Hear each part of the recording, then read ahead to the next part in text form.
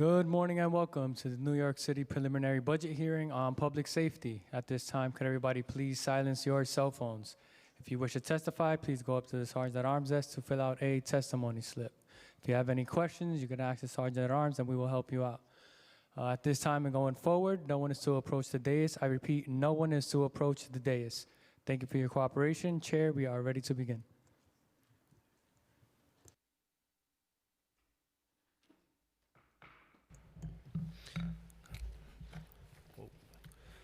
Good morning, everyone, and welcome to the fiscal 2025 preliminary budget hearing for the Committee on Public Safety. I'm Councilmember Yusef Salaam, Chair of the Committee of Public Safety. Today we will discuss the fiscal 2025 preliminary budget for the Police Department, the Civilian Complaint Review Board, the District Attorneys and Special Narcotics Prosecutors to understand the administration's budget proposals for three agencies that play a central role for public safety. I would like to welcome the leadership of these three agencies. I also want to acknowledge that we are joined by our Speaker Adams. We are joined by our public advocate. We are joined by Council Members Holden, Osei, Ayala.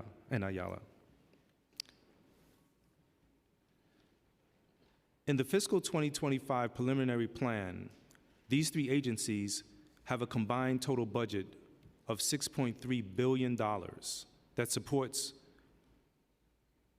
54,074 budgeted positions. This plan includes large changes to NYPD's budget and minimal changes to CCRB's and the DA's budget. Today, I'm interested in learning about the PEG restoration to NYPD's budget, specialized units, associated costs to the city, and the changes to the capital commitment plan. I am eager to learn about the budget request and needs submitted by CCRB. Additionally, I am excited to learn about the priorities of our DAs and the SMPs. In addition to addressing wrongful convictions and alternate to incarceration policies and decisions that are vital to moving us one step closer to lowering our incarceration population and to meeting the city's goal of closing Rikers Island. Hopefully, we can work together to accomplish the changes needed to these agencies' budgets. There are many important budget actions in this plan, and we hope to better understand them after this hearing. The committee would also like to discuss these and other budgetary changes in the Adams administration's budget and their impact on public safety. I look forward to our fruitful conversation with ongoing oversight hearings. However, we have a lot of work ahead. I look forward to hearing about the changes in this plan and getting updates on new programs and CCRB's services for New Yorkers. I would also like to thank our Public Safety Committee staff for their hard work, our financial analysts, Owen Katowski and Casey Leisky, policy analyst Chad Benjamin, counsel Jeremy Whiteman, and senior counsel Josh Kingsley. I would also like to thank my Chief of Staff, Jordan Wright, and Budget Director, Mufazzal Hussein.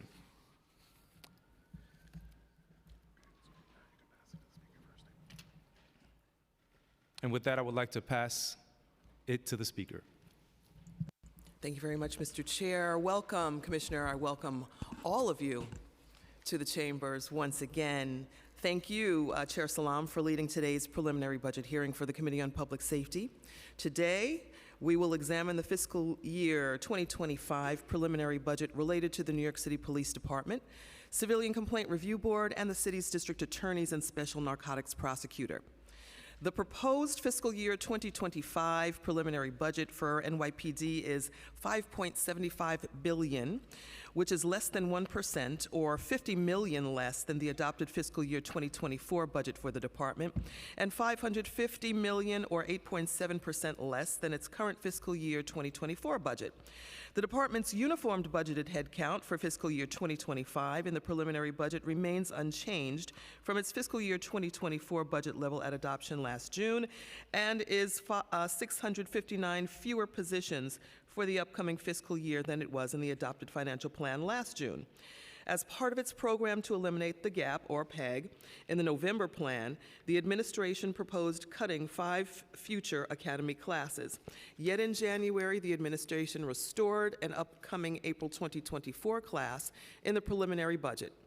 As of January, the department had spent $635 million for fiscal year 2024 overtime costs, 23% or $107.6 million more than budgeted at adoption last June.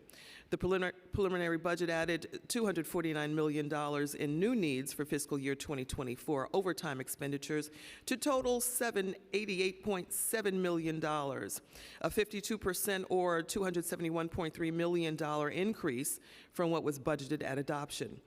At the current spending rate, the actual overtime cost is expected to be nearly double its budgeted amount at adoption and exceed actual spending on overtime for fiscal year 2023, which was $950 million. The continued spending in significant excess of the budget on overtime only intensifies concerns about the department's management of its budget and workforce. The proposed fiscal year 2025 preliminary budget for CCRB is $22.6 million, which is $2.8 million or 11% less than its fiscal year 2024 adopted budget, and $1.9 million or 7.8% less than currently budgeted for this fiscal year. Due to the November PEG, the CCRB's budgeted headcount for fiscal year 2025 in the preliminary budget is 31 positions less than its fiscal year 2024 level at adoption last June. The agency's role to provide oversight for civilian misconduct complaints is essential to the trust necessary to improve public safety. To fulfill its mission, CCRB must have the budget and workforce necessary to conduct its investigations in an effective and timely fashion. We remain concerned about the administration's commitment to follow through on ensuring CCRB receives the budgeted funds agreed upon in the adopted budget, which has a detrimental impact on public safety. The preliminary budget for the city's district attorneys and special narcotics prosecutor totals $563.8 million, which is nearly $22 million more than the adopted fiscal year 2024 budget, but $52.6 million less than the current budget. Ensuring our city's district attorney offices have the resources to retain staff and support proven alternative to incarceration programs has a direct impact on their contributions to improving public safety. It affects their ability to complete cases in a timely way, to promote justice for all New Yorkers, and to avoid excessively lengthy pretrial detainment and ensure appropriate responses that reduce recidivism. This council recognizes that ensuring public safety for all New Yorkers and addressing issues of crime and violence requires an all-of-the-above approach that includes the use of law enforcement, human services, transparency, and accountability. New York City's ability to address the underlying needs of its residents by expanding mental health and homeless services, supporting reentry and diversion programs, and investing in victim services are of equal importance to the advancement of public safety. Commissioner Caban, I want to welcome you once again to Council Chambers, and we look forward to hearing your vision for the NYPD's role in these efforts and plan for efficiently and responsibly maintaining the significant city resources proposed for the department. Similarly, this committee is key to hearing about the needs and proposed resources for the CCRB and district attorneys. Thank you very much for your attention. Welcome once again. I turn it back over to Chair Salam.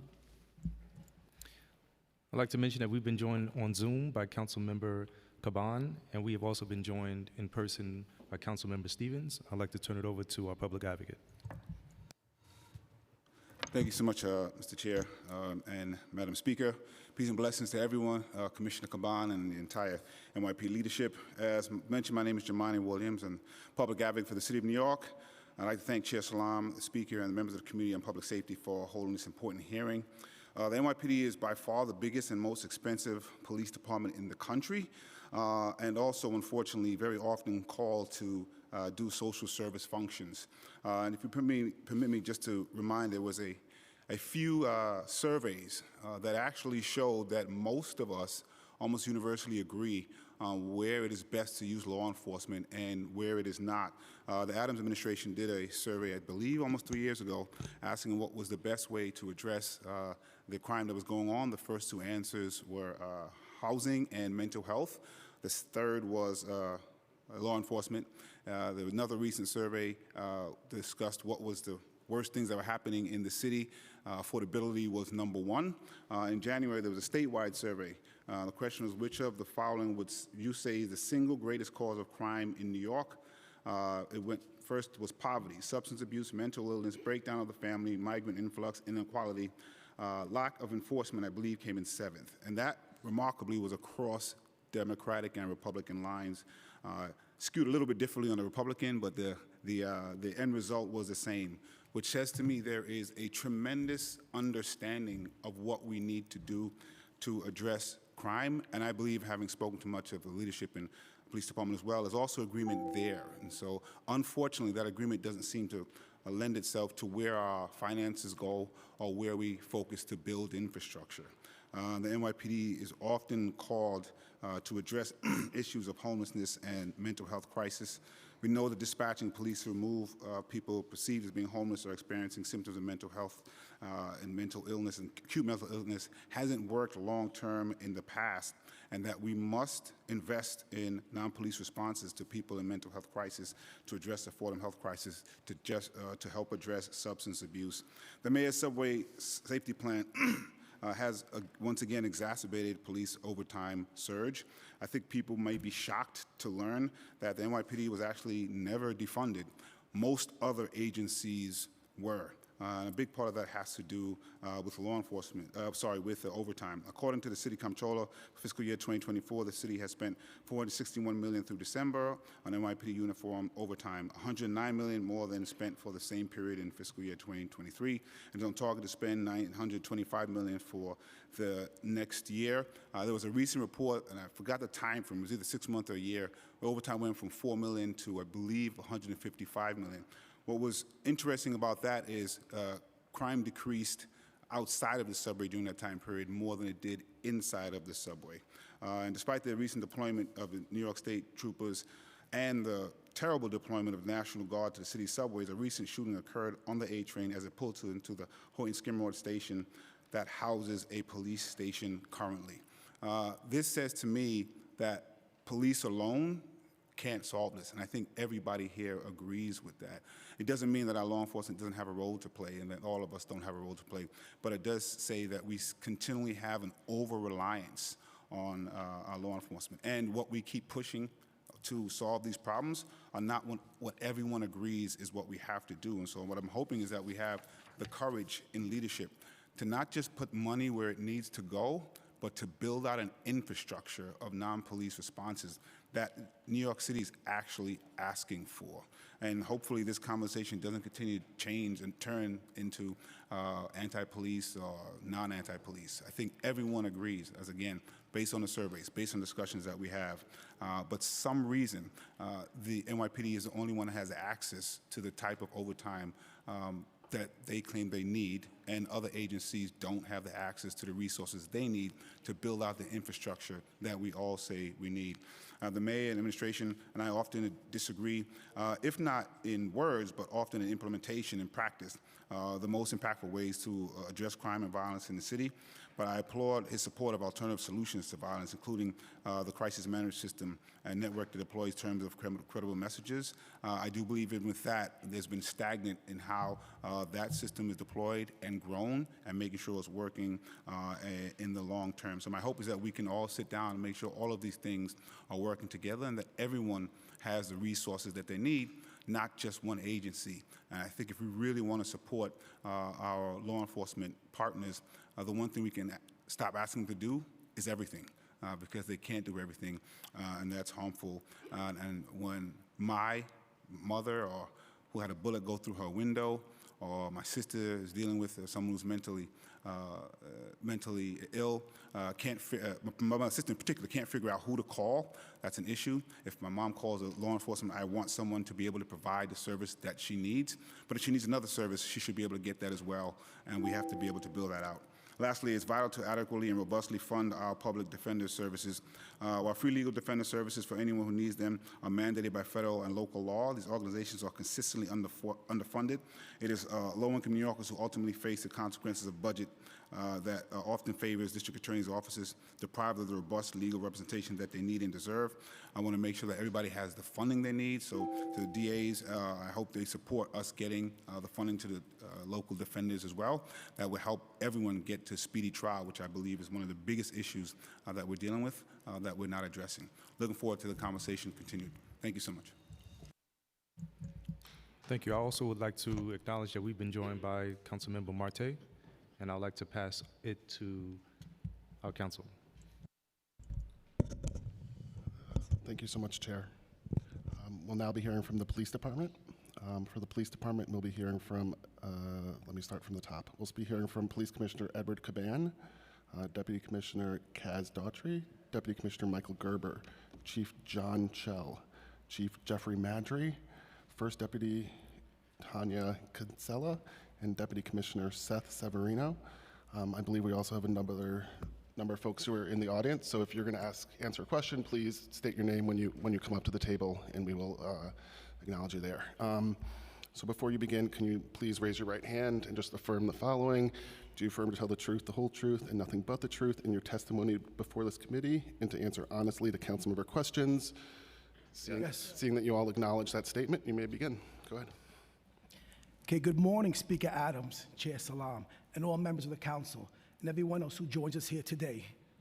It is my pleasure to come before you to explain and answer questions regarding the NYPD's portion of the mayor's preliminary budget for the 2025 fiscal year. I'm also honored to speak about the incredible work being done by the men and women I am privileged to lead. Joining me this morning are members of my executive staff, all of whom have key insights to share about their area of expertise.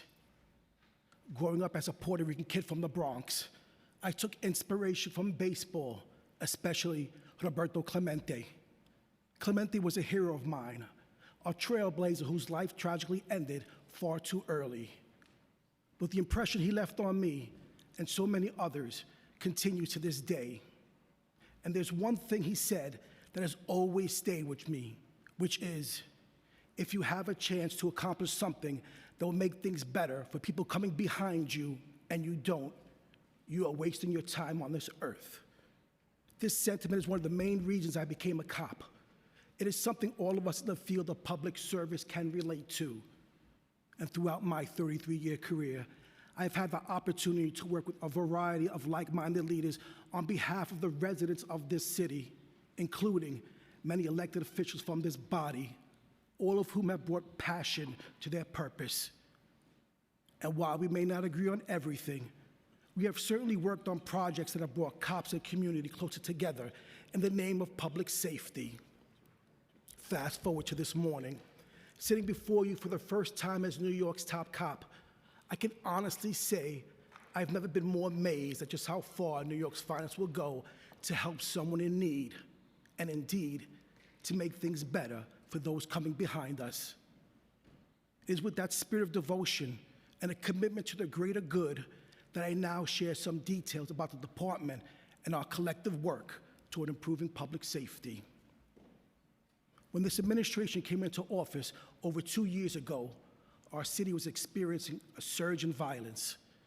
Shootings have been rising since 2018 and had doubled in 2020 alone. And by 2021, we were at a 15-year high. Murders had reached the highest levels in the last decade. There was a sense of lawlessness. We had to act quickly and decisively. We had to bring down the violence. And 27 months later, violence is no longer at the forefront of our conversation regarding public safety. So how did we get here? The answer to that question is a theme that resonates across all aspects of the NYPD.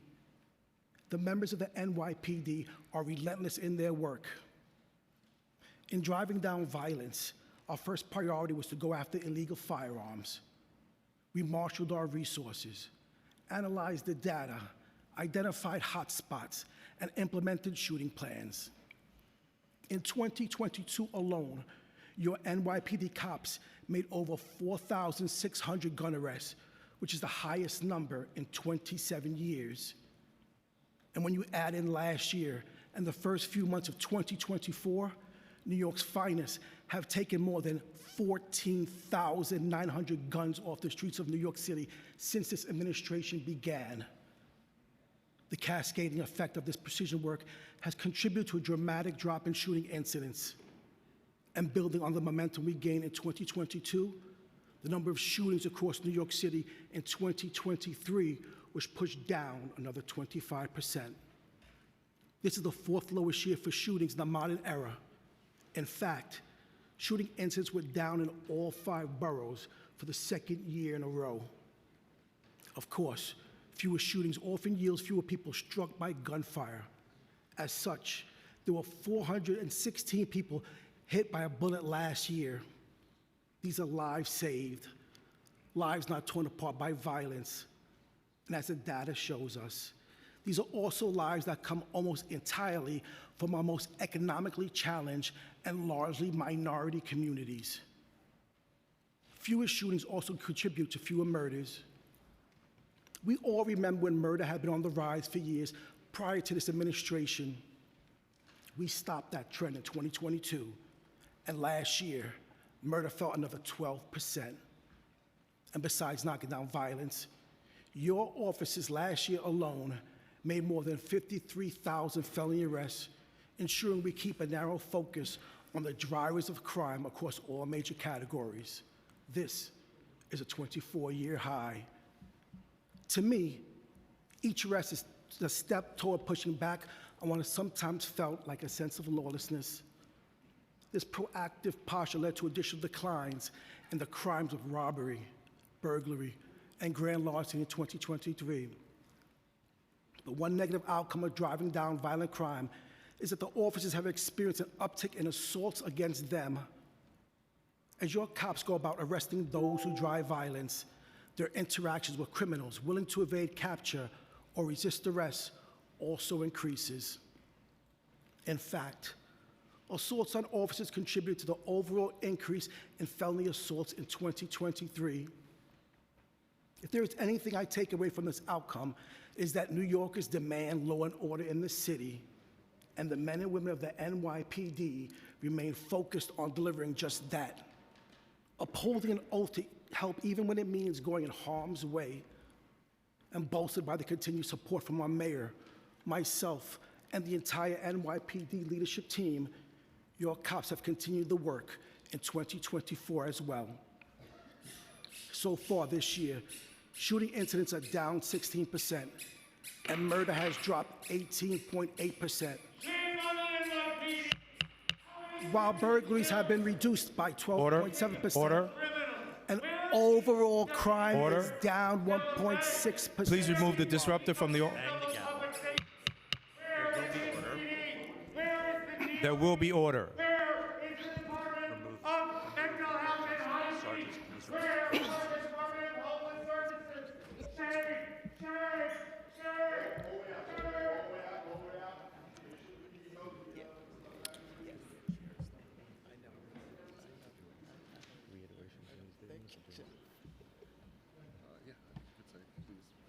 So far this year, shooting incidents are down 16%, and murder has dropped 18.8%, while burglary has been reduced by 12.7%, and overall crime is down 1.6% citywide.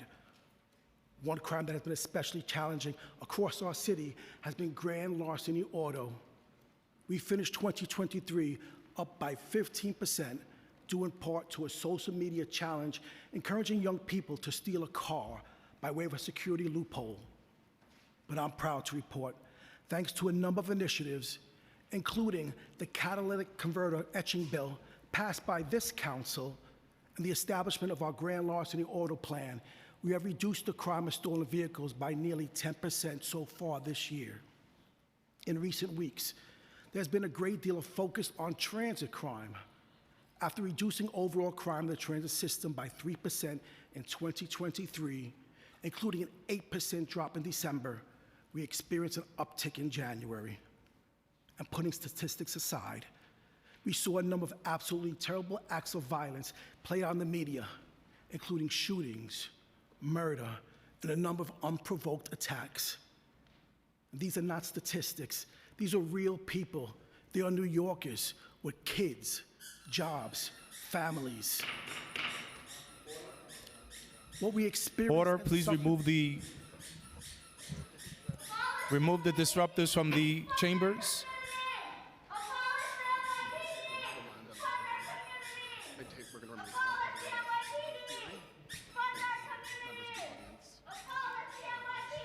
We will maintain order in this hearing and in the chambers.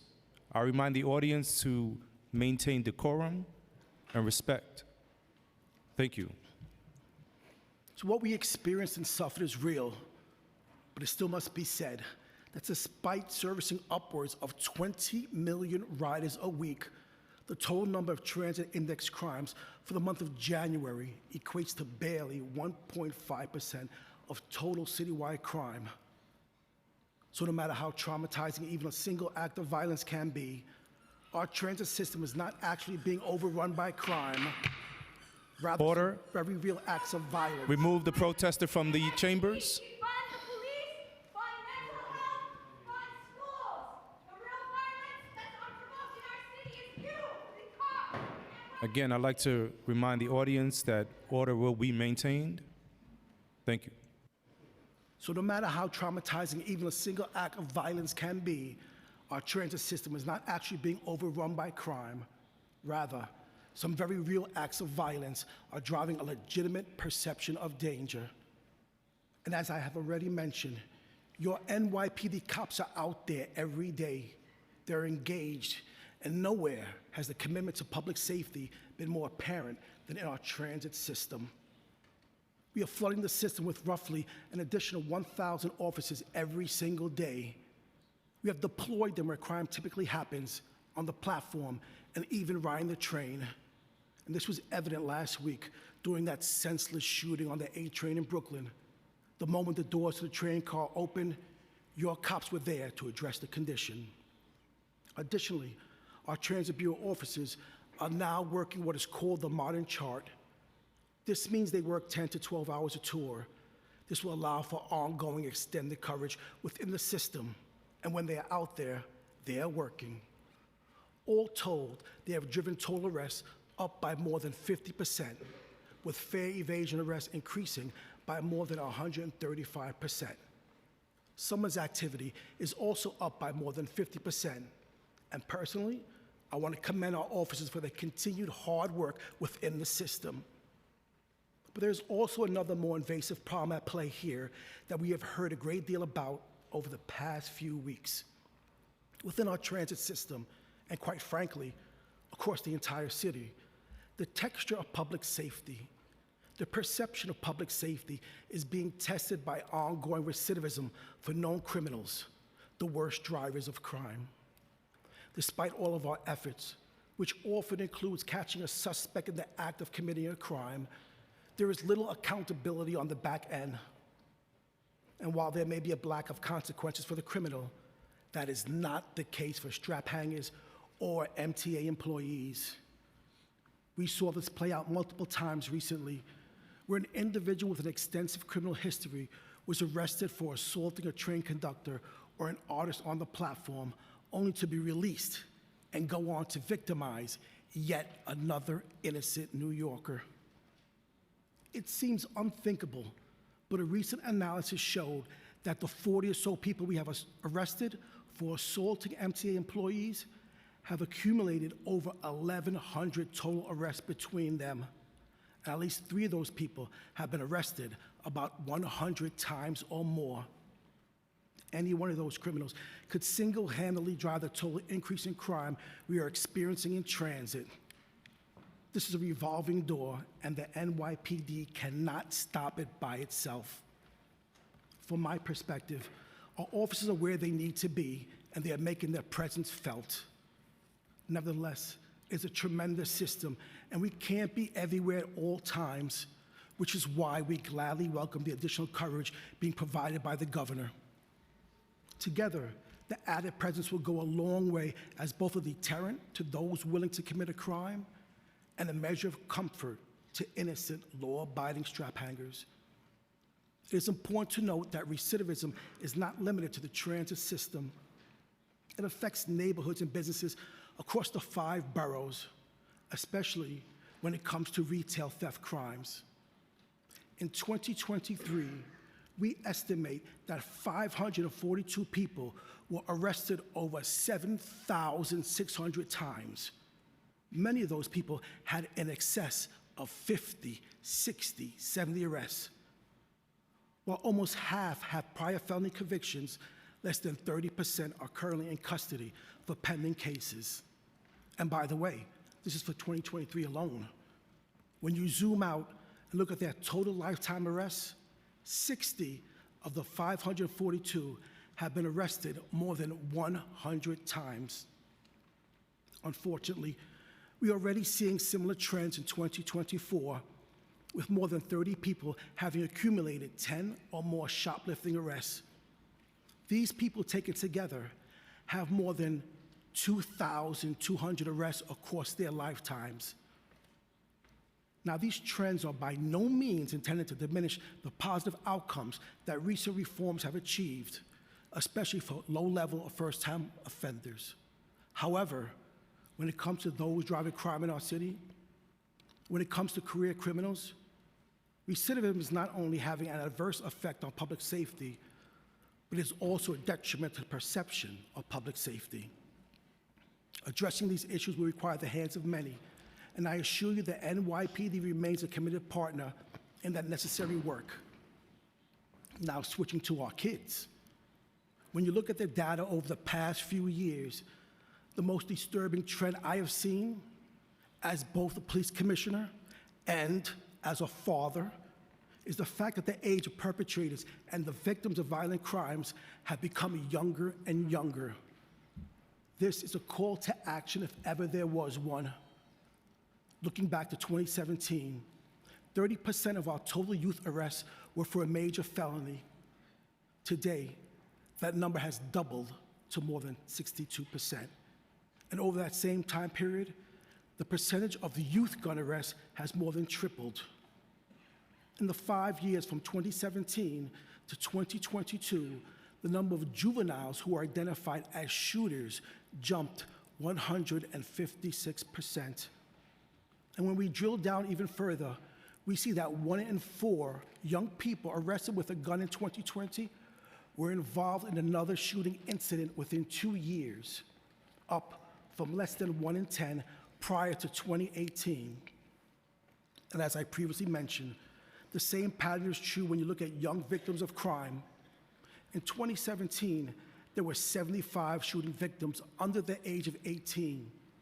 5 years later, these young victims more than doubled to 153. Today, kids under the age of 18 represent around 10% of all shooting victims in New York City.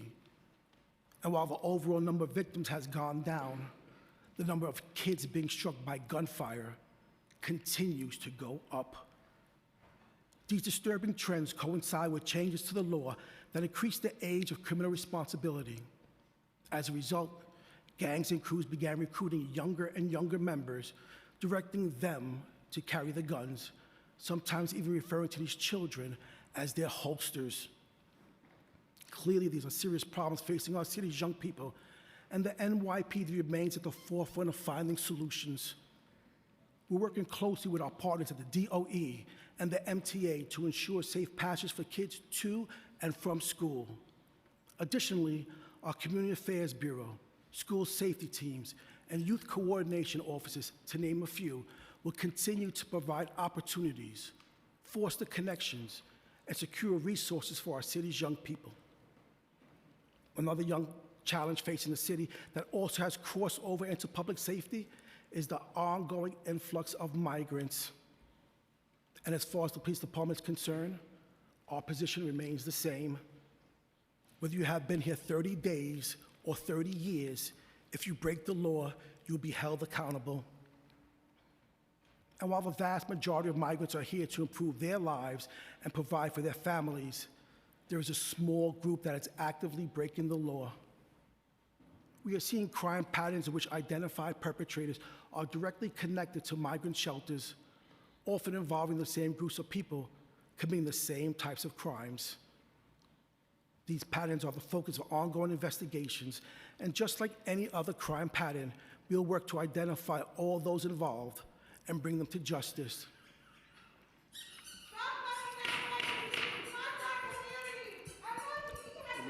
Remove them from the chamber.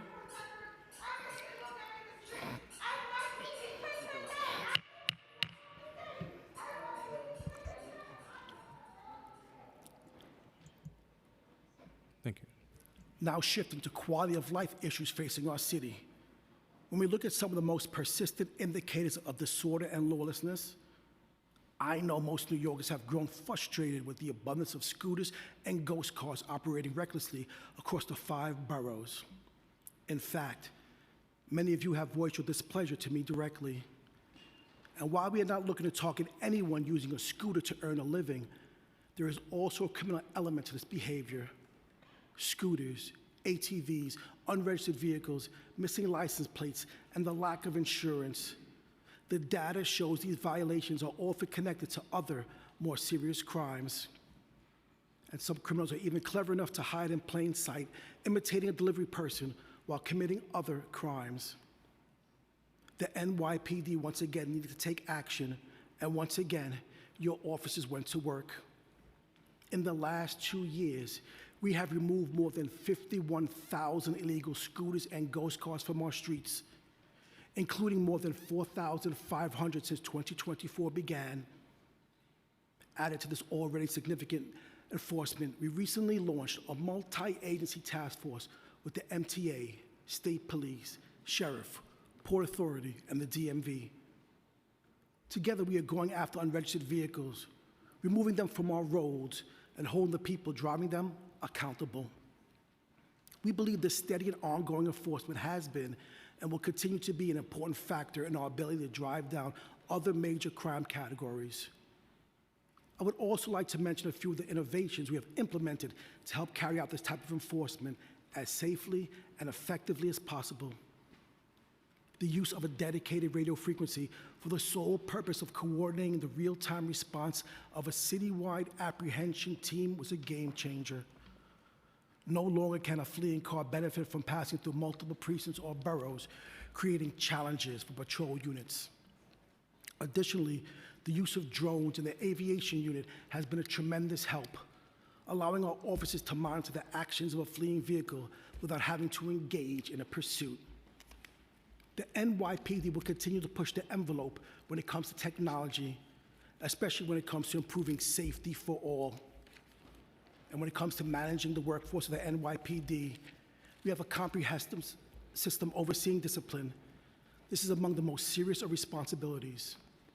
As Commissioner, it is my job to ensure the process operates without undue delay, disruption, or prejudice, balancing the need for due process for the accused, while also ensuring a thorough case is presented on behalf of the complainant. Since assuming the role of Commissioner, I have made it a priority to finalize any and all pending cases that were ready for review. In the past years, it would not be uncommon for about 100 such cases to be pending. Today, that number has been reduced to about 24. The vast improvement is historic in nature and benefits all parties involved, from the accused employee to the public trust that is on the line. New Yorkers deserve nothing less, and neither does our workforce.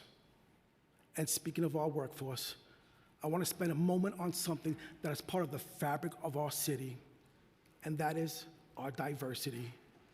The NYPD is a global department, and the cops who protect the city reflect this city. It wasn't always so, but now it is among our greatest strengths. I have often said that when I was coming up, the leadership photos hanging on the wall of my precinct never looked like me. Today, our young officers can see themselves at every level of leadership.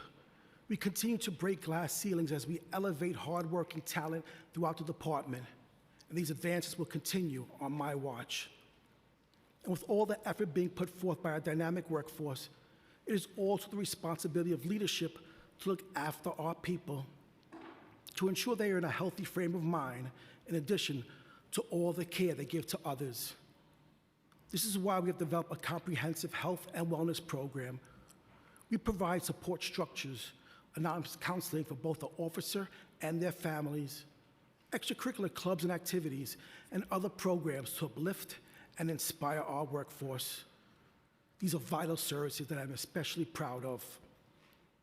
Now, taking a closer look at the figures when it comes to the mayor's preliminary budget. The NYPD's fiscal year 2025 expense budget is $5.75 billion, the vast majority of which, 92%, is allocated for personnel costs. Let me run those numbers back for a second. 92% of our budget goes to personnel costs. In other words, some $5 billion goes to the salaries of our officers who have driven down these crimes, removed these guns, and cared for the community. You get what you pay for. The remaining 8% is dedicated to non-personnel costs, which includes technology that provides officers with immediate access to critical safety equipment, tools, and applications. As part of the November financial plan, the NYPD, like most agencies, reached the 5% PEG target, which was nearly $280 million each year, $561 million for the 2024 and 2025 fiscal years combined. In order to achieve this reduction, the department underwent changes and cuts, including uniform recruit class delays, $331 million over 2 fiscal years, civilian salary accruals, $107 million over 2 fiscal years, vehicle budget reduction, $73 million over 2 fiscal years, and the cutting of 325 non-safety civilian positions, $19.5 million in fiscal year 25 and the out years, a school safety division vacancy reduction of 322 positions, $17 million over 2 fiscal years, and a reduction of 99 part-time positions in our cadet program, $2 million annually. And while the original recruit class delays had assumed no April 2024 class, funding for the specific hiring was restored in the preliminary budget. However, the budget still assumes no recruit class hires in fiscal year 2025. And since our last budget hearing, the NYPD's fiscal year 2025 budget has increased by over $700 million due to uniform collective bargaining agreements, namely agreements with the Patrolmen's Benevolent Association, $583 million, the Detectives Endowment Association, $94 million, the Lieutenants Benevolent Association, $35 million, and the Captains Endowment Association, $13 million. A final agreement between the City of New York and the Sergeants Benevolent Association is still pending. For the current fiscal year 2024, the NYPD did receive new necessary funding for the Domain Awareness System and Mobility Initiative totaling $42 million, and a public service adjustment totaling $249 million for overtime. The department's 10-year capital budget is $1.4 billion for fiscal years 2024 to 2033. This funding is critical for facility construction projects, including a renovated firearms training facility, over $685 million, or 49% of the capital budget. Communications and other information technology infrastructure, over $388 million, or 27% of the capital budget. And life cycle replacement for large vehicles, including emergency service unit trucks, tow trucks, boats, and helicopters, $295 million, or 21% of the capital budget. Additionally, the preliminary budget included a $222 million funding reduction to the NYPD's capital budget.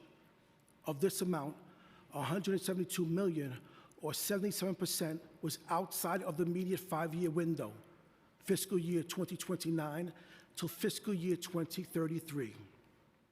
The department will continue to work with the Office of Management and Budget to ensure funding is available to address all safety systems, including communications equipment and facility improvements, such as boilers, HVAC, roof repairs, and more. Today, I have shared some of the most critical work being done by New York's finest, addressed some of the challenges we face, and presented some solutions and strategies behind what we do. But more than anything, what I want to make clear is just how blessed I am to lead this amazing team. From my executive staff joining me up here, to our cops and civilians in the precincts, and all the many units in between, this team is relentless in its work to improve public safety. Now, we don't always get it right, but we know success is a collective effort. We have many vital partners, including all of you. And together, we will continue to collaborate as we reach new milestones in our many shared goals on behalf of every New Yorker. Thank you again for this opportunity to speak before you today. At this time, we will welcome your questions. Thank you, Commissioner. I'd like to note that we've been joined by Councilmember Ariola, and I'd like to turn it over to the Speaker. Thank you very much, Mr. Chair. Commissioner, welcome once again. Thank you. Have some more to you. That was a long, long testimony.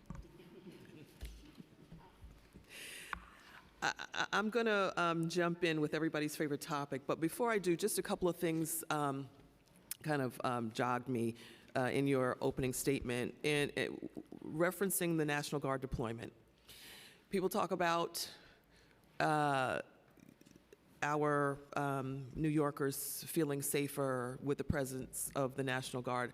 I'm curious to know, from the perspective of the rank and file, how they are feeling. How are your officers feeling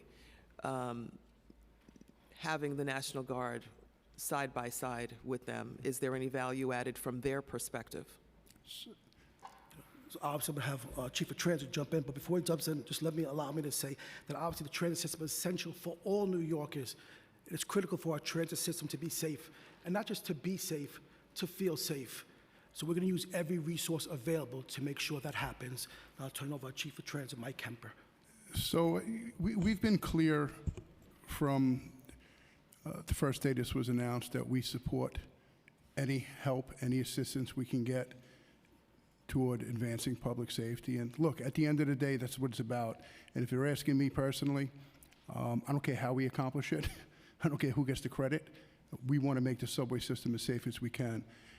As far as how our cops feel about it, look, I'm vocal. I've been vocal. There's no better police department. There are no better cops in the world than New York City cops. They're second to none. There is nothing they can't accomplish.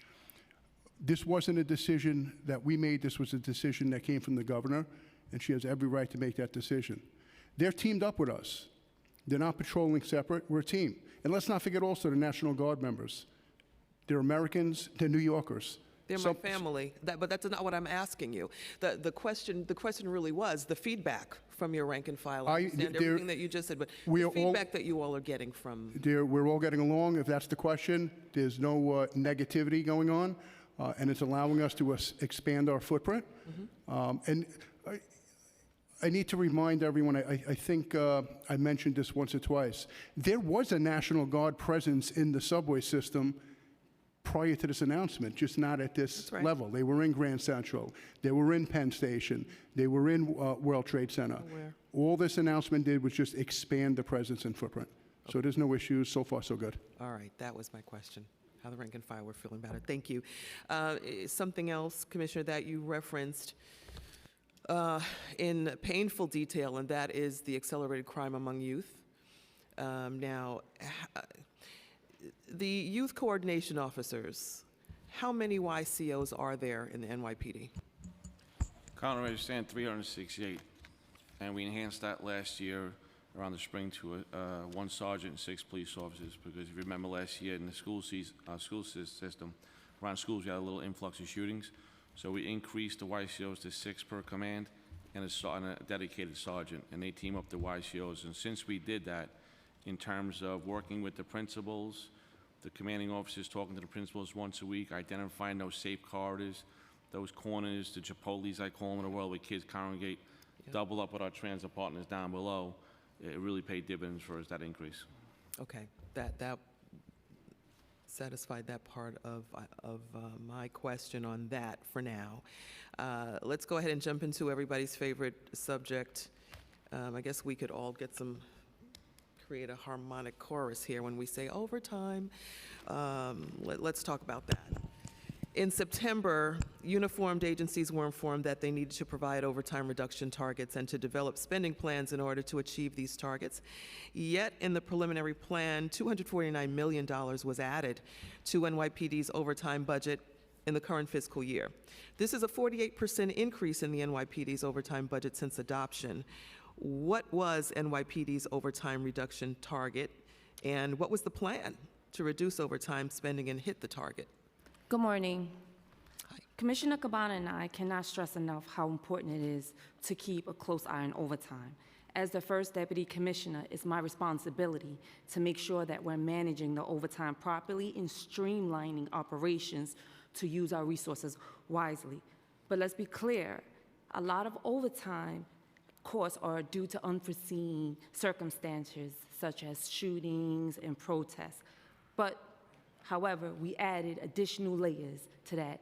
My office conducts bi-weekly bureau meetings with each bureau head to discuss any overtime misuse or to make sure that we're keeping the overtime intact. In addition to that, we have a bi-weekly variance report. What is a bi-weekly variance report, right?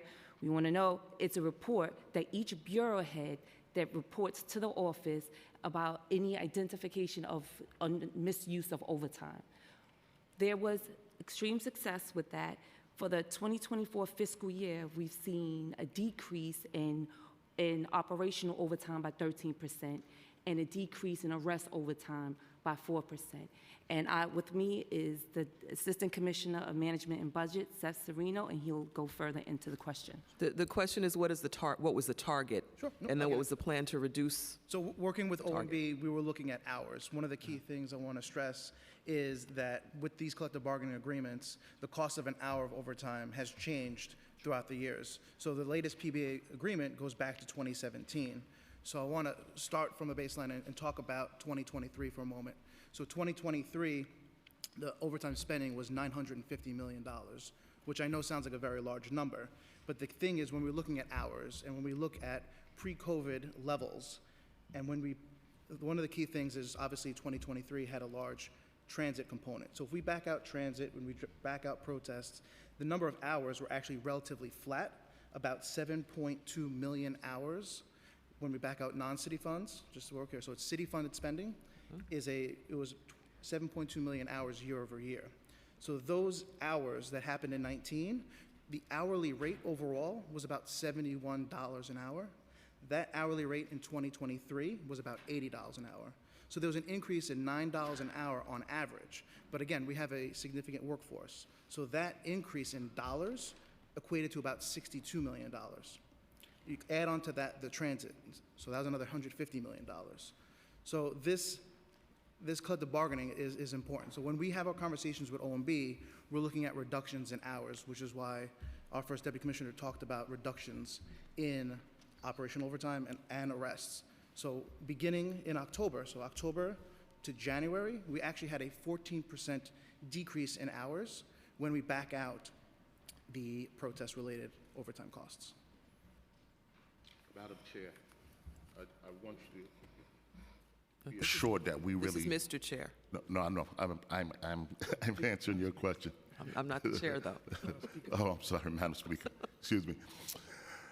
I want you to be assured that we do put our best efforts in to reduce overtime. Our biggest challenge with reducing overtime is the unforeseen and unknown. A lot of times where we have our plans and overtime is mapped out, situations arise, protests, terrible shootings where we believe there's high retaliation, and this requires us to hold over additional resources, additional personnel.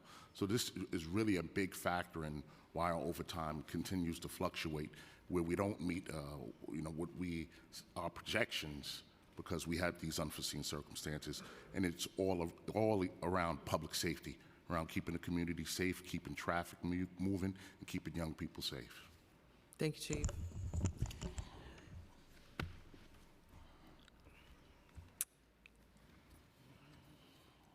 Your office has been meeting monthly with OMB, which was just stated, to present reports on overtime spending, which is being monitored by OMB for compliance. I understand that if it's determined that there's overspending, OMB will require the NYPD to develop a remediation plan.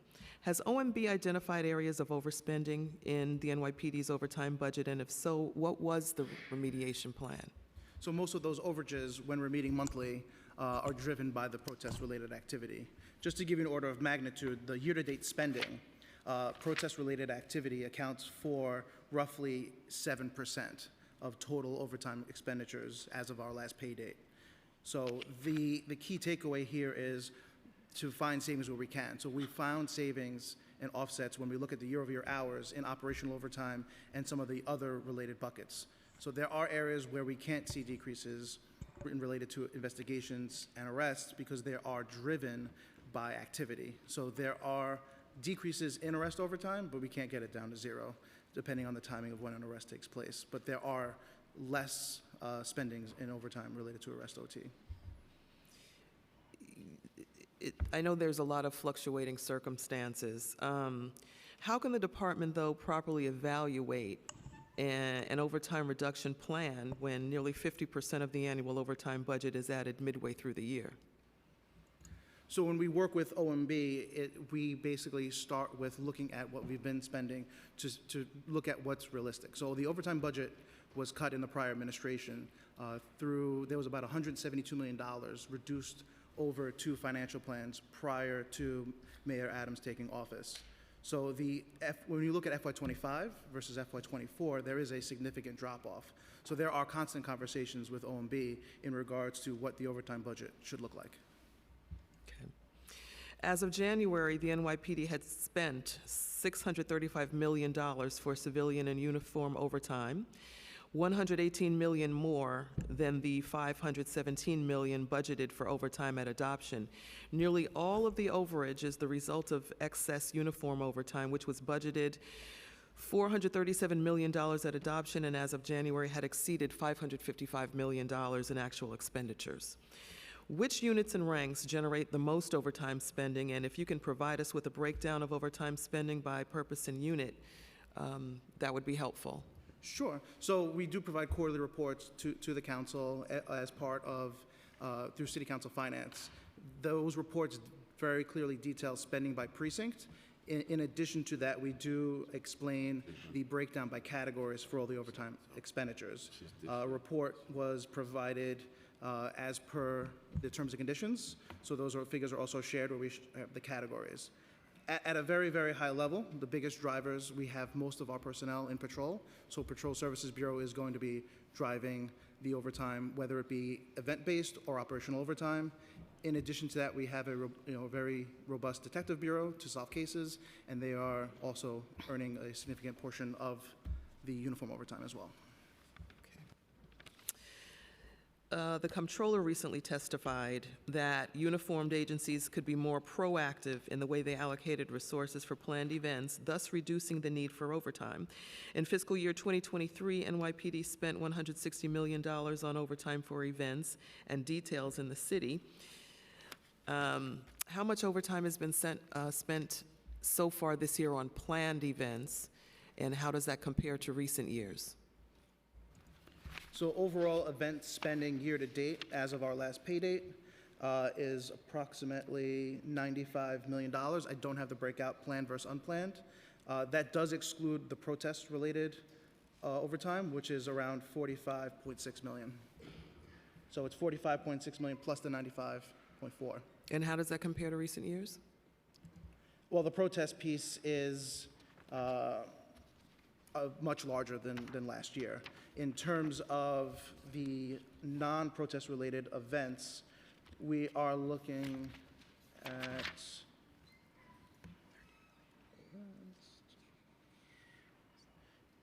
there's a slight uptick in hours related to events, and it's about 7% in hours. Okay. What other categories has NYPD seen reductions in overtime spending? And what actions were taken to bring about these decreases? So Seth, I'll turn it over to Seth in a second to give you the actual numbers, but when we saw that there was an increase of overtime misuse, like I said earlier, that we conduct bi-weekly meetings with each bureau head, and they have to discuss line by line exactly why they're up in a particular category and what they're going to do about it. And if it's so egregious, that bureau or unit have to come to my office and answer to myself or the police commissioner as to what and why the overtime is increased. And as far as the numbers, Seth could give you that. So after the letter went out from the mayor, so beginning in October through January, as we stated earlier, there was a 4% decrease in arrests hours. There was a 13% decrease in operational overtime. And there were other, transit safety related overtime went down about 49%. And again, the context there is we had $62 million from the state to help us increase up to 10,000 daily hours. So we went from 10,000 daily hours to about 5,000. So there is a decrease there. Okay, thank you. Let's take a little look at your response to protests. As the result of a recent court settlement, the police department is required to change its training and policies relating to how it responds to protests. We know that we're having significant protests pretty much on a daily basis. But this includes banning kettling, limiting the use of the Strategic Response Group, or the SRG, limiting other uses of force, and modifying how officers treat the press. The settlement includes a 4-tiered response approach, with each tier increasing the level of officers and response allowed. The first tier includes the deployment of protest liaisons from the Community Affairs Bureau. What steps is the department taking to comply with the settlement terms? So before I turn it over to our Chief of Special Operations, just please let me reiterate that there is no law enforcement agency in the world better equipped to handle large-scale events than the NYPD. And we always support everyone's right to protest peacefully. But we will not accept assaulting our officers. We will not accept destruction of property. We will not accept disorder, emergency vehicles. Please remove the disturbance. Please remove the disturbance. Please remove the disturbance. Please remove the disturbance. Please calm down.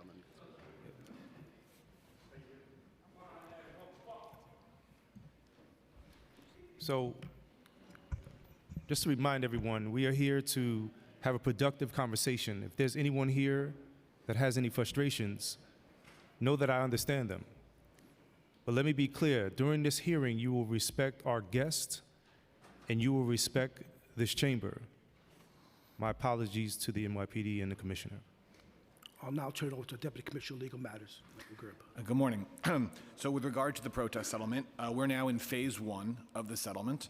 The heart of phase 1 is the department drafting new policies, new procedures, new training, new forms to effectuate, among other things, the 4-tier system that you were describing a moment ago. And the settlement, by its terms, lays out really sort of a roadmap for how this works in phase 1. We draft those policies, procedures, training, forms. There's then a process for getting feedback, comments from the plaintiffs in the case and their counsel, and the union interveners. There's a back and forth process.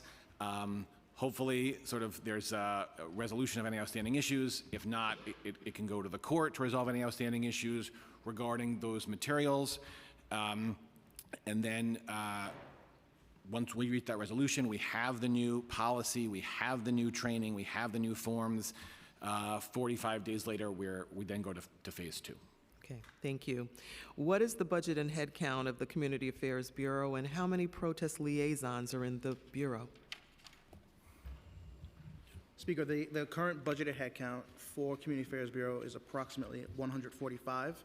I do want to note, however, that there was a recent reorganization where the officers that were previously assigned to precincts were reallocated, so that is not yet reflected in the budget. So we will work with OMB to reflect that adjustment in the budget itself. Okay. In terms of active headcount, I defer to Commissioner Mark Stewart. Yes, the active headcount, we have, since I took over a Community Affairs Bureau, we have two. We have two community affairs officers in each precinct. Can you hold on a second, please? For individuals who weren't sworn in at the beginning, we're going to swear you in when you come up to speak. And also, can you please identify yourselves so that we could help with the transcription? So just do you affirm to tell the truth, nothing but the truth before this committee, to answer honestly to council member questions? I do. And can you identify yourself as well? And then go Deputy ahead. Commissioner Mark Stewart. Okay, thank you. Thank you. So we have approximately 741 community affairs officers. We have 2 in each precinct, 2 in each housing, and when they're called for protests, they know that they are assigned to be in the front regards into the community and the relationship. The budget, I don't have the numbers for the actual budget on the overtime that they work, but they're there to calm the public down. Do you plan to increase the numbers? No, I don't think we do. I think we get our assignment from operations, and so whatever the numbers are, then we send manpower out. Okay. What steps has the department taken in changing how the officers in the Community Affairs Bureau respond to protests, and how many officers have been or will be engaged? So just to speak to that for a moment. So what's going to happen is, as we ultimately finalize and come to a landing on the new policy, new training, all that, part of that is going to be training for protest liaisons. Okay. The settlement actually speaks to this quite expressly. There's a training for protest liaisons, and as we roll this out, we're going to have to identify sort of the universe of individuals, of members of service who can serve as protest liaisons, and then make sure they're provided with the necessary training. Okay. How do you anticipate the use of the SRG in relation to the protests will change because of the settlement? Sure. So under the settlement, the settlement actually expressly does refer to SRG's role. In particular, when we are at a Tier 3 situation, that is when you have individualized probable cause for arrests, and that's either for what we call green light offenses or authorized red light offenses. In that circumstance, in Tier 3, SRG can be deployed to make arrests. Okay. Will the changes instituted limit personnel that can be deployed to protests, reducing the amount of overtime? So the settlement definitely speaks to sort of in that tiered system, how we deploy resources and the universe of resources. It's hard to speak to this in a quantitative way, only because, first of all, we don't actually have the policies yet. That is a work in progress. Okay.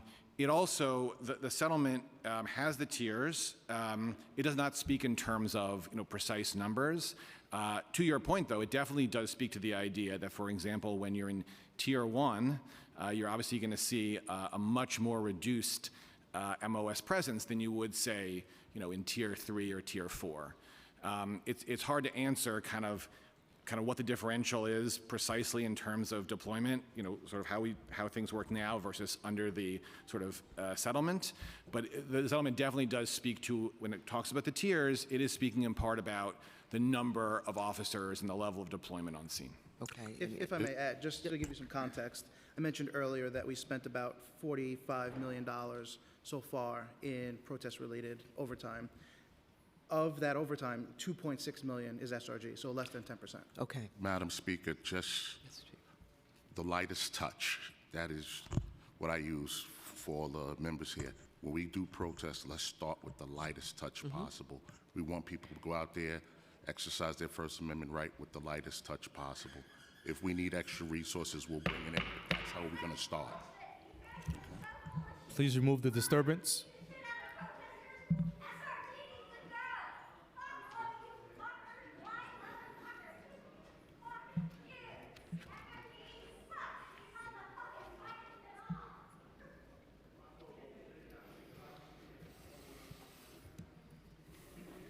You may continue.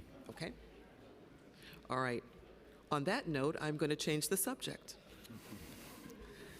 Let's talk about public and journalistic access to police radio transmission, okay?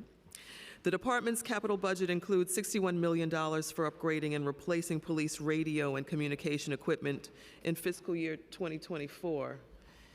The council has been informed that this new equipment could be used to reduce transparency by encrypting communications, effectively blocking emergency volunteer services, the public, and journalists from access to critical information. Can you update the council on the current status of the planned upgrade to the department's communication system, particularly in regard to the department's intentions for utilizing encryption? So I have our Chief of Information Technology Bureau who can answer those questions. Okay, swear him in, Josh. Let's go. Please just repeat the following. Just affirm to tell the truth, the whole truth, and nothing but the truth in your testimony before this committee, to answer honestly to council member questions. You do? I do. Thank you so much. Please identify yourself and go ahead. My name is Ruben Beltran, Chief of Information Technology, NYPD. In terms of a status update you want on our digital upgrade to our radio system and encryption? Is Yes, that the please. question? Right now, we are fully upgraded to digital, and we have encryption enabled in Brooklyn. Recently, we're still in the process of completing Staten Island, but we started the process of the digital upgrade in Staten Island. And the rest of the boroughs are between 70 and 80% complete in terms of the infrastructure upgrade. Also, as part of that, is also a radio portable update and distribution. So we just received funding and we're distributing another 10,000 portables. That'll get us to around 75% of the radio distribution that we need to complete the upgrade. Okay. Has the department been working to keep members of the press and the public informed? And what policies has the department developed or proposed to maintain access within this new technology infrastructure? Well, the department is still internally discussing the options that we have to implement this digital upgrade and encryption citywide. We expect to complete our target date to complete the encryption, the digital upgrade, and to have the ability to encrypt the whole system was at the end of this calendar year. We'll probably be a little bit late. We're going to try to make the end of the year. We'll probably be in the first quarter of next year, but we're definitely having discussions in terms of the considerations that should be going into that, and some of them span some operational concerns about giving external access to our radio system, as well as some data security issues related to that. And by the way, this discussion is being had nationwide in that regard. Legal considerations in terms of right to privacy, victim privacy, and so forth. So, and then of course the access to the media, which has become at least a common theme of questions that we get at our press office regarding the encryption. The district attorneys haven't received funding to upgrade their radio systems for their detective investigative unit, and as a result, their systems are not going to be compatible with your upgrades. So how have you been keeping the DA's detective investigations unit informed? Well, we have agreements with most of the law enforcement agencies that, and including the DA's offices, in terms of utilization of our radio frequencies and channels. And they're working with our Life Safety Systems Division in subcategory one case in particular for New York DA's office, for Danny. We're actually providing them radios. We're creating MOUs, including providing them radios until they can get funding to replace their radios. But we're having those communications, and we're making sure that we provide equipment for them so they could stay informed and be able to function and do their jobs. Okay, I was going to ask you if you would share part of your funding with them to help them with upgrades, but I don't know if you all want to answer that one for me. Does the department support the State Senate's Bill 7759 or the Keep Police Radio Public Act? I don't know too many details about that bill, so I really can't comment on it. Yeah, I don't think the department has taken a position on that one way or the other, at least not that I'm aware of. Okay, the proof is in the pudding. I mean, it says it in the name of the bill itself, Keep Police Radio Public Act. Anybody? Crickets? Okay. I think there are a variety of reasons, which Chief Beltran can get into, why we think there are important operational security reasons for encryption. Certainly understand the arguments on the other side of that, and those are real concerns, and we've heard them, and there's, as the Chief said, internal dialogue and discussion about those concerns. But I think coming back, again, there are security reasons, operational security reasons, safety reasons why encryption is really important. And I would turn it over to Chief Beltran. I could go over into some of the operational considerations that we've been discussing internally. Just in the past 5 years, there have been over 180 arrests encompassing all 5 boroughs for unlawful possession of a radio device, including several where the top charge was a felony. In 2023 alone, there were 42 incidents resulting in 55 arrests of unlawful possession of radio devices, which only happens if you're charged with if you're committing a crime. And I think we have many anecdotal examples that demonstrate that. In February 10th, 2023, we have Adelia Ventura, a known member of the Trinitarios gang, and the burglary recidivist with an active warrant was arrested in the confines of the 110, driving a stolen vehicle while in possession of a police radio and a police scanner. On August 5th, 2023, Shlomo Leviv was arrested in the confines of the 7-0 with reckless endangerment while driving at excessive rates of speed. Coming into traffic, he was placed into custody. He had an Axon Body 1 camera and a police scanner. November 22nd, 2022, Matthew Mendez and Arslan Saeed were arrested in the confines of the 120 in Staten Island while in possession of loaded firearms, bullet-resistant vests, DA shields, numerous narcotics, and the police scanner. On November 30th, 2023, members of the Joint Robbery Task Force arrested Ray Brito for 3 armed robberies in Queens County. Upon his arrest, the police scanner and the imitation pistol were found in his possession. And more recently, a video uploaded by social media to social media by a Trinitario robbery team fleeing from an attempted carjacking and a shots fired job in the confines of the 109 precinct included audible transmissions in the perpetrator's vehicle from an NYPD division radio. A search warrant executed on cell phones by the Metro Safe Streets Task Force found the Trinitarios were using a police scanner apps on their cell phones to monitor police communications in furtherance of their crimes. So from an operational perspective, I think we have a really compelling case to limit and restrict access to police radio. We still need to take a look at media access. We need to, this should be something that there should be a, lack of a better expression, a happy medium somewhere instead of just, throwing the entire baby away with the bathwater. So more to be discussed on that. Let's move on because I know my colleagues want to get in here. Let's take a look at public relations and DCPI spending. NYPD has recently undertaken a number of new public relations efforts that have raised significant questions, including its use of social media and video production. This includes the publication of an NYPD's Most Wanted video and communications that criticize judges and prosecutors, seeming to attack the credibility of other branches of government involved in the criminal legal system. How much is budgeted for the Office of Public Information and other public relations office efforts, including video production and social media, and please provide actual expenses in the current and last year, as well as the number of hours spent on these publications, which some feel is very questionable, quite frankly. How has the actual spending on public relations changed over the past several fiscal years? So what I do have for you is the current budget, FY24, is $193,000 in OTPS, and last year expenses were about $65,000.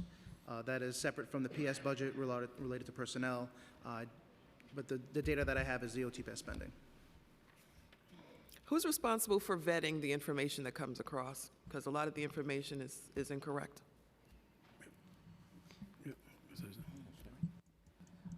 Assistant Commissioner Carlos Nieves. Can we affirm that you will tell the truth, the whole truth, and nothing but the truth in your testimony, and to answer honestly to council member questions? I do. You may go ahead. Thank you. Good morning, Madam Speaker. So the department has over 250 separate social media accounts. In the department, our executives, precinct commanders, are given access to social media accounts in order to inform the public in the area that they cover. Our higher level executives also have social media accounts, and they are entrusted to deliver the department's message. Okay, my question still was, who's responsible for vetting the information that comes across, because there has been significant incorrect information that is potentially harmful, actually, to people out there doing their jobs appropriately and well.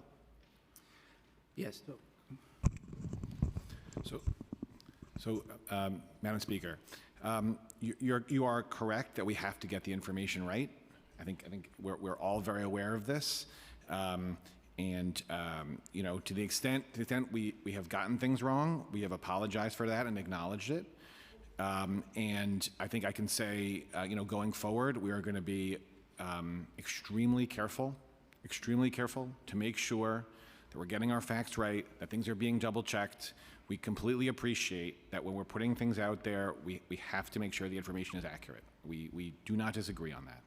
Okay, why are the NYPD's public relations expenditures a prudent use of police time and resources?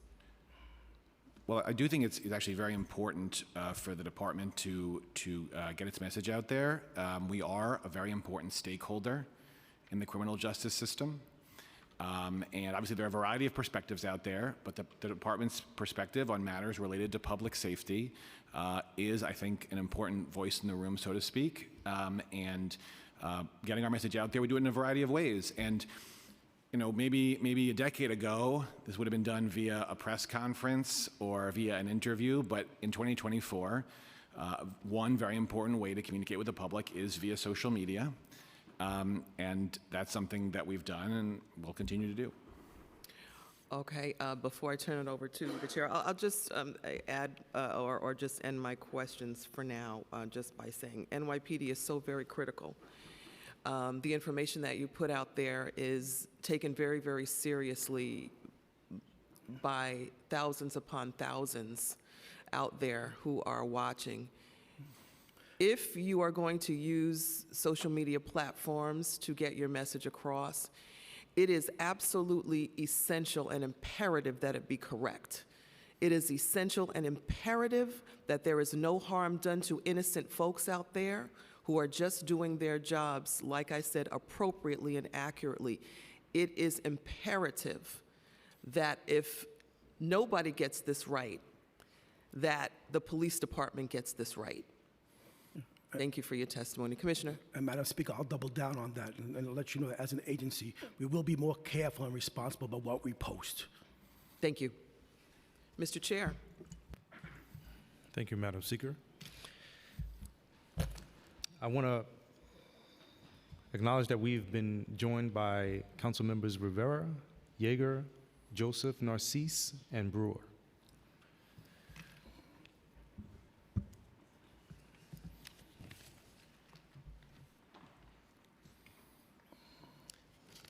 I want to start my questioning with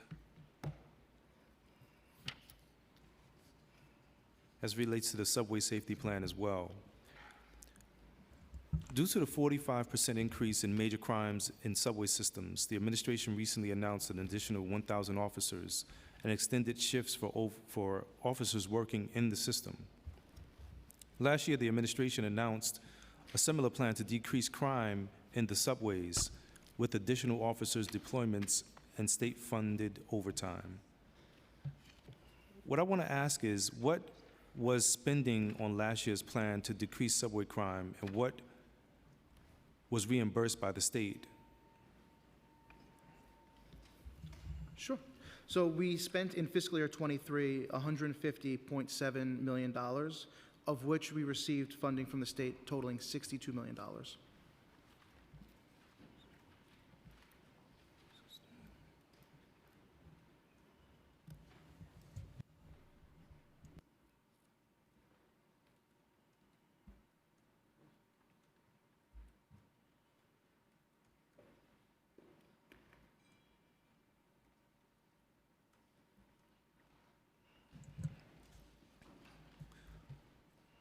What is the expected increase in overtime hours and spending from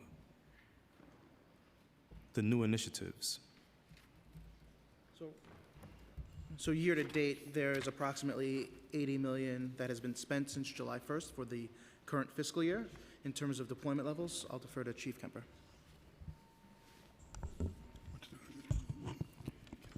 Question to me is? I apologize. Please swear you in and identify yourself, please. Do you affirm to tell the truth, the whole truth, and nothing but the truth before this committee, to answer honestly to council member questions? I do. I'm Michael Kemper. I'm the Chief of Transit for the NYPD. Thank you. And I Thank you so much. apologize, sir. What was the question to me? Not a problem. What is the expected increase in overtime hours and spending from the new initiatives? So in terms of the hours, we're currently at about 5,000 daily hours. That cost per week is roughly $2.7 million.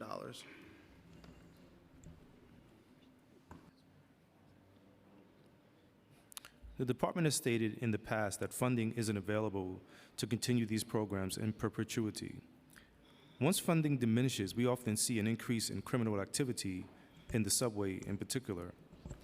It seems like increasing policing in the short-term investing hundreds of millions of dollars of overtime doesn't create the systemic changes that we want to see for New York. Instead, the city could invest this funding into an effort to provide appropriate services to those individuals who perpetuate the largest portion of these crimes. So my question regarding that is, do you agree that an increase in funding for mental health and community services would assist in decreasing crime in the subway system? So I'll answer that question. And I would say personally, there is some truth to that. Absolutely, yes. And why I would say that is, when looking at the subway system, it's so unique and nuanced when it comes to public safety. The mental health issue or the crime issue or the issues in the subway system that really affect perception and fear and crime. When talking about mental health, we could start with perception and fear. When our riders enter the system and they come across someone that's in midst of a mental health crisis, if you will, scares them. It's the unknown. So it's directly linked to perception and fear and crime. You know, more often than not, we find individuals who suffer from a mental illness, victims of crimes, and committing crimes. So there's a direct correlation between not only the perception and fear, but crime, and ultimately spending time would certainly help people. You know, at the end of the day, find the help that these people need. If I answered your question, I hope so, sir. No, absolutely. I have a follow-up to that. Would you be amenable to diverting some of the resources that they are receiving for this plan to those causes? Just to clarify, from a budgetary perspective, we're constantly working with OMB to adjust our overtime budget. As we discussed earlier, there's a year-to-date spend versus our current budget, and that difference is quite small, and we still have the rest of the fiscal year. So there's no true funding to divert. It's just a matter of where the spending takes place. So just hearing that about diverting, look, public safety and reducing crime and allowing our riders to travel from point A to point B free from being crime, this is what they deserve, and certainly they need to feel safe.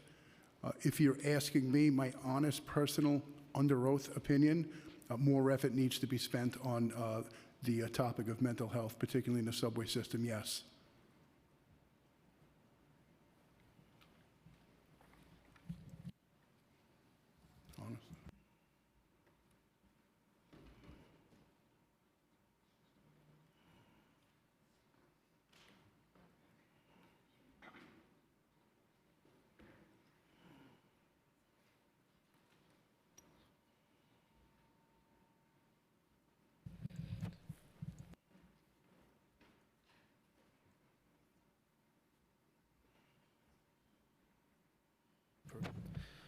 All right, I'm going to pass it to the council members.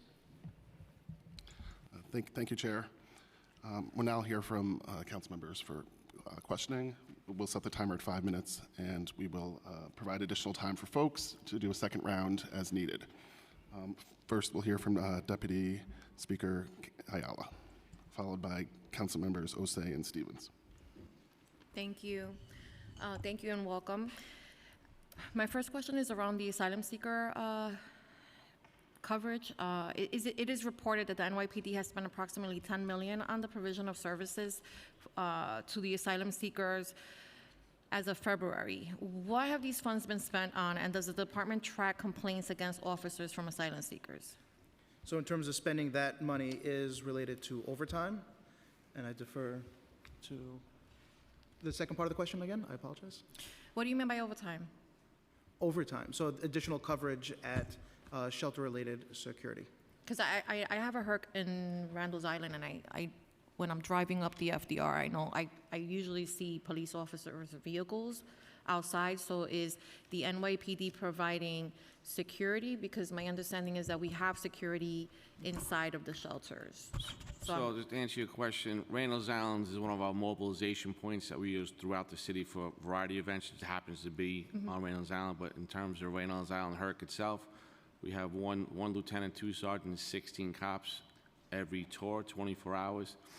And then if we have recent upticks in assaults inside the HERC or things of that nature, we might ramp it up. But traditionally, 1, 2, and 16 is what we call it, three tours a day, just for perimeter and interior security. And that's in addition to the security, the private security that's also provided inside of the perimeters of the... That's correct. Is that necessary to have that much? So when you have anywhere from 3,000 to 5,000 people in our HERC and people are hanging out, we do see internal assaults between the migrants or assaults on security guards. We had a homicide up there also, so it fluctuates what we're doing, but again, the standard package is 1, 2, and 16. But if we need more from time to time for events that go on, we will adjust to that and then bring it back down to where it should be. You know, I just wonder because we're paying two different entities for the same service, and so that's, you know, we're talking about the budget, and it just doesn't feel right that we're paying. Well, from a private security safety point of view, and I said the numbers like 3,000 sometimes. Yeah, according to the borough commander up there, it could be 5,000. If things go wrong on a safety level, we have to be prepared. And even the numbers that I just gave you of 16 cops and a couple of sergeants really doesn't do that. So we have to multiply that with the security up there. And even that is probably not enough, but like the chief says, a light touch, a visual presence, and we always have cops on standby if need be. Okay. The second question was regarding complaints. Does the NYPD track complaints from asylum seekers? Chief Michael Petrie, Chief of Crime Control Strategies. Do you affirm to tell the truth, the whole truth, and nothing but the truth before this committee, to answer honestly to council member questions? Yes. Thank you. The answer to your question is no. You don't track them? No. Do you get them? Get what? Complaints? About assaults on police officers? No, from asylum seekers complaining against police officer I don't know if, conduct. we don't know if that person's an asylum seeker or not. We don't elicit immigration status from the city, New York City Police Department does not elicit immigration status. I'm not going to accept that response because I find it really convenient that sometimes we know and sometimes we don't know when somebody is being identified as an asylum seeker. But I'm going to leave that. I'm going to leave that there because I have a couple. Council member. Yes. The challenge is we don't know, sometimes we don't know who the person making the complaint is. They can mail in a complaint, they can telephone in a complaint. We will not know that information. We just see their name. We don't know, if they're an asylum seeker or not. If you're in a HERC specifically and you're offering that level of service, of security, and somebody is making a complaint, then there's an assumption, right, that a person that lives there, maybe I should have said, from individuals residing in HERC facilities, maybe that would have been a better way to ask the question. The only way we would have that if the person actually walked into a precinct and gave us that information. If they're doing it any other way, we won't have that. Right. As a police department, we police crime. We don't police people. Yeah. Okay. All right. Okay, I lost my train of thought here, but, okay, regarding, my next question is regarding the trauma-informed sexual assault victim interview and investigative training hours. In the PMMR, trauma-informed sexual assault victim interview and investigation training hours increased by 82% in the first 4 months of fiscal year 24 compared to the same period in 23. How often do investigators and supervisors receive refresher course training?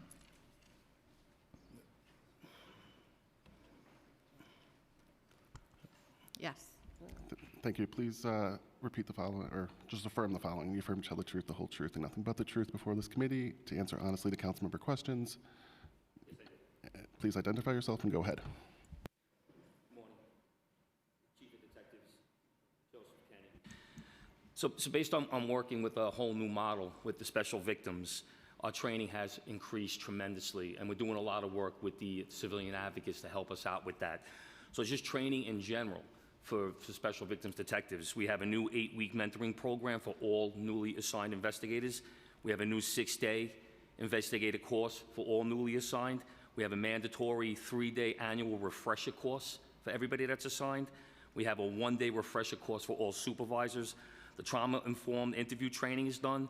We have a new vicarious trauma training that is done for all newly assigned officers. We're up to about 85% of everybody's trained in that.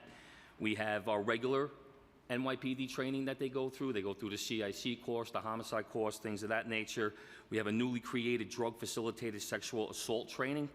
And we're taking all of this information, and Special Victims is actually going out to the precincts themselves to train roll calls, to teach the officers on patrol about all these new techniques as well. So we've taken everything that the advocate has said. We're working with our training unit with Chief Obey, and we're getting this information out. We've become one of the most highly trained special victims units in the country. I love Chief Obey. Yes. But the question was, how often are investigators and supervisors receiving the course, the refresher course? Like I said, they'll get it once a year, the once a mandatory year? training. Okay. And the Special Victims Unit inherited the responsibility of investigating human trafficking case previously handled by the Vice Unit. Did the department move resources to SVU to handle the increased responsibility and number of cases? Yes, so human trafficking moved over from Vice to Special Victims based on the type of cases that they work on. We realized that the majority of the people that are being human trafficked are also victims of sex crimes. So we have, since December of 2022, 1 captain, 2 lieutenant, 24 investigators assigned, along with 3 undercovers. We made 73 arrests last year, and the main focus of the unit is casework, outreach, rescues, enforcement, training, and collaboration with other federal units. Okay. And regarding retail theft, The governor's executive budget included funding for a state response team to target retail crime. Additionally, in the last city executive budget, there was a projected increased revenue from the paid detail program in which businesses can pay a fee to the city to have off-duty officers detail their stores. What resources are allocated towards combating retail theft in the city, and how is the NYPD going to work with the state teams? Chief Michael Petrie again, Chief of Crime Control Strategies. So, by the direction of the Police Commissioner and Chief of Department, my office was, spearheading the crime-fighting initiative into retail theft. One of the newest initiatives that we put in place at the beginning of the holiday season was we put more officers on foot than we ever have in recent years in and around business districts, and it was data-driven. So we looked at the top 25 locations in the city of New York, which elicit the most shoplifting complaints, and that's from 3 categories: petty larceny, grand larceny, or a robbery. We then overlaid that with community complaints, and we also overlaid that with arrest at the location. And what we saw was a 4,000 decrease in overall complaints last year. We had about 59,000 complaints compared to 63,000. We also had 25,000 shoplifting arrests last year. And like the police commissioner testified in the beginning, we are laser focused on precision and recidivism.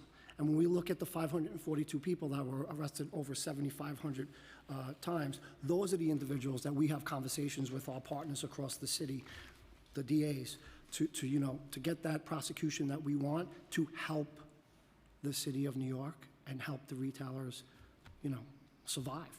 Yeah. And I am part of that task force. I've been to many, many meetings. The police commissioner has been to many, many meetings. We've met at the highest levels, the lowest levels with associations across the city, and we are steadfast in suppressing retail theft in New York City. Yeah, I look at retail theft a little bit differently than, because I saw after the pandemic, there was a substantial increase in the number of theft cases in my community, and we saw specifically a lot of Walgreens and Rite Aids that were closing I would literally sit there and I would see the theft happening, and we were highly dependent on the local precinct to do this work. But my concern, I think where I need a little bit of clarity is how does this program work? Because if the officer is off duty, then who's paying for? Is it the fee that the business is paying that's going towards the payment of that off-duty officer? So the paid detail program is that revenue that we receive is an administrative fee, and Chief of Personnel, Chief Benoit, will finish. We'll add some. Yes. Sorry about that. Do you affirm to tell the truth, the whole truth, and nothing but the truth before this committee, and to answer honestly to council member questions? We should just swear in the whole room. Yeah. That way. And please identify yourself as well. Thank you.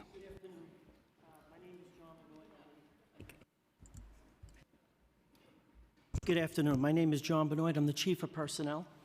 I oversee the paid detail program for the police department, and we recognize that paid detail is a vital service that we provide. So we have 5,972 members of the police department that work for 200 vendors at 400 locations, which include many of our retail establishments, including some of our larger clients, such as Target, Burlington Coat Factory. But we also have people assigned to hospitals, private schools, to provide coverage for those locations. Damn it. Who's paying them? The retail establishments are responsible for payment. Okay. So the offices receive payment from the retail establishments. Okay.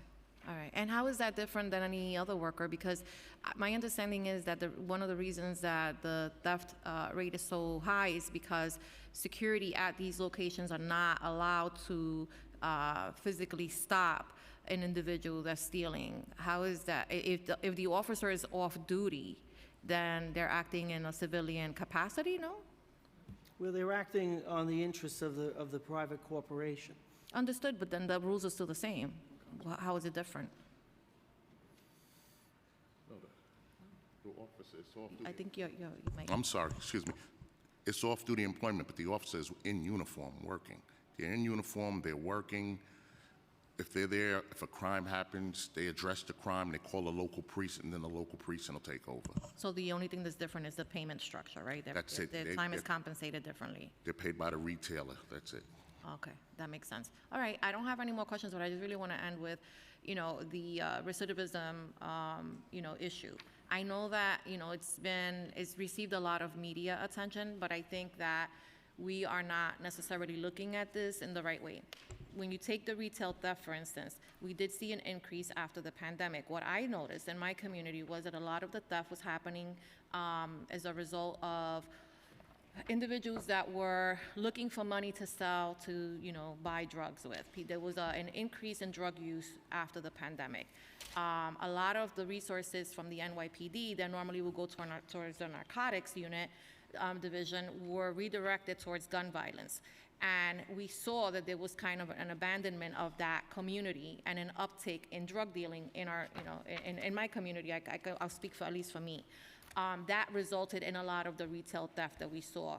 And so it's interconnected. I think that when we started to pay a little bit more attention and increase the narcotics visibility and work in that community, we saw a drastic decrease. So there is a real correlation there, and I would, welcome having a further conversation, with you about this, because I know every community is different, but I think that in this instant, that common denominator is the same for all of us. And in terms of the mental health stuff, obviously in the subways, you're going to see recidivism if people are not treated. If we are incarcerating our way out of a mental health crisis, you're going to continue to see that. You can use us as, to help advocate for more services. I think that the state also has to do their fair share. We cannot incarcerate our way out of, a situation that has been left unattended for so many, years. I think that, we saw a dramatic decrease in the number of hospitalization beds because it was cheaper to offer community-based services that, quite frankly, do not exist in our communities. And so what you're seeing is the reflection of that failure on government. That was on us, on all of us, to ensure that those services were available and that they met people where they were. So you're not going to see a reduction in recidivism until we are serious about treating folks and not sending them to Rikers Island. Thank you. Thank you so much. We're going to continue on with councilmember questions.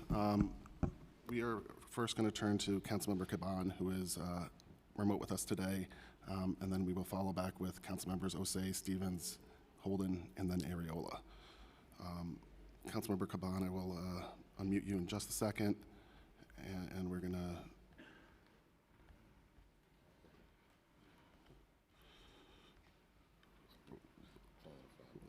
we'll have staff unmute you in just a second.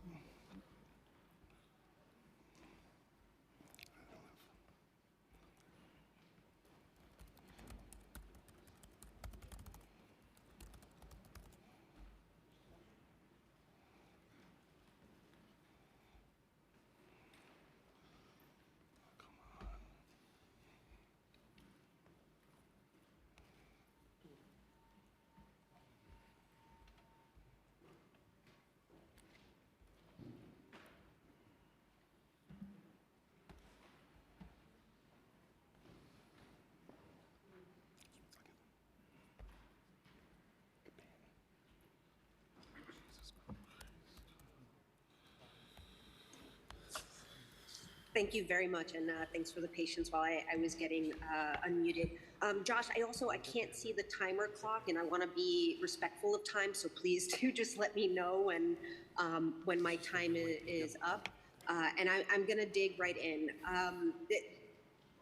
Earlier testimony acknowledged that the department needs to do a better job of making sure social media posts are accurate. That's correct, yeah? Yes, that's correct. Okay. And so you acknowledge that there were false statements with inaccurate info that were posted publicly, correct? To the extent you're referring to a mistake that was made in a particular post regarding a judge, yes, there was a mistake. We acknowledged it. We apologized for it. Okay. So you call it a mistake, but it is by definition a false statement. It was inaccurate info that was posted publicly. Now, these false statements made on official department accounts, they are subject to the disciplinary system in the NYPD's own disciplinary matrix. So my question for you is, were the officers responsible for these posts subjected to the disciplinary system and matrix? I'll take that. Absolutely not. This was an honest mistake. That's all this was. It was acknowledged. We publicly apologized. That's all this is. Okay, so, and I just want to make sure that I'm understanding your answer correctly. If there is a mistake that takes place in the community that is against the law, and if that's all it was a mistake, there wouldn't be any sort of disciplinary action or arrest being made. But if there is an quote unquote honest mistake within the department, and that it is set aside and it's not subjected to the rules, the disciplinary systems that are in place, which, by the way, the presumptive penalty for a false statement is termination. So it's good to clarify that's double standard. I want to move on Council to member. questions about how many. I want to move on to questions. No, hold on a second. Wait a second. Hold on. You, council member, you made a series of statements. I think pretty much all of them we believe are incorrect and inaccurate and very unfair, actually.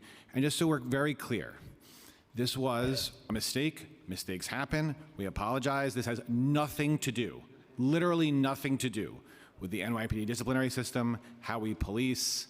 I just got to be very clear about this. All statements are subject to the disciplinary Council systems, member, and these were false this is statements. completely But I would like to move on because inaccurate I only and have 5 completely minutes. unfair. I only have 5 minutes, so I would like to move on. I want to ask you now about the How Many Stops implementation. What steps has the NYPD taken to ensure that the How Many Stops Act will be properly implemented on time? So, like, what shape will the form take? Will the form be digitized? Will it be a revised UF 250? Like, what are we doing here? So, council member, we are going to follow the law. We are working on a plan for implementation that is not finalized yet, but we need to start collecting the data on, I believe it's July 1, and we are going to do that. And that, can this data be added to the UF 250s that are already used and available on the forms and finance systems? I'm sorry, council member, I actually did not hear your question. If you could repeat it, please. Sure. Can this information be added to the current UF 250s that are already used and available on both the forms and the finest systems? So it would be premature for me to say exactly how we're going to do this. It's a work in progress, and the last thing I want to do is give the council incomplete or inaccurate information. I will say we will not necessarily do it through the 250s. That is certainly, I understand what you're saying, of course, but we may use one or more separate forms. That remains to be determined. What type of training are you going to be providing to ensure, and I understand that there is training that currently happens, but in addition to that, what kind of training will NYPD provide to ensure that officers know the differences between level 1s, 2s, 3s, and 4s? So we already provide that training, and we obviously lay this out in the patrol guide in detail. When we roll out, however exactly we do it, form or forms with regard to compliance with the How Many Stops Act, we will provide training to the members of the department so they know what to do and how to proceed. And so in terms of that training, do you already have a guidance prepared on when to fill out that form for those lower level encounters, and certainly at what point they will have to fill out that information? Right, so no, we have not prepared that training yet, and as I said earlier, it's still a work in progress for us to determine how exactly we are going to operationalize this. Again, we are going to follow the law. Time expired. And thank you very much. Can I ask one final follow-up on that question, on that line of questioning? I mean, it's just basically a request that be shared with the council, the extent of the training, what it's going to look like when that is determined. Thank you. I'm not sure it's an open question, but we will figure out what we're going to do. We will operationalize it. There will necessarily be training for members of service in terms of form and forms and how that's going to work. And when that's finalized and when that's done, I don't think it's going to be a secret either, what we're doing or how we're doing it. Thank you, Councilmember Caban. We're going to take literally a 5-minute break to let folks use the restrooms. Then we're going to continue with the council member questions promptly at 5 minutes. Thank you, everyone. Yeah, sorry.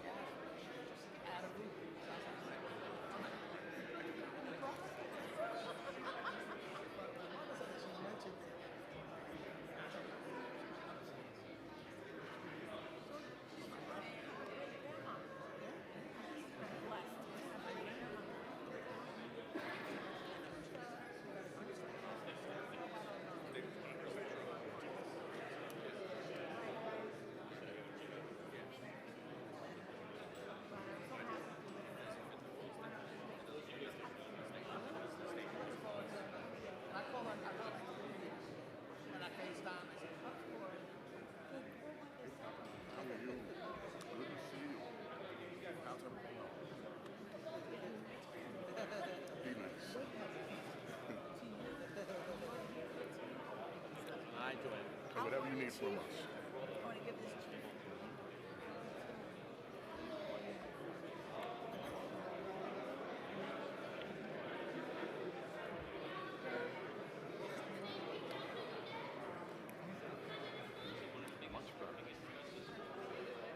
Much better. Much better. We were here one time, probably. Oh, bag of laughs. How are you, Jeff Madrid? I was outside.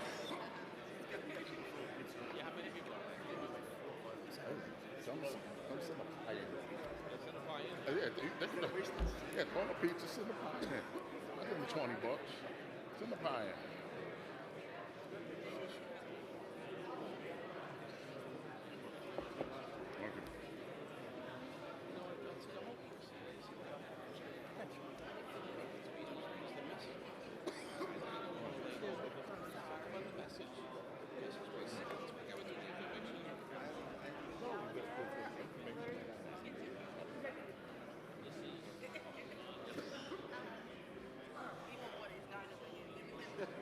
Has you done?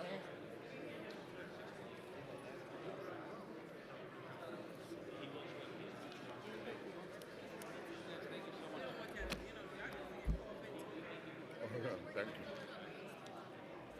Thank you so much. Hey, what's up? How you doing? We're going to be starting back up in 2 minutes, approximately 2 minutes. Yeah? Knee replacement and... Really? Oh, You it's move better than me. Oh, God. You know? We're getting there. You're moving good. I think we're getting back to it. You're looking good.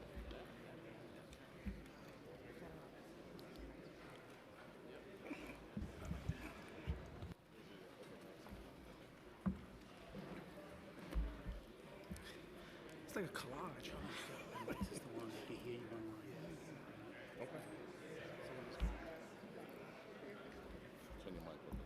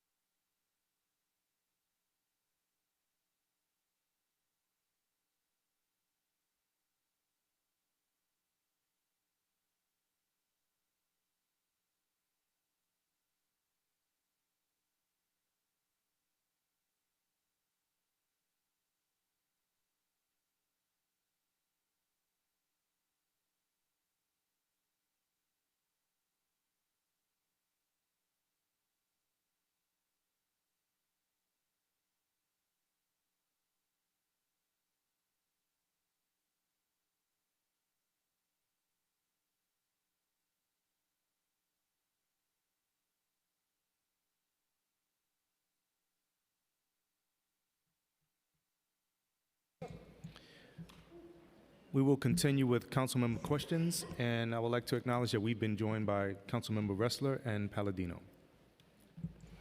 Next, we'll hear from Councilmember Osei, followed by Councilmember Stevens, Holden, Areola, and then the public advocate. Thank you so much, and thank you, Chair. Good afternoon, Commissioner and NYPD leadership. I just wanted to ask a couple questions around the Strategic Response Group unit. Starting off with, what is the total SRG budget?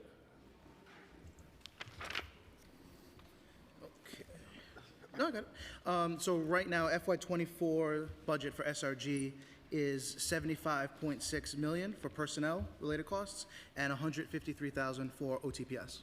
Thank you. And what percent of the entire NYPD budget is this? You may not have a About number. 1.2%. Okay, thank you. How does the budget for the SRG compare to other units within the NYPD? Depends what unit you're talking about. In terms of funding given to a specific unit like the SRG?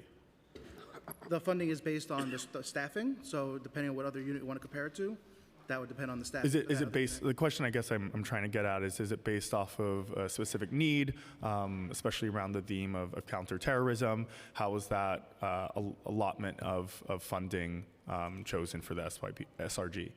In terms of how we allocate staff, I would defer to the chief of department. Good afternoon, Councilmember. Good afternoon. Just in terms of, and I'm just making sure I'm understanding your question, the size of SRG. SRG is one of our smaller units. Sure. Compared to like transit housing. So as far as per person personnel, it's going to have a much smaller budget. We do have small training needs. I don't know the exact numbers, but SRG does have small training needs.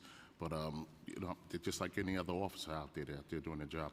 Great. Thank you so much. And according to a statement you made earlier today, Chief Marjorie, you testified that the SRG uses the lightest touch when policing protests, and that SRG accounts for 10% of the $45 million in overtime that they spent on protests this year. How many protests, if you do have a rough idea, has the SRG deployed in the last, let's say, 3 months? So, and just so you understand, when I say the lightest touch, I mean when we start, when a protest starts, we try to start the fewest amount of officers as possible. So that's what I mean by the lightest touch. If it grows in size, if it becomes volatile, of course we bring in more resources. So I don't have the exact number of protest SRG with. Yeah, okay. how you doing? I'm Wilson Arambeles, Chief of Special Operations. Can we please swear you in, sir?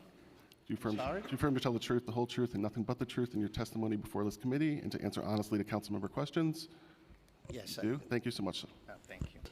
And good afternoon, everyone. I'm sorry. SRG has been, there has been about 205 protests in the last 3 months that SRG has been deployed. Thank you so much. And what has been the subject matter of these protests, would you say? The subject matter is their purpose in there is to facilitate the ability of people to express their First Amendment right and to ensure the safety of protesters, non-protesters, and citizens that are there. And to do so in a way that they could bring peace to New Yorkers. I guess the question I'm asking is, what has been the general subject matter? Please remove the disturbance.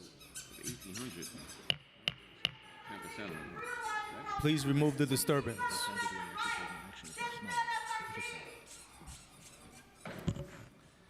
I guess the question I'm trying to get at is, what's the general subject matter of these protests? Like, is there a common theme that you're seeing at some of the protests that have been happening over the past 3 months, or has it been a range of different protests that have been taking I just want to be clear about one thing before others jump in. I'm not sure I understand your question exactly, but to the extent you're asking about subject matter of protests, that is irrelevant for how we police, how we deploy. There are a lot of considerations which the operational folks can, of course, speak to. But to be very, very clear, to the extent you're suggesting or asking about, subject matter of protests, that does not bear on how we police at the protest. But I'll turn it to others to talk on the operational side. If I think I'm hearing properly, since October 7th, we've had 1,884 protests. Okay, that comes out to 12 protests a day. Right, the average protest is 135, but that could be 0. Some people don't show up at a smaller one, or it can go as high as 10,000 people when a certain group takes over the bridge. SRG is only on set 200 times of that 1884. We have other cops that will handle those protests, but SRG is on standby. When we have 10,000 people coming over the bridge, we have to have a full complement. So it ranges. The protests range in size. The field commander has to make different decisions based on what is going on. But I just want to go back to that number, 1,884 since October 7th. That's a large number for our city. And as a matter of fact, there's a protest going on outside right now. I mean, the only reason I was asking about subject matter is because there have been multiple reports that we've been hearing within the council, as well as NICLU, about subject matter being an issue when it comes to the deployment of SRG. It's some oversight that I wanted to receive through this hearing. There have been reports of NYPD not taking action when the Proud Boys have been, holding protests that have turned out to be violent, as well as other white supremacist groups, especially when it comes to anti-vax protesters. So I wanted to see if there was some level of clarity that we could receive, or that I could receive in this hearing, in terms of any discrepancies of subject matters when it comes to Look, our stance is real simple. I'm sorry, I'd just like to after this question, we're going to move on to other council members. We're going to have a second round as well. Our stance is real simple. We want everyone to voice their opinion on First Amendment. We want it done safely. We try to coordinate with the leaders of the groups to see what they want. And like the chief said, the least amount of cops we could use, the better. But we have to draw the line, like on Monday mornings, a couple of Monday mornings where they block the bridges for a couple hours. We have to draw the line when they stop for hours when it disrupt the whole community. So we can't allow that. In certain circumstances, we can't allow breaking windows. We can't allow assaults and simple assaults. So we want it fair for everybody. The First Amendment rules out. We do the best we can, and I think we're doing a very good job as we've been getting more and more of these. And the summer and warmer weather's coming, and we're going to get more and more. Chair, can I ask one more question as a follow-up in regards to the statement on... Next round. Thank you, Councilmember. Next, we'll hear from Councilmember Stevens, followed by Holden Areola. Hello, how are you guys doing? So just a couple of things. I know in the testimony, Commissioner, you talked about the rise of young people in crime, but I just have to make a couple of statements because this is a subject that everyone knows is near and dear to my heart because we talk about the rise in crime with young people, but we're also at the same time, as Chair of Children and Youth Services, I'm fighting because there's so many cuts to programs specifically for the age group that you're talking about. And so there's a real discrepancy on when we're seeing crime with young people rising, but we're still cutting programs. And then even we spoke about, everyone knows for the last 2 years I've been here, I don't like the YOs. I don't understand why we have youth officers. It really makes me uncomfortable. You have 368 youth officers, but right now currently 450 social workers are on the chopping block for schools. It's not making sense. And so if we really want to see a decrease, we know where we need to invest, and we need to be investing in our young people, and what that looks like, we need to be investing in programs that actually work. And so this is not saying that you don't have a place with young people, but that's not it. And I really, we have to get to a place where we move past that. So I'll get off my high horse there because that had to be said. But the question that I actually have, I mean, there's so many officers here, and I hope that no one is getting overtime because our Madam Speaker did talk about overtime, and there's just a lot of officers here today. But what is the internal mechanisms that are in place to prevent overtime spending? I know some of that was talked about, and what internal discipline measures exist to keep NYPD from overspending? And can you provide examples of how discipline measures can be enforced regarding overtime? So like I stated before, it's closely monitored by my office and by the bureau heads. So if we see an excess of someone abusing the overtime system, discipline will be addressed. Could you give an example of what that looks like? Could you give an example, please? Because I know you stated that already. I asked for an example. All right. Thank you. Can I? Yes, absolutely. So, for example, we had, an officer that went over a lot amount, the allowed amount of overtime. So moving forward, that officer would not receive overtime for the next 3 months, 2 months, whatever it may have been. Okay, and so is that widely done throughout the department? Because we see, I know there's instances where it's needed and necessary, but we know that there's instances there where it isn't. And so just thinking about how do we make sure that we are instituting practices so that that can't happen. So that's why we instituted the bi-weekly bureau meeting with each bureau head to ensure that we're monitoring on a grander level, right? So each bureau chief is responsible for their subordinates and their superiors. So they bring back the messages that's being brought to my meeting bi-weekly to their subordinates, ensuring that if there's an overspending that's being done, we're making sure that, okay, what are we doing about it? Why was it done in the first place? And moving forward, it can't happen again. And if it does, then we'll take further action. Yeah, I would hope that there would be more than a meeting, but I have to move on because I know time is running out. So the next question I have is, does NYPD conduct contract with third parties in any way to produce or carry out social media monitoring? And if so, how much do you spend on it, and how many officers are engaged with this? I know it's a lot of people to move around, but my time is ticking. So we got to move a little faster. Hi, how are you? Hello. Chief Beltran again. We do have contracts with companies that do social media scrubbing and provide that information to our analysts for counterterrorism intelligence and for crime investigations, especially gang crimes, where there could be retaliation. And just to be clear, the social media sort of analysis we're talking about is on publicly available information. In other words, public social media accounts. We're looking to gain. And my time is limited, and so how much are we spending on that, and how many officers are engaged in that? I would like to get to those answers because that was part of the question. Okay, I believe probably just on the social media on the Voyager piece. I believe that's around $3 million. $3 million okay. A year that we're paying. How many officers? That we're paying for that. The number of officers, I'm sorry? How many officers are engaged in this as well? in that activity? Well, they're engaged from their operational activities. They're working from their offices. They're working on cases. So I don't know. The total number fluctuates. Okay. All right, I'm gonna have to move on because you guys, I only got 2 seconds. What are the specific training programs or protocol that NYPD provides to officers related to interacting with individuals with experiencing mental health crises, and how much funding is allocated for those trainings?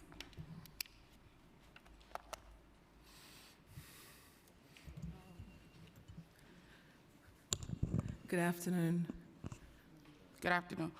I think you have to swear her in too. Thank you so much. Do you affirm to tell the truth, the whole truth, and nothing but the truth, and answer honestly to councilmember questions? I do. Thank you. And also please answer your name. Thank you. Chief Lolo Bay, Chief of Training. Good afternoon, Councilwoman. So I'm glad you actually brought this up because this was a question that you had last year. So I have good news for you this time, right? I can't speak to money, can't speak to the budget. We'll have the money guy talk about it. But just real quick, you talked about children in crisis last year. We did. Yes.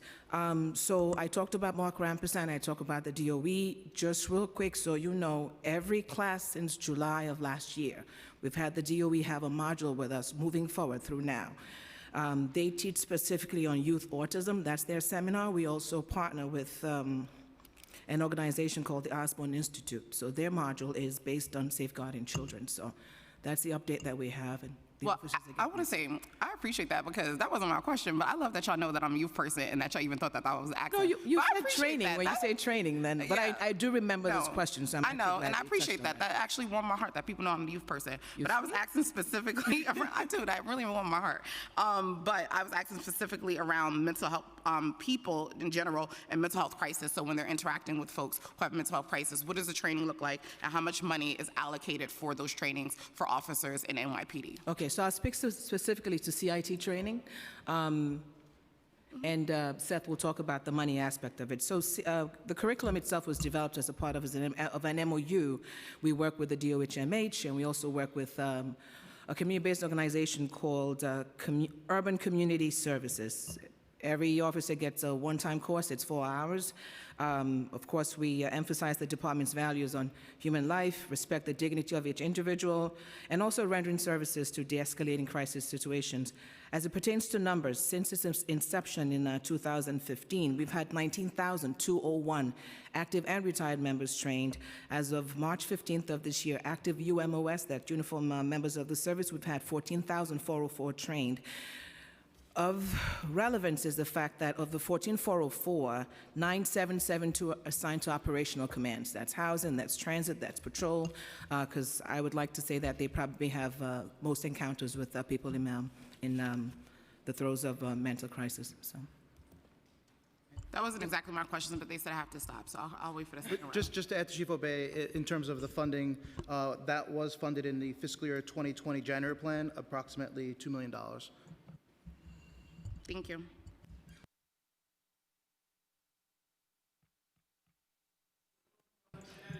Please remove the disturbance.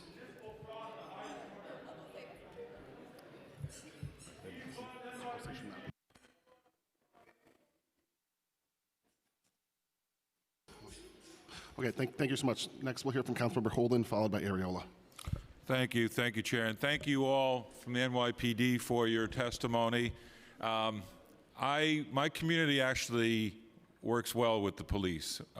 We actually want more police officers. We don't get them, though. That's the problem. My community, like most communities around the city, welcome police officers in their neighborhoods. So I just want to get that out. But we all know there's a retention problem on the force. I know you have programs, recruitment, morale. How do you measure success if we're seeing more officers want to retire early or just leave the force? How do we measure the success of programs that are meant to retain officers and to build their morale? Do you affirm to tell the truth, the whole truth, nothing but the truth, answer honestly to councilmember questions? Please say your name. I do. Again, John Benoit, I'm the Chief of Personnel. So I want to talk a little bit about attrition because I have some good news to report to you. We're seeing a decline in attrition, actually. I think we're moving in the right direction. So our 3-year average of attrition is actually is actually higher than what our current attrition rate is today. So what we've noticed is that there's been some media reports that police officers with less than 5 years on the police force are leaving in droves. Well, interestingly enough, in the first quarter of 2023, we saw a 52% reduction in that number. And that's pretty noteworthy for us because the PBA settled their contract in April 2023. So this doesn't include the first quarter of 2023, so it's actually increased. We believe there's some correlation with the new contract. Another noteworthy piece of data that says the opposite, sir, is we've seen a substantial increase in our requests for reinstatement. As a matter of fact, 178. That's pretty high. I've been in this role in various capacities for a couple of years, and it's usually under 50. But I see it's 178. 128 of those requests for reinstatements immediately followed the announcement of the new contract. We've been meeting our hiring objectives for the last 20 years. And again, our average hires, we average about 2,219. That's our 20-year average. We're over that average with 2,600. So I might interrupt you though. Yeah. When can we see a change? Because I keep losing cops in my local precinct. In fact, you know, you talk about crime stats. Year to date, I'm up 10% in the 104. 2-year, 23% rise in crime, and a 14-year, 22%. These are not great numbers. And then we keep losing officers. And then what's worse, I go up to the detective squad. I used to have 20 detectives. I have 9. And more wanting to leave. When I talk to the detectives, yeah, I'm counting the days. You know, it's really, our workload is ridiculous. So that, I'm looking for, all right, we're going to retain what we have, but how do we get more officers in the precincts that need it? Well, I know there are some, like in any large organization, that are not satisfied with their job. But I want to point out to you that we have 3,223 uniformed personnel that are past their service time. They could retire, and they have not elected to do so. That includes 276 from our January 2004 class. So that's pretty noteworthy to us, and I monitor this every day, my staff and I. Those are noteworthy figures that actually contradict. You know, just in terms of staffing, I look at the staffing. It's a big part of what I do in coordination with our first deputy commissioner, the police commissioner, and the chief of department. And I can tell you that in all of our enforcement commands, our 98 enforcement commands, we have 17,267 uniformed personnel assigned to those commands. And I know that some of the commands are down, but those numbers fluctuate on a regular basis. A command could be down by 14 police officers in 1 month, and then that, because we do so many transactions and transfers, that the numbers could be cut in half. It changes on a regular basis. All right, could I just want to talk to the detective squad, though.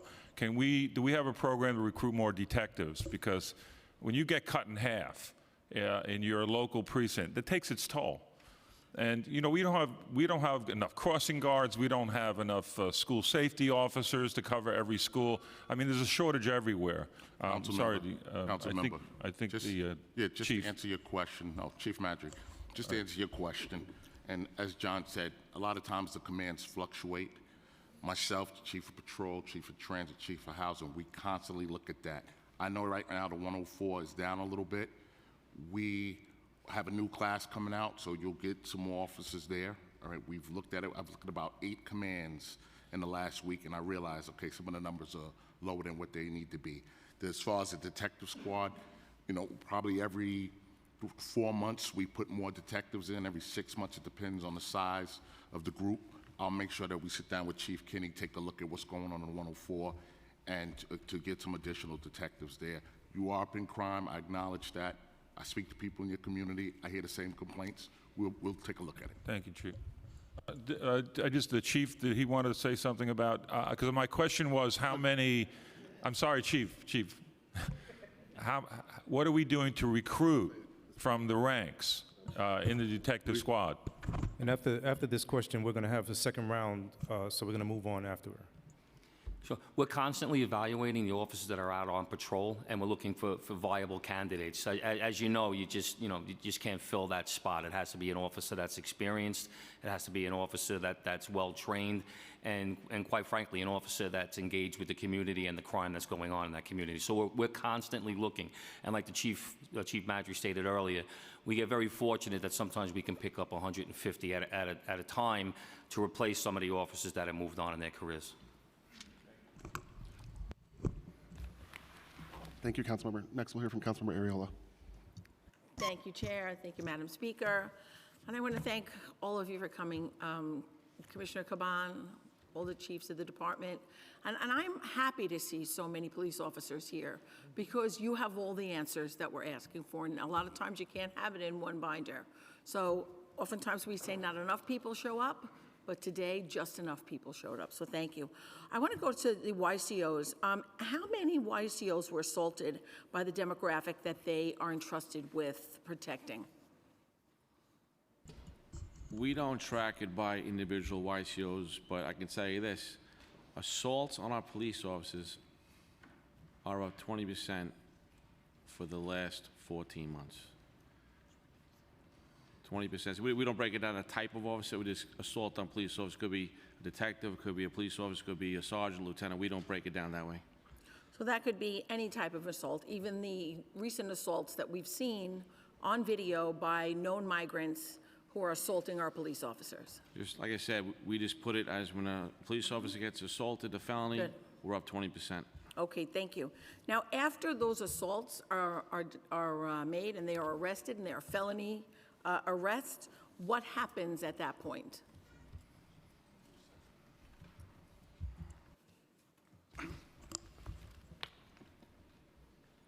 Good afternoon. So with assaults on police officers, what the data shows is during the arraignment process, the majority of arrests are arraigned on the initial felony charge. What happens after the arraignment down the road is a different story. And I will be very upfront. Sometimes there are good reasons why it gets downgraded to either a misdemeanor or maybe even a decline or a deferral. But those are definitely not the majority. The majority is that we would like to see a better prosecution, as the case proceeds. We'll always have the conversation with the DAs. The DAs are great partners, and I've been doing this for a while. And if you ask me, there's not a better cooperation right now between the NYPD and the DAs across the city. It's also our part to bring the best case possible, and we feel a lot of the times we are. Our detectives enhance all 7 major arrests, including assaults on police officers. Obviously, the body-worn camera footage that we have helps, but it's something that we're always in conversation. But like Chief Shao, we are at unprecedented levels when it comes to assaults on members of the service. And majority of the assaults happen while the officer is actively conducting his or her business in the best way possible. How important do you think is maintaining the gang database when identifying alleged perpetrators of crimes and illegal gun violence in our city? So the criminal group database that you're talking about, it is one of a small data collection that is important. It's important for real-time deployment, and it's also important to prevent future violence in areas that we know either are frequented by local crews or local crews could live in that area. So it is one of the things that we do look at in regards to deployment in the New York City Police Department.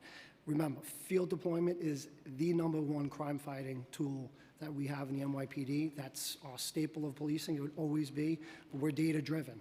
And looking at the criminal group database is one of many, many things that we look at when we deploy. Thank you. And we mentioned earlier that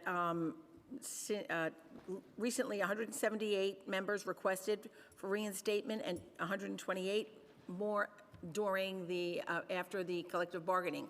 Have we reinstated any of those members, or will they be reinstated? Yes, they're in the process of being reinstated, yes. Wonderful. So I just want to make as a last statement that recidivism that we're talking about today with mental illness and drug abuse, this continues because there are more programs that we're pushing through that enable this disease than to treat this disease. And regarding the National Guard, yes, we need the National Guard because we need our officers to get off the train platforms and back into our precincts so that they can patrol and keep our communities safe. Thank you so much for your time. Thank you, Chair. Thank you. Thank you so much, Councilmember. Next, we'll hear from Public Advocate Williams, Councilmembers Joseph Rivera. Thank you so much. First, I just want to make sure we're clear that the reason that some council members have certain questions and some have others is because some of our communities have different experiences. And it's not that those communities don't necessarily want the service. The experience they have is often different. Commissioner, thank you for being here. In your opening statement, it said 27 months later, violence is no longer at the forefront of our conversation. I just want to push back a little bit because I think it actually is.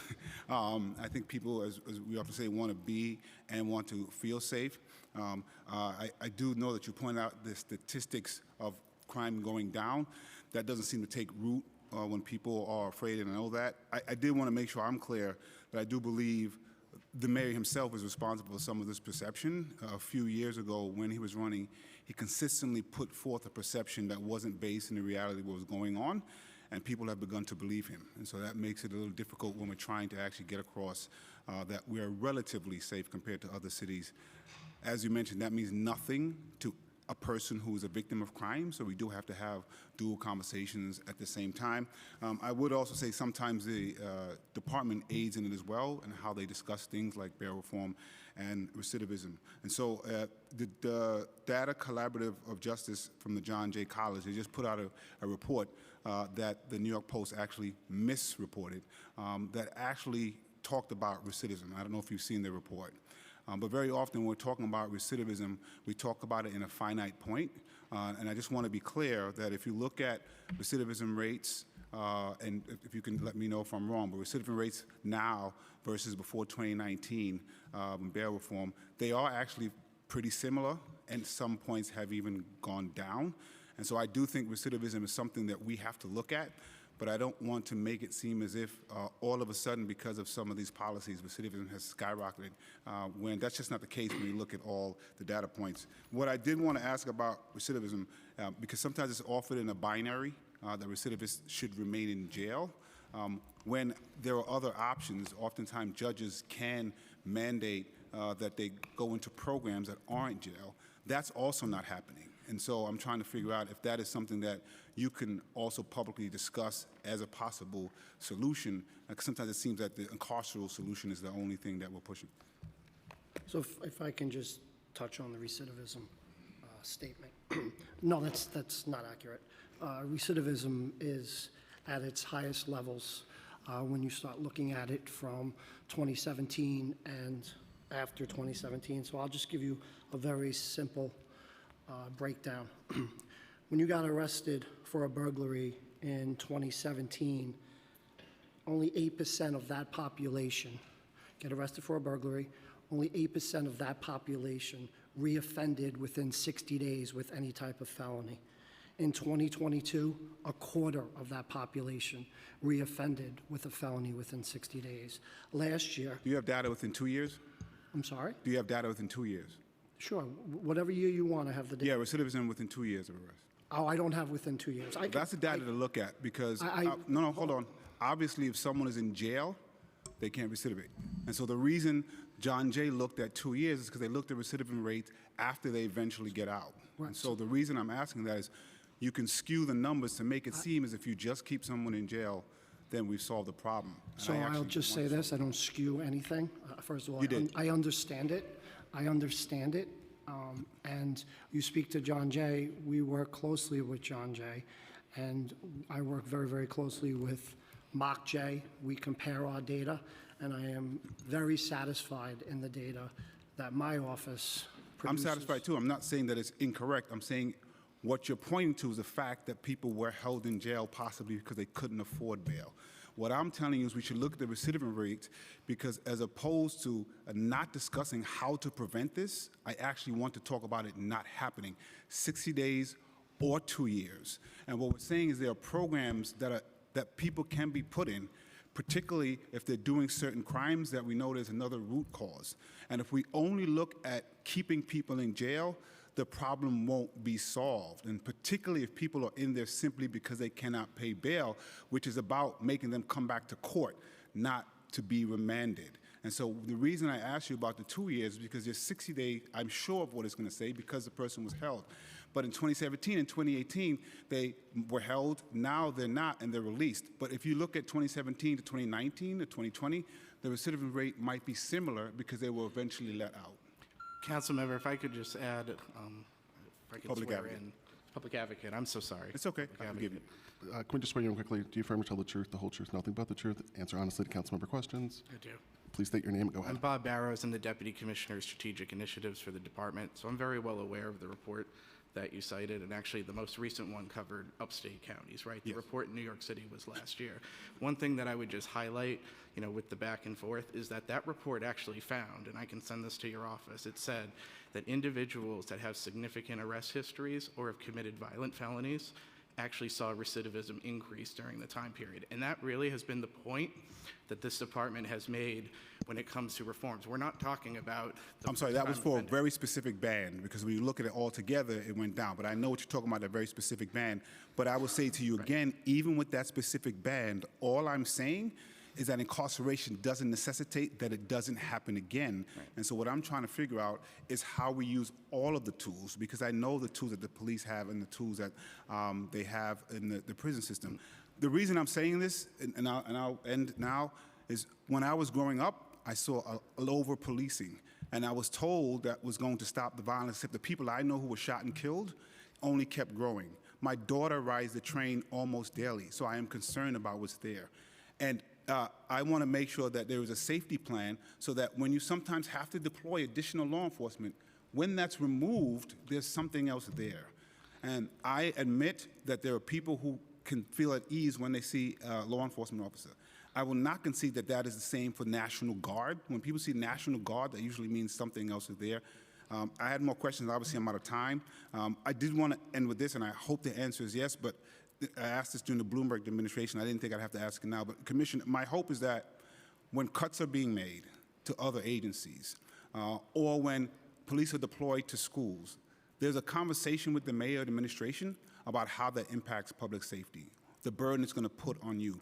When law enforcement has to go to a school for some reason, when they're removed, is there a plan to make sure that that community remains safe? Those are the conversations that I think we have to really push, because if we change the way leadership looks, the way leadership thinks, but we don't change how it addresses public safety, I'm worried that my daughter's going to have the same concerns I did. And the generational change should come, and it should come from us.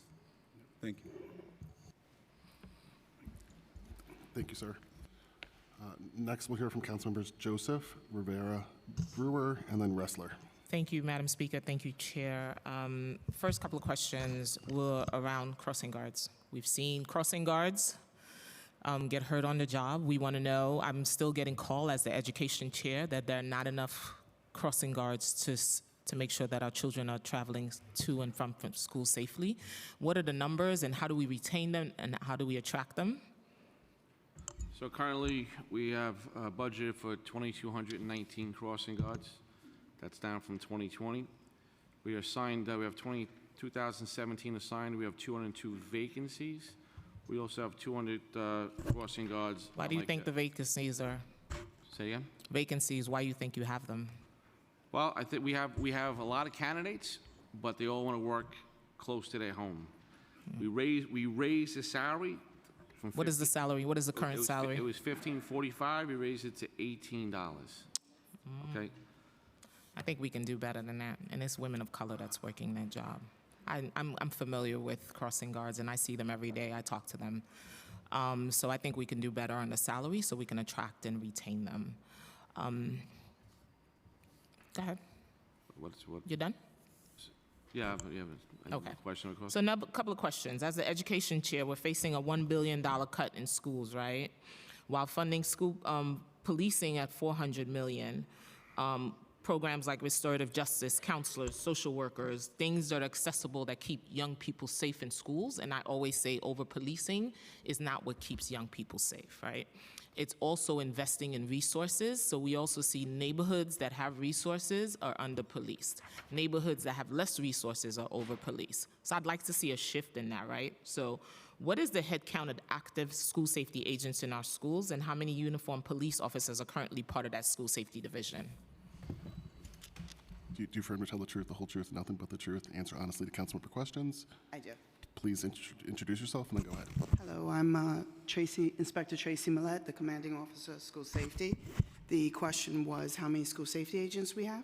And how many uniformed police officers are currently part of that school safety division? So we have 3,870 school safety agents. There are one located at least in every school.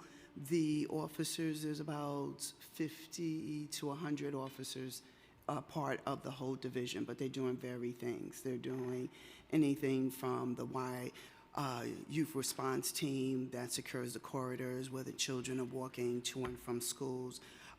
They could be doing the operations desk. So, to your question. Thank you.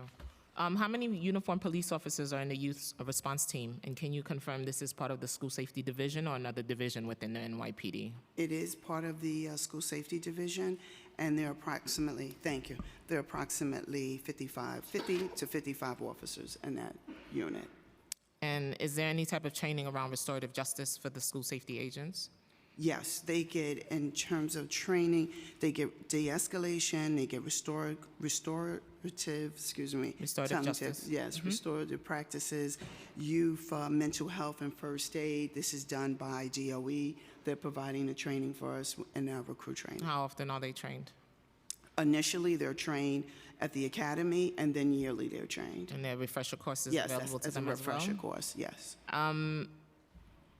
Also, NYPD taking officers, lastly, we've heard that NYPD had taken officers who are modified duty due to allegations of abuse, reassigned them to youth coordination officers, putting officers with documented history of violence, abuse in direct interaction with young people. Can you share that with me? Can you share with the council the head count for youth coordination officers and how many YCOs have allegations of violence or misconduct against them? We have 368 YCOs in terms of how many have allegations that are not working. I'm not aware of that. I'll definitely look into it. Definitely, because they're interacting with our young people. I have to look into it. I'm not sure if that's accurate, but I will take a look. That shouldn't be the case. It should be active out in the street, like I mentioned earlier, working those corridors, working with school safety. You know, our commanding officers are talking to the principals once a week on any issues they may have. Our borough commanders are talking to the superintendents once a month to see any issues they have. And our communication system with DOA under Chancellor Banks and our commissioner has been, extremely well. Real-time communication 24/7. And your timeline on hiring those crossing guards? We're going to be, A little louder. on May 24th, we're going to be hiring 100 crossing guards. And we are going to disperse them throughout the city. I have one particular precinct in my district that is lacking a crossing guard. Thank you, Chair. Give me that, please, and I'll take a look. And before we move to the next member, I just have a follow-up question regarding recruitment. Given the challenges regarding recruitment and attrition rate, I'm curious on what resources you plan to allocate or have allocated to make sure that precincts, outreach programs, and environments, that precinct outreach promotes an environment where people policed by officers are represented by the communities that they live in, particularly in Black and brown communities. For transparency, I'm asking this particularly because I want to know, because I know young women and men in my community that have been having a desire to be guardians of society. And, but the gap in direct outreach may keep them from finding their path. I'm speaking specifically to folks who are really finding their purpose at a very young age and wanting to kind of go into that purpose being a guardian of society to protect and serve. I would like to add to that. I totally agree with you, and that's why in the position, in the capacity that we are in, I am particularly in, that I make it a point to go into Black and brown communities, in every community, and I employ it, a request for me to talk to young adults and let them know, I'm a kid, I'm a woman from the South Bronx, and when I was growing up, we didn't have the police officers talking to us and coming to the school and trying to recruit us. Just yesterday, we had a female officer from the 7-2 precinct. She was getting into some trouble in PSA 1, and I talked to her. And I told her, listen, you know, try to join the police department, what you want to do with your life. Yesterday, she came to my office and told me that she joined the police department because of our conversation. So we are all actively doing our part to recruit in our communities. And Chair, when I opened up, I spoke about our diversity and how proud I am of our diversity. And it wasn't the case years ago, but it is the case now. I'll give you a quick stat. We have officers that hail from over 107 different countries that speak in excess of 70 different languages. We are the fabric of New York City. Just in terms of the budget question, because it was a question about the cost, we do have a budget allocation of about $2 million in fiscal year '25 dedicated for recruitment. Thank you. And also, as a follow-up, I was wondering about, in terms of the question and response about assault on police, does the department track the law enforcement's activity at such time that the officer was engaged in this, when this assault is happening? And specifically, for instance, initiating an arrest or conducting homeless outreach, involuntary committing an individual with mental illness, stuff like that. I'm just wondering, in terms of an assault, is it, I'm gonna go out and try to physically assault an officer and there we're capturing that, or it's a situation where there's a mental health challenge or something like that? Well, I know the department does capture that, but for the purposes of what I oversee is our medical division. And one of the things I wanted to get out there in relationship to what we're talking about, as Chief Chell indicated earlier, we have a 20% increase in assault against police officers. But something I want to just bring to the council's attention, there's 3 disturbing trends that are noteworthy to mention in this venue.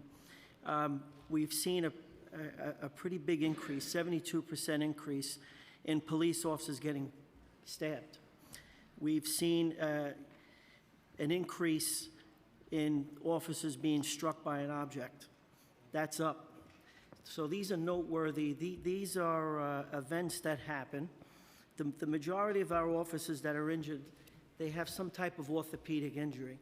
So I'm really asking specifically more about the circumstances in terms of like... The police department captures it on our line of duty report, what they were doing when they were in, what they were engaged in at the time they were injured. And for the purposes of what we track is what they were doing at the time that they were injured. We do capture that. I don't have that data from the medical division part of the data for that. But I do know, as an organization, we do have that information. So we'll follow up with that, and I'll pass it back to the members. Thank you so much, Chair. Council members Rivera, Brewer, Ressler.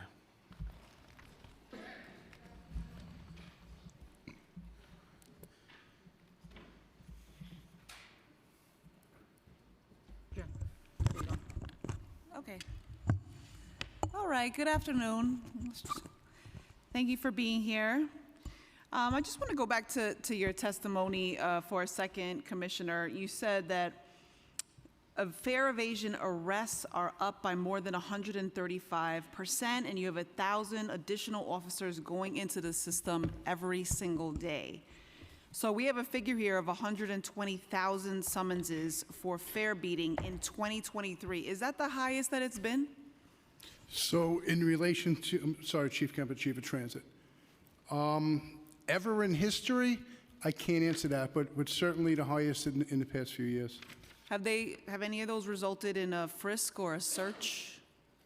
Yes, if there's an arrest, they're frisked and searched. Every arrest is. So 123,000? No. 120,000 times? That's negative. Let me explain to you how this process works. Briefly, though. Well, it's a little complex. I want to explain it to you, but I'll be as brief and as clear as I can. The goal of fair evasion is not to arrest people. The goal of fair evasion is to correct behavior and set a tone of law and order in the subway system. Fair evasion is by far the #1 complaint, not even a close second, that I get from our riders. And there's so much discussion we could have, but just going straight to the enforcement, 97% of the people, so 9 out of 10 people that we stop for fair evasion, is issued a tab summons and released within minutes. A tab summons is non-criminal, it's civil.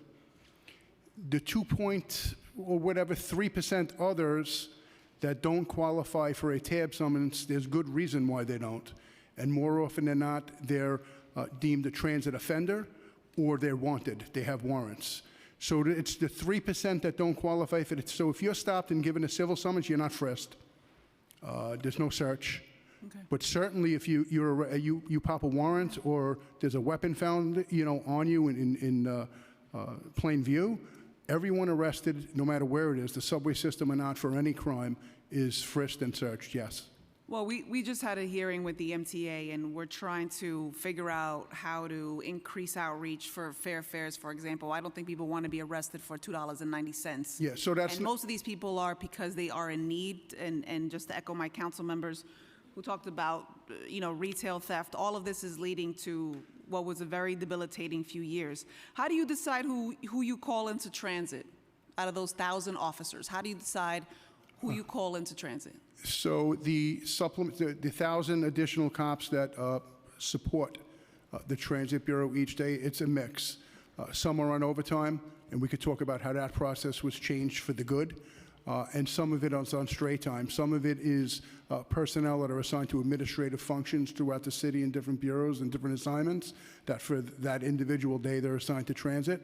But the overtime component, a large part of that overtime component is opened up to police officers that are off on a volunteer basis, which is something new within the last year that this administration has made. So in other words, we're not forcing cops as much as we can to work overtime in the subway system. So Okay. it's I only ask because Manhattan South, I feel like they're constantly called into the train system, and so. So let me talk about Manhattan South and why. Let's talk about it offline. Okay, but there's Because reasons. I just have, okay, no doubt, I'm sure there's geography and all that, but a few years ago, just to transition to something else, this council passed a few bills.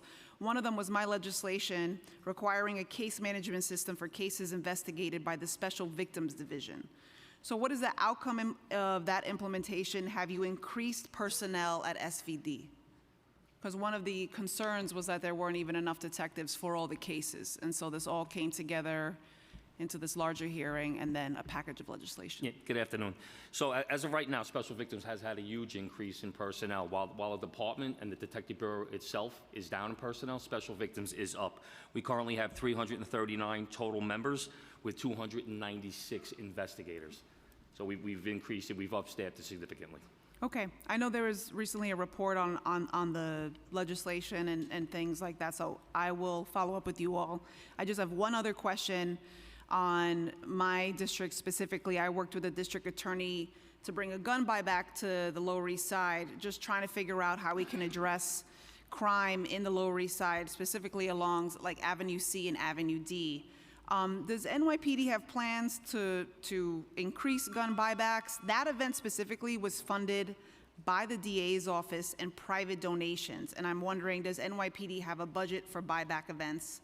And just to speak on that area again, I just want to mention First Deputy Commissioner Kinsella for working with us to try to bring a Cure Violence program to Bellevue to help address some of the violence in the Lower East Side. So I'm looking forward to that. But can you speak to plans for the gun violence, getting guns off of the street, specifically what's happening on the east side. Thank you. Commissioner Stewart. The gun buyback program is a collaboration between us and the DA's office. We do gun buybacks probably every 3 months in every borough. So when the DA calls us and we get a location, then we'll do the process. So what happens, the gun buyback the program used to be $200, now it's up to $500. So we used to give iPads, so the problem was we were spending $900 on a $200 gun. So, the inflation, it has to cost, but we are in talks with the DA's office. Well, thank you, Mr. Chair, for the time. I just want to say I realize that, gun buybacks are not, this is like one piece of it. I think the cure violence and then trying to figure out how we're working with community-based organizations to increase their funding is going to be instrumental. So I just want to thank you all of you, and whoever else will come up to the dais in the next few minutes for your time. Thank you very much. Thank you, Councilmember. Next, we'll hear from Councilmember Brewer, followed by Ressler. Thank you very much. So I do want to thank the 2-4, the 2-0, and Central Park, great leaders. I also appreciate the ride-along with Deputy Commissioner Doherty. Thank you very much. And I love Chief Obi. Those are my opening comments. I do want to say the budget for hate crimes, how many? I had 3 on Sunday in my district. That's a lot. So I wanted to know that information. I also want to know, I'll just go through a few things and then you can decide. Be heard and just the issue of mental health. Is there a budget? Is there a personnel attached? Is it still happening? Is it working? I also want to know is there a dollar figure for payouts? Obviously, in some cases, unfortunately, police officers, for whatever reason, are accused of doing the wrong thing and somebody has to pay. So how much is that in the last year? I'm also interested in the Manhattan Tow Pound, which doesn't exist. I've tried to find one space. Is there ongoing, I didn't see it in the capital budget, so what's going on with and just generally, I know you, with sanitation, you tow abandoned vehicles. I want to know how many have been towed and the cost. And then just finally, Planned Parenthood on Saturdays.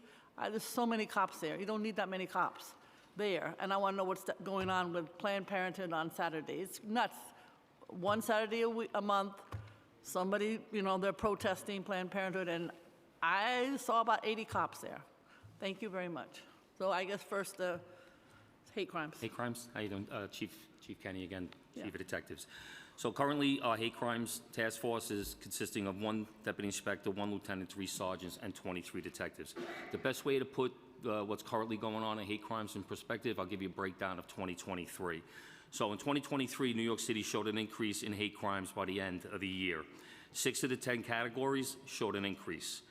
All right, we ended 2023 with 669 hate crimes versus 650. That's an increase of 3% or 19 crimes totally committed. As of 10/7/23, the city was down in overall hate crime by 20%. After the conflict began in the Middle East, we saw, best way to describe it is we saw a steady increase in our decrease. This increase predominantly affected the Jewish community. By the year's end, hate crimes against Jews increased by 14%. That's 323 crimes versus 284. That's an additional 39 incidents that were reported. In 2023, Jewish-related hate crime accounted for 48% of all hate crimes committed. 141 of the 323 Jewish hate crimes involved SWAT sticker incidents, and that came out to 43% itself. In the same time period for last year, there was a total of 7 hate crimes that were committed where the complainant was Palestinian. So overall hate crimes in 2023, aggravated harassment 1 and 2 made up for 39% of all hate crimes. Misdemeanor assault made up for 21%. And there were 88 reported crimes, 13% that were 7 major. And it seems that this year, so far in 2024, we're kind of seeing the same numbers, where it's predominantly 51% of all hate crime being reported are hate crimes against the Jewish community. Okay. Thank you. I think it speaks for itself and a lot of work to be done. I think the governor has some ideas to how to actually increase what is considered hate, because I had one that wasn't considered hate, even though it looked like it to me. So there may be even more as time goes on. So the hate crime task force itself has a clearance rate of 83% of 7 majors, where an arrest is made, and a 56% overall clearance rate for all hate crimes. So they're doing a great job. Okay, thank you. And then be heard, mental health generally. You firmly tell the truth, the whole truth, and nothing but the truth, and answer honestly to councilmember questions. I do. Thank you. Please state your name. You're fabulous also. Thank you. Good afternoon, council member. So Be Heard, which is the Behavioral Health Emergency Assistance Response Division, is a FDNY Health and Hospitals initiative that we support totally. All our calls for mental health crises that have no weapons involved and no imminent risk of harm are referred to the FDNY's dispatch unit, and they determine whether they have a unit from Be Heard to respond. If not, the default is the NYPD and EMS with the traditional response to mental health crisis calls. Is it working? Yes, they're currently in 31 precincts citywide, and according to the Office of Community Mental Health, they're in the first 6 months of 2023, over 40% of the patients were provided with connections to CBOs. Okay, so why couldn't that be in the subways if it's working? Why couldn't something similar be in the subways if it's working, like a Be Heard for the subways? I think that's a great idea. I have lots of good ideas. I know you do. All right, I would suggest that, actually. Okay, shut up. In Manhattan Tow-Pound, just real quick, we are actively working with the Office of Management and Budget as well as DCAS to find a site. To find a site for the subways?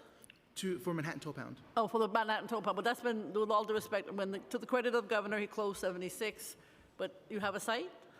We're in active search still. No, I've been searching too, but are you really searching, or are you going to find a site, you think? The goal is to find a site. So after this answer, we'll go to the next member. Can I just, one more question though, with abandoned vehicles and Planned Parenthood? We're going to have to. We got to go to the next member. Administration can answer. What's your question? Oh. Good afternoon, council member. The Planned Parenthood, the one that's downtown, are you referring to that one? Bleecker, yes, Bleecker. I'll make sure we reassess it. They do it every month. We had no issues. Maybe about 8 or 9 months ago, it got really violent, so we started putting a few extra police officers out there. I'll have the borough commander take a look, because if we don't see that violence anymore, absolutely we should put less. Because there were 50 there recently, on a Saturday.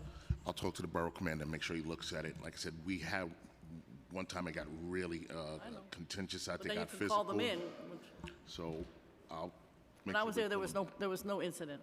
Absolutely, we'll take a look at it. I just abandoned vehicles quickly. For 2023, we did 123 operations. Probably our number one complaint in New York City is derelict abandoned vehicles. Yep. We took off the street 1,522 abandoned vehicles, RVs, trucks, you name it, across the board.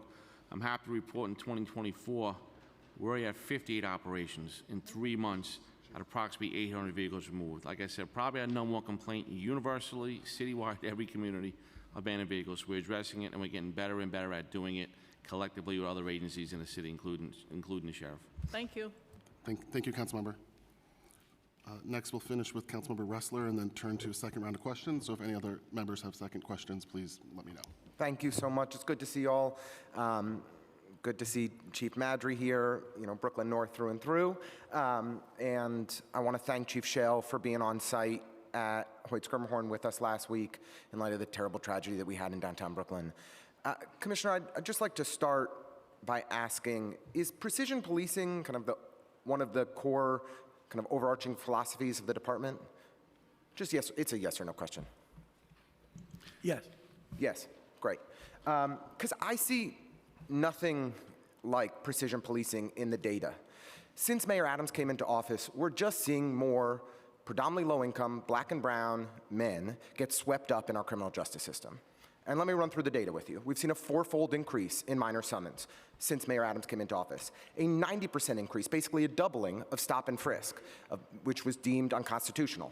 We've seen misdemeanor arrests are up 51% since the mayor came into office. Adult incarceration is up 30%, and most troubling to me, youth incarceration has doubled. So across the board, while the mayor talks about precision policing, while you talk about precision policing, we're just seeing more predominantly low-income, black and brown men get swept up in our criminal justice system. It is devastating our communities. We have returned fully to the era of broken windows policing. Okay. I'll have our Chief of Crime Control Strategist go through the data. Good afternoon. I'll start with your juvenile statement. So last year, 75% of our arrests for juveniles were of a felony. Yes, I saw there was a 44% increase in felony arrests. I didn't finish. In the PMMR, but what drove that Sir, increase? can I finish? Yes, but I'm on the clock, so I'm going to push you here. Okay, well then. Okay. So going back to youth crime, the NYPD very rarely now arrests an under the age of 18 individual for a low-level offense. Like I stated, 75% of our arrests last year of an individual under the age of 18 was of a felony. If you just go back a few years, it was 42%, right? So again, we're arresting for more serious crimes. Unfortunately, when you look at the juvenile crime, it correlates. When you look at gun arrests in New York City, over 400 gun arrests last year, which is 10% of approximately the 4,000 gun arrests, were under the age of 18. Again, highest levels that we've seen since 2017. Chief, just with all I'm on the clock. So this is the concern, but this is to answer them.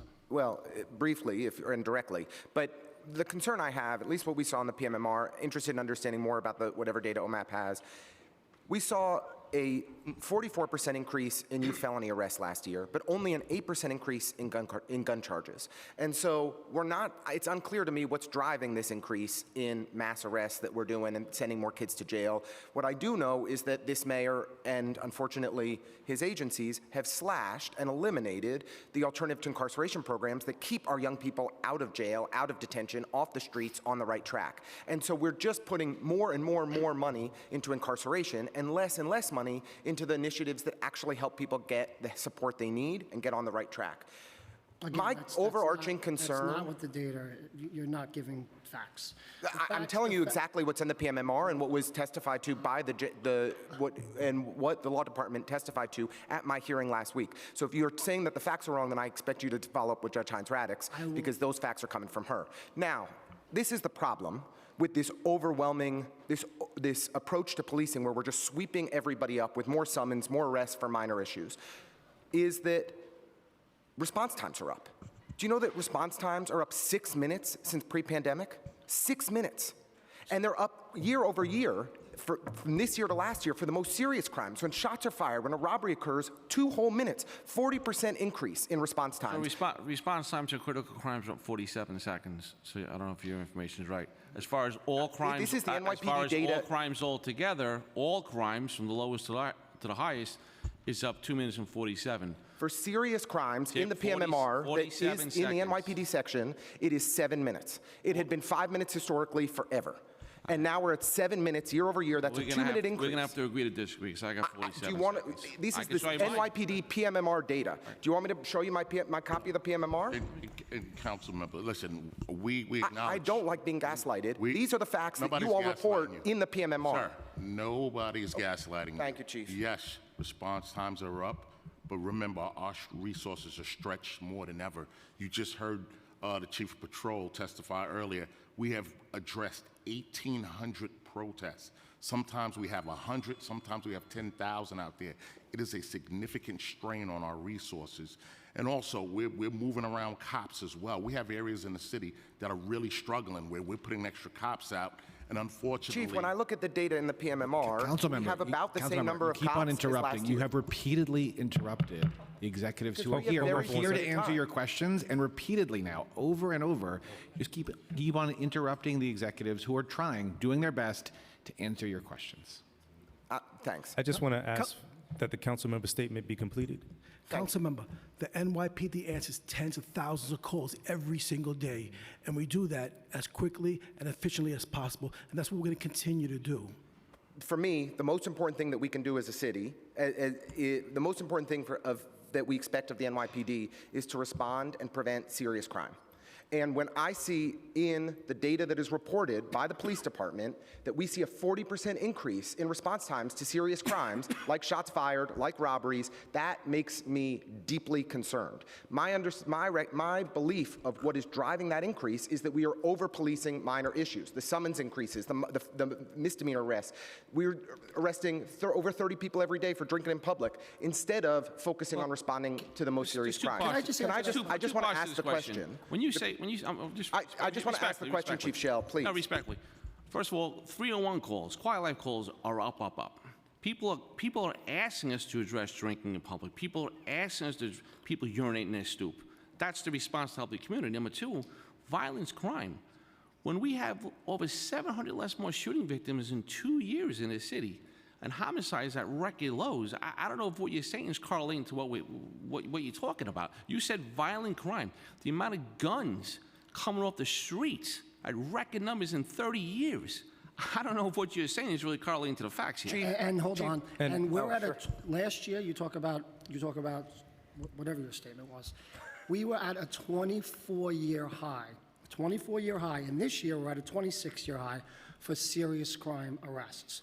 Go back 24 years and see what the crime was then to what it is now. And sir, go back, look at, we have hundreds of thousands of less misdemeanor arrests than we have in the past.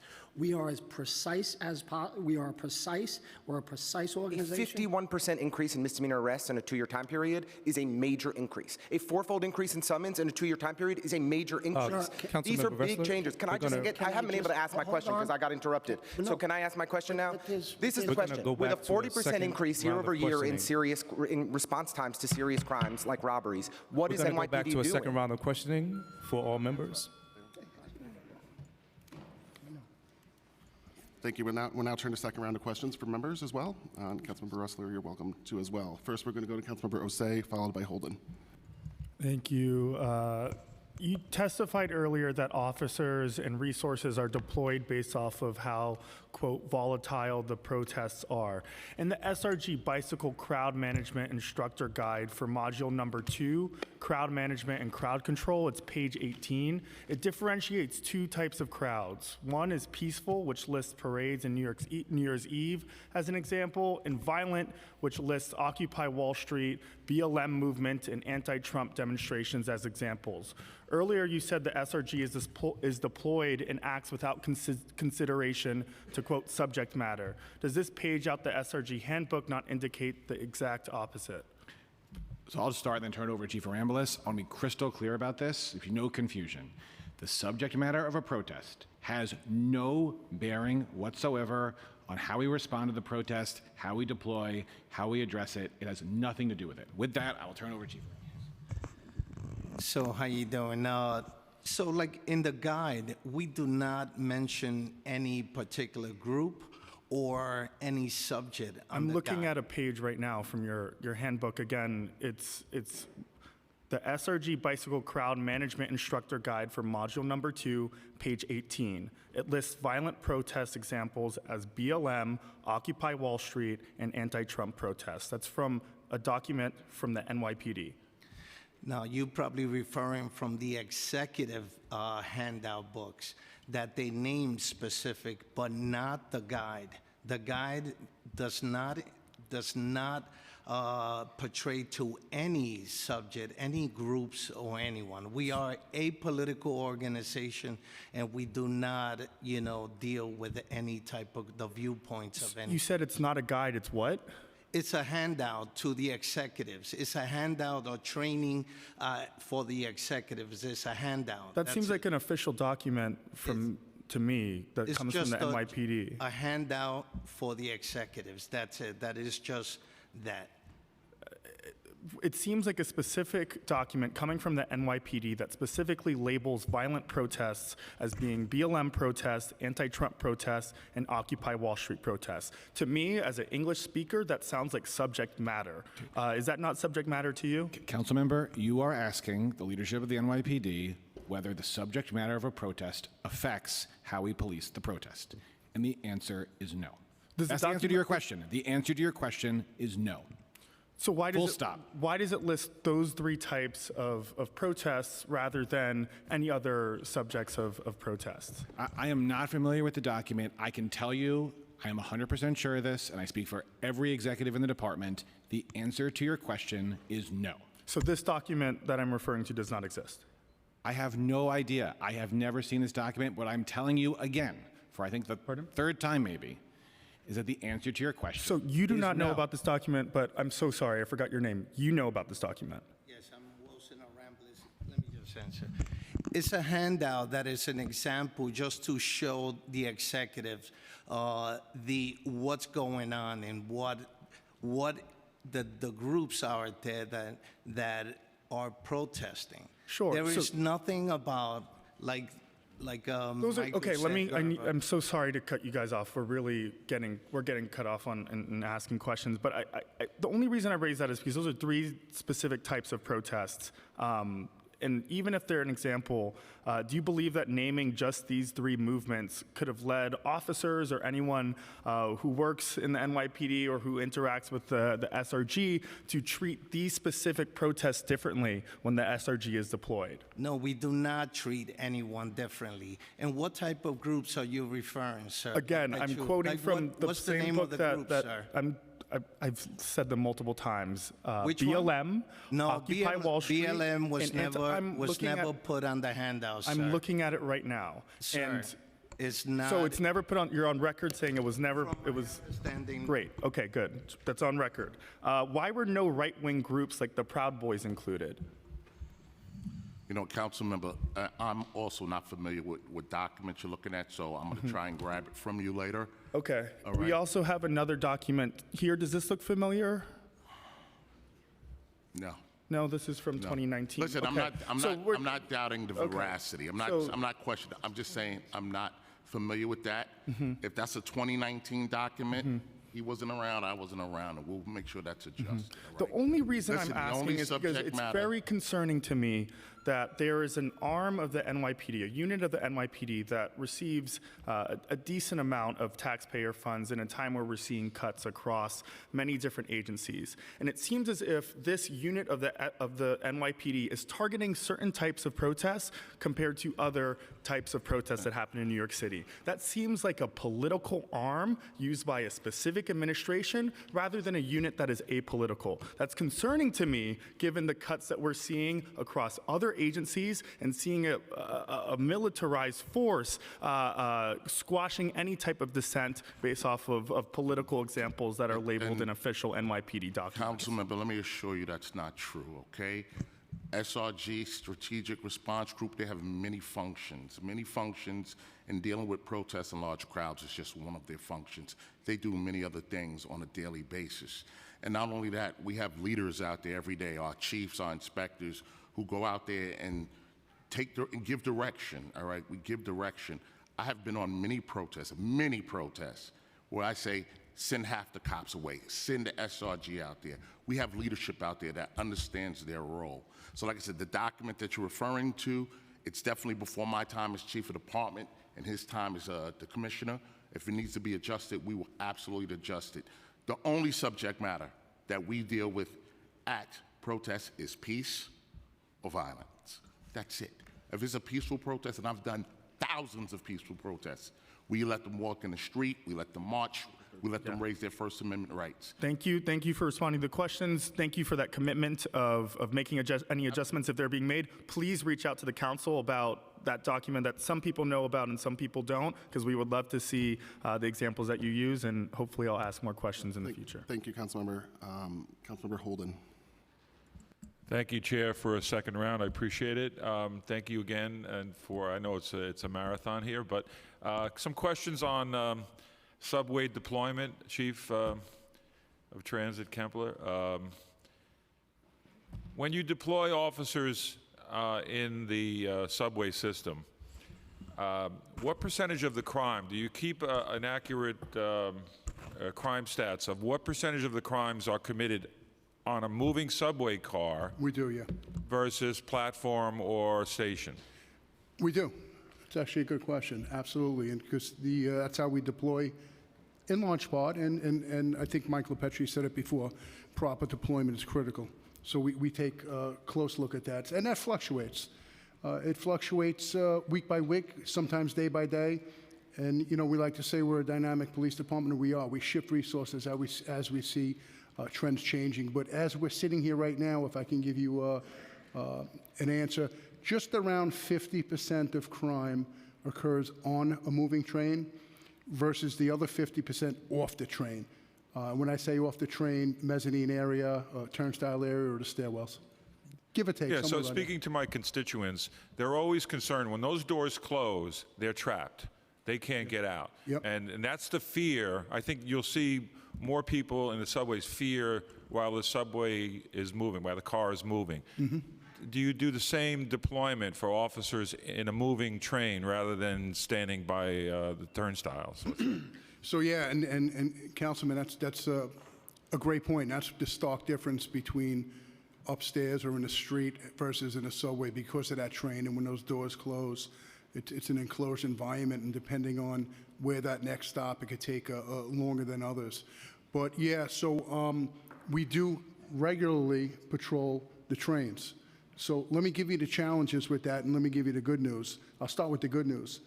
The good news is with the increased deployment of 1,000 cops by the police commissioner and by the mayor, it allowed us to put even more cops patrolling, we call it train patrols. But, you know, if we're going to be honest, we have thousands of train cars rolling around New York City right now. We cannot be on every train car. So people have to understand that. And then the same people that say we should be at every turnstile. There's thousands of turnstile areas. And then the same people that say we should be at every platform.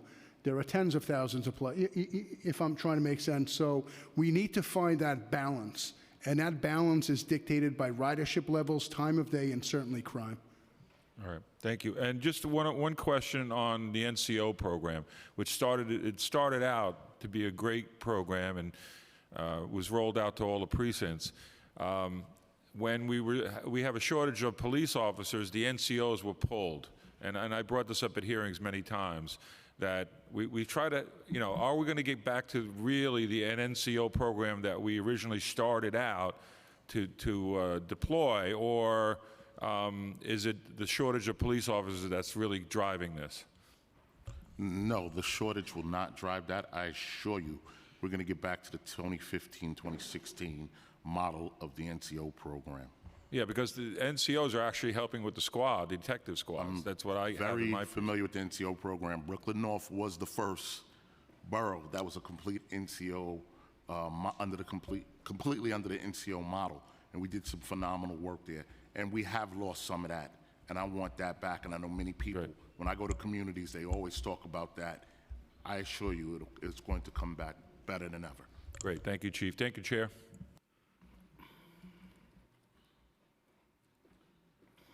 Thank you so much. Councilman Ressler, go ahead. I took the liberty of printing the PMMR just so you could have the data.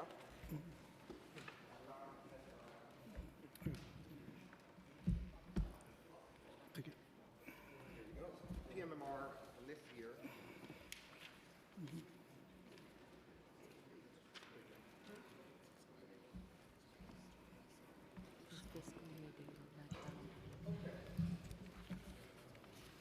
Back to the facts.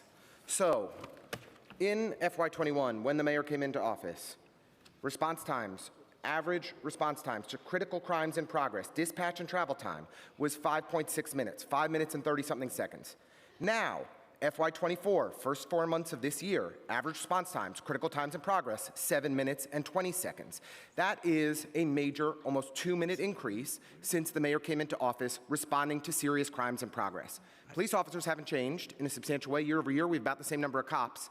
Why are response times to serious crimes in progress up by almost 2 minutes since the mayor came into office? I'll pass over my Deputy Committee of Strategic Initiatives, Bob Barrows. So I'm looking at these numbers. I mean, generally, just looking year to year, we've had more 911 calls and more 311 calls for service. At the same time, we've had some attrition in the department, which accounts for increased response. It was a less than 1% change in the police department headcount officer headcount year over year. We're seeing a nearly 2-minute increase since the mayor came into office in response times to crimes in progress. Why is this not a serious issue that the police commissioner himself is focused on? This is a major problem across the 5 boroughs. I think it should be addressed. Well, first of all, I'm still going to disagree with that piece of paper until I match my numbers. You're disagreeing with the PMMR that was reported, NYPD's data in your own city's report. So I said in the beginning, let's agree to disagree for the moment. Is that fair enough? Chief, come on. No, This is the city's report. This is NYPD's data. And the seriousness of the report in terms of, I'm going to say it again, critical response to critical jobs. Do you see our enforcement numbers in terms of what we're doing at critical jobs, the lives we are saving? I'm focused on the data. I'm focused on the data, and I want to make sure that when a critical crime happens, that we're getting there as quickly as possible. Historically, Chief Madry, how long have you been in the department? 33 years. Historically, that number was always 5 minutes. Chief Madry knows that. 5 minutes to get to a serious crime in progress. We're now at 7 minutes and 20 seconds. That's a big difference. So it matters. What are we doing about it? Let's agree to take a look at the numbers, and we'll have an off-site topic, a conversation Okay, about it. Okay, I'll tell you this. Number two. Sure. Number two. We are down a little staffing. No big secret here. 1% change year over year in the number of officers. Everybody matters.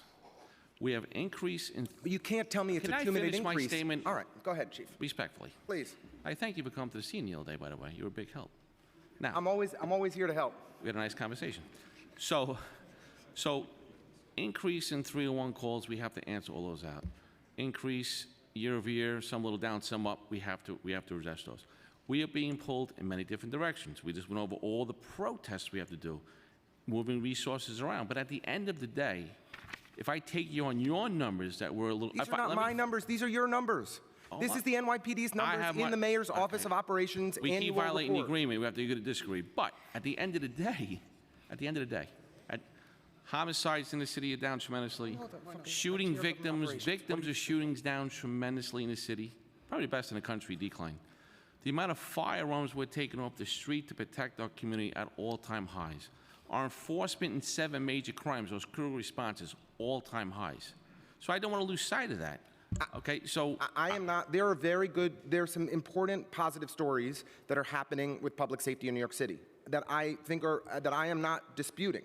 What I am concerned about is our ability to respond to serious crimes in real time. There's a major increase, Commissioner, that has happened under your watch, especially under Mayor Adams' watch. It needs to be addressed. So what I want to hear from the department is what you're going to do about it. I get that there's protests happening in New York City. There are always protests happening in New York City. What I want to know is what you're doing to speed up response times to serious crimes in progress. Like we talked about, there's tens of thousands of calls to NYPD every single day. And they gave a number since October 7th, NYPD has responded to over 1,800 protests a day in our city. Now take the totality of what you're talking about.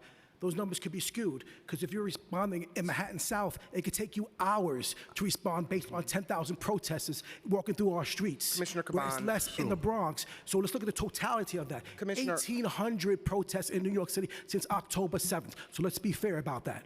Commissioner, I appreciate that there are always protests in New York City. There are always Not a lot to of this calls. magnitude. There are always a lot of 311 calls. There are always a lot of 911 calls. What, frankly, I find most disappointing about this exchange is not that you're denying the report that came out from the mayor's office with NYPD's data about the response times to serious crimes in progress, is that you all seem surprised by it, that you're not aware of it, that you're to not... clarify, that report is on a fiscal year basis. A lot For the first 4 months of this fiscal year, A lot of the data that's tracked by this department is on a calendar year basis, except Okay. budget stuff. So I'm very familiar with fiscal year, but a lot of the crime stats are calendar year. But this is Mayor Adams' report on how him and his agencies are doing. This is a major indicator moving in a very wrong direction. And what I'm hearing from the senior leadership of the NYPD is they're not even aware of it. You're not attuned to it. You're not responding to it. And I want to hear what the solutions are for how we're actually addressing it. So, listen, this is how we're going to address it. Like I said, this is accurate, all right? This is accurate. Let me go back to the command. Let me take a little deeper dive, all right? Response times can be skewed. They can be skewed. So you can have 60 precincts that are doing well, 65 precincts, 75 precincts, 2 precincts. It's a that big city. response time, it skews the numbers. And then we So got to let ask me- what's that commanding so, officer like I doing said, and how we're this is- managing it. I appreciate Sir, you saying you're coming back. This is a broad look. I'll give you some real details, command by command. Hey, this is where we're having a problem with. and wherever we're having the problems with, we'll get the additional resources. And we want to help, right? So we want to think together about how do we actually improve this. This is a serious concern. I'm raising it because I want to help identify a solution together with you and support whatever we can do. Absolutely. And we're going to We move. appreciate We're going to your move to help. the next member. Appreciate you pointing this out. We will address it. Thank you, everyone. Next, we're going to turn to Councilman Palladino for questions, and then we're going to turn for an additional second round questions from Councilmembers Joseph and then Osei again.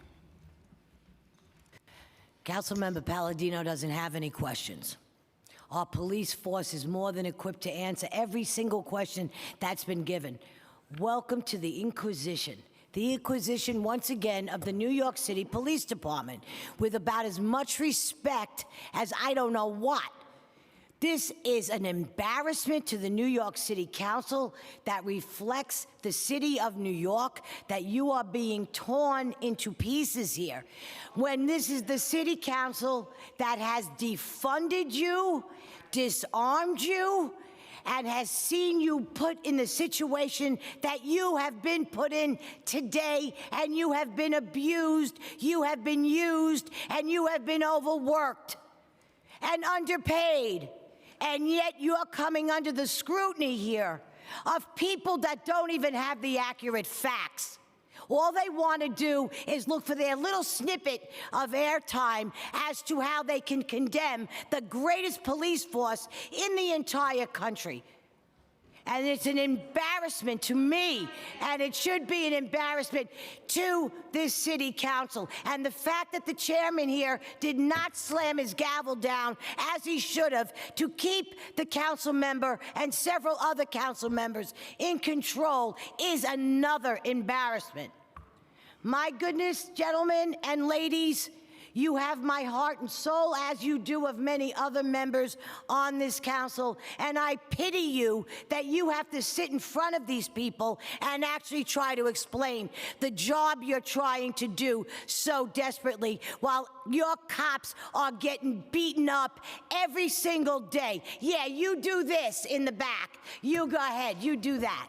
All right? Anytime you want to talk sense, we'll talk sense. Thank you very much, everybody. Have a great rest of your day. Thank you. Okay, thank you for that. Hey, oh no, hit that, no, seriously. We're going to have to maintain decorum while in the chambers. Everyone. And we have to respect the hearings. Councilmember, this one. Okay, thank you. Councilmember Joseph Osei. Thank you, Chair. Thank you, Commissioner. I just have a quick follow-up question on school safety real quick. We have about 3,100 school safety assigned to schools. I'm always going to ask about schools. I'm the education chair. I'm forever educated. I got to ask about my young people all the time. Is it off? Thank you. Hi, Tracy Hi, Millett. how are you? How are you, ma'am? Good, good. Question is? The question is, how many SSAs of the 3,100 are assigned to Can we schools? quickly swear you in if you haven't been sworn in already? Or? Oh, I already. Hi, I'm okay. already Okay, cool. sworn in, I'm Tracy sorry. Millett. Sorry about that. Thank you. Inspector. To schools. So I gave you the overall head count, 3,870, and school buildings, 3,062. And the ones that are not, with the short for the agents assigned to schools, are all of the agents placed in the school? Did you just say what was the shortfall of Yeah. the? So we have a due to attrition, a loss of 358 school safety agents in the fiscal year up to March 10th, averaging about 40 per month. How does that impact schools? You know, we're providing security to schools. We have a lot of resources. Of course, more is always better, as I say, you know, with school safety agents, but we're still maintaining a secure corridor, a secure environment for the school staff as well as the students. I'm going to ask you a question of my young people. I had a hearing here on Monday on education budget, and it was 12 hours because I wanted to listen to young people as to what they would like to see we do as leaders, right? A lot of them said they didn't want school safety agents in their school. I asked for the alternative. A lot of them, those were the things. They wanted to see more guidance counselors, more social workers, because our students coming back from COVID, and I taught through the COVID time, they're facing a high mental health crisis. How do we address that for young people? So we have in school safety, we have, let's just start with that student-agent relationship. For a lot of students that I talk to, they think of the school safety agent as like an aunt. They refer to them sometimes as auntie or, mama or whatever. So that's surprising to me. But then also, we have in school safety, we have a community outreach that provides mental health. We also have other programs, options programs, another programs, we call it Little Giant Stay as well. In the options program, we have mental health available in this program. It's at 127 Penn as well as in Arthur Avenue. One of the things they also brought up to me is during the summertime, this is for the commissioner, do you think about probably switching out the uniforms to less blue, maybe polos they can wear during the summertime? Are we talking about the school safety agent? Yeah, school safety agents, So in we terms of have- uniforms. Just to that, please excuse me, Commissioner, if you don't mind. I am new there, I just started, but during the summertime, thank you. During the summertime, they are allowed to wear like the softer yellow T-shirt, because it's summer. It brings down the anxiety level. Yes, They're there at least. And agents, they're working with DOE staff. They're working, like you said, with, unfortunately, the counselors that are there to, mitigate. As you know, we have some children in crisis, and we work and go guided by what DOE, what they want to mandate. Okay.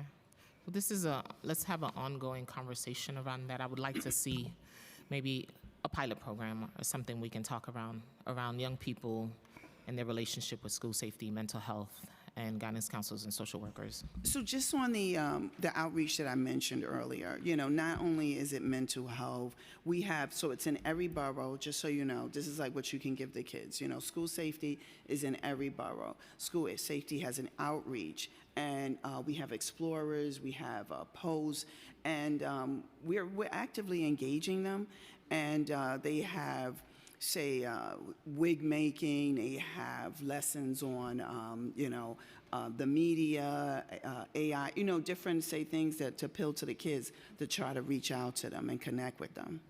How you doing? First up, Tanya Casella. I love the youth. I'm big on the youth and making sure that we're present. And as a prior precinct commander, not too long ago, school safety is an integral part of their learning and their safety and their well-being. A lot of these school safety agents, they live, Councilwoman, in the communities.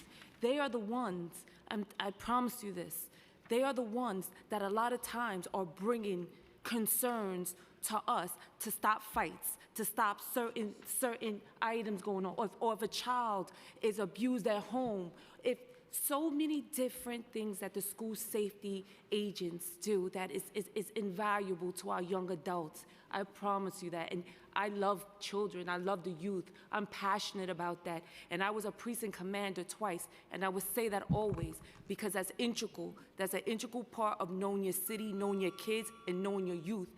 And it's important that we appreciate our school safety agents. It's not a perfect system, but I promise you that I would love to work with you. It would be great. I was an educator for 2 decades before I became a council member. So this is my life's work here is for young people to always advocate for them, for their needs. Guidance counsel, social workers. I'd love to sit and talk about that. Please. Thank you. Next, we'll hear from Deputy Speaker Ayala. Yeah, I don't have a question either. I just wanted to kind of take an opportunity to bring it down a little bit. I want to thank you all for being here today. I want you to know that this council supports the NYPD and that we want you to be safe and we want you to be compensated and we want you to be all of those good things. But our job is to act as an oversight authority, and we have to ask tough questions sometimes, and that makes people feel uncomfortable. But the idea here is that we all collectively work together to create a safer New York City, one that acknowledges that there are injustices that happen in some communities that don't happen in others. And the fact that we are having a conversation and making this a fight, both of those things could be true. Both of those things could be true. And so I am really embarrassed by the behavior of my colleagues today, and I just want to apologize to everyone that is watching and to all of you that came here today. But I do not want you to leave here with the impression that this council is anti-NYPD. We are anti-discrimination. We are anti-abuse tactics. We are anti a lot of things. And there has to be an acknowledgement, right, that those things sometimes do happen, and that we should be working together to make sure that we are eradicating bad behaviors, but that we're also supporting good officers. And I will tell you that in many of us, there's 51 of us, and if you ask many of us, I don't know that there's one member in this body that doesn't have a good relationship with their local precincts. I love my precincts. I love my NCOs. I love my YCOs. I work with them. I invite them over for Thanksgiving. I invite them for Christmas. I invite them, to come in and just say hi and use the restroom if they have to, because I value them.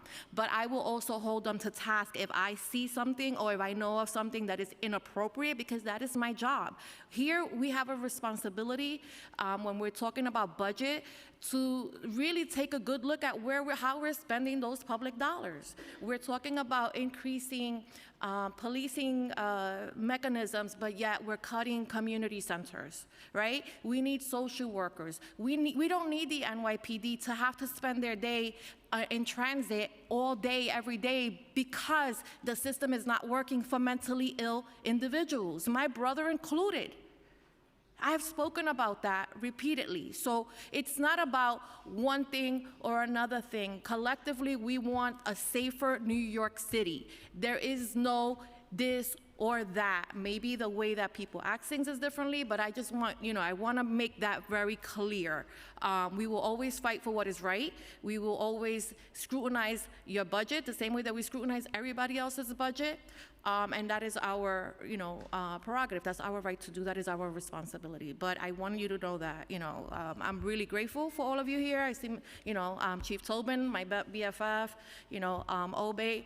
I have many of you, the commissioner and I go back many years. He was my CO for a long time. And so I really do appreciate these relationships, but there is work that has to be done. And I welcome an opportunity to have that discussion. Thank you. I'm going to pass it to Chief Jose, council member.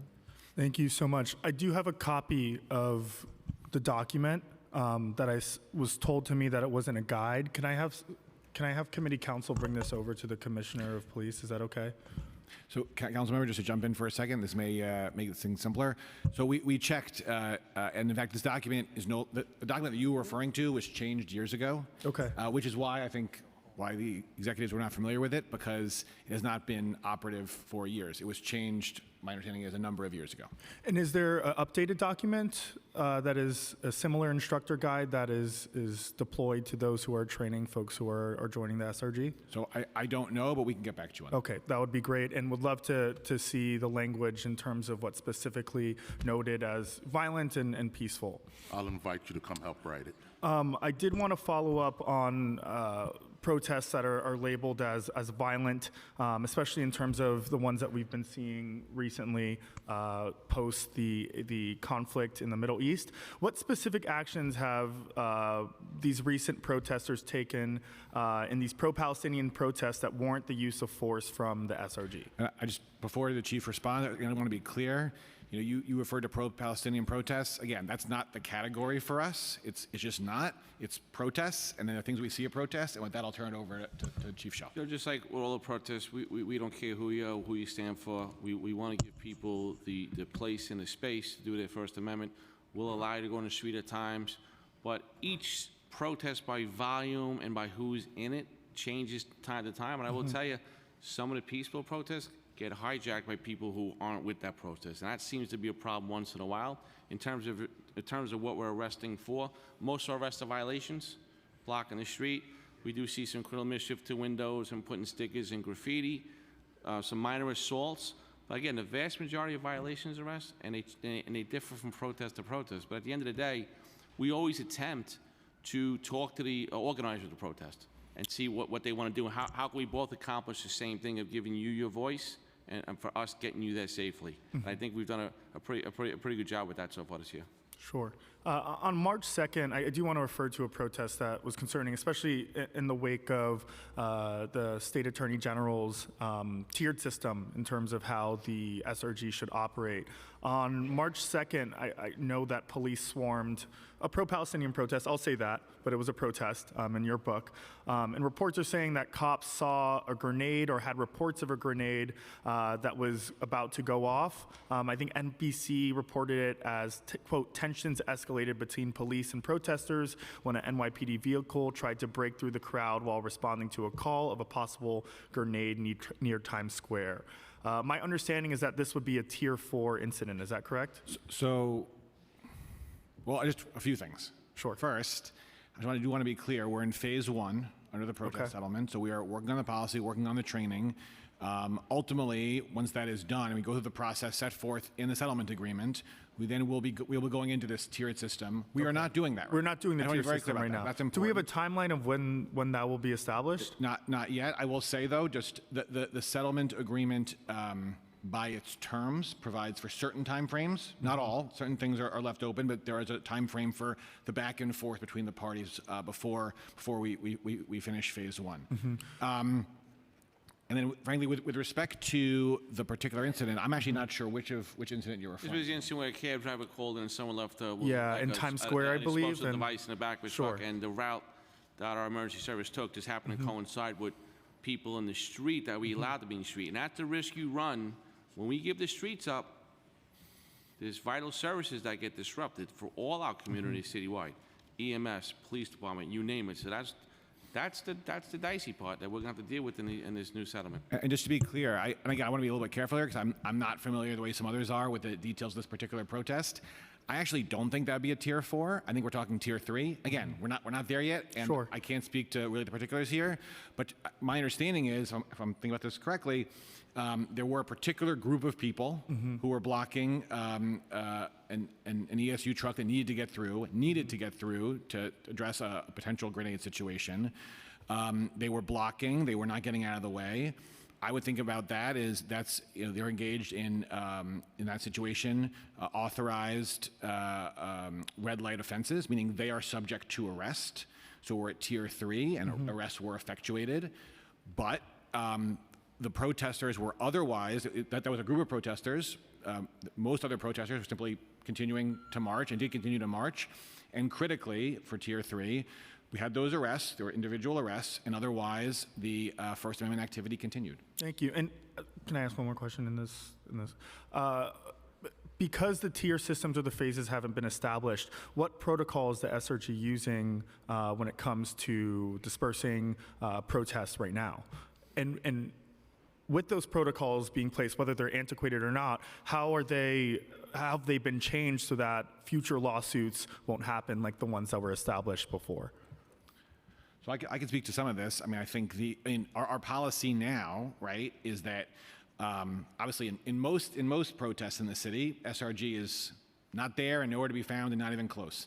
And then when SRG is requested for a detail, in the normal course, they are kept sort of offset or off scene, so to speak. They are nearby in case they need to be deployed. That is, of course, always subject per our policy to safety and logistical concerns.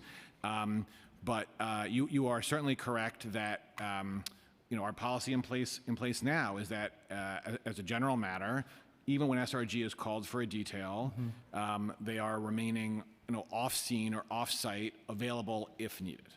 So just a final question. Since the settlement, I think it was established, was going to be $4 to $6 million for the settlement in regards to kettling that happened in the Bronx, or since the AG's announcement, there have not been major protocol changes within the SRG and how it operates? With regard to what you are referring to as kettling, when we talk about encirclement, and this is addressed squarely in the protest settlement, if you have a group of individuals, all of whom are subject to arrest, if you have 10 individuals, all of whom are subject to arrest, we are allowed to encircle those individuals and then effectuate arrests on that entire group. To the extent there are individuals who are not subject to arrest, They cannot be enclosed. They cannot be encircled. They have to be able to leave. That is our policy now. That is our practice now. And that is memorialized in the protest settlement. Okay, I know I'm over time. I might go for more questions, but thank you. Thank you. I just have a follow-up as well regarding the proposal. So I saw that PEG restorations were in the plan for, as it relates to the class. I was wondering if there will be any more restorations in the future. So we are currently actively working with OMB in regards to the executive budget, and that will come to fruition. Again, this is an ongoing thing, and there will be a hearing in May, and the executive budget will probably be released around late April, so we'll know. But there are ongoing conversations with OMB right now. Thank you.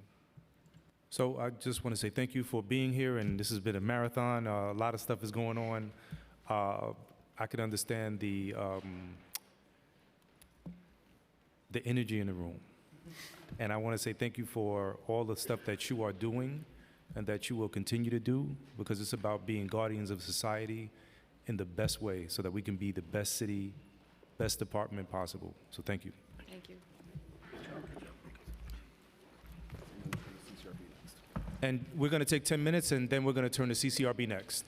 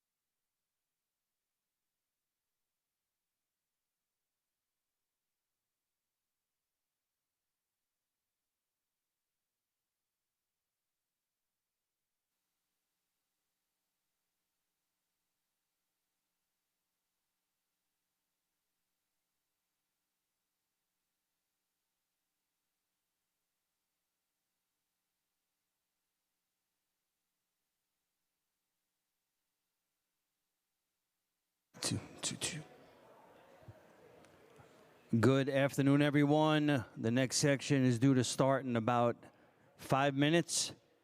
If you are here for the CCRB portion of the public safety hearing, it should be beginning in 5 minutes. We just have a couple of rules. We ask everyone to please not approach the dais at any time. If you are here to testify, even if you have signed up online, we need you to fill out a testimony slip in the back table by the Sergeant at Arms desk. And any food and beverages, we ask you now to please remove from the chambers. Once again, any food or beverages, please remove from the chambers. Thank you.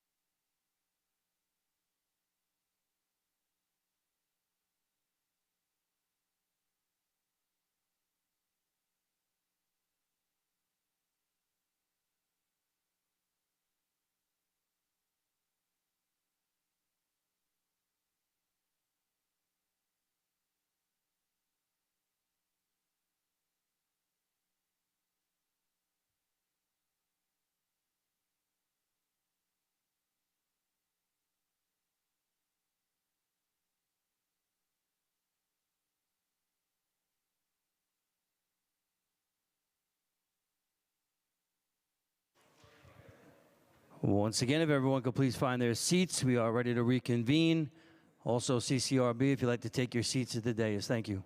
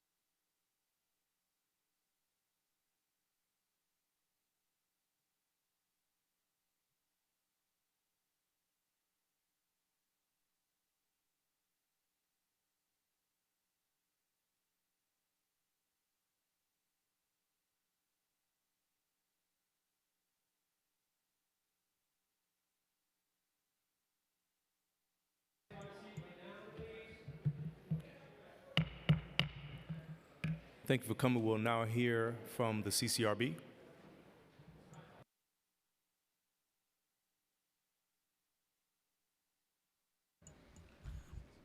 Chairman Salam, members of the Public Safety Committee, thank you for the opportunity to appear before you today. I am Arva Rice. I use she, her pronouns, and I am the interim chair of the Civilian Complaint Review Board. I am joined by the CCRB's Executive Director, Jonathan Darsh. I joined the CCRB in June of 2021 and was named the interim chair of the board in February of 2022.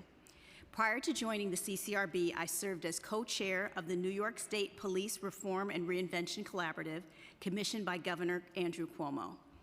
In that role, I spoke with NYPD leadership, rank and file, and community members on how to strengthen police community ties and increase accountability. Can we just pause a second just to swear you in? I forgot to. I apologize so much. Do you just affirm to tell the truth, the whole truth, nothing but the truth, and to answer honestly to councilmember questions?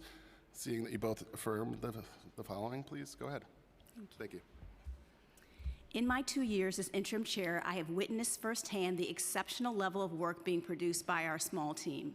Executive Director Darsh and I are here today to emphasize the critical importance of the CCRB to public safety in the city and the risks that could arise if the CCRB continues to be underfunded, namely not being able to investigate complaints, police misconduct going unaddressed, and the public losing faith in our public safety system. The CCRB was created to ensure civilians had a recourse for justice and accountability if police officers abused their power. For decades, many New Yorkers felt police officers operated above the law and NYPD could not be relied upon to discipline their own officers. The CCRB was created as a vital part of public safety to enforce officer accountability and ensure all New Yorkers felt the city was working to protect them. The CCRB is a vital component of New York City public safety ecosystem, and if it is not adequately funded, that ecosystem collapses. 30 years ago, New York City was at an inflection point.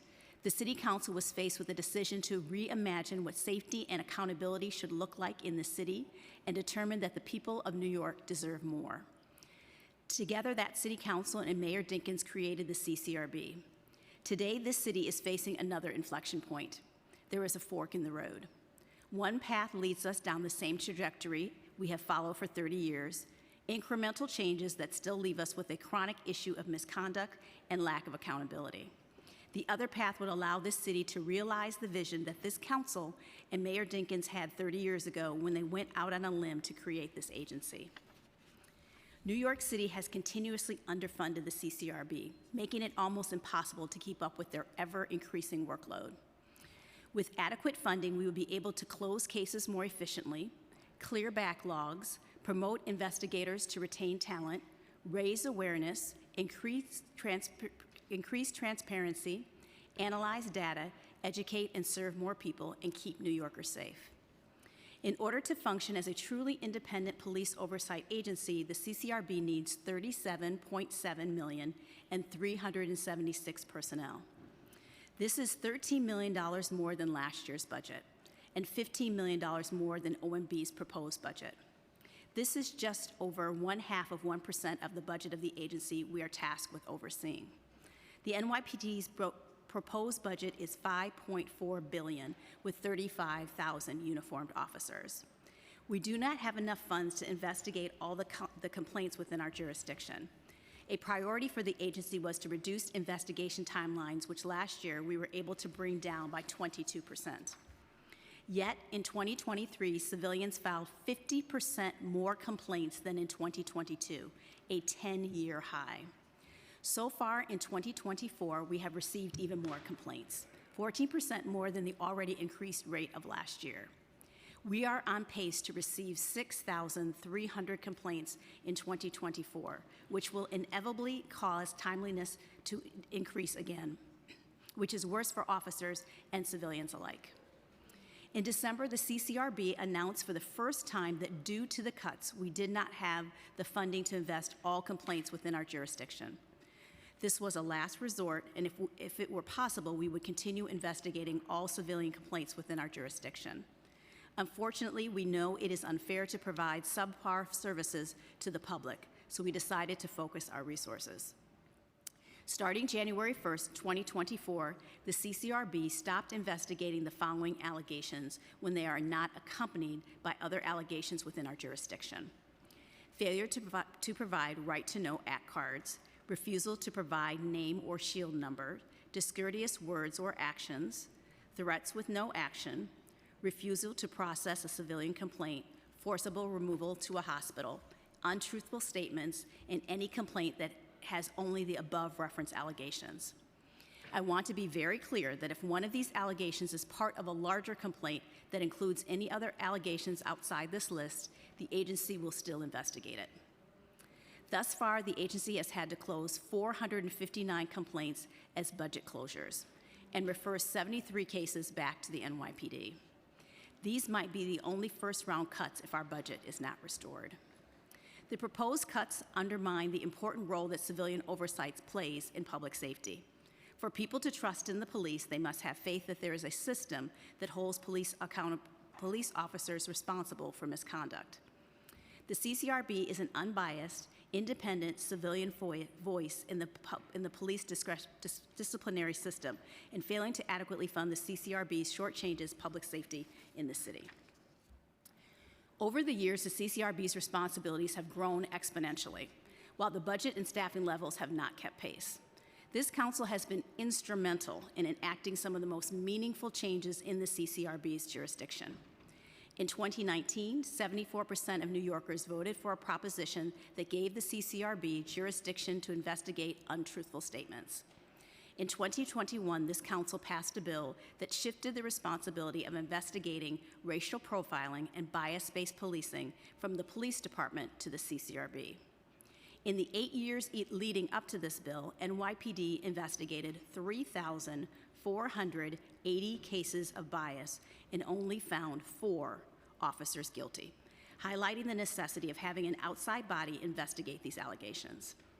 In 2020, the City Council even passed a resolution calling on Albany to give us final disciplinary authority in the complaints that are substantiated by the board. The CCRB also voted internally to change the rules that define our jurisdiction. In 2021, we voted to begin investigating untruthful statements made to other entities and sexual misconduct as abuses of authority. In 2022, we voted to implement the charter changes regarding profiling and bias-based policing and investigate body-worn camera, or BWC, misuse as an abuse of authority. These changes are key steps towards improving accountability in New York City and ensuring all police misconduct is addressed. Yet with these expanded powers, some of which are charter-mandated responsibilities, comes the need for more budget and staff. Since 2021, the CCRB investigated 305 allegations of untruthful statements, 160 of which it substantiated. Additionally, the agency received 1,127 allegations of sexual misconduct during that time and substantiated 67 of those allegations. Since October 2022, we investigated 1,388 allegations of body-worn camera misuse, 56 of which were substantiated. During that same period, the CCRB investigated 1,005 allegations of racial profiling or bias-based policing. The 50% increase in complaints last calendar year overwhelmed investigator dockets, causing the number of cases to investigators to increase. As stated earlier, the trend continues, as January and February 2024 saw a further 14% increase in complaints compared to the same period last year. This would put the CCRB on track to receive 6,300 complaints in this calendar year, numbers not seen since 2010. This makes it hard for investigators to meet the 18-month statute of limitations, let alone reduced investigation timelines. We need 73 additional investigators of a variety of experiences levels to manage the current workload. This does not account for the 20 investigators who have had promotions and pay raises delayed due to budget cuts. Without timely promotions and fair compensation, we are at risk of losing most of our most experienced and talented investigators. In 2020, when New Yorkers filled the streets and exercised their right to protest in the wake of George Floyd's murder, police officers responded en masse. The CCRB was inundated with hundreds of cases in just a few days. We found 146 officers committed misconduct during the protest, but many officers were not held accountable because of statute of limitation disputes. If the CCRB received the same influx of cases now, the agency would not be able to investigate those complaints. New Yorkers continue to protest across the city, and they deserve to know that the agency created to protect their rights is actually able to do so. When this council passed the bill empowering CCRB to investigate racial profiling and bias-based policing, the council also agreed to fund the creation of a dedicated team to conduct those investigations.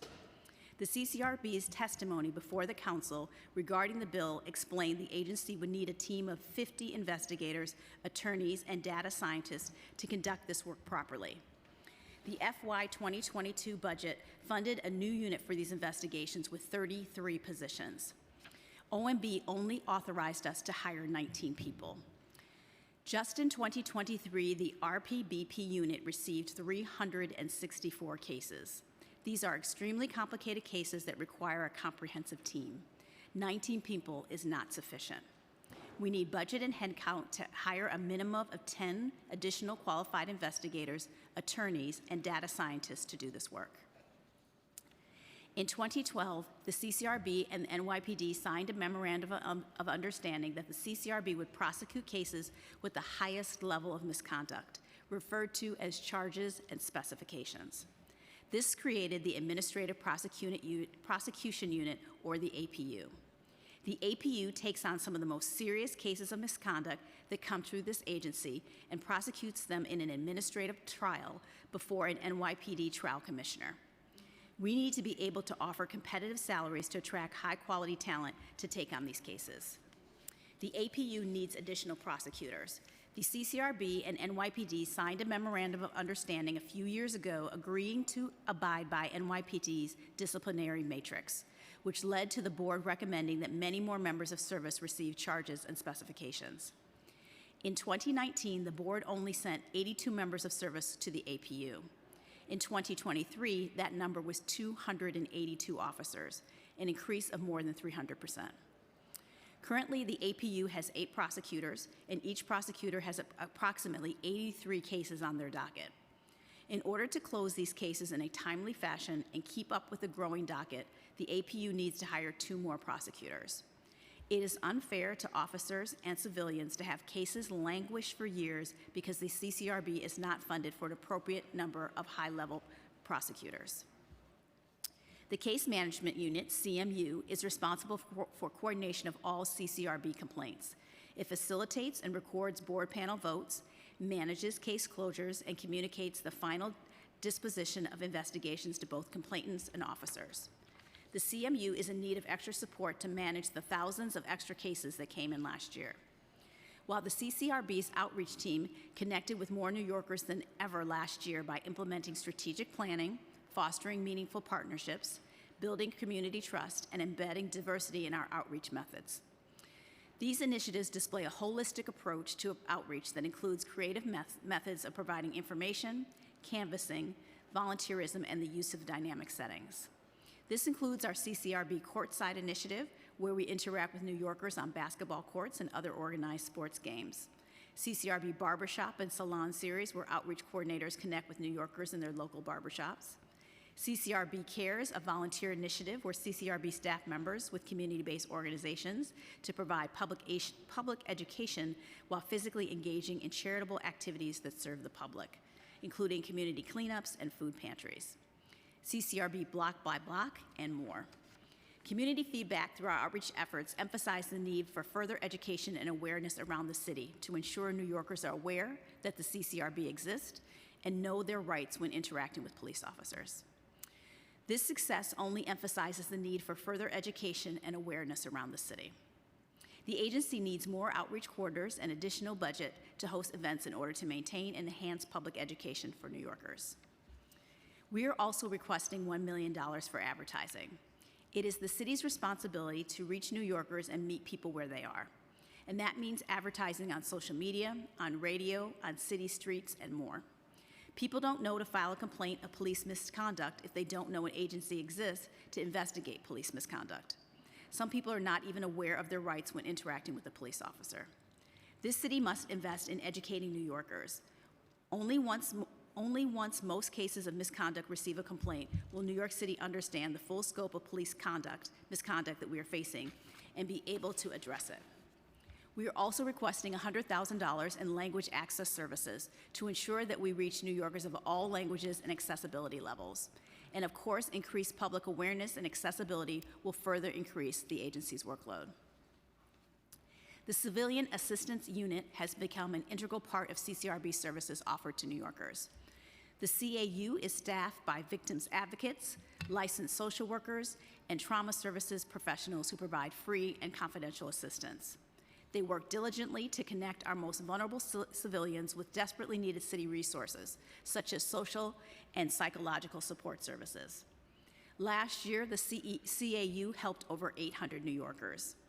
It is important to remember that some of these New Yorkers are in need of trauma care because of their encounters with the criminal justice system, while others might have entered the criminal justice system due to previous unresolved traumas. CAU helps people address their needs from the root causes, hopefully preventing further need for law enforcement intervention. The CAU is a key component of the CCRB, yet 2 members of the CAU are currently funded by a grant, which means the employers are given no benefits and the grant is not guaranteed beyond 2026. As the agency is moving towards implementing a trauma-informed approach and services, CAU needs one full-time therapist that can allocate time to work with civilians and internally with staff. There has been a high need to assist civilians who struggle with the aftermath of trauma and staff internally who suffer from vicarious trauma and burnout as a result of interacting with traumatized civilians and viewing hundreds of hours of graphically violent video in the ordinary course of their work. Currently, we have a grant-funded therapist, but her hours are limited to 7 hours a week, and the grant doesn't allow the specialist to meet the demand for these kinds of services. Since the repeal of New York State Civil Rights Law 50A, the CCRB has put a large emphasis on transparency. We created a member of service database where civilians can look up all NYPD officers' CCRB history. We have created data tables that allow civilians to search through the number of complaints and type of allegations the CCRB is receiving on a day-to-day basis. In the last year, we started publishing closing reports from cases online along with NYPD departure letters, letters which explain why the police commissioner is rejecting the CCRB's disciplinary recommendations. While we are being incredibly proactive to increase transparency, redacting documents to protect civilians takes a huge amount of work and time. We have only scratched the surface of what can be shared because we have so many years of documents to redact before we can publish them. We also receive hundreds of complicated and time-consuming Freedom of Information Law requests a year, and we are now down to 1 staff member responsible for all of this work. We have identified a candidate and submitted them to OMB in November and are still waiting for that approval. In order to fulfill FOIA requests in the timely manner that the Freedom of Information Law intended, the CCRB needs several more staff members working to redact and publicize our documents. We are also asking for $600,000 in funding for software licenses, subscriptions, data processing software, and more. In order to get the most out of the data and information the CCRB has access to, we need adequate tools to help us analyze and maintain our information systems. The NYPD is considered one of the most technologically advanced police departments in the world. In order to serve as their oversight body, we need technological advancements to keep up. In April of 2023, the APU finally tried the case of Kawasi Troywick, the young man who was killed in his home in April 2019 by 2 NYPD officers. This case was particularly complicated because it took the NYPD over 1.5 years to fulfill the CCRB's request for body-worn camera footage and other evidence. The NYPD would not share evidence while they were concurrently investigating the incident, and this made it impossible for the CCRB to complete the investigation within the statute of limitations. We therefore had to use the crime exception to try the case.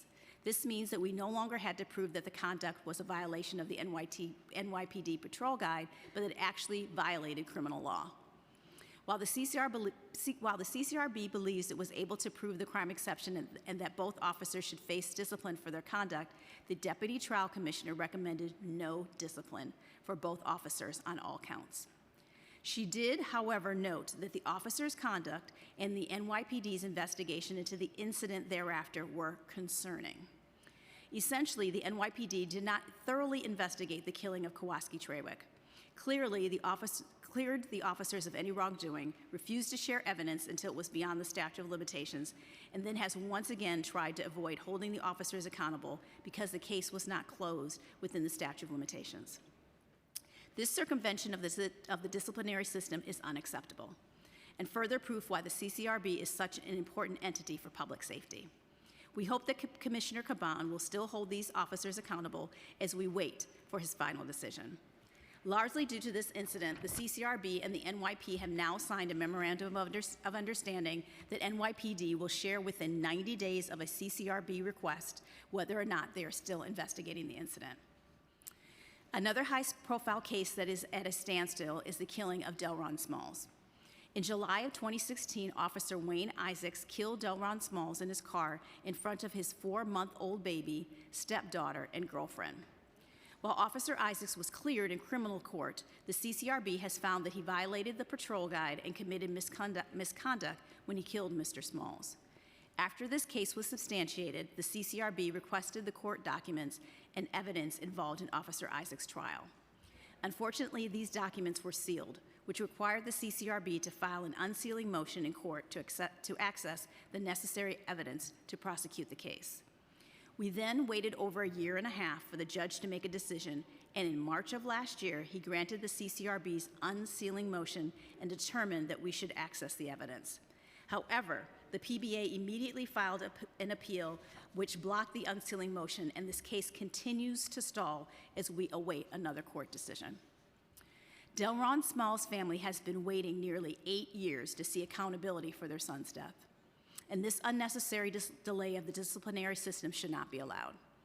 Unfortunately, this problem cannot be solved by an MOU, but needs legislative change.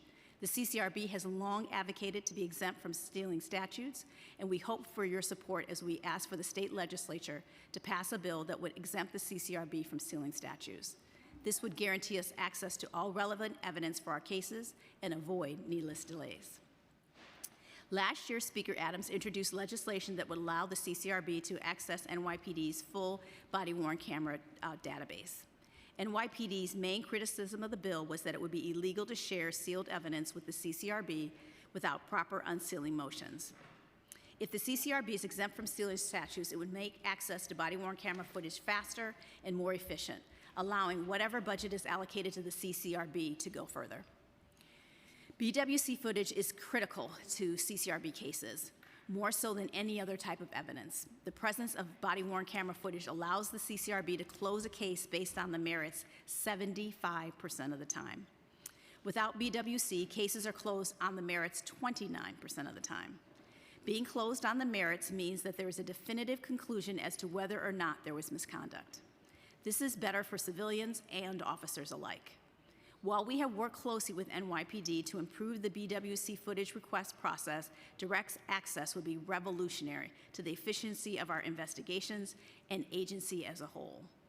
Investigators who have the most detailed understanding of what footage they are looking for should be the ones to search for the video they need.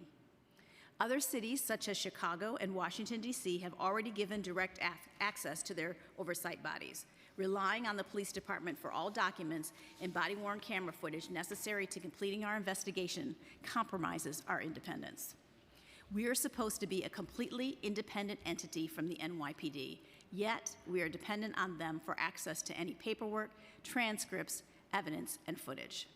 With direct access, investigations in the agency would be more efficient with its time and resources. We appreciate the City Council taking this issue on last year, and we hope you will continue to work for such important reforms. The CCRB conducts oversight of the largest police force in the United States. There are over 35,000 members of the New York Police Department. Other cities such as Chicago and Miami have their budgets tied to their local police department's budgets. They are guaranteed to maintain at least 1% of the budget of the entity they are overseeing. If New York were to adopt the same rule, the CCRB's projected budget for FY25 would be $54 million, more than double what the proposed budget is. Even other cities in New York State commit to higher levels of funding for police oversight. Rochester's Police Accountability Board has a staff of 30 and a budget of $3.5 million to conduct oversight over a police force of approximately 850 officers. The NYPD is 43 times the size of Rochester's police department, which is appropriate given New York's population is 41 times greater than Rochester. If the CCRB's budget was 41 times the size of Rochester's Police Accountability Board, our budget would be $146 million, 7 times our current size. While we are often looked to as a national leader in police oversight, we fall starkly behind when it comes to direct access and budget. While I understand our city is facing a difficult fiscal situation, this is a pivotal moment for public safety in New York City. If the city sets the CCRB's budget at the level requested, $37.7 million, an increase of more than $15 million over the proposed budget, we will follow through on the promises made when this agency was created. The promises made in 2020 when I sat on a police reform commission within the NYPD, and the promises made in 2021 when this council passed the racial profiling bill. New Yorkers should not be policed differently because of their zip codes or the color of their skin. Adequate funding, the CCRB, is necessary to give the people of this city confidence that misconduct will not be tolerated. Thank you for your time. Mr. Darsh and I are happy to answer any questions that you may have. Thank you for that. Maybe I can start with something you mentioned in your remarks. In fiscal year 2023, the city spent $298 million on settlements related to NYPD.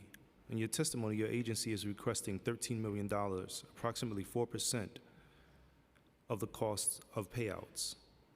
My question is, do you believe the $13 million increase to the CCRB budget would decrease the amount of and total cost of payouts each year, which in turn will create a savings through investment into oversight? Mm-hmm. Thank you so much for that question. I'm going to ask our executive director to talk about, because it's complicated, the correlation between the work of the CCRB and the settlements that are negotiated through other offices within the city. Thank you, Chair Rice. Chair Salam, as my chair said, it's difficult for the CCRB to have a direct correlation between the two. One of the reasons for that is the CCRB does not have a policy director because of the budget cuts that we've been trying to address. But it's also something that we've never studied. And so it is worth looking into whether or not the investment into the CCRB would result in a reduction in the amount of money that was spent on settlements for police misconduct.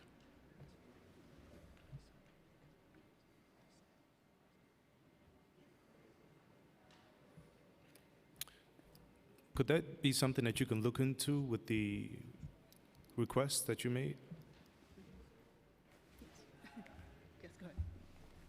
Yes, it would. Okay. Then following that, in terms of attrition, what is your agency's current attrition rate? So it's tough to know right now because there are so many people who are waiting on either promotions or the raises that are coming through. There's a real concern that we're going to lose a lot of people in the next few months, especially if the promotions that are pending at the Office of Management and Budget are not approved. We have just short of 10% of our staff at this time that is in that category, and so as a result of what happens here, will have a big impact on our attrition rate.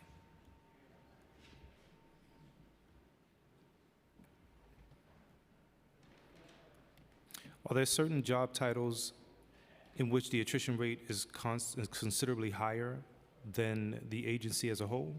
Mm-hmm.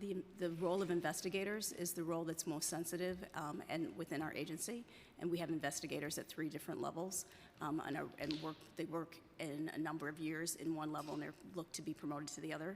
And so I can have the executive director talk a little bit more about that. The chair is correct. The investigator position is the one with the highest level of turnover.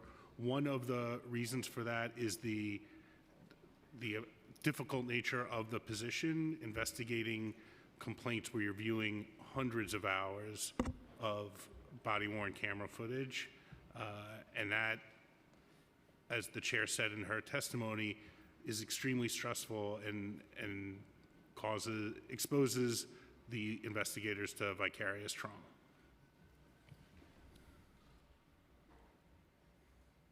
Interesting. When do you plan to hire the next class of investigators? And how many investigators will be included in that class?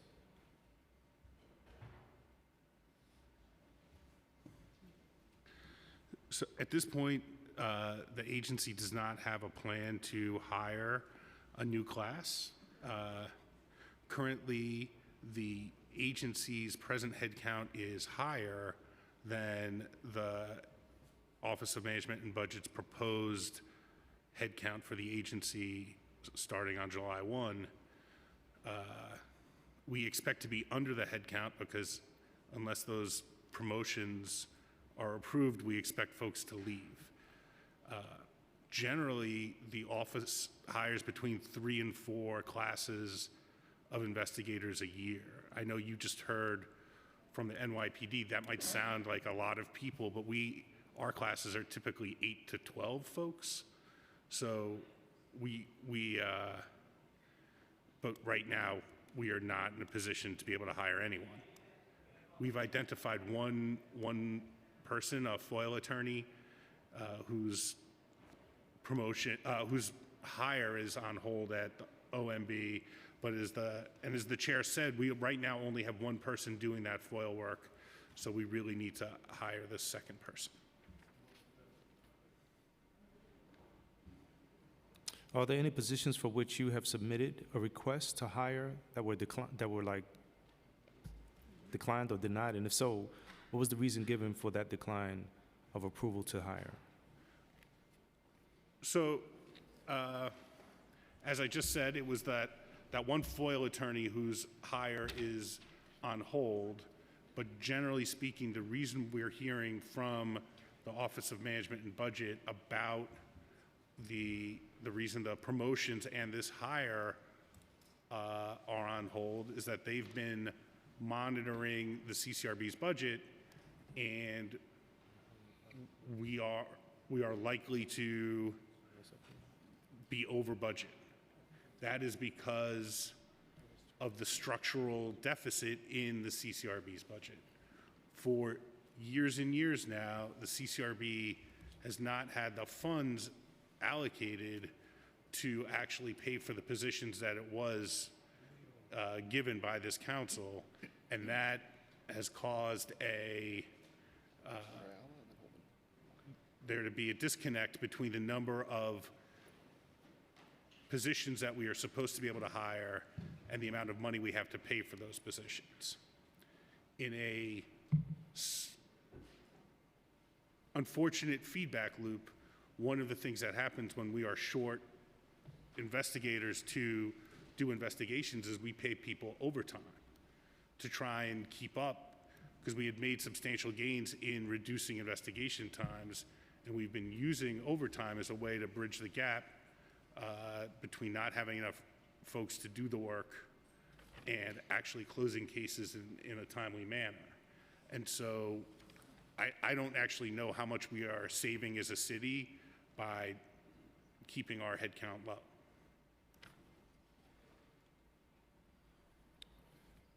I want to pass it to Councilmember Ayala.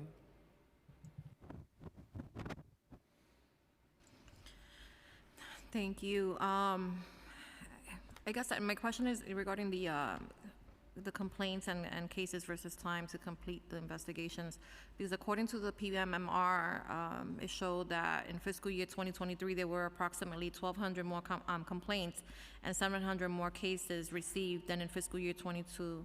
But the time frame to close investigations dropped by over 100 days. How have you decreased case investigation times while the number of complaints has increased?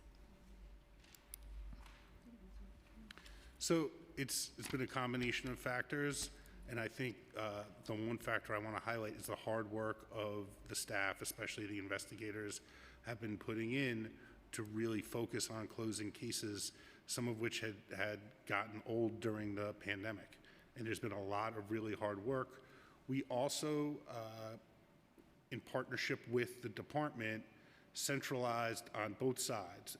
At the department level with NYPD Legal, and at our level, we centralized how we request records and body-worn camera footage from the department, and I think that has led to a decrease in how long it takes us to get evidence from the department, which has led to quicker investigations. Okay. I have a question regarding, and I don't know a lot about this, but my understanding is that the CCRB can take a case and then, based on the findings, make a report, right, that there was in fact reason to believe that there was inappropriate behavior or that something went wrong, and then it would but that the NYPD has the ability to pull those cases and decide not to offer some sort of punishment. Is that the case, and how often does that happen?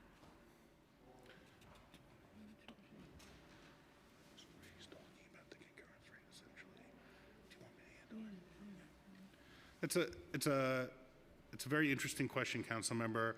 And if you don't mind, I'm going to take the opportunity to talk more broadly before I get into the numbers about the CCRB's process and how it interacts with the NYPD's disciplinary process. When the CCRB gets a complaint, we conduct an investigation. The investigative staff makes a recommendation to the board, which sometimes meeting as a panel of 3 or sometimes meeting as the full board, will review the case. They review the primary work product of an investigator is a closing report, which summarizes and analyzes the case, but the board members also can review body-worn camera footage, other video footage, can listen to the interviews that the investigators conduct themselves, review medical records. All that work is available for the board members to review and then make a determination if misconduct occurred. So if the board determines each allegation against each member of service in every complaint individually. So there may be some allegations that they find did not occur. The conduct alleged by the civilian did not occur, and those, if they find that by a preponderance of the evidence, the board will unfound. If they find by a preponderance of the evidence that the conduct occurred, but was within NYPD guidelines, then the board finds them within guidelines, which in the old days we would call exonerated that conduct. Sometimes the board can't make a determination by a preponderance of the evidence on an allegation, and it unsubstantiates that allegation. And finally, if by a preponderance of the evidence, the board finds that misconduct occurred, it substantiates that allegation. If the board substantiates an allegation, it then recommends to the police department what level of discipline to take against that member of service. And the board has entered into an agreement with the NYPD to use the NYPD's discipline matrix as a guide when making those recommendations. The types of discipline from least serious to most serious that can be recommended are training, command discipline, and charges. If the board recommends that a member of service receive training or command discipline, that goes to the department, and then the department decides whether or not to issue discipline and what form of discipline it is supposed to take. Since 2012, the CCRB has had an administrative prosecution unit, as the chair described in her testimony, and that handles the most serious allegations that are substantiated against members of service. And in those cases, the administrative prosecution unit stands in the shoes of the department's department advocate office and prosecutes those cases administratively in the trial room at One Police Plaza. And how often does that occur? That was the question you asked. I apologize, It's Council okay. Member. No, that was a great education on this. Because I don't think that, the general public understands that that is an option, right? That the NYPD, there is some sort of correlation there, and that they may pull a case or two? So in 2023, calendar year 2023, the concurrence rate, the number of times where the police department gave discipline in non-APU cases, that was the level of discipline the same that the CCRB recommended, was 55%. And that same number for the APU was 58%. I think it is worth noting that under the current police commissioner, those numbers are up. Clearly, it hasn't been that long, but so far they are at 61% and 64% respectively. The number of cases that have been disciplined? The are number up? of, where they agree exactly on the level of discipline. If we're just looking at Okay. the discipline rate, Yeah. where the CCRB recommended one level of discipline and the police department gave discipline just another form of discipline, in 2023, the discipline rate for non-APU cases was 57%, and in APU cases, it was 73%. And again, those numbers are all higher under the current police commissioner. That's good news. Okay, thank you. Thank you. Councilmember Holden. Thank you all for your testimony. I have a few questions on procedures. You said the investigators, the highest level of turnovers in your office, right, for investigators. What are the qualifications and the starting salaries for an investigator? They have to have a 4-year degree, and their starting salary is $44,000. How much? $44,000. 44. Well, there's your problem right there. An investigator, how do you live in New York City on $44,000 if you have a bachelor's degree? Do you require any experience? We don't require it, but we look for it among the applicants that we get. So I can have a degree in anything, any field, and get a job as an investigator? Correct. Okay. So it seems to be that the job description is much more demanding than obviously the pay on $44,000. And the hours, what is a normal, is it a 35-hour week for an investigator? Correct, but there's been substantial overtime in recent. There's overtime involved, and that's where OMB comes in. So you brought this up to the administration, and by the way, we're hearing it from a lot of different agencies that OMB is not cooperating in filling lines and hiring people. It's not only your agency, but I'm just curious as to the ask of this administration. Has it improved over the last? Because you were here under the last administration too. I think both of you were. So have you seen an improvement in the cooperation from the previous administration to now?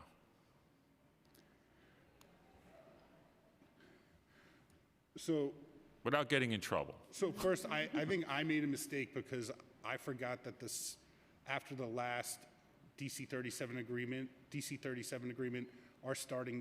our investigators' starting salary went up to $46K, but I think you would probably have made your same comment if I had gotten the salary correct the first time. I think it is something we have been working with the Office of Labor Relations on, increasing the starting salary. I don't know that that's Well, it's again, it's with inflation and with everything else that's occurred, everything costs more. If we're going to get good applicants, it stands to reason that we'd offer a competitive salary of an investigator, meaning if we want talent, we're going to have to pay for talent. If we want somebody, I mean, I thought that an investigator would have possibly an investigative background in something, whether they worked for an insurance company or they had some previous experience, and they could start at a much higher rate if they had that experience. So is that the case? So in a way, it's similar to how the NYPD will take in people, train them, and then have them go to other police departments. Our investigators who we train and bring into the agency often leave because we've turned them into very highly qualified investigators, and because their salaries don't increase the way we would need them to, they become very attractive and very easy to poach because they're not getting paid enough. Right. I was just going to add that we have the investigators at 3 different levels because they're supervised by others, and so when they come into our organization, they're trained for these roles, and then once they become efficient at them, then they move up to the next level. And so just to give you a sense that they're not philosophy majors that are coming in and making these. So what's the top salary for an investigator after 10 years experience? Just an example. It's somebody that went up through the ranks. So we have no level 1 investigators who have been here for 10 years.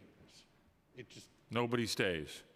not if you're going to stay a level. Not at that salary. Okay. So I mean, that's the problem here. If we're not going to pay people, and the administration is not funding you properly, we're kind of spinning our wheels, aren't we? I just want to point out that this is not something that just happened.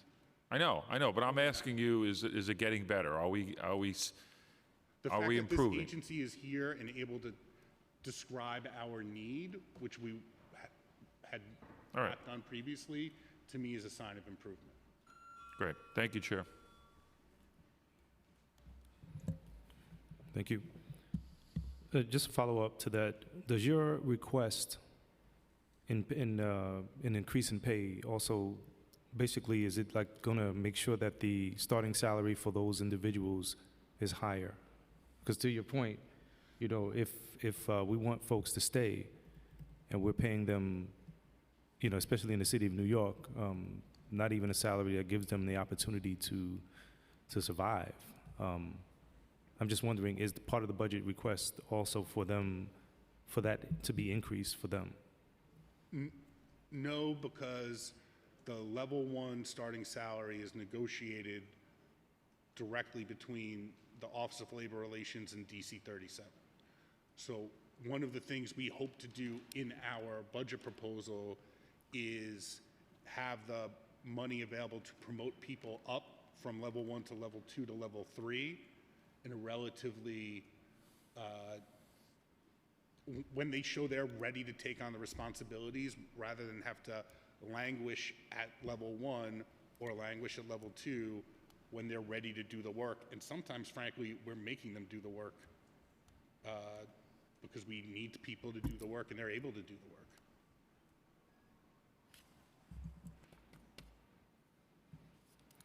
I want to go back to the disciplinary matrix. At last year's budget hearing, the NYPD testified that they were making changes to the disciplinary matrix. Did the board submit recommendations for those for changes? So the board did not submit formal suggestions on the disciplinary matrix. The general counsel of the agency and myself met with the chief of staff to then First Deputy Commissioner Caban and his team.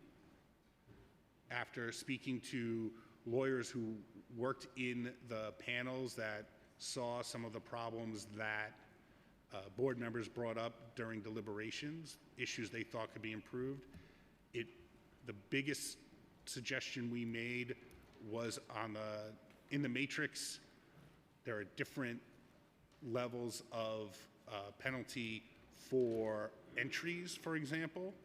So the CCRB just has improper entry as one level, as one allegation, but the matrix breaks it up into different levels of how egregious that behavior is, how bad the entry was. Was it merely sticking your foot in the door, or was it going into someone's home and trashing it? So we suggested that for offensive language, it might be better to do the same thing, that there are certain phrases that if a member of service uses show that they might not be suited to be a member of service, but that there are other times and other situations where using offensive language just doesn't rise to that level, doesn't show that level of, it is misconduct, but it doesn't mean that you're necessarily shouldn't be a police officer. Gotcha. As far as, so we, the general counsel and I then met again with the chief of staff to the police commissioner early on when the police commissioner, I think he was still the interim police commissioner, frankly, had another conversation about the matrix, but the 2022 matrix is still in effect. And so there have been no changes made to that matrix. There has not been another version of the matrix since the 2022 matrix, which is, I think, the third matrix.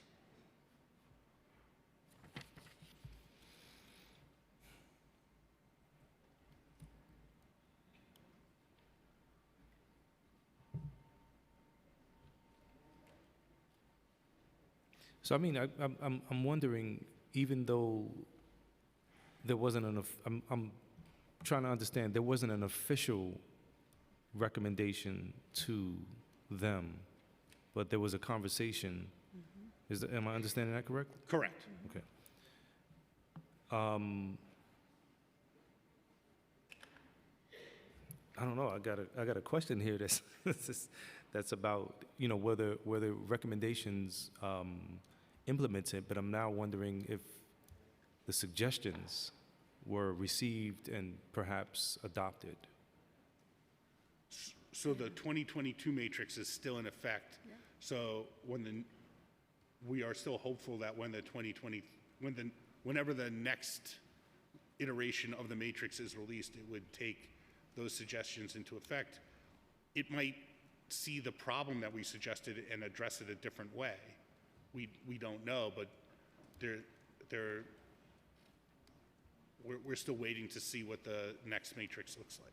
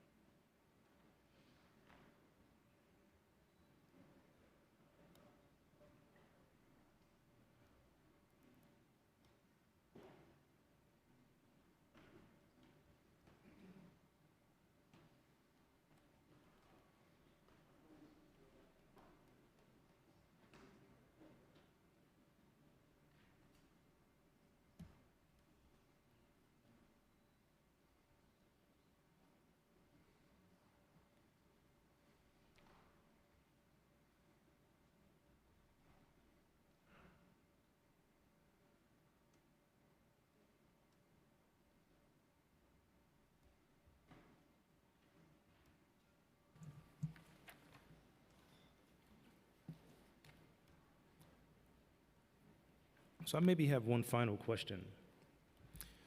And that question is, how can the council assist you in reaching the goal of filling the vacancies and meeting the budget that you need? I think the way that you can help us most is to approve our request for the $37.7 million budget and the 261 headcount would be the best way that you could support us. There's other things that we've asked for legislatively in terms of the lifting of the ceiling statute so that the CCRB has direct access, and also the work that you've done around body-worn camera footage. So those are the two things legislatively you could help us with, and the other ones are approving our budget as requested.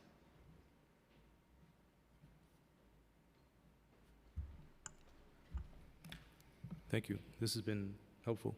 Thank you. Thank you. Chair.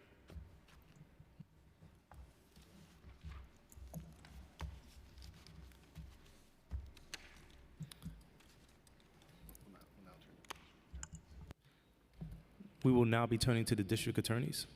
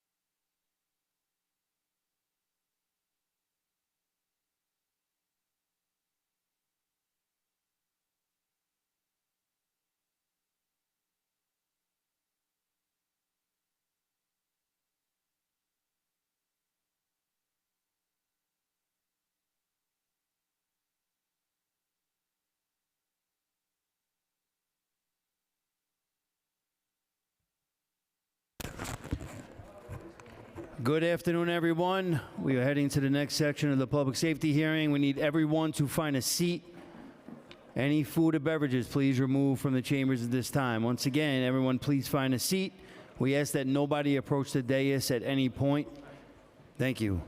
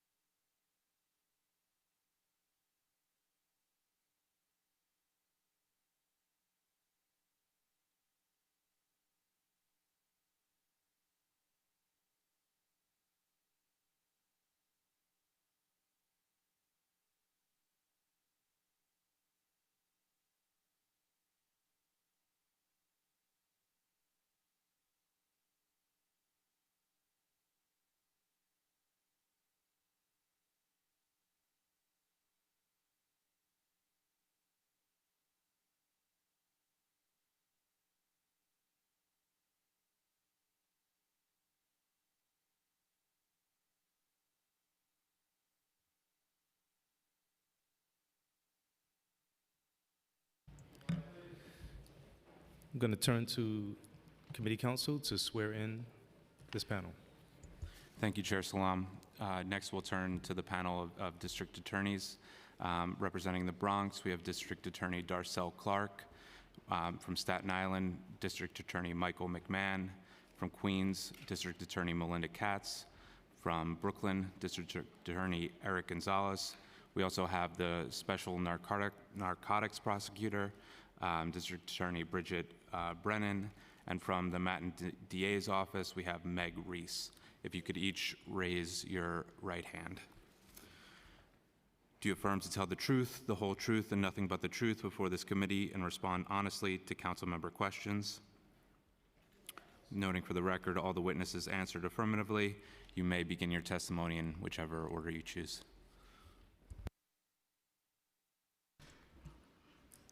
Hello. Good afternoon. Thank you so much, Chair Yusef Salam, and also Chair of the Finance Committee, Justin Brannon, and all the council members for this opportunity to speak before you today. I bring you greetings from the Boogie Down Bronx, the birthplace of hip hop 50 years ago, and the home of 1.5 million people of rich, diverse backgrounds and cultures. The resilient, wonderful people I serve should not have to live in a place where 13 and 14-year-olds carry guns and shoot other teens in broad daylight. Where last month an innocent bystander was killed and 5 people wounded when 19 shots were fired in a subway station and rush hour.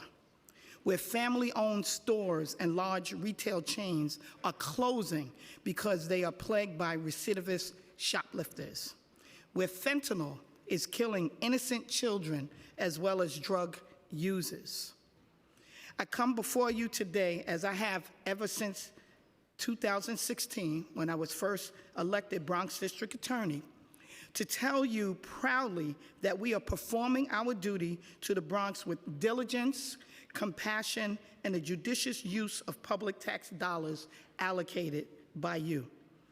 I do want to acknowledge my dedicated and committed staff for their tremendous work during this time of drastic attrition, increased violent crime, and changes in the criminal justice system that makes the work extremely challenging. They show up every day, nights, weekends, holidays, in the heat, in the dark, like postal workers, but they do deliver for the people of the Bronx. They inspire me to think bigger and to reach further for the deserving citizens of the Bronx. I want to thank Bronx DA for being the true public servants that they are to help us pursue justice with integrity every single day. And I want to thank you, the City Council, and the Mayor for the continued support for my office. I know this year has been financially challenging for the city, and I appreciate you maintaining our baseline budget. Instead of asking for additional funding for my office today, I am here as a call to action, asking you to take a bold step toward correcting decades-long neglect of the Bronx. I have said it loud and clear and repeatedly to 2 governors, to 2 mayors, to senators, to Congress members, to state legislators, and to you, the New York City Council. I cannot prosecute my way out of this. This neglect has led to deep-rooted social and economic conditions that cause crime. The lack of resources for youth and mental health are driving violence, subway crime, and retail theft. Unemployment in the Bronx is the highest in the 5 boroughs. 1/3 of Bronx children live in poverty. There is a dearth of affordable housing. The Bronx has ranked the least healthy of New York State's 62 counties. And we have the largest share of the city's drug overdose deaths, nearly 30%. Also a low rate of high school graduates. And we suffer from an overwhelming supply of guns. There were 12,062 gun arrests last year in the Bronx. And in 2023, nearly 1/3 of the city's shooting involving people under 17 years old occurred in the Bronx. We have an epidemic of gun violence. Areas of the Bronx that were violent and under-resourced over 30 years ago when I was a young ADA are still enduring disproportionate levels of homicides and shootings while they still remain under-resourced. The homicide numbers are a fraction of what they were in 1993, but they are still shocking. Thank goodness the incredible work of my Homicide Bureau, who have worked extremely hard to hold murderers accountable and secure justice for surviving families. We work tirelessly to bring justice for victims, fairness for defendants, and improve public safety through community engagement. There must be a holistic approach to turn this around.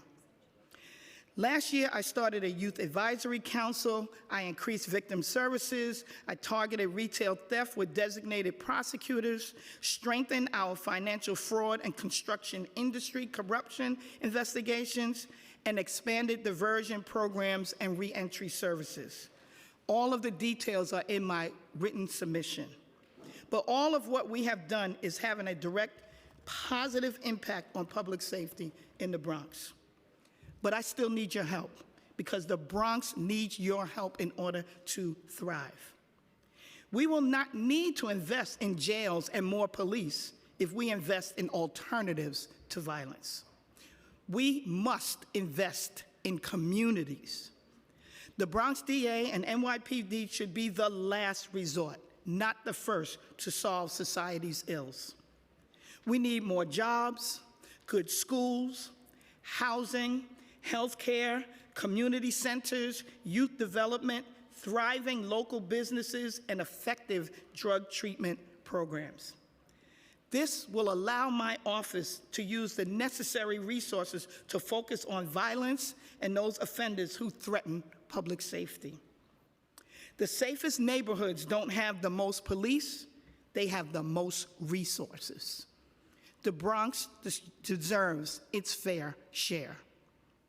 Right now, we can see that there's a mental health crisis. Far too often, the only place where someone with mental health issues is treated is in the criminal justice system because other systems have failed. We need additional mental health resources and problem-solving courts. The Bronx has more defendants in need of mental health treatment than the one court we have can handle. There also needs to be an expansion in the capacity for secure therapeutic facilities. We have had enough with people cycling in and out of the criminal justice system. Of course, my Community Justice Bureau will try to get people into a treatment program, but the reality is defendants can refuse a lengthy program or opt for a short jail stint, thereby avoiding the help that they really need. We have asked the Office of Court Administration to provide more mental health and problem-solving court parts and resources. I ask that you support us in this request. I support the new Forensic Assertive Community Treatment, FACT teams, that provides mental health treatment to people wherever they are, even if they are displaced, unhoused, or unsheltered on the street or in the subways. The Bronx also deserves a community justice center, which responds to quality of life crimes and low-level offenses by offering services that keep people out of the criminal justice system. A center that partners with the clergy, businesses, not-for-profit, and community-based organizations, which focuses on violence and crime prevention, provides family services, and strengthens communities. A community court was opened in Midtown Manhattan way back in 1993. From that came a community justice center in Harlem. Brooklyn has a community justice center in Red Hook and one in Brownsville. And yet still, the Bronx lacks this vital resource. In addition, in addressing violence against women, for decades, the Bronx District Attorney's Office was the only DA's office in the state with an accredited rape crisis center. It was one of only 2 accredited rape crisis centers in the Bronx. We serviced 389 sexual assault survivors in 2022. The New York State Department of Health recently changed its rules to exclude DA's offices from housing such centers. Therefore, our office lost its accreditation, leaving the Kingsbridge Heights Community Center as the sole rape crisis center. Every borough has at least one hospital-based rape crisis center, and Manhattan has 6. We have none. We request that the city support the establishment of additional rape crisis centers in the Bronx to help provide free and confidential services for sexual assault victims and survivors. I also would like to mention a reoccurring concern and complaint in my community regarding unlicensed cannabis or smoke shops. There are over 200 shops identified by NYPD as operating without a license in the Bronx. And yet there are only 3 licensed shops in the Bronx. At 2 of the illegal shops, there have been 3 shootings, shots fired incidents. At 6 others, there have been robberies, narcotics calls, and quality of life calls. People are selling marijuana outside the storefronts. I'm constantly being asked by the community residents, what is your office doing about these places? Of course, I'm handling any criminal violent acts, but I am unclear what other city agencies are doing to crack down on these shops, since this is now a civil matter. In the meantime, I have directed my Civil Litigation Bureau to work on notifying the landlords of their legal liability for unlicensed sale of cannabis by tenants and warn them of the potential legal action that may come against them.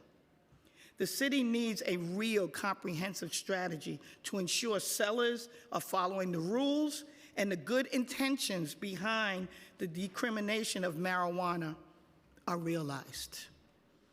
I truly hope you can see the urgency of providing resources of the Bronx. I look forward to the days when the Bronx is no longer the first in all things bad and last in everything good. So long as my constituents and neighbors are in need, I will keep advocating for them. You know that I will not stop fighting. We are Bronx strong, and we deserve better. Thank you for your time and your attention. Thank you.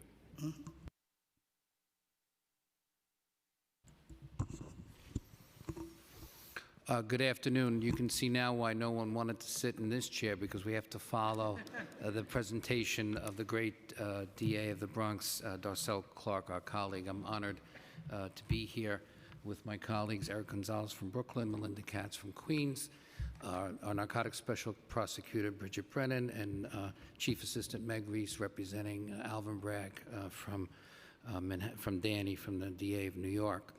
It's an honor and pleasure to appear before the City Council today, and I hope your families are well and safe, and I look forward to continuing our work together to improve our criminal justice system in line with our shared goal of better protecting and serving the people of the City of New York. I want to thank you, Chairman Salam, and your staff and Councilmember Holden for showing the interest in the work that we are doing by being here today, and I'm sure that you will take the opportunity to share our testimony with the other members of this committee and of the council who couldn't be here today because they probably have pressing business back in their districts.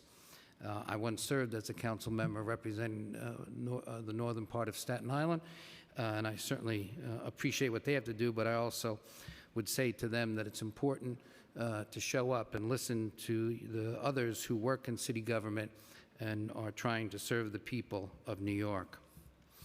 Mayor Adams has said time and again that public safety is a prerequisite for prosperity. I agree with that sentiment, as I know many of you do as well.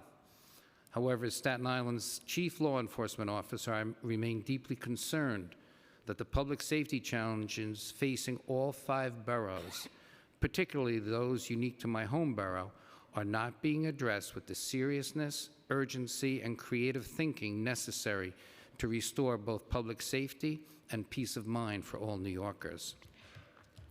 While I am incredibly proud of all the work we have done in my office, together with our partners in the NYPD and all partners across our borough and city and neighboring law enforcement agencies and those who call our borough home, unfortunately, crime rose 10% on Staten Island last year.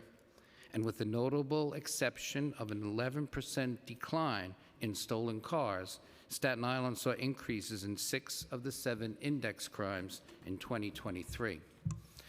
And these statistics beg the question, what caused these disturbing increases in New York City's safest borough? During my testimony before you last year, I warned the council that Staten Island was facing a dire shortage of uniformed police officers patrolling our borough.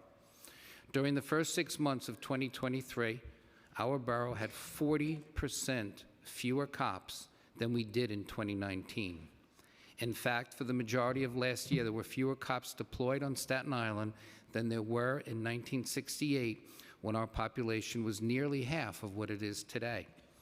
Fortunately, our call for more uniformed personnel was answered in the second half of last year, and although we are still short of what our appropriate staffing should be, it is no surprise that our crime numbers began to fall and move in the right direction after this deployment was made.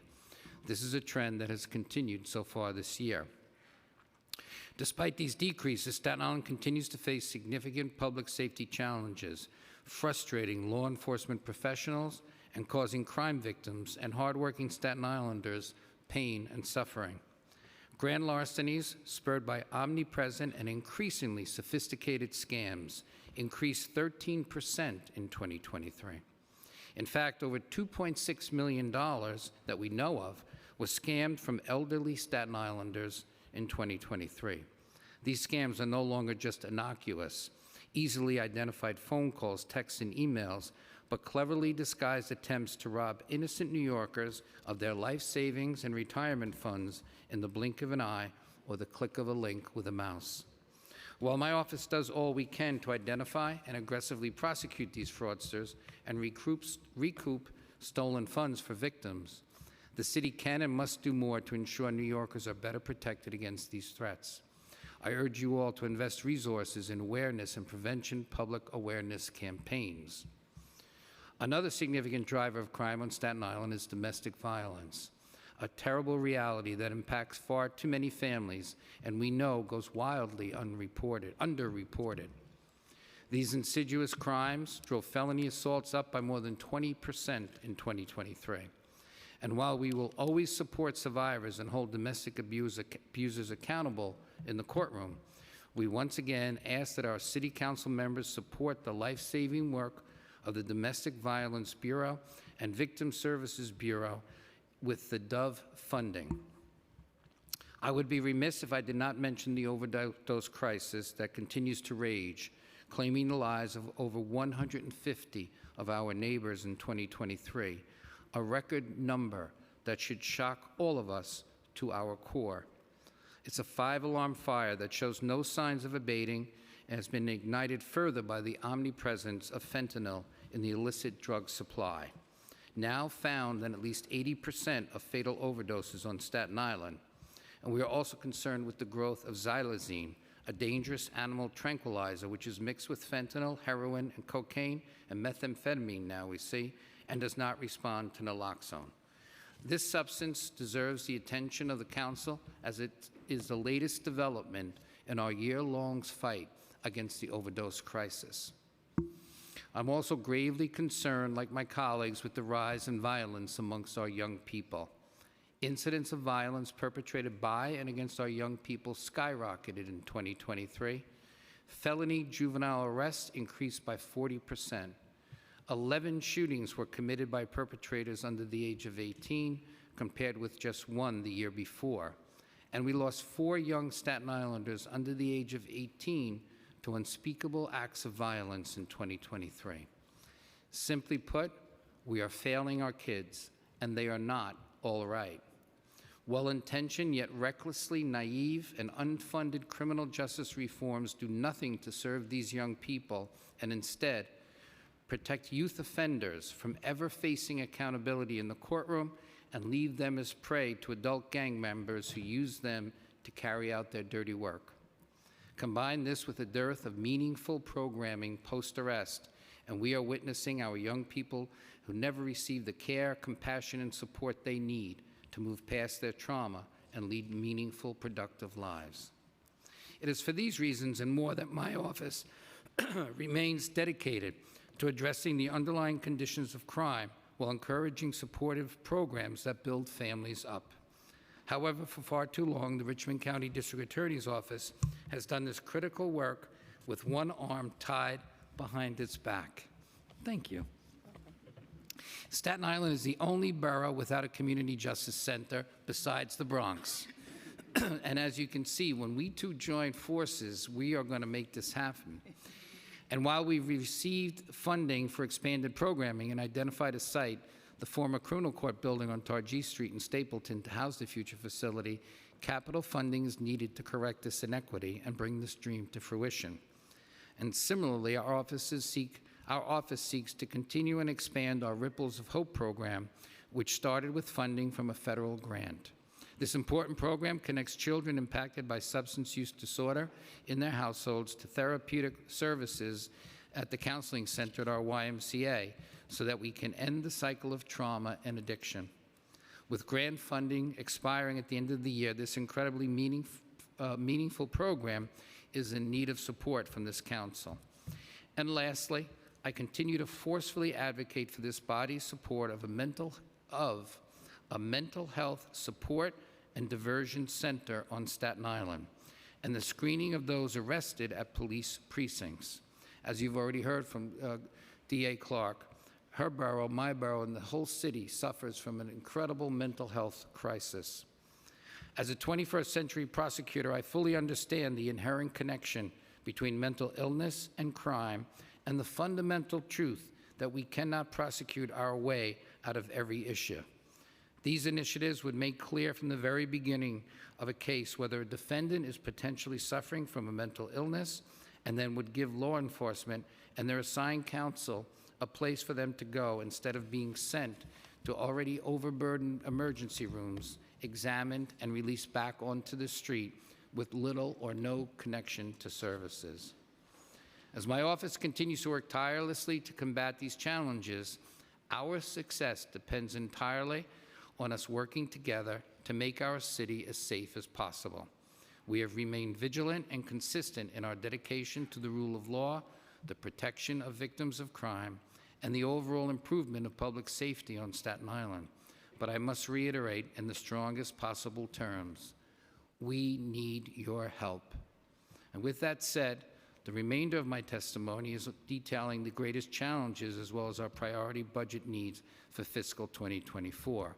And in my written testimony, I outline more specifically our request for the Staten Island Community Justice Center, which will twin the center that's coming to the Bronx, with a capital request, and explain the building and the site that we have and the programs that we can implement there. I just want to say that together with the Bronx, we are the only boroughs without a community justice center of its own. We all believe in that problem-solving approach and connecting people with the programs that they need. We have to make it available to the people of Staten Island and the Bronx.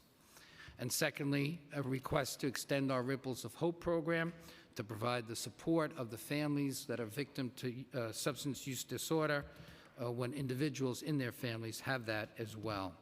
We have helped hundreds of families with this program, and we can provide the data to show it. We now need funding from this council to continue that program. And then lastly, funding to begin 2 mental health initiatives, which I mentioned. One is to have a mental health screening in the precinct, like we do with health screenings now, so that we know immediately in the beginning of the criminal justice process if someone is identified as a mental health, someone who has mental health issues or suffers from mental health illness, so we can address it immediately. If you think about it, in drug cases, we know because the charge that they're arrested for is usually possession of narcotics, and we know how to deal with it. We need that for mental health as well. And then also to have a connection and crisis support and connection center or crisis intervention center on Staten Island as well, so that those individuals who suffer from mental health illness can be connected to services before they go down a path of a lifetime connected to or being incarcerated. I thank you for your time and consideration of my testimony, and it would be my pleasure to answer any questions you may have, and I look forward to working with this body and its members and my colleagues and all our partners in the city to achieve these goals and further our shared mission of a safer and more just New York for all. Thank you. Thank you. Good afternoon. I'm Brooklyn District Attorney Eric Gonzalez, and I wanted to say thank you to Chairman Salam and the members of the committee for the opportunity to address you today alongside with my great colleagues regarding the Mayor's fiscal year 2025 budget plan and the needs of the Brooklyn District Attorney's Office. It's my honor to lead a dedicated team of more than 1,200 attorneys, investigators, and staff serving New York's most populous borough. Working together with our law enforcement partners, we continue to make great strides in improving the safety of the communities we serve and improving fairness in our judicial system. Since the pandemic era peak in 2020, Brooklyn has seen a 47% decrease in homicides and a more than 50% reduction in shooting victims.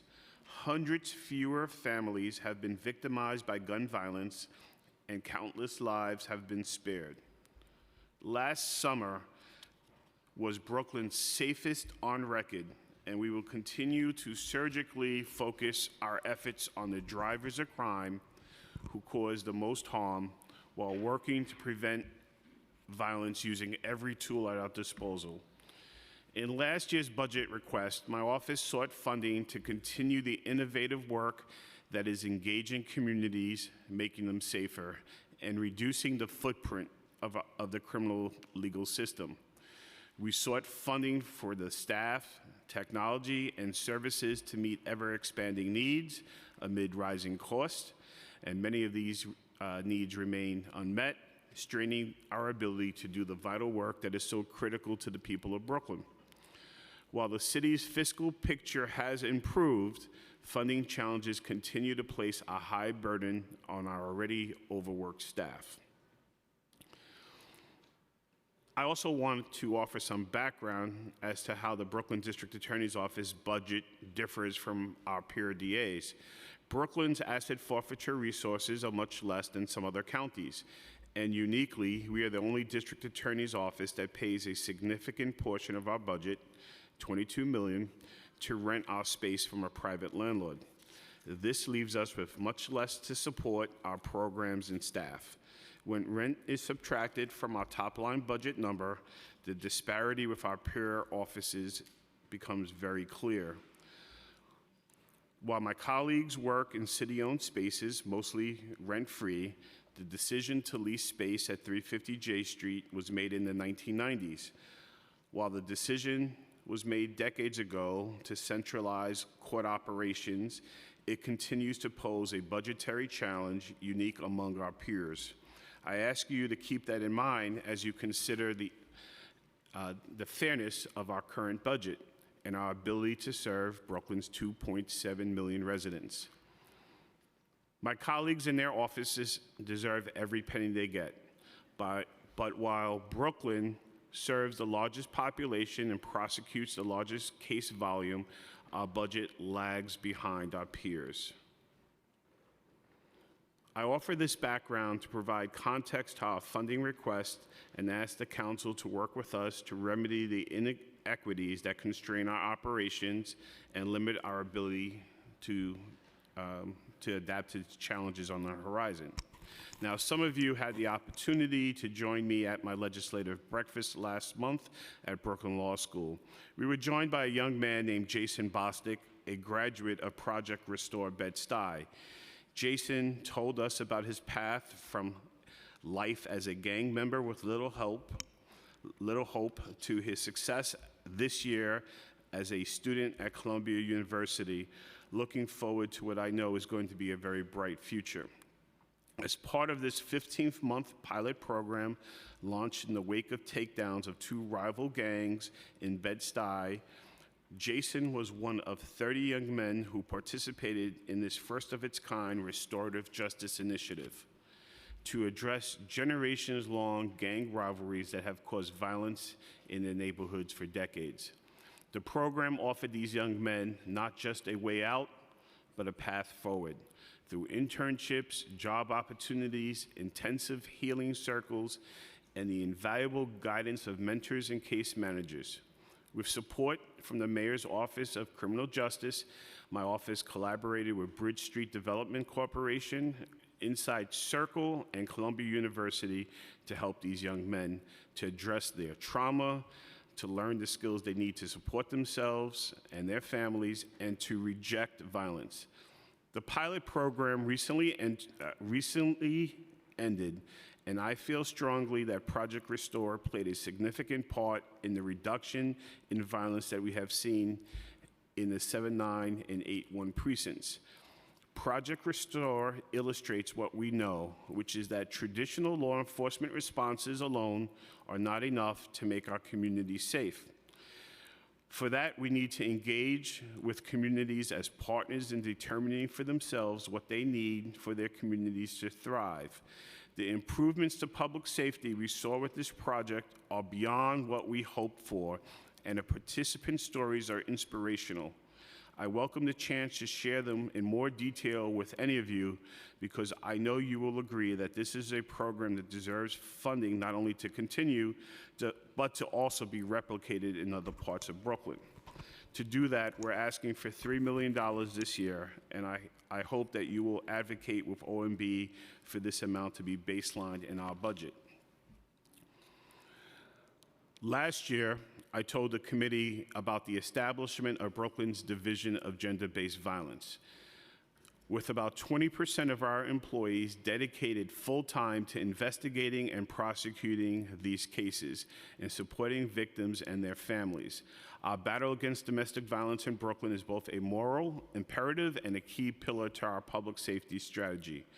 A significant portion of our domestic violence cases arise from open complaints. This means that the police are making arrests weeks or months after the crime has occurred, but before the case comes to the district attorney's office. To better help us serve these vulnerable victims, I'm requesting $750,000 to hire additional staff to gather evidence and discovery material proactively so that when cases reach our prosecutors, they have all the essential information to proceed efficiently and to engage victims proactively. To continue that we can do this vital work, I'm also asking for your continued support of the Domestic Violence DOVE Initiative and the Brooklyn Rising Against Violence BRAVE program. These programs are tailored to help communities facing cultural and linguistic barriers. They are not just about prosecutions, but empowerment, healing, and community resilience, ensuring every victim has access to justice and support that they need. Cannabis sales by unlicensed retailers continue to be a source of tremendous public concern in Brooklyn. There are hundreds of these shops in Brooklyn alone, many of which are located near daycare centers, schools, and other places where young people gather. The governor and the state legislature recently enacted a law that expressly authorized DA's office to engage in civil enforcement, such as seeking injunctions and evictions of commercial tenants. We are renewing our request for funding to establish a new cannabis civil enforcement unit to take civil actions against these illegal shops. The unit would be comprised of 4 staff members, a chief, 2 assistant DAs, and a paralegal, and we're asking for $470,000 in funding to tackle this big problem in our city. As we continue to work to improve fairness and transparency in our work and to build public trust, robust data collection and analytics capacity is essential. Reliable and clear data allows us to analyze our work, refine our strategies, and evaluate program success, and maintain transparency with policymakers and the public. As part of my Justice 2020 initiative, we collaborated with CUNY's Institute for the Study of Local Government to identify potential bias at key discretion points in our work and to guide corrective strategies. While the study offered great insight to the effectiveness of reforms we have implemented and areas for improvement, it also highlighted the need for additional personnel and technology to enhance our data collection, analysis, and dissemination capabilities. These needs were recently underscored by the challenge we face complying with the comprehensive data reporting requirements pursuant to Local Law 161 of 2021. Which required our first annual report of prosecutions earlier this month. While we've made significant investments in technology we use to investigate and prosecute cases, our data and analytics capacities lag behind, and we're seeking $750,000 to fund and equip a data and analytic unit within the Brooklyn DA's office. Brooklyn may be one of the only DA's offices that does not have that unit currently. Finally, because hate crimes have seen an alarming spike in Brooklyn, we're seeking funding to hire 3 additional prosecutors for our Hate Crimes Bureau. These horrific offenses not only traumatize the victim, but entire communities, and they demand a robust and multifaceted response.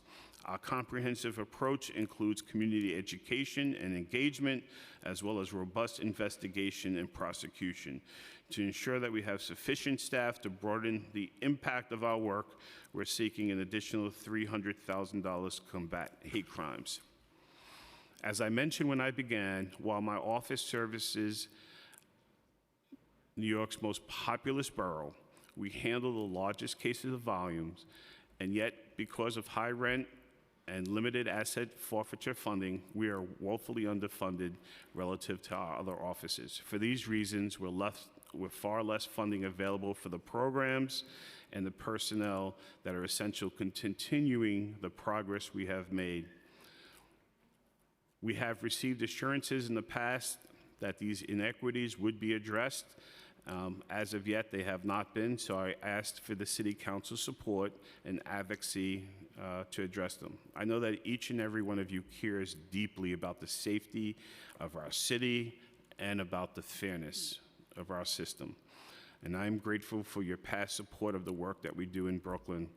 And I thank you for the opportunity to discuss the budget priorities with you today and for your submission. I've put written submissions that detail our request more comprehensively. I look forward to continuing our work as we build a safer and fairer city. Thank you. Thank you. Good evening. Good evening. Chairman Salam, Bob Holden, of course, the esteemed councilman from Queens.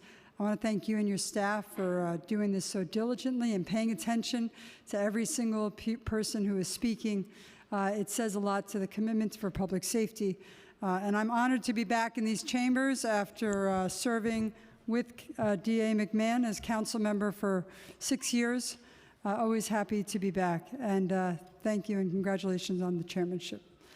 I'm not going to read all my testimony, so I'm going to go through some highlights. We have detailed testimony on what we'd like to see in the budget that we handed in, but I would like to go through some of the issues that we are concerned with, adding on to what Darcel Clark said. You know, so Queens County is 190 countries, 200 languages. We are the most diverse area on the planet. With that comes clearly the need to be fair and just. People come from all over the world to make Queens County their home. 49% of the residents that fill out the census are born somewhere else, and they come and they make Queens County their home. They choose to be in the county. They don't choose to be in the United States. They don't choose to be in the city of New York. They choose to be in Queens County. And 49% of our residents have chosen to make Queens their home. I believe that comes with a huge responsibility. It comes with a huge responsibility not only for the new Americans, comes as a huge responsibility for everyone who lives in our county. Since I have been the DA, we have accomplished, I believe, quite a bit. I just want to go through a little bit of that with you. Our ADAs have increased from 312 when I first came into this office on January 1st, 2020. We now have 390 ADAs. We have 871 people on staff, including our ADAs, our paralegals, our support staff, and our detective investigators. We had to purchase IT hardware and software to address both the upgrades and our new solutions needed to meet the obligations of discovery reform. We are prosecuting, we have about 49,000 arrests in the borough of Queens County in 2023. We have about 38,000 arraignments in the borough of Queens County. Out of those arrests, 22,000 are felony arrests, 27,000 are misdemeanor arrests. In 2023, I will say that we have decreased our homicides greater than the rest of the borough in general. The rest of the borough decreased 11%. In Queens County, our homicides decreased 34%. The rest of the city decreased their shootings by about 25%. We decreased it in Queens County about 37%.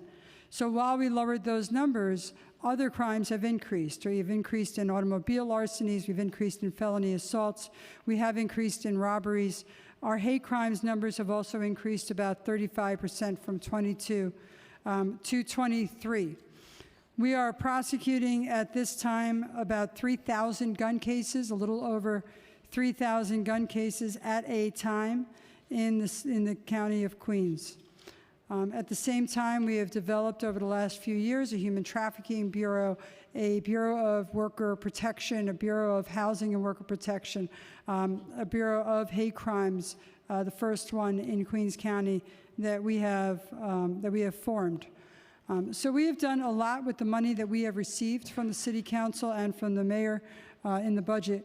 We are very grateful for the funds that we have received and for any extra funds that we've requested. It's detailed in the testimony that we have handed in. I will say our biggest issue in Queens County is not only the funding for these prosecutions, but it's also the funding for all the other things that I have added. We now have an immigration lawyer on staff to make sure that we don't have unintended consequences. We have an immigration lawyer not working as a prosecutor on staff to go over past convictions, to look to see whether there's unintended consequences of deportation and whether someone deserves, because they had a prosecution 20 years ago or conviction 20 years ago, then maybe we review it for immigration purposes. I added a conviction integrity unit. We had 102 vacatures since I have been the district attorney. 86 of those vacatures were because the testimony and the conviction relied on a police officer who later on was convicted of either perjury or falsification of documents. We went through and we vacated those. 16 of the vacatures are based on long-term investigations. We have added a rehabilitation and restorative justice service.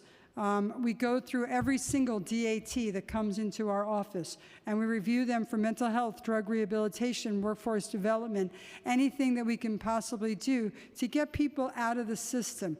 We had over 500 people who applied or that we referred for restorative services before their arraignment in 2023. Before their arraignment, over 500 people. We had 302 people during 2023 that completed their restorative justice before their arraignment. And so we think the system is working. I hired a director of youth services. His sole responsibility is to go from school, from civic, to precinct council, to community, and talk to our young people, get them involved in our Explorers programs and our internship programs, in all of the programs we have in our office. His responsibility is to keep our young people out of the criminal justice system. And that is his responsibility, and that's what he does day and night for our office. So we have the largest, so what is it that we actually need? So we need a building. Quite honestly, we need a lot of the funding to continue the services that I have added. I will tell you that in Queens, we are almost at the lowest of homicides that we've ever been at. We had 52 last year. But our people are very spread out. So it's funny because D.A. Gonzalez may have the most people. I have the largest borough. And yet, My people are in 5 offices, literally 5 offices spread out on Queens Boulevard. And so at some point, we need to have them in one location. I do believe in talking, in debating, in having discussions about individual cases. Very hard to do that when you are spread out in 5 locations throughout the borough, but I believe it is a necessity. In general, one of the things that we've also added is our community partnership division. We have almost 20 people now that go out to communities, to precinct councils, to the civic associations, to our community board meetings, and we get a lot of referrals that way. So people say, well, why are you in the community so much? Because we get referrals, because someone says, I have a friend, I sit next to her in church, she's very worried about her daughter. She thinks her daughter is being trafficked. Is there anything you can do about that? Or I have someone who's being abused at home. She's too afraid to go to the authorities. Do you have any suggestions? And the people that are in the community are non-lawyers who people feel very comfortable talking to. And so it's not about just us getting our message out there. It's about the community gaining trust and faith in law enforcement and gaining faith and trust in their district attorney.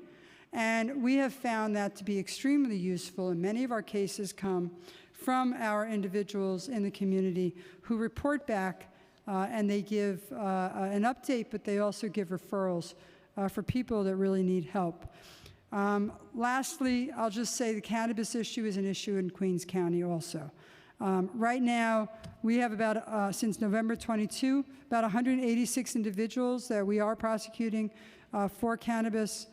We have seized items from at least 215 cannabis dispensaries. Evidence recovered is, over 1,000 pounds of cannabis, 1,300 pounds of the flower, 9,500 cannabis vapes, pens.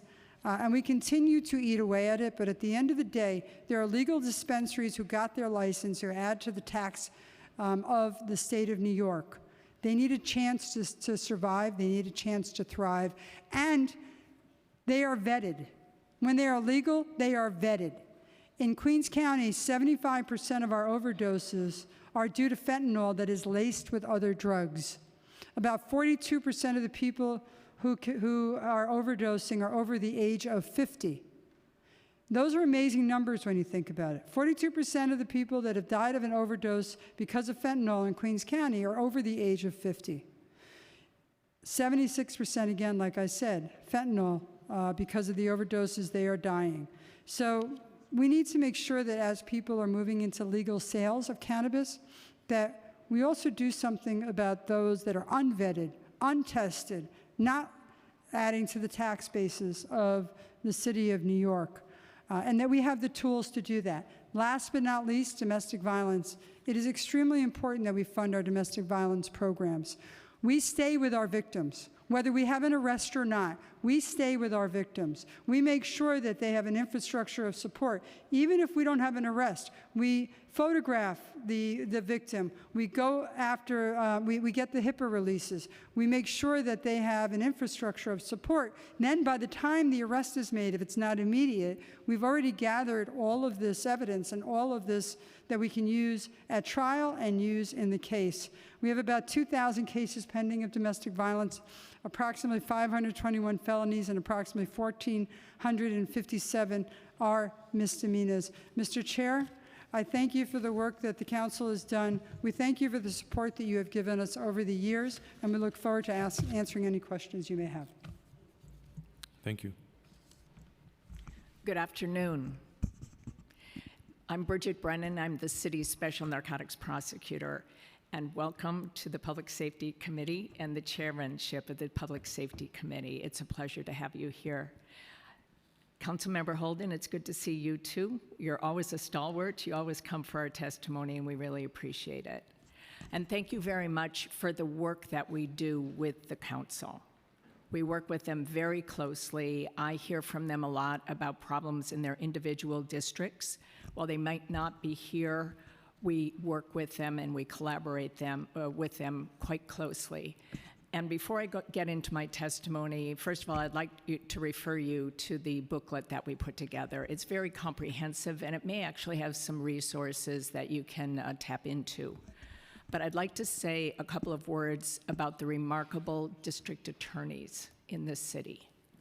I work for all 5 of them. My office is a office that is set up with an agreement among the 5 DAs. And I get to see day in and day out how remarkable they are. Their dedication is unparalleled. Their knowledge of their counties is impressive. And the way we're able to work together on this terrible issue that we're all confronting now, you've heard it from everybody, fentanyl and the drug issues. That is truly remarkable. So, big applause to them. They are an incredible group. And now let me just say a few words. I'm going to try to keep my testimony brief. I know it's been a long day for you. Oh, I didn't see you come in. Welcome to you, too. Thank you. I've worked with many of the council members over the years, and I do appreciate your leadership. As you know, ours is a unique office operating by agreement of the 5 DAs and focused on felony narcotics crimes across the city, and most specifically on drug crime that has a citywide impact, perhaps due to the volume of drugs, violence of an organization, or concentration of overdose deaths. New York City is an international hub for narcotics trafficking, and our city's drug market today is more unpredictable than ever, especially as fentanyl is mixed in with other drugs and pressed into counterfeit prescription pills. 80% of our drug poisoning shows the presence of fentanyl. The amount of fentanyl that could kill one of us, the amount of pure fentanyl, would fit on the tip of a pencil. And last year, our office seized more than 700 pounds of it in powder form and more than 1 million fentanyl pills. Roughly 8 out of 10 overdoses in New York City involve fentanyl. It's found mixed with an expanding number of substances. So those people who are buying on the black market have no idea of what they are buying. An analysis of drugs seized from high-level distributors in street markets indicate mixtures may contain as many as 5 different substances, including the narcotics, heroin and cocaine, but synthetic drugs like xylazine, as D.A. McMahon talked about, and methamphetamine, a stimulant. And xylazine right now is not a controlled substance in New York State. It's under consideration by the state legislature to add it to the schedule of controlled substances, something which I support. Xylazine is an animal tranquilizer, and it is not responsive to Narcan. So when it is mixed with fentanyl and somebody tries to revive someone with Narcan, they may well not succeed. Methamphetamine is a non-narcotic drug, and that has consequences too for enforcement. Because it is not a narcotic drug, it is not eligible for bail in many instances. Even if we seize, as we recently did, about 40 pounds of methamphetamine, and the individuals were not from the US, they were from elsewhere, they certainly weren't from New York either, we were not able to request bail in that kind of a situation. I think that's simply an oversight, and that's something we're urging the legislature to fix as we see more and more methamphetamine coming into New York City. The cocaine supply in New York City is increasing, and the reason for that is beyond our control. The government of Colombia has discontinued aerial eradication of coca plants, and so there's been a dramatic rise in cultivation. As a result, we're seeing a higher volume of that drug in the city, often converted to crack and sometimes mixed with fentanyl. Our mission is to save lives through innovative strategies that stem the flow of lethal drugs. We focus on high-level trafficking organizations, often with international ties, while addressing open-air drug markets that destabilizes neighborhoods and lead to overdose deaths and violence. In New York City, an estimated 3,300 people fatally overdosed between September of 2022 and 2023, according to the Centers for Disease Control. And those are the most recent statistics we have. We believe that will indicate another rise in 2023 when the City Health Department tabulates results in the number of overdose deaths in New York City. And the number the year before, in 2022, was the highest ever. So while in the rest of the state, the overdoses have been leveling off, the overdose deaths, the numbers, have been leveling off, and in some areas even declining. And that's true in the rest of the country as well. The number of deaths, overdose deaths in New York City appears to be stubbornly rising, despite all our best efforts. Every drug poisoning is tragic. But in September, our city was shocked by the death of a toddler at a daycare center in Bronx that DA Clark referred to, and that DA Clark's office is investigating and prosecuting. It was shocking that that daycare center doubled as a fentanyl stash location. But I think the death woke up the city to what a tremendous reach this terrible drug has. Many people asking the question, is no one safe? And then in November, just this past November, a 14-year-old freshman at Brooklyn Technical High School died from a drug poisoning due to fentanyl. We recently met with her mother. Members of my staff met with her as well. And she wants to explore ways she can help educate parents so that no other parent will face the tragedy she has had to face. And we're working with her, and we're working with the Board of Ed as we have been. We've never done as many presentations in schools and as much reach out as we are doing now, because we know that law enforcement alone is not the answer to this. We need to educate people, particularly young people, so they understand prevention is the key. As is treatment, we are not seeing as many opportunities for treatment, nor as many people as should going into treatment. And then harm reduction efforts are critical too, and we support all of that. So I promised you I'd be brief, and I'm going to summarize our funding requests. For fiscal year 2025, we have two specific requests, and they're both outlined in our testimony. We want to expand our Alternative to Incarceration program, one that we're running. We've been, the Manhattan DA's office kindly allowed us to kind of poach in on their program. We have started to run it ourselves and started to pay for it ourselves out of our own budget, but we need to expand it. It's a great program. It's with Criminal Justice Initiatives and Manhattan Justice Opportunities. And we're doing extraordinary work there, diverting people from turning to criminal behavior and helping them build employment skills, helping them find places to treat their substance use issues, and helping them with those things which cause them to turn to committing drug-related crimes. So we're asking with help with that. It's about $220,000 we're asking for.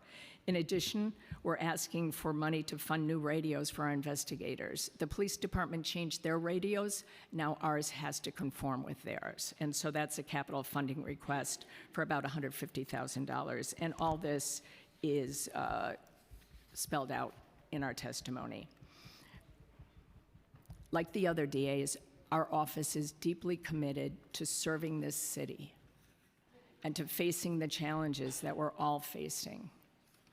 I look forward to working with the council members on the district problems, the problems that we see with open drug dealing and people's fears about substance use affecting their own families is personal, and I've heard from a lot of the council members about that. We look forward to working with you in the future. Again, our office is fully dedicated to making New York not only a safer place, but a more fair and just place.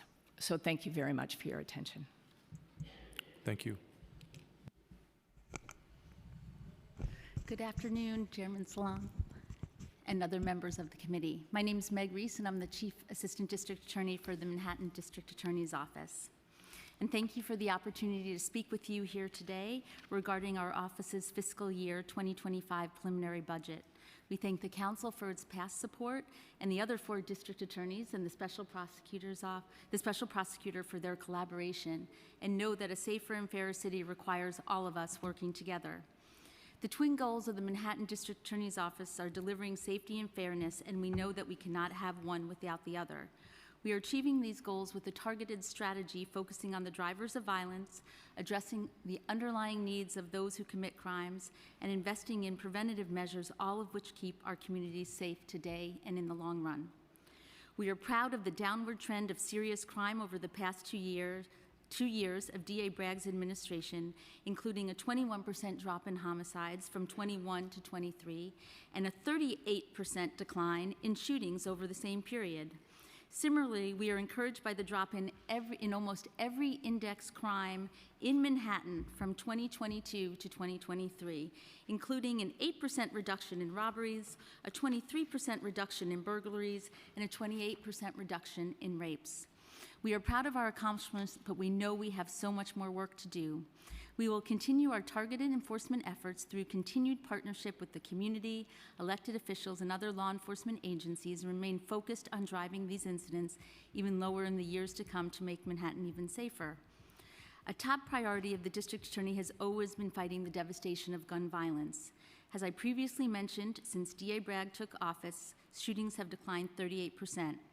We are encouraged by the continued impact of our efforts this year.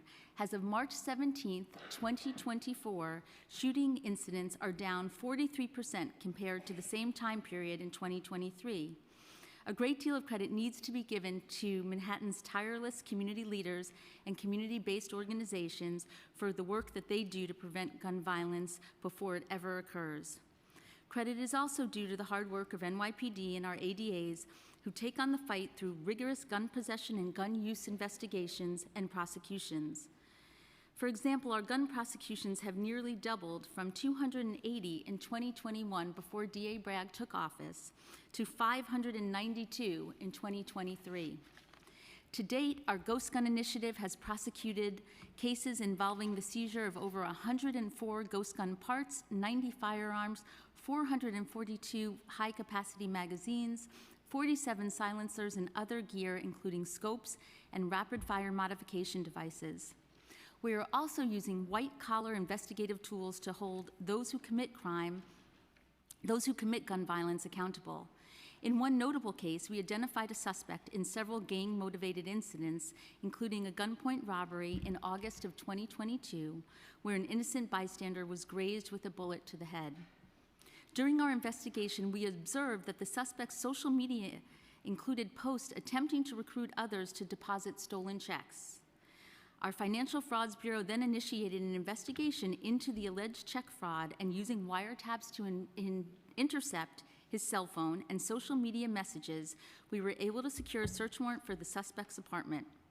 During that search, a loaded 9mm handgun was recovered, which ballistics testing showed was the same weapon used in the August of 2022 shooting.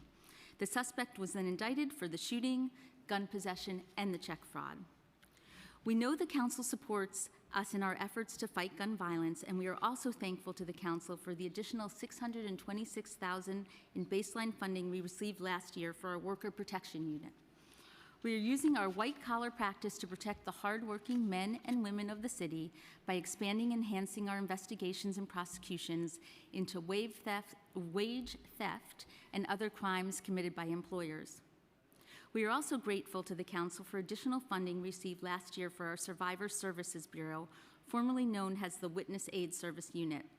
The Survivor Service Bureau improves public safety in several ways. First, it helps hold accountable those who commit crimes by supporting our victims through the court process.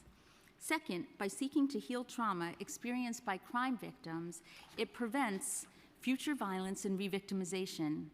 And third, our Survivor Service Bureau helps build trust with communities and boosts the legitimacy of the justice system, which encourages more people to come forward and report crime as well as obey the law.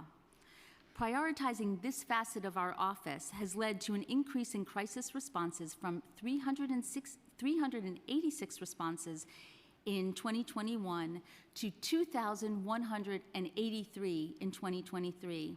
It is more than a 500% increase in the use of immediate survivor-centered support. Historically, the Survivor Services Bureau has worked primarily with survivors of intimate partner violence, sexual assault, or homicides.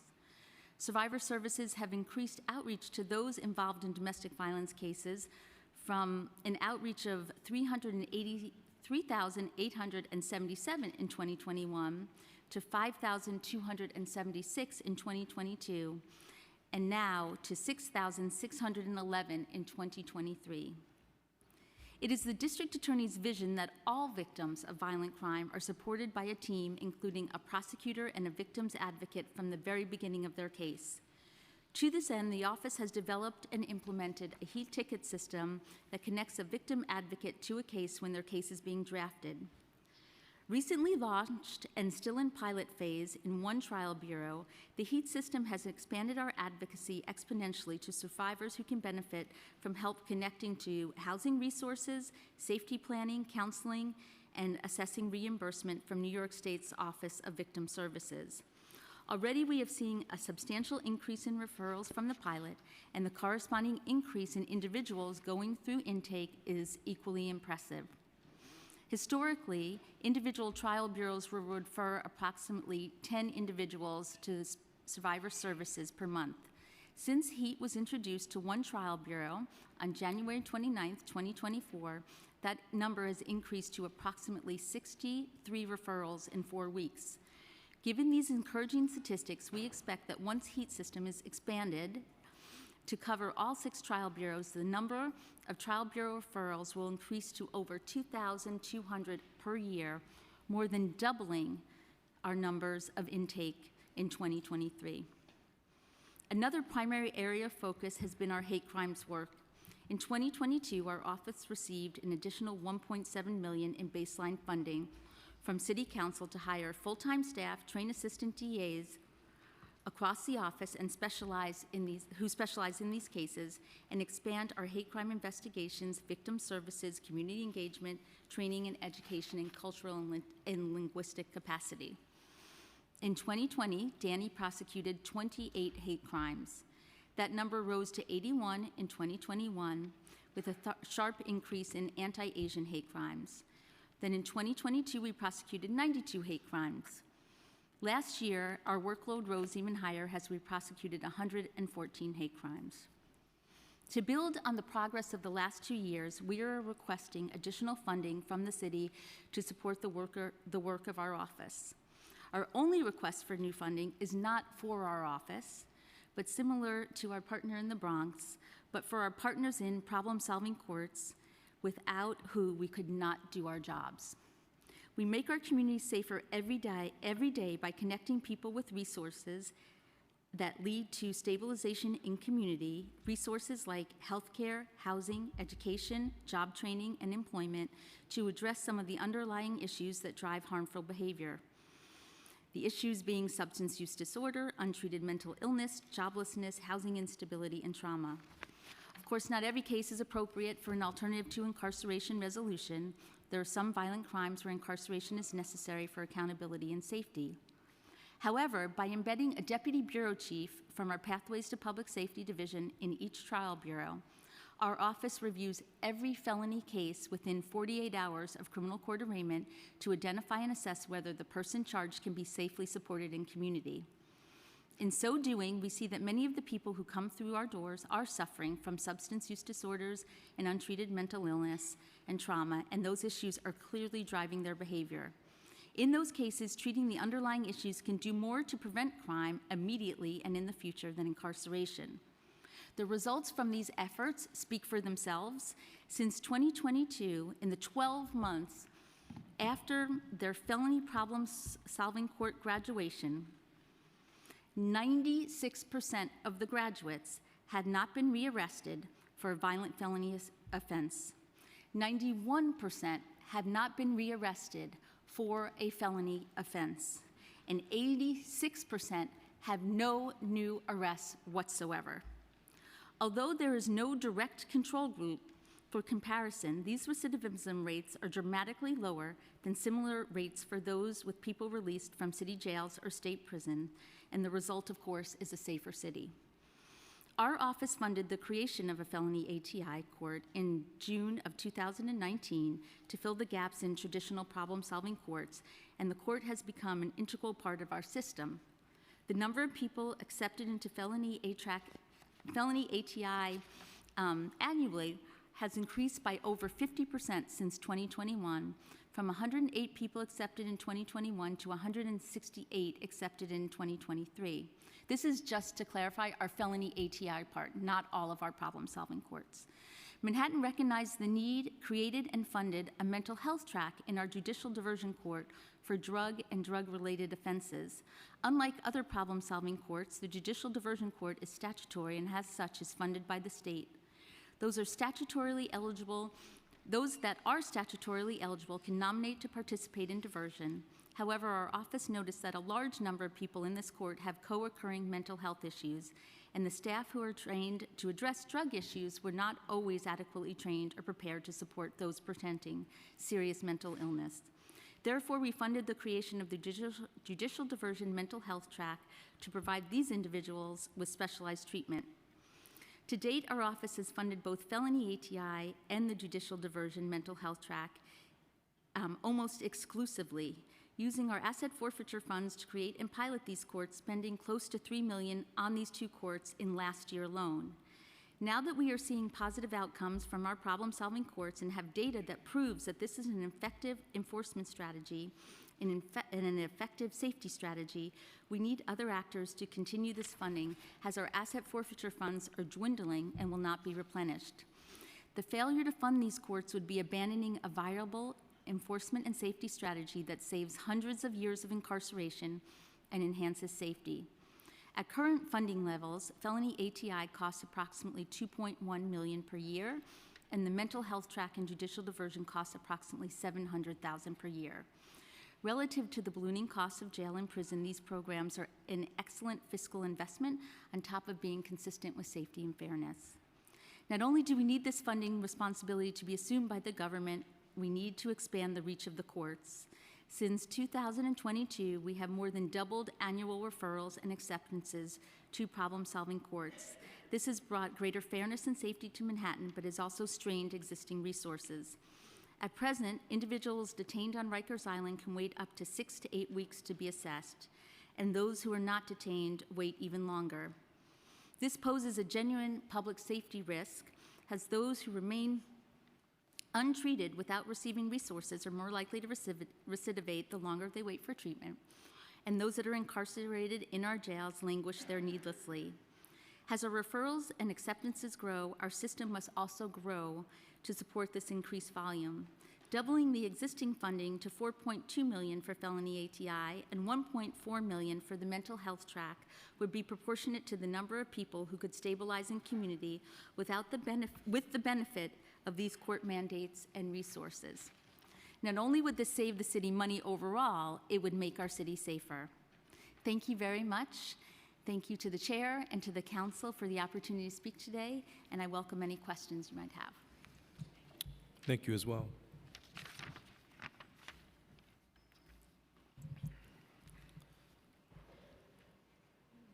So I guess I'll open the questions up with, the council has heard from some of the DA's offices requesting new needs for fiscal year 2025. Could you briefly talk about your request and how these increase in funding would increase the efficiency of the justice system?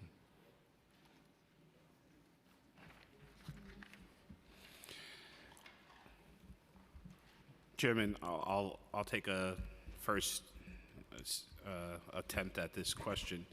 So one of the big asks of my office is money to do preventative work. As district attorney, my office prosecutes the largest volume of cases in the state. We do the most number of trials. We have the largest population. We have a fairly large staff. But the preventative work that we're attempting to accomplish in the county, I think, is a real driver of safety and has allowed Brooklyn to reduce violence, especially over the last few years, in dramatic ways. Hundreds fewer shootings in the county, fewer homicides. Index crimes were down by about 5% last year. Brooklyn is moving in the right direction. I referenced in my written submission and in my oral testimony, Project Restore Bed-Stuy. The Bed-Stuy is where this demonstration project was launched. What it did was it followed a multi-year takedown of two rival gangs who had been involved in dozens of shootings and homicides, continuously shooting at each other, endangering not only their own lives, but lives of ordinary Brooklynites. After the takedown was done, we went into the community, we held a town hall, and we asked the community for what solutions would they like to see to make sure that this violence does not continue. They came up with the outline of Project Restore. That outline was preventative in nature. We engaged a restorative justice group, community-based organizations, violence intervention individuals, and we went on in full participation with NYPD and the mayor at the time. Engaged in Project Restore Bed-Stuy. The long and short of it is, looking at that program, we saw an over 40% reduction in violence in the catchment areas where this program ran. Of the 30 men who participated, only 2 were arrested during this 15-month cycle. I should say that these 30 men who participated in the program were identified by the New York City Police Department as being most likely to engage in acts of violence, in particular shooting violence. And so this program, I think, goes a long way into doing a few things, which is shrinking the footprint of our justice system, making sure that we are not just prosecuting cases, but we're actually saving lives by having preventative solutions. It also increases public safety.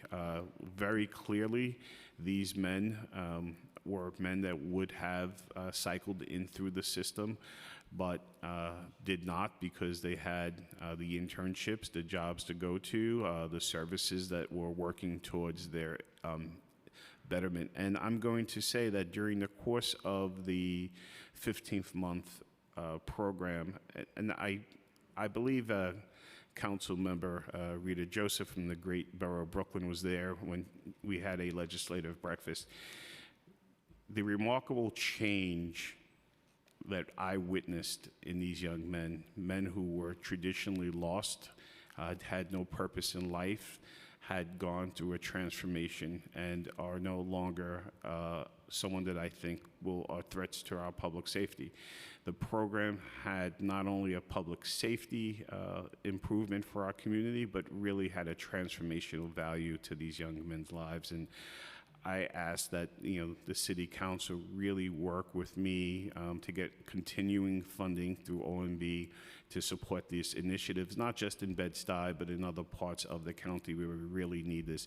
We selected Bed-Stuy because we had seen a rise in shootings there, and after this 15th month demonstration project, shootings were down, like I said, by more than 40%. And so we are thinking that this is exactly the kind of work that the City Council would want to invest in, work that is preventative, work that prevents needless bloodshed in our city, and yet also moves people from potential, people who are going to wind up in prison to productive citizens. And if I could just add, Mr. Chairman, that I think we're 6 different people. We come from different boroughs, and of course, there's a special prosecutor across the city. But I think one thread that was common through everyone's testimony is efforts that we're undertaking to do more diversion, to do more problem-solving work. And there are other requests that we have, but that's one thing that I think is really interesting because we all see, no matter how we came to this position, we see that the way that we can be most impactful is not prosecuting crime, but preventing crime. And the tool that we have is to use these pathways to justice, the alternatives to incarceration, that are tools that are available to us. In Staten Island, and I know it maybe defies expectations or preconceived notions, but in 2018, out of close to 9,500 docketed cases, 3% received offers of diversion. In 2023, when we had over 8,000 docketed cases, 33% are receiving these offers of diversion. What we need, though, is what's on the other side. These programs, the ability to partner with organizations, and that's where funding and maybe even a citywide, diversion, or whatever the right name is, Alternatives to Incarceration Initiative would be extremely helpful because we see it incredibly so with all of our cases. It's really apparent in our youth cases. So in family court, the family court judges really have a dearth of programs that they can connect people to. And so that sort of other side of it, of where, okay, we want to divert more people, we want to be more preventative, but how do we do it? For us, of course, that's where the Community Justice Center request comes in as well. But it's all part of that same, if you will, perspective or orientation that we're trying to take our offices to, but we need the places to go. If I put someone in diversion who has a particular need and I have no program, and for us in Staten Island, it's especially acute because there are many citywide programs that the administration and the council fund that have no presence for us on Staten Island. We can get into the specifics, but I think across the board, I think you heard from each one of us a desire to do this from mental health treatment court, drug treatment court, our HOPE program, our Ripples of Hope. It's all sort of the same idea. I would just say, as I began my remarks, is that I wasn't necessarily asking for more funding for my office. I'm using my platform today to ask for more resources for the Bronx in general.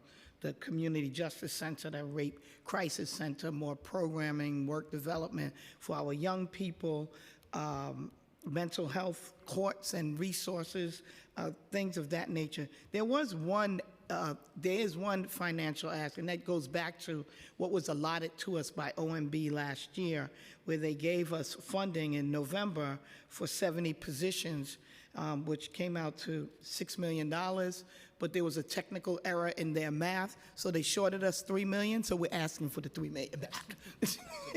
All right, so that's it. But otherwise, we're thankful for the funding that we have. We're using every tool in our toolkit to make sure we do everything to prevent violence and crime and people going into the criminal justice system. And with those resources going into the community, investing in communities, we will continue to see the change. Our numbers are high. We lead the city, but we have seen declines. But to me, a little decline is not enough. I want to see eradication of crime, and I want to do all that we can to have alternatives to violence, not just incarceration, to violence. So, you've heard that, yes, as DA McMahon said, there's a common thread. For every dollar that we spend on keeping people out of the criminal justice system, we don't have that money to spend on prosecution. And the truth is, the more money we spend keeping people out of the criminal justice system, the less money we're going to need on the prosecution. So it actually works very well together. I do think things like Project Reset, your pre-arraignment diversion programs, having an immigration lawyer, getting guns off the street. It's not just about the diversion and restorative and rehabilitation programs, which we have an abundance of, especially, I only know my borough, and we do that all the time. It's also about getting the guns off the street. It's about doing gun buybacks, where we got almost 450 guns off the street. It's about being the most in the city that we're getting the ghost guns off the street. We have the highest amount of retrievals of ghost guns throughout the city. And that means that the guns aren't there to buy. And if we attack the market for the guns, like we are all doing in our diversion and in our rehabilitation programs and our restorative justice programs and our youth programs, Then we hit it from the market side as well. And that's extremely important when it comes to criminal justice. It's extremely important when it comes to lowering the rates of prosecution. Thank you. I don't know if they want to. Just very quickly, our office had one funding request that wasn't a capital request, and that's to pay for 2 social workers to work in an ATI program. And that will facilitate the movement of the cases through the system.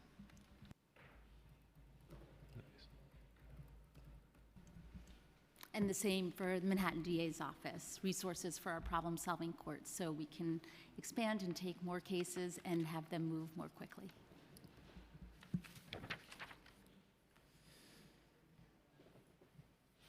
So does the preliminary plan provide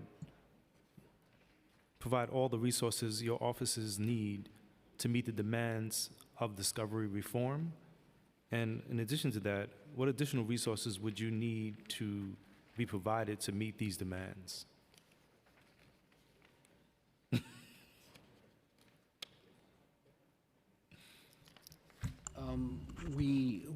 I think we're sort of happy to report, well, there's the history there, and it's a very excellent question. We were almost looking to shut down our offices. I'll speak for myself. We were almost looking to shut down because a year ago, we were facing an incredible, and that's just hyperbole, Mr. Chairman. Because of the demands of discovery, directly linked, we had an attrition, an exodus of ADAs from our office of about 34 in a little over a half a year last year, 34%. And I only have 80, roughly 75 to 80 ADAs. So that's how many left to go to other city jobs, in particular, government positions, the courts, because the pay was so low relative to all other agency attorneys, and the workload was immense. The governor and the state legislature did give us funding to increase the salary of assistant district attorneys. Number one, and since then I've lost one assistant since August roughly, and extra money for support staff, discovery specialists as well. The city in the November plan, I wasn't as fortunate as the Bronx, but we also received some funding for extra staff. So at this point, in terms of the funding to deal with the discovery issues, it's still an issue. The discovery laws themselves, but that's merely a discussion for the state legislature. But in terms of the staffing, at least in our case in Staten Island, it's not so much the issue currently because the governor stepped in and helped in the funding area. Yeah, I think that's the answer for all of us. We did finally, after years since the laws changed and it was an unfunded mandate for so long, we have finally received funding, and we're working our way and spending it and making sure that we use it to be most effective in order to protect the cases, that we're prosecuting. A lot of it was losing staff. I think probably out of everybody, I lost the most staff.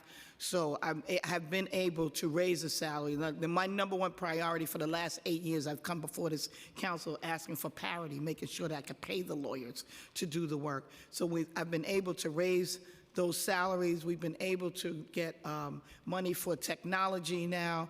Those are all the things that are going to be able to help us. So thankfully, we have that now. We're working through it, and I think that it's going to make a significant difference. Not that there still should be some tweaks to the law, but that's something different. But I'll take the money, and we're going to use it the best way we can to make it the most effective as possible. Special Narcotics is in a slightly different position. We were not on the aid to prosecution grant, the state grant that funded the DAs. We have a separate grant which wasn't funded. I think it was an oversight. We have alerted OMB to this, and if we have issues because of the lack of that resource that the DAs got, since our attorneys are employees of each of the DA's offices, and they set the salaries for our attorneys. So if they raise the salaries, it has to come out of our budgets. And if we weren't funded for it, we could have a problem. And if we do, we alerted OMB, and we'll work with them on that issue. Thank you. Chairman, we in Brooklyn indicated that we are asking for $6.5 million. The current funding that we have is an expiring source. And so just kind of alerting that while this fiscal year there's funding that is not, there's no continuation of that source. So to answer your question, I think $6.5 million is the request for Brooklyn in a non-expiring, so we can continue to hire and to have the staff to do the discovery. So I guess that leads me to the next question that you all have been talking about in terms of retention and hiring. Does your office face issues with retention and hiring? And does the preliminary plan provide your offices with sufficient resources to retain and hire staff? Again, we have the resource, and I was able to raise the salary, so I think that's going to help me retain the ones that I have. Recruitment is a big thing. I am personally on the road constantly, going to law schools, visiting, meeting with deans across the country in order to convince new lawyers, those graduating from law school, that prosecution is a noble choice and work to do. And because as 21st century prosecutors, we're doing it differently than we did back in the day. I mean, I started in 1986 when it was nail them and jail them, and that's all we did. And from listening to all of us here today, you can tell that we are doing this work so differently. And you, Mr. Chairman, of all people, know firsthand through your lived experience that this is not the same kind of prosecutors that were in office when you went through the things that you experienced. So I'm happy that I can say that, and we are committed to making sure that we do it in the right way, that we have public safety and fairness at the same time, and we're using the budgets in order to do that. So the money is helpful for me to go out and do my recruitment. Every single person in my office is charged with making sure that we bring in people that share the vision that we have for public safety and to pursue justice with integrity. Again, special narcotics is a little different because we can't hire our own attorneys, and if there's a shortfall in the DA's offices, obviously they're not going to staff us to the degree that we may need attorneys. So we've had significant attrition among lawyers, and so our staffing is pretty stretched right now in terms of legal staff. Our non-legal staff is a problem in terms of some of the more high-level IT people. It's hard to hang on to them, too.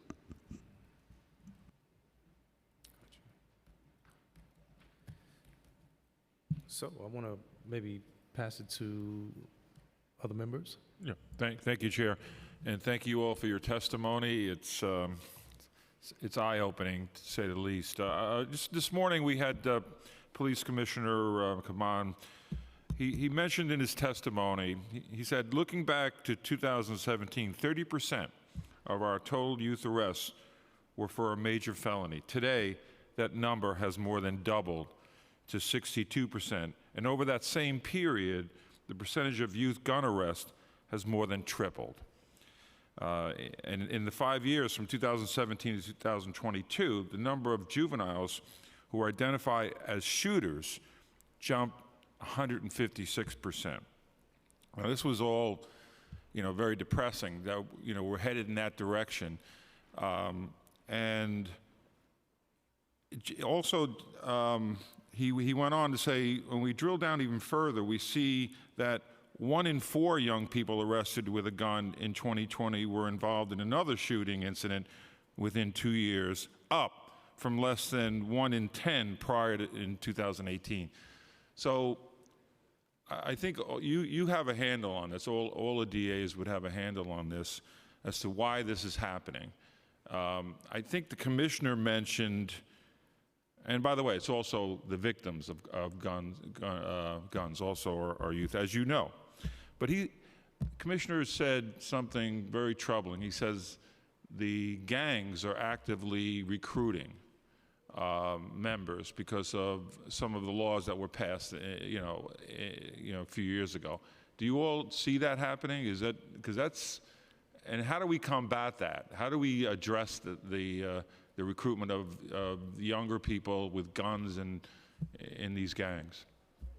I know that's a tough question, but a few questions. No, for sure. And in my testimony, I highlighted how in Staten Island we are seeing that dramatic increase in juvenile arrests, in gun cases amongst juveniles, and victims as well, right? So last year, the year before, I had one shooting involving a juvenile, and just last year, 11 with 4 deaths.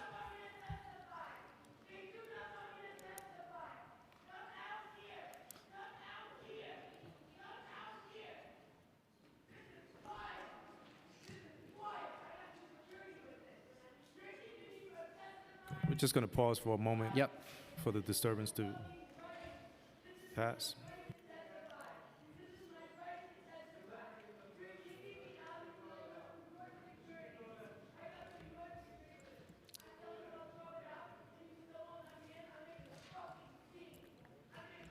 Sergeant, could we close the second door out there so we can get this hearing? All right. Sorry, Chair.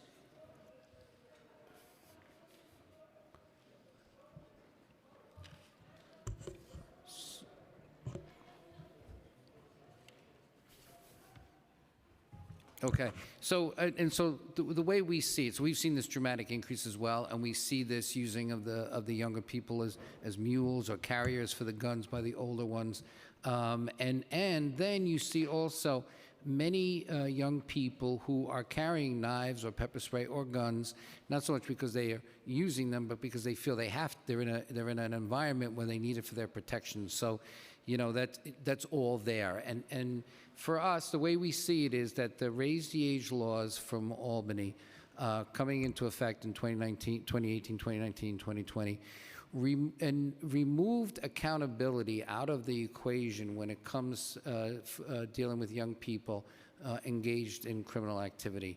And I want to be very clear. I'm not looking to nail them and jail them or lock them up and throw away the key. But what we do see is when a young person, a 16-year-old, is arrested with a loaded gun in his or her waistband, they are going to family court. There's a dearth of services there, so they're not having any meaningful connection there, and they're back on the street in a few hours because we don't even see those cases, right? In my mind, that young person should face some accountability and receive some counseling and have a connection, because there is a disconnection there and nothing's happening. And that's across the board. You see assault cases, you see larceny cases, grand larceny autos, car after car after car being stolen, and there's no accountability to try to change that behavior. And that's the gap, and I understand. So there's no mandatory, so if a youth, let's say a 16-year-old is arrested with a gun, and the courts don't have some kind of program that they could mandate that this 16-year-old take certainly some counseling and go into a program and prove, that, and stay clean for, stay off of with the guns for a while. I mean, that's not happening? No, it's not happening. And, for the most part, the judge is not even, the records are getting sealed. The judge has not even seen that there may have been prior activity, prior cases, number one. And number two, when they passed the raise the age law, I think the number was $850 million was associated with that was supposed to come down to create these programs. That money never came down, or less than 20% of that money came down, as I understand it. So if you go into, I know my family court in Staten Island, if I go in there, the judge is trying, but there is not the meaningful connection, and there's not the accountability with these programs and the follow-through to make sure that they are attending the classes, let's say, or the counseling sessions, or whatever would be appropriate and tailored to those individual cases.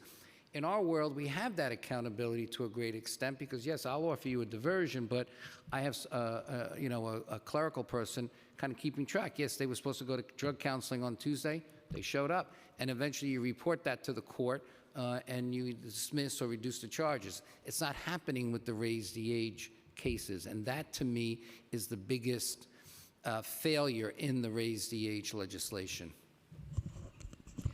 I think I could add another perspective to this. I was a DA, of course. I was in favor of raise the age. New York and North Carolina were the last two states to raise the age of criminal responsibility from 16 to 18. I was in favor of that. The way the law was written, there was still some, there was some concerns, especially with the guns. Possess, they have to display it before we could keep it in the criminal courts. So there's a difference between what happens in family court and in criminal court. But I could say from base, and having spent 16 years on the bench, dealing with young people and when they were charged as adults and not, see, what we have now is the fact that we need to revamp or do a look back now. It's been 8 years since Raise the Age. We need to look back because the judges in the criminal court that's in the youth part that has these 16 and 17-year-olds now are not allowed to see what is happening in the family court. Some of these same young people have been in the family court system, and they have cases pending there, and they may have cases in the youth part, but the two judges can't see the records in both sides. So how can a judge really understand what needs to happen, or the prosecutor know or understand what needs to happen with this young person if we don't have the full picture of who this kid is? And we have to put the humanity back and look at, these are young people. I don't want to end their lives or whatever. They need second chances or whatever. But some of them are so lost by the time I see them that there's no resources, even in the criminal court. My hands are tied as to how much I can do for them because the programs are not, we don't have enough in the criminal side nor in the family side. So what needs to happen is that all the stakeholders need to come together. The state legislature needs to look back at the laws that they wrote and try to fix some of these gaps because the judges can't do justice for that child or for our community if we don't have the information. It comes before me in my office in criminal court. I don't know what happened in the family court. So we have blinders on, and I think they really have to look back at the law, well-intentioned, but we need to be able to do the right thing for these kids to make sure that we could get them on the right path, hold them accountable, and accountability looks different for each and every one of them because they're all not the same. And that's what I'm teaching my staff. A 14-year-old who's already out shooting on a subway, and they're telling me how horrible the crime is. And my first question to him is, who is this kid and how did he get a gun at 14? And then when we peel back the onion, he's been in the foster care system, or the parent is in prison, or they're drug addicted. That kid didn't stand a chance. The gangs got to him because that's the only person that's showing him love. What do we do with that kid? And we need to have programs to be able to deal with that. So I think that's what the gap is. The police department is doing the best they can. They're committing these crimes, and we have to do something to hold them accountable. But what does that accountability look like, and how are we going to change their path? Because if they're already carrying guns at 13 and 14 and 15, by the time they're adults, they're going to be in state prison if we don't do something to try to correct it now. So that's what I'm asking for. So when I'm asking for more resources for the Bronx, I'm talking about programs for those, adolescent offenders who are the ones that are carrying these guns because the older ones know they're not going to get in as much trouble as if the way the adults are. So we really need to have a real look back. I'm sorry, Chair, but there's no program right now that exists. The Staten Island, obviously, DA was saying, it's mind-boggling that we're just letting these kids just go out and do it again, and nothing's happening. I wouldn't say there's no programs, but they have to be effective, and they have to be funded. And sometimes we have to build them. Like I've built programs because there's a lack of program. I mean, you're saying there's no program. You're saying there are some programs, but what works? That's what I'm asking here. And that's the study that we have to look at to really see, because we don't get a chance. There's not enough there. There may be some there we're working on. I built one. I had to build one because there was nothing there. I have a gun diversion program with the Osborne Association and the Fortune Society to help, some of these young men, the first-time gun offenders, things like that. But, these programs only go but so much. Kids or even adults are eliminated from some of the programs because they not only possess the gun, but once they fired it, a lot of programs don't want to take that risk. So we need to build programs that's for the first-time gun offenders, for ones that have actually pulled the trigger or are really involved in more than one case, and we see the violence, and we have to have programs that's going to be able to deal with that kind of kid. Because a lot of the programs, we have the programs, but they don't want to take that risk. Thank you. Thank you. I'm going to pass it to Councilmember Joseph. Thank you all so much for that, and thank you. As you mentioned, no program is a cookie cutter model, right? I've seen that before. I had a quick question for Ms. Brennan.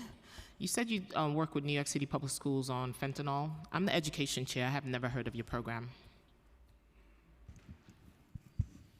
It's not I mean, we get invited to speak with by the Board of Ed. We're working with, what's her position?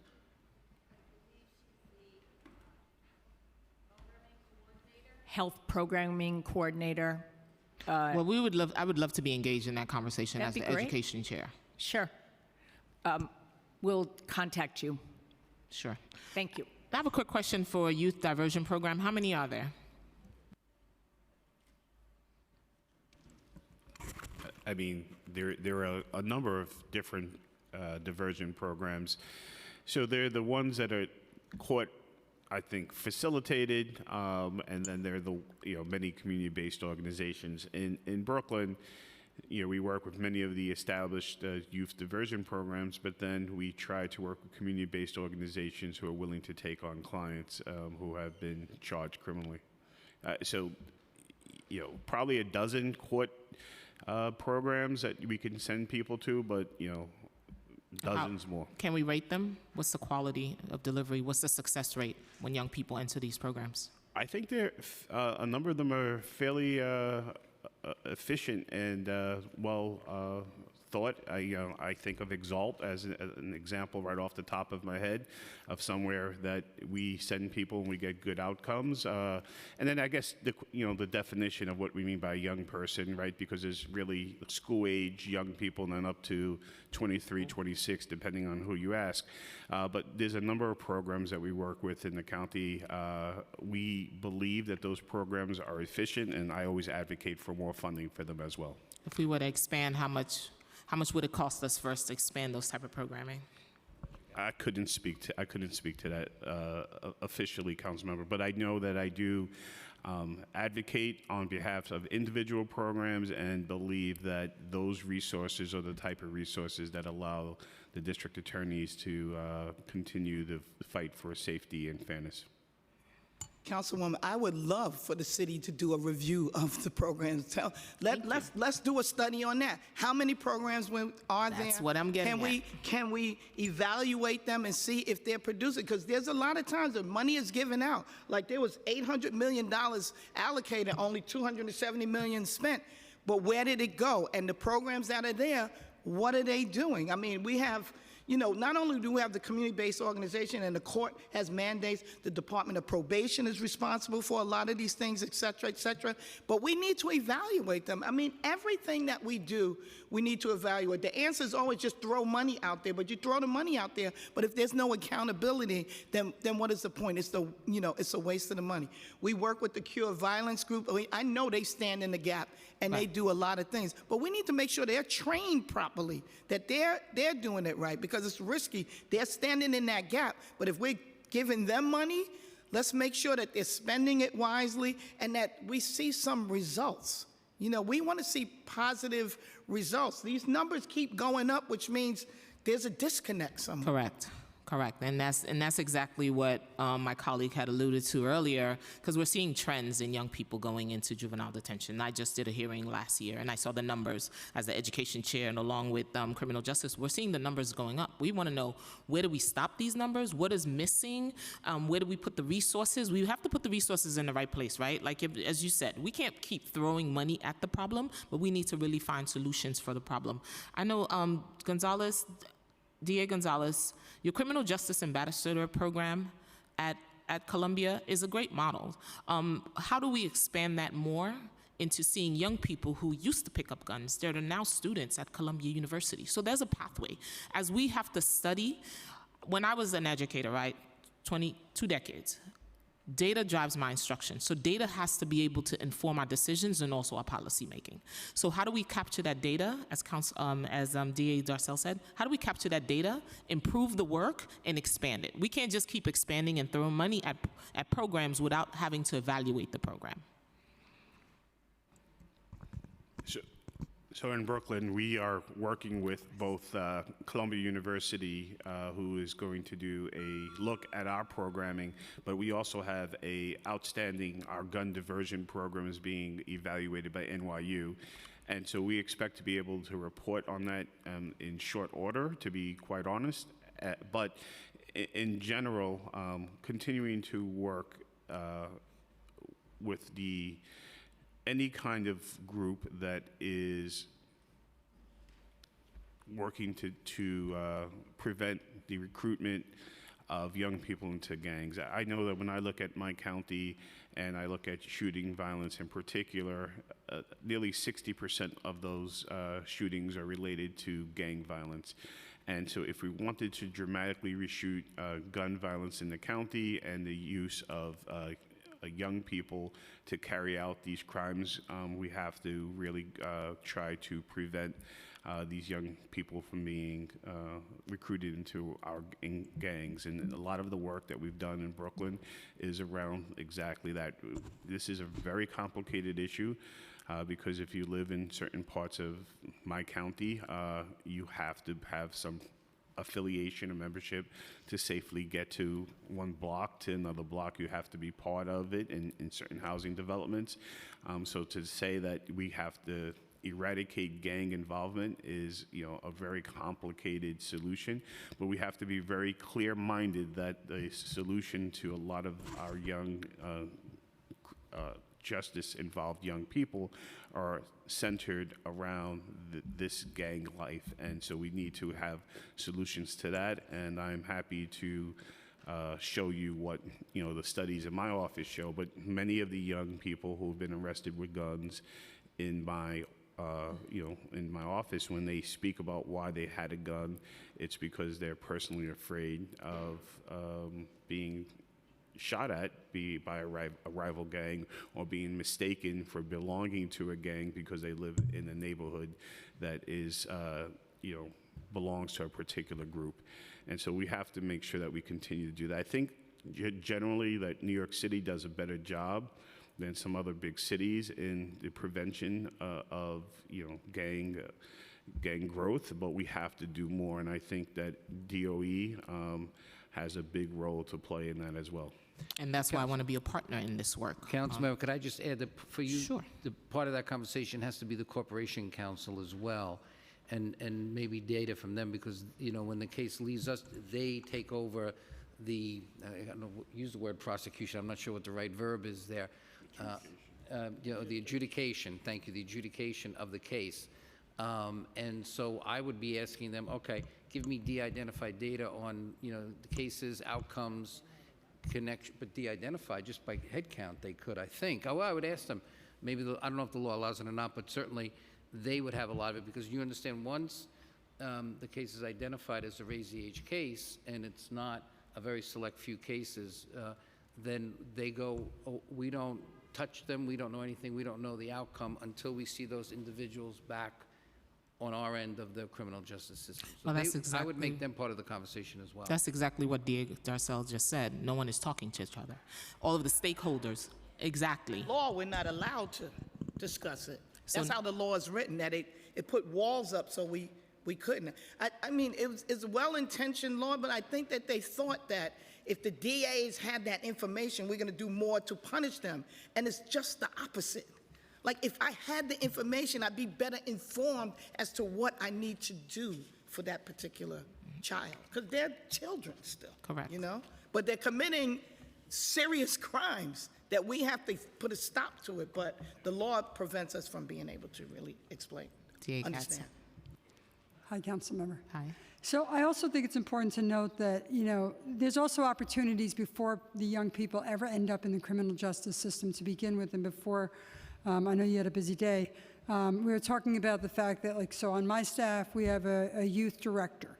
And his sole responsibility is to go into the schools, into the community councils, into civic organizations, to talk to mothers and fathers and parents and caregivers who need help with their children. We have internship programs, we have Explorer programs, we have all of these programs that we are doing in the community and to make sure that they never end up in the criminal justice system to begin with, if that's possible. Then you get to someone who does do something. We have pre-arraignment diversion that we work with, you know, the Court of Justice Innovation, right? So we have over 500 people, a lot of them young people, who end up getting diverted before they even get to the arraignment. We've completed about 300 of those cases last year. And then once they're in the system, vetting those DATs, especially mostly misdemeanors, and also gun cases.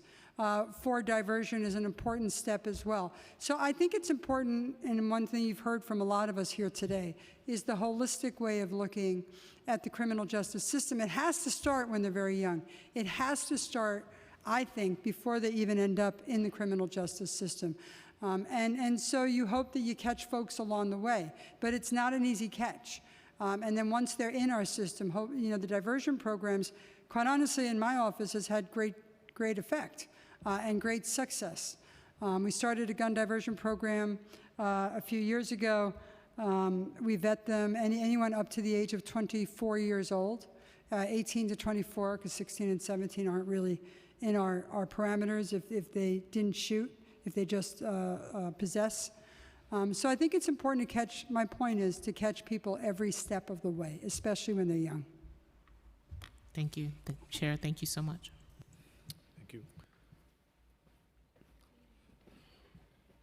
So my next question is, Ms. McMahon. Dear McMahon testified that 33% of cases in Staten Island were offered an alternative to incarceration. Can the other boroughs state what percentage of their cases were offered diversion programs? And also, how much funding has each of your offices allocated for alternatives to incarceration?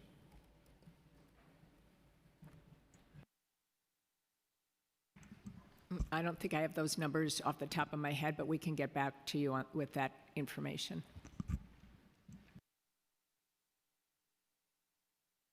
I don't either have them handy at the moment. I can only tell you that every single DAT that comes through is vetted for alternatives to incarceration and programming.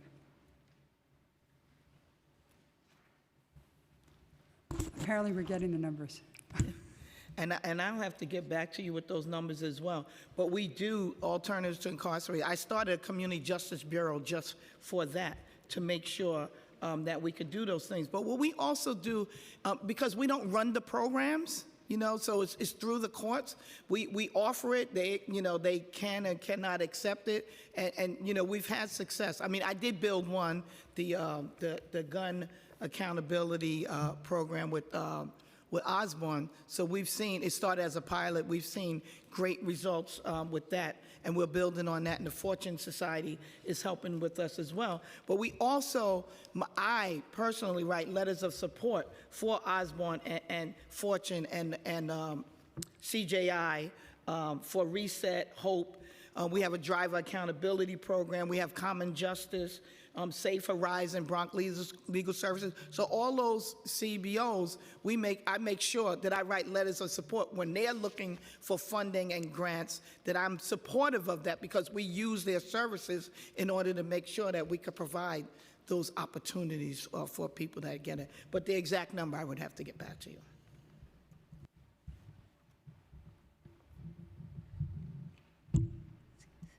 Excuse me, sorry.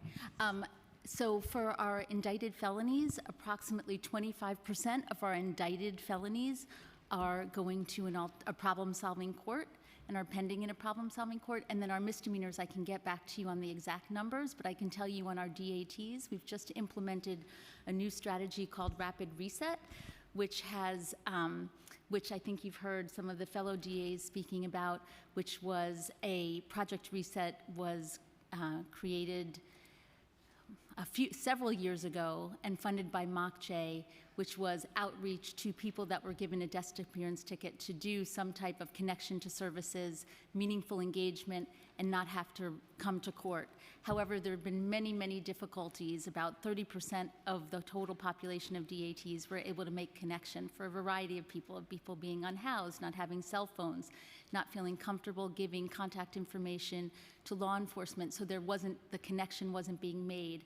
So we've implemented sort of on the continuum, if you're not reached in the community before returning to court, we've actually connected pre-arraignment when they do come to court. Surprisingly, people are returning to court on when they must appear for their desk appearance ticket.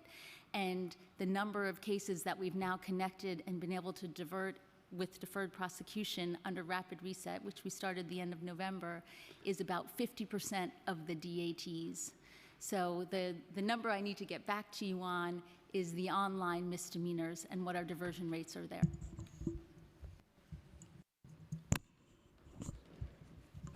In terms of budgeting, just so sort of an example, so in our office, I have, I'll get you the exact number, but it's a staffing issue, right? How do I dedicate personnel to this?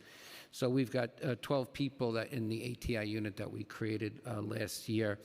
That's ADAs, a social worker, paralegals, a coordinator who tracks the cases.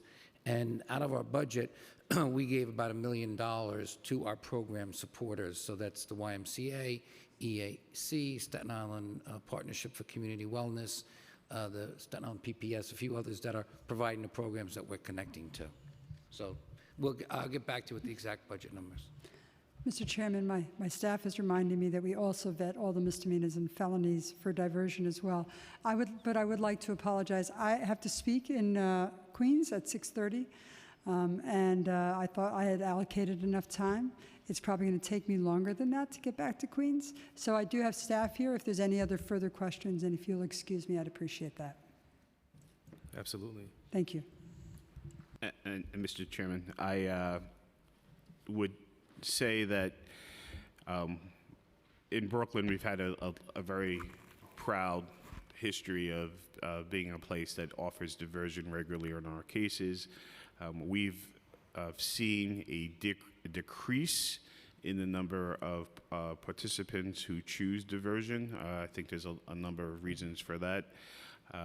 One has been, in the past, a lot of people have chosen to enter into treatment or diversion programs because they had bail set against them, and now that they're no longer detained, they choose to go forward with their cases. There's also less involvement in early diversion because of discovery reform. In the past, people were more interested in resolving their cases, but with discovery, since there's a chance that cases will get dismissed, especially in misdemeanor court, there are less takers for diversion. Nonetheless, last year in Brooklyn, we completed 5,537 cases that were successful in our diversion processes, and I will get back to you the total number of diversion that was offered. But like Queen said, in virtually every case, there is an examination of whether or not diversion is appropriate or not appropriate, and in the majority of cases in the county, there is some offer made preliminarily before the case proceeds to diversion, especially in criminal court.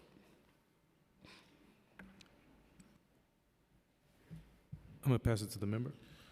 Thank you. I just have a question on those illegal pot shops that are popping up or have opened. For instance, I have a legal shop, my first one in the district, and on the same block there's 4 illegal places. And we went in with the sheriff a couple of weeks ago, and we closed 3 of them. What we found, I mean, I knew they existed, I just had no idea how blatant, how right out in the open, they had pot displayed, but they had mushrooms, psychedelic drugs, other things, and and the special prosecutor, you could probably tell us what. I mean, there's obviously fentanyl in some of those things, possibly. We don't know because they're packaged on the location. They have like sort of these bags that look like they're for kids, and some child could certainly ingest it if it's there. But what the sheriff's people were telling me, that if you took some of these mushrooms, you might be incapacitated for 2 hours, 2.5 hours. And what I'm concerned is, so many of these illegal shops, we can't close them. By the way, we closed them one day and they're opened again. And that's frustrating to any law-abiding person, especially a council member who wants to keep the community safe. When I got these guys, and you see them pulling up at all different hours, going into those places. One place was totally about pot and drugs, nothing else, no bodega on the side. That's all it was, blatant drug sales, illegal, and they had a place to get high, a lounge down the basement. Now, how is that making the community, how is the community supposed to, really put up with this? Because obviously when these guys are getting out, they're stoned and they're driving. We don't know how to even test somebody for smoking pot, much less how do we test them for when they're driving under the influence of mushrooms.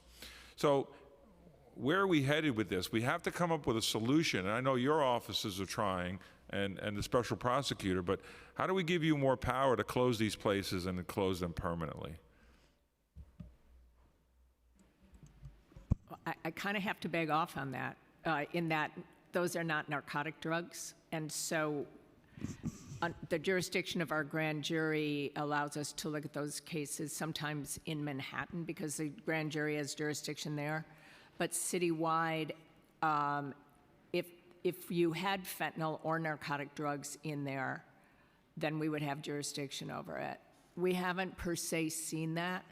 More likely is the mushrooms and the psychedelic drugs, which are controlled substances, as opposed to narcotic drugs. So it's not under your jurisdiction at all? No, sometimes we see fentanyl dealers using those spots as stash spots, but it's not clear that it's with the consent and that the ones running the spots are actually involved. So how can we empower the DAs to deal with this, or can we, or do you?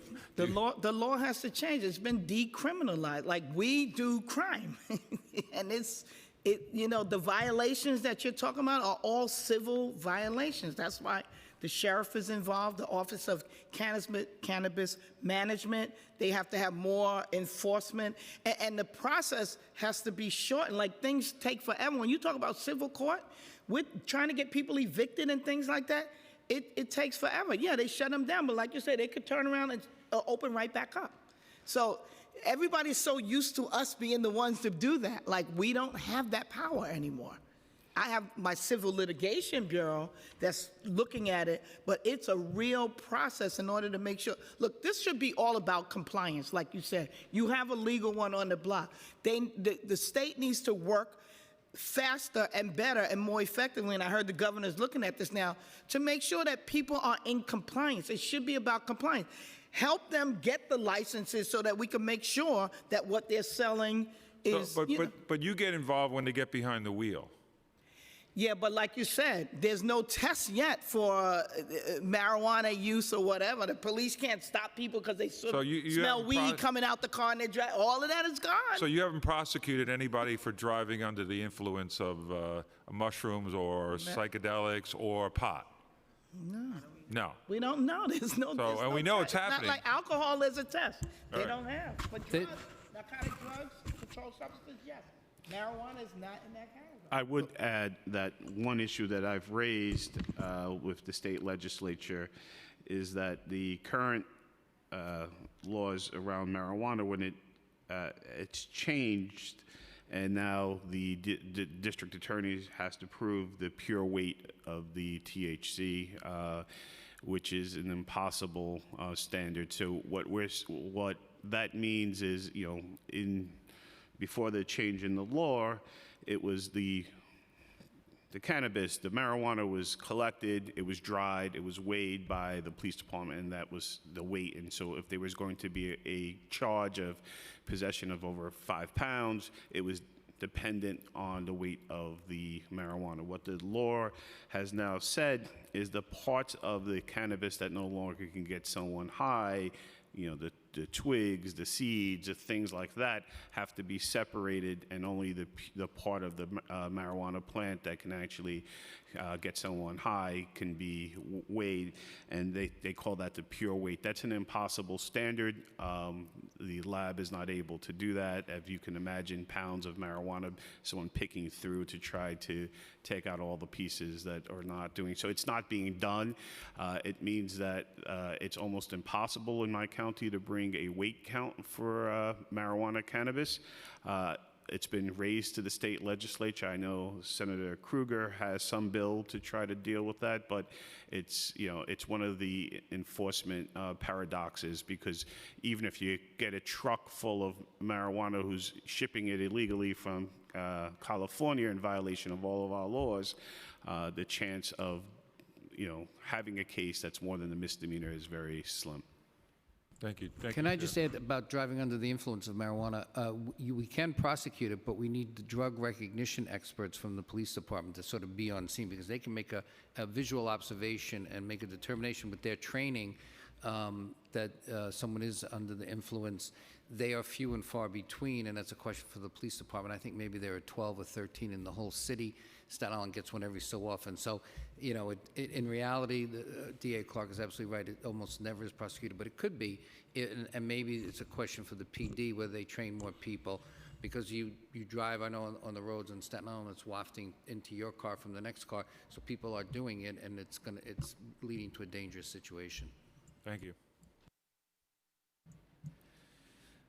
So we are almost there. This probably will be my last question. It's a three-part question. The NYPD Commissioner Caban testified that despite his department's efforts, there's little accountability on the back end after they catch a suspect in the act of committing a crime. NYPD says this lack of consequences is furthering growth in recidivism by smaller numbers of people who he called career criminals. So my question is, do you agree with this perspective, and what are the types of offenses that make up much of recidivism, and what does your office see behind it from data and information from your prosecutors?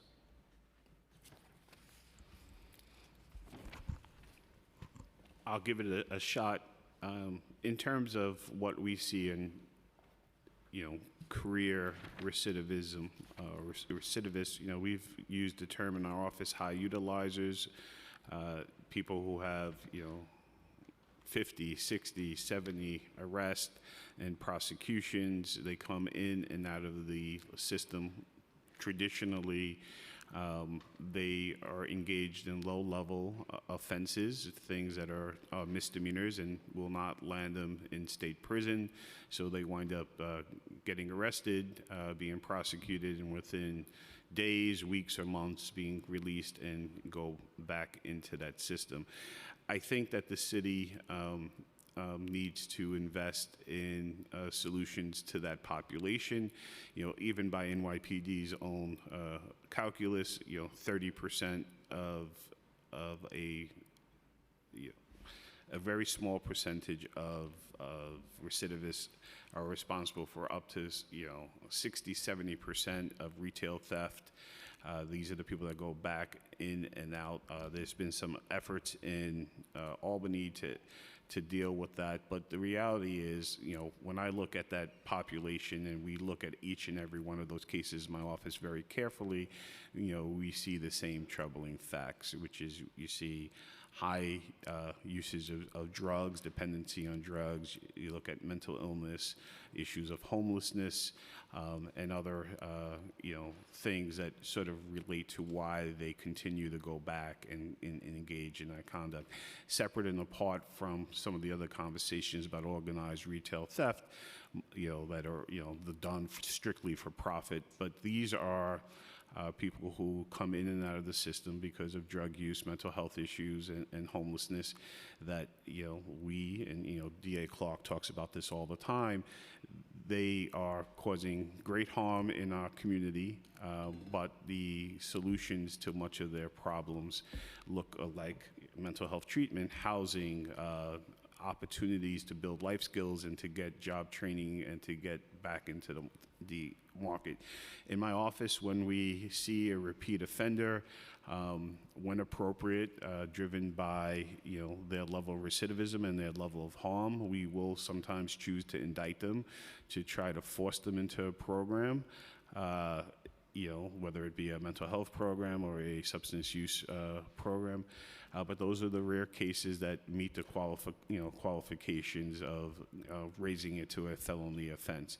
But we see, you know, quite honestly, hundreds of people who come in and out of the system that are repeat offenders of low-level offenses, and the only solution that we have is, you know, a small jail sentence or the attempt to try to place them with a community-based organization to provide support and services. You know, our thinking in Brooklyn is that if you build enough community support around the person and have a placement, that we may have a better opportunity to prevent recidivism. But we've struggled tremendously with this population of high utilizers, because the fact is that most of them are not housed. And without some kind of basic shelter in order to continue to make sure that they're getting their services, that they're receiving their medication, that we're keeping track of them, they get lost, and the next time we see them is because they've reoffended. And so there has to be much more infrastructure built around that. We're looking in Brooklyn to do, I think, what Manhattan is in the process of building, which is create more of a mental health services at our arraignment, so that we can continue to keep track of these individuals and continue to make sure that we're getting services to them and having them take their medicine so that they'll decompensate and continue to commit more crime. But this is what we're seeing, you know, in terms of other violent offenders. The system, I think, has held them accountable. We work and you know, again, I stress this tremendously because it's contrary to the notion, but, you know, violent crime is going down in Brooklyn, and that is due to the hard work of many players, including the police department and the people in my office and many of the people on the ground, stakeholders who are working to prevent violence each and every day. And so I am optimistic that there will be a peace dividend in this city, that we are not going to continue to see rising crime levels. But this low-level offenses, these, you know, the random attacks on our subway are problematic. And if we're seriously interested in reducing crime in this city, we have to have real substantive solutions involving mental health and housing. Those two go together. Without that, we will continue to see this low-level quality of life that is causing a lot of fear and is driving away business in communities, especially in our communities, communities of color. What he said. That's what she said. This, the next part of the question, I would just ask both of them together. What role do you see the availability of diversion and intervention programs playing in recidivism? And what's your perspective and thoughts on what might it take to reduce recidivism? I think it's just that, dealing with the root cause of why they are committing the crimes in the first place. You could keep throwing police and National Guard and the state police, but if you don't deal with in the subways that people actually are living there and that they're mentally ill and they don't even know better that they are sick and that they need help, we're never going to stop this. All the police in the world down there is not going to stop a mentally ill person from pushing one of those cops in the tracks, right? So we have to deal with the root cause. That's where the investment needs to go. We've never done it. We've never done it. The answer has always been put more police in there and put the DAs on it. We are not equipped to do it. It's not fair. It's not our job to do what needs to be done for unhoused people, for mentally ill people. That's not the police job. That's not my job, but it is now because nobody else is doing it. So the city needs to get real serious about putting the investment in that and looking at the laws that are there that unfortunately has to make the people get the treatment or the help that they need, even if they don't want to do it. And it takes everybody. Everybody plays a role in public safety, and that includes the people, the advocates for people that are mentally ill. That's the advocates for people that are homeless. That includes the defense bar. Like, when these services are there, we need to make sure that the people get the help that they need, and we all play a role. I'm willing to offer it every single time if it's going to stop them from doing what they're doing. But if they want to wait me out on discovery and say, don't take the plea or don't take the help, the case is going to be dismissed. We're not treating the problem. And throwing police at it and DAs and everybody else is not going to solve it. I want to help the people to stop them from having to go through what they're going through.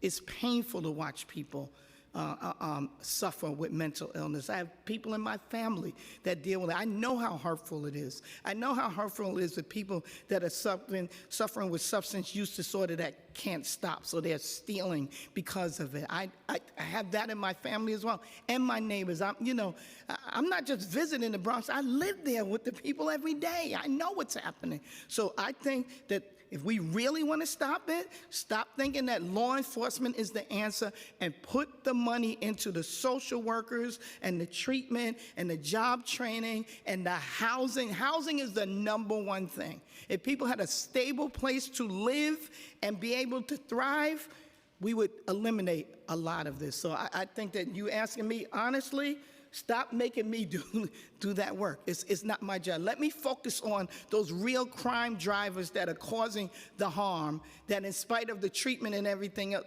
if they're getting the treatment, we'll make sure we get that done. But those who just keep doing it for the sake of, causing crime, let me deal with that. That's what I need to deal with.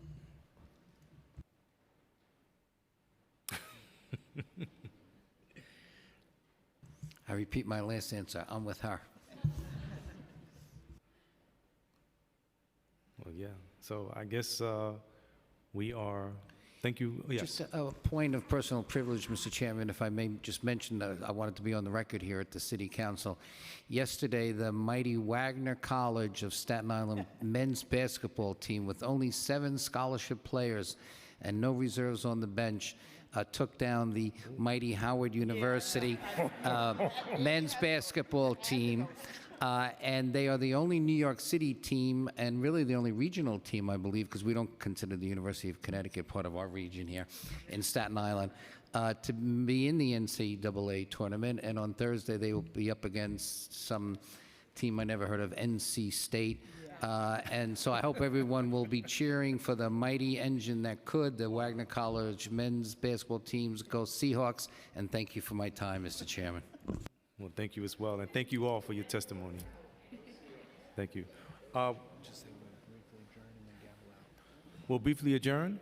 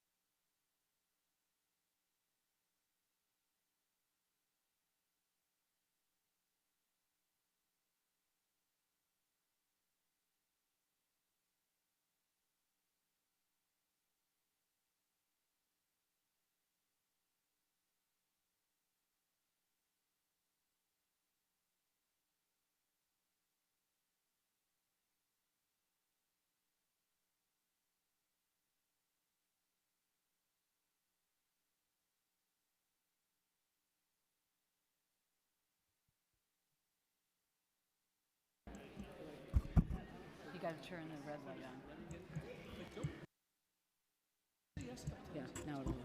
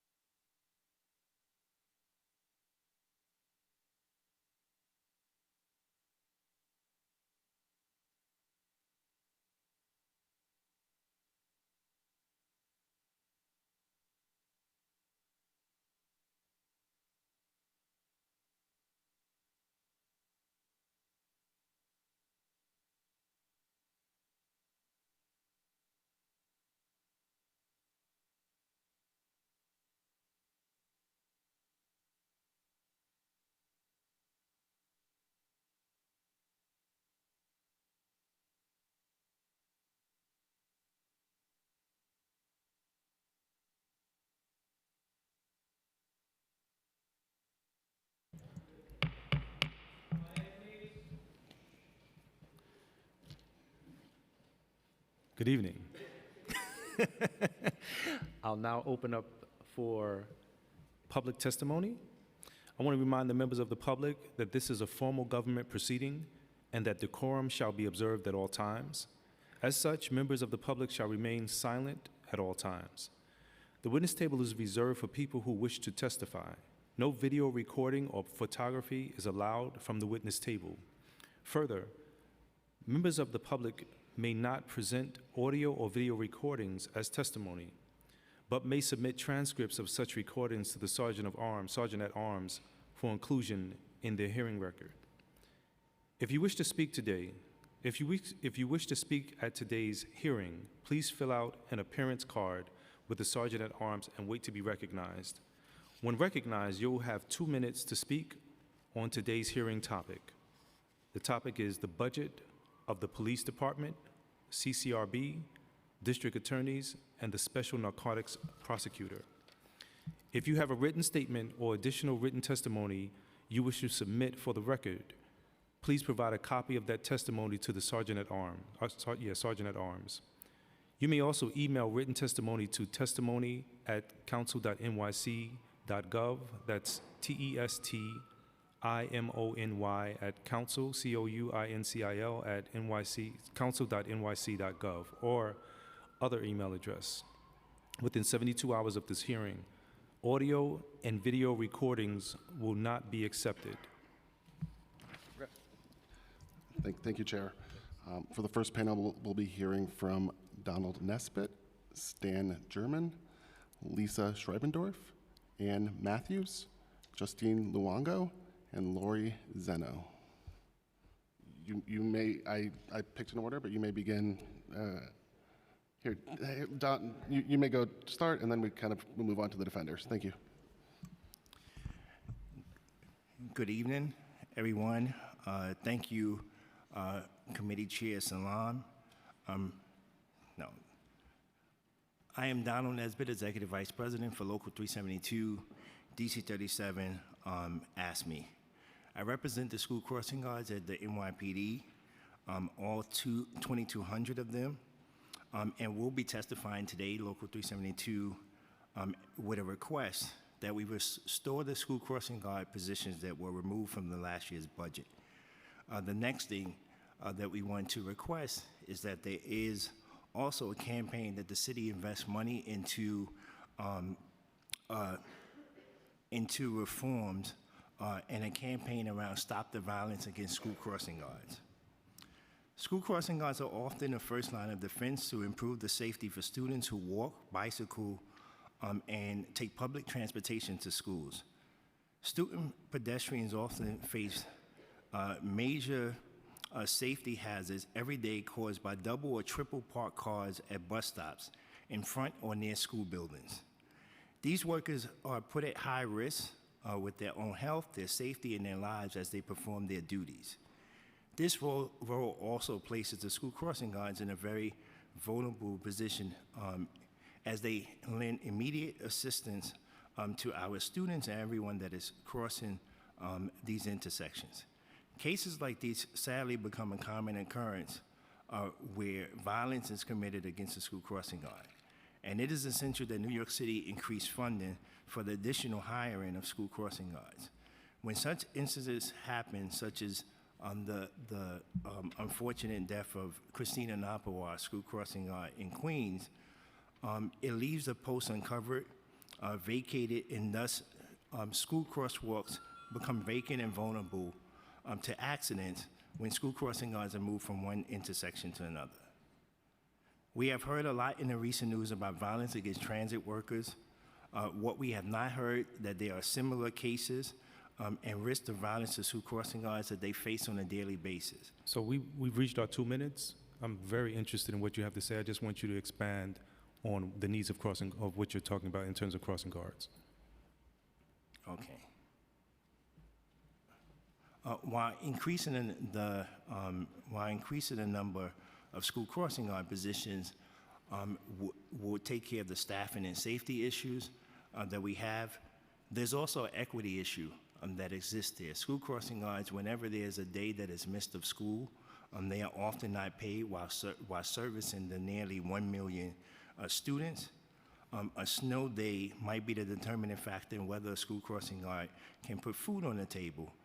And for many New Yorkers living paycheck to paycheck, like school crossing guards, any unanticipated day off of work, this is the difference between making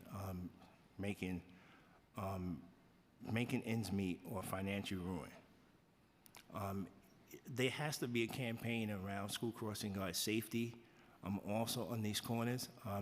The unfortunate death that happened in Queens actually drew the light to what the union had been saying for so long. On some corners, there should be additional school crossing guards to have one another back. An intersection, for example, like the one where the tragedy happened, it was Atlantic and Woodhaven, huge intersection. But there was one school crossing guard there that day. Also, the public is not aware that it is a felony to assault a school crossing guard. And so often in cases, folks threaten them, they jump out of their cars and things of this nature. So there should also be a campaign around Stop the Violence Against School Crossing Guards. Thank you, Chair. Thank you. Good afternoon. Thank you very much, Chairman Salam, and congratulations on your appointment to, and for your dedication in sitting here listening today and throughout what will likely be a late night for this committee. I'm Tina Longo. I'm the Chief Attorney at the Legal Aid Society's Criminal Defense Practice. And we are, the Public Defenders of New York City are giving this testimony jointly, the Bronx Defenders, Brooklyn Defender Services, the Legal Aid Society, Neighborhood Defender Services of Harlem, New York County Defender Services, and Queens Defenders. As New York City Public Defenders, we serve hundreds of thousands of low-income people, overwhelmingly Black and brown New Yorkers each year. Monday, the United States celebrated the decision in Gideon v. Wainwright that created the modern public defense system. Here in New York City, long before Gideon, there was an important premise that lawyers be in criminal courts, and through the 61 years here in New York City, despite having insufficient funding, our offices have expanded our services as public defenders by adding social workers, investigators, paralegals, and a broad range of services that meet our clients and the people who need us most in the community, long before court, but certainly in courts, 24 hours a day, 7 days a week. Last year, we testified before the City Council about the difficulties we were having as offices to keep our dedicated staff due to low pay scales that we've been forced to maintain under our current funding. We also discussed significant technology needs, partly due to the discovery laws that were passed in 2019, and I indeed heard you ask the DAs about this. The good news was that our advocacy led the council and the mayor to fight for funding upstate for us, but we did not get nearly enough. So we are here today to ask as jointly for $133.5 million in fiscal year 25 that will help us bridge the gap in our salaries and bring in the technology needed. With that, I'm going to turn it over to my colleagues to give detail. Thank you. Good evening, Chairman Salam. My name is Stan Hederman. I'm the Executive Director of New York County Defender Services. You know, I think all of us have a lot of pride in our city. I grew up on 177th Street in Washington Heights. I went to NYU undergrad. I went to NYU Law School. I'm a product of New York City. But one thing that is an embarrassment for this city is the chronic low pay of public defender salaries. Oakland, California, Los Angeles, Atlanta, Georgia, Minneapolis, Minnesota, Houston, Texas, all cities that pay public defenders a starting salary higher than New York City. Oakland, LA, Atlanta, Seattle, $100,000 is the starting salary. And we're talking about a livable wage for students who are in school for 7 years, who literally walk away with hundreds of thousands of dollars in student debt, who turn down law firm jobs and $250,000 salaries to do what? To represent poor people accused of crimes. And so the ask, as part of that ask, is specifically the $60 million we need to retain experienced lawyers. It is a crisis that we pointed out last year. A majority of the city council signed a letter. It got a lot of publicity. 26 out of 51 of your colleagues said this is a priority, and they urged the executive to include it. But I think the sad reality is that the executive is not our champion on this cause. It has to be the city council. We need the city council not to urge, but to demand. We cannot continue to lose the experience that all of our offices are losing. We pay a 5-year police officer over $121 to arrest somebody. We pay a 5-year DOC officer $101, almost $102,000 to watch over them in a cage. But we're only paying public defenders $88,000 on average at the 5-year mark. We have got to prioritize this issue, or we are going to have a crisis in our offices, and it's going to be reflected in our courthouses. That's what leads to wrongful convictions. That's what leads to unchallenged police misconduct. We need this money desperately. We should be the shining beacon of public defenders throughout this city. And I hope that next year when I'm here, I am not citing 7 other cities, all of whom have a lower cost of living compared to New York City when it comes to public defender salary. Atlanta is 22% lower cost of living. Minneapolis is 27% lower cost of living. So not only are they 25% higher, but when you factor in the cost of living, that's why it's incredibly difficult to retain good, talented public defenders in New York City. Thank you. Gotcha. Thank you. Hi, my name is Lisa Schreibesdorf. I'm the Executive Director of Brooklyn Defender Services. I wanted to comment a little bit on some of the things that we heard from the district attorneys today. One of which was that the Brooklyn DA's office, I run an office in Brooklyn. I've been working in Brooklyn for my whole legal career. They have 1,200 employees, but in Brooklyn, combined legal aid and Brooklyn Defenders has about 400 employees doing criminal work. So just to understand that, and we agree that the DAs also are not properly funded. We joined with them last year to ask for 25% increases in all of our salaries across the board, because we understand that what happens in court, it really depends on the quality, the retention, the longevity, the skill, the dedication of all of the people involved. And so aside from none of us really getting that increase in salary, we also are facing much lower staffing. And we have the same issues with, evidence, which you'll hear a little more about. And we just really need the city council to step up for us and, try really hard to get us to a much higher level of salary. But I did want to address a couple of things that came up earlier in testimony because it was a little bit troubling. I think there was a couple of things that came up that were maybe almost even misleading, like the fact that a judge in criminal court cannot know what's happening in family court. That's actually false. It's not true at all. But one of the issues that really upsets me the most is to talk about programming, because recently the mayor's office has eliminated very, very critical programs that were really effective. And instead of housing them in independent places like Esperanza, which worked with young people and met young people and their families where they were and worked with them very individually and successfully, they lost their funding after 20 years. And a lot of programs that were taking place at Rikers Island lost all of their funding.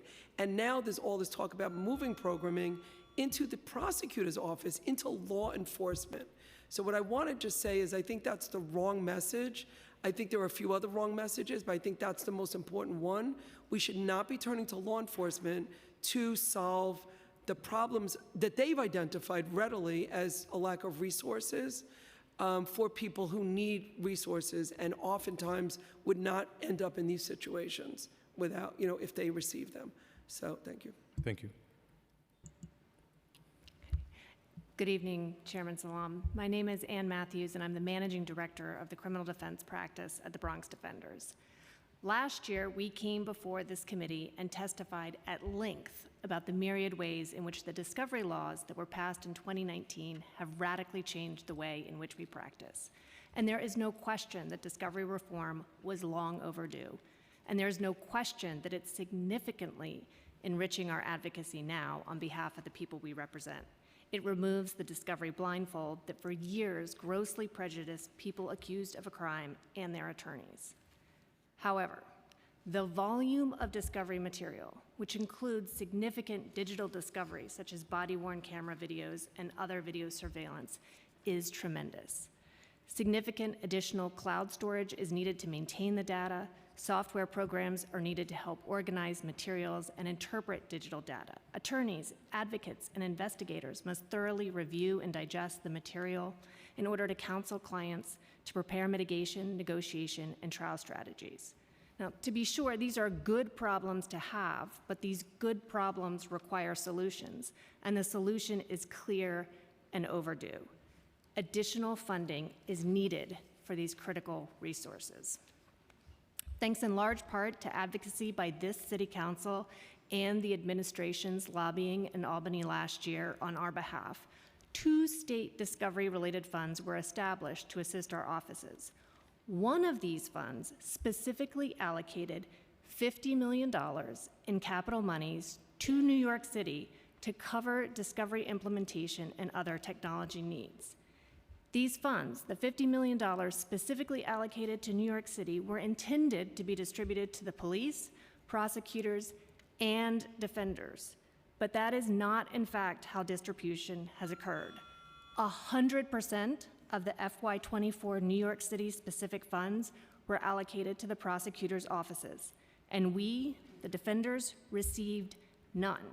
I will note that earlier in the testimony by the District Attorney's Office, discovery funding was not raised in their initial remarks, and that is because they received the funding they requested, as they acknowledged, but we, the defenders, did not. Those funds would have been used to provide defenders access to improved discovery, management platforms, transcription software, and other basic but invaluable technology and related personnel that we are sorely lacking at this moment. So this year, we must receive, and we are asking for the Council's assistance, we must receive the same amount of funding for this purpose as the district attorneys received last year. It is critically important to achieve the full promise of discovery reform and to aid those it was designed to benefit and protect, the people we represent. Thank you.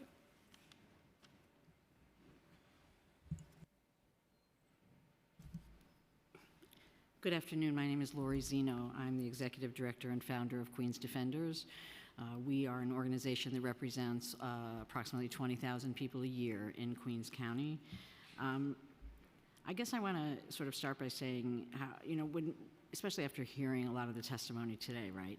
When most people think about public safety, certainly as public safety around crime, I mean, even when you read, most respectfully, what the subject of this hearing was, and since it was around public safety, you named the police department and you named the district attorney's offices, and you didn't name public defender offices. So, and I think that that's what the popular opinion is, right? When most people think about public safety, they think about police. We have to have more police. We have to have more prosecution. We have to have more jails. We have to have more prisons, right? And that's going to do the trick. And even as I sat and heard the prosecutors sitting here, they even told you that's not true. That is not the definition of public safety. You need the other members of the system, including public defender offices and including community programming. That is what is going to give the preventative solution that all of your prosecutors talked about in order to change public safety in this system. We have to talk about preventative work, and that doesn't happen with the police department, and it doesn't happen with the with prosecution offices.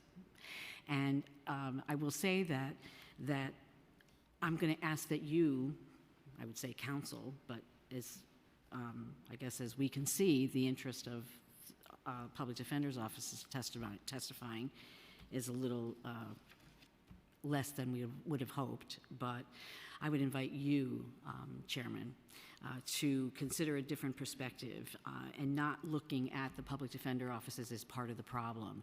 As I think another council member said, is public defender offices and programs are enabling the offenders instead of doing anything that's substantive around public safety. And I would like for you to sort of recognize that public defender offices have a huge commitment to public safety, and our roles go far beyond the courtroom. It's not just we're the lawyers showing up to defend the constitutional rights, which I hate to even say just that we do that, but we do plenty of other things in the communities.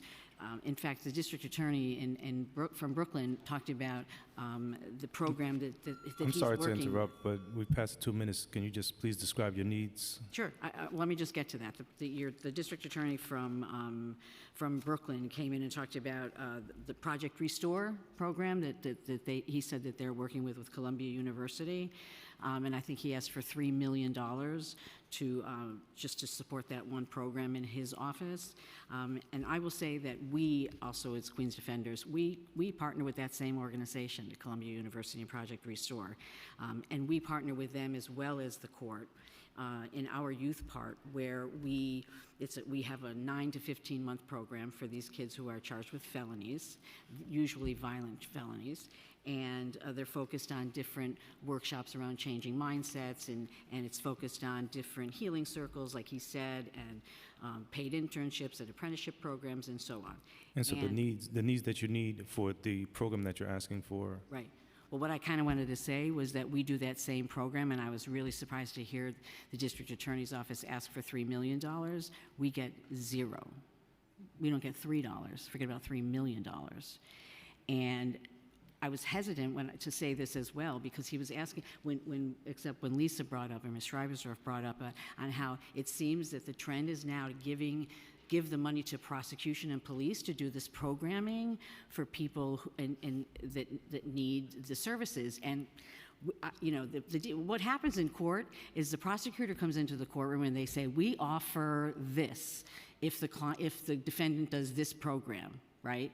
And then what happens is the defendant then comes to us, or the client comes to us. We go to the program. We either do the program or we give them somebody We're well who does. beyond the 2-minute mark. I know, I understand that you are, but I think this is really important. Are you able to submit the rest of your testimony?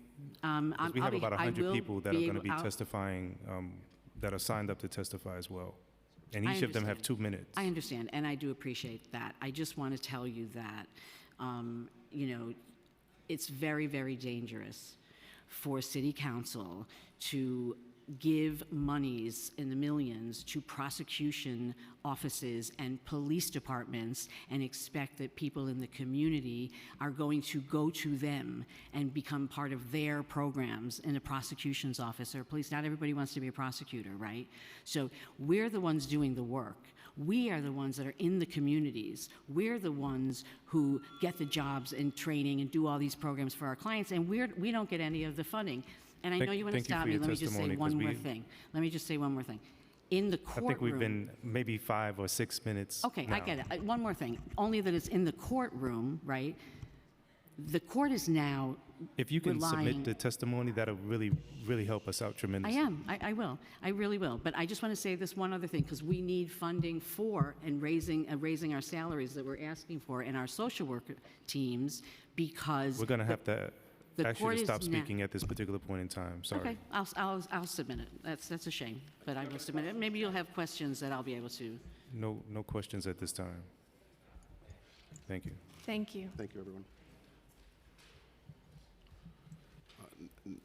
For the next panel, we will hear from Alia Gilroy Nickens, Sebastian Solomon, Julian Harris Calvin, William June, Haley Nolasco, and Obi Afrai. Apologize if I mispronounced any names. Please come up to the front and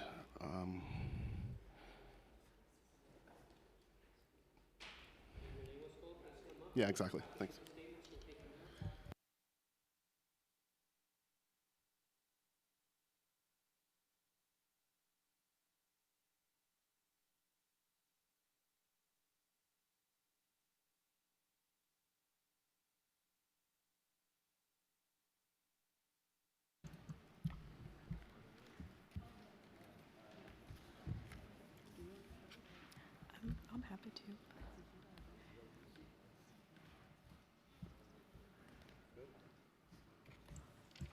Good evening. Thank you so much, Councilmember Salam, for hosting this space. Honor to be in space with you. Thank you for staying, by the way, as well. It's a shame that the other electeds didn't. You know, everyone else, there's one elected in this room. What are the other 50? We've heard so much rhetoric today about the voice of the community, the will of the community. I don't know how that can be represented or heard if people aren't listening to the community, if people aren't here for the community. So I just hope that, like, your colleagues are held to that standard.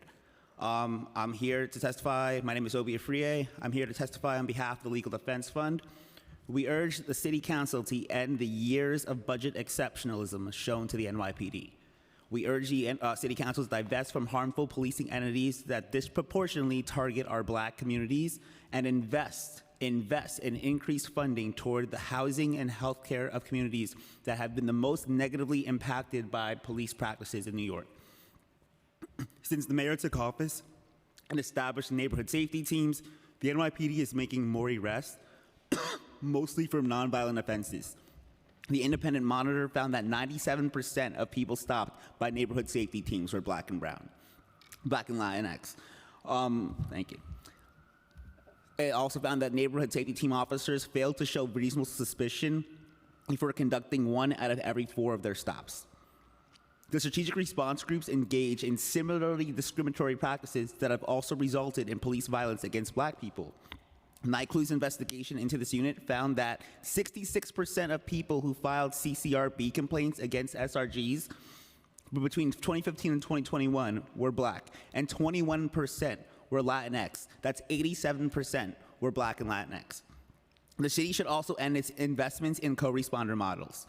The NYPD mental health co-response teams that consist of 2 officers and 1 behavioral health professional, the plan is emotionally backwards, and in 2021, at least 104 people were killed after police responded to mental health encounters or crisis interventions. The NYPD is not capable and they're not equipped to handle these kinds of encounters.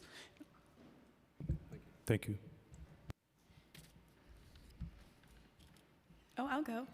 Hello, good afternoon, everyone. My name is Julian Harris Calvin, and I work at the Vera Institute of Justice. Very grateful for the time today. I know you guys are ready for another break. So despite violent crimes such as murder, shootings, robbery, and burglary decreasing, many New Yorkers still don't feel safe. And how have our most prominent elected leaders responded? They've done so by doubling down on failed policies of the past. We spend more than $14 billion on police and jails in New York City every year. Our mayor and governor have flooded our transit system with thousands of additional police and military personnel.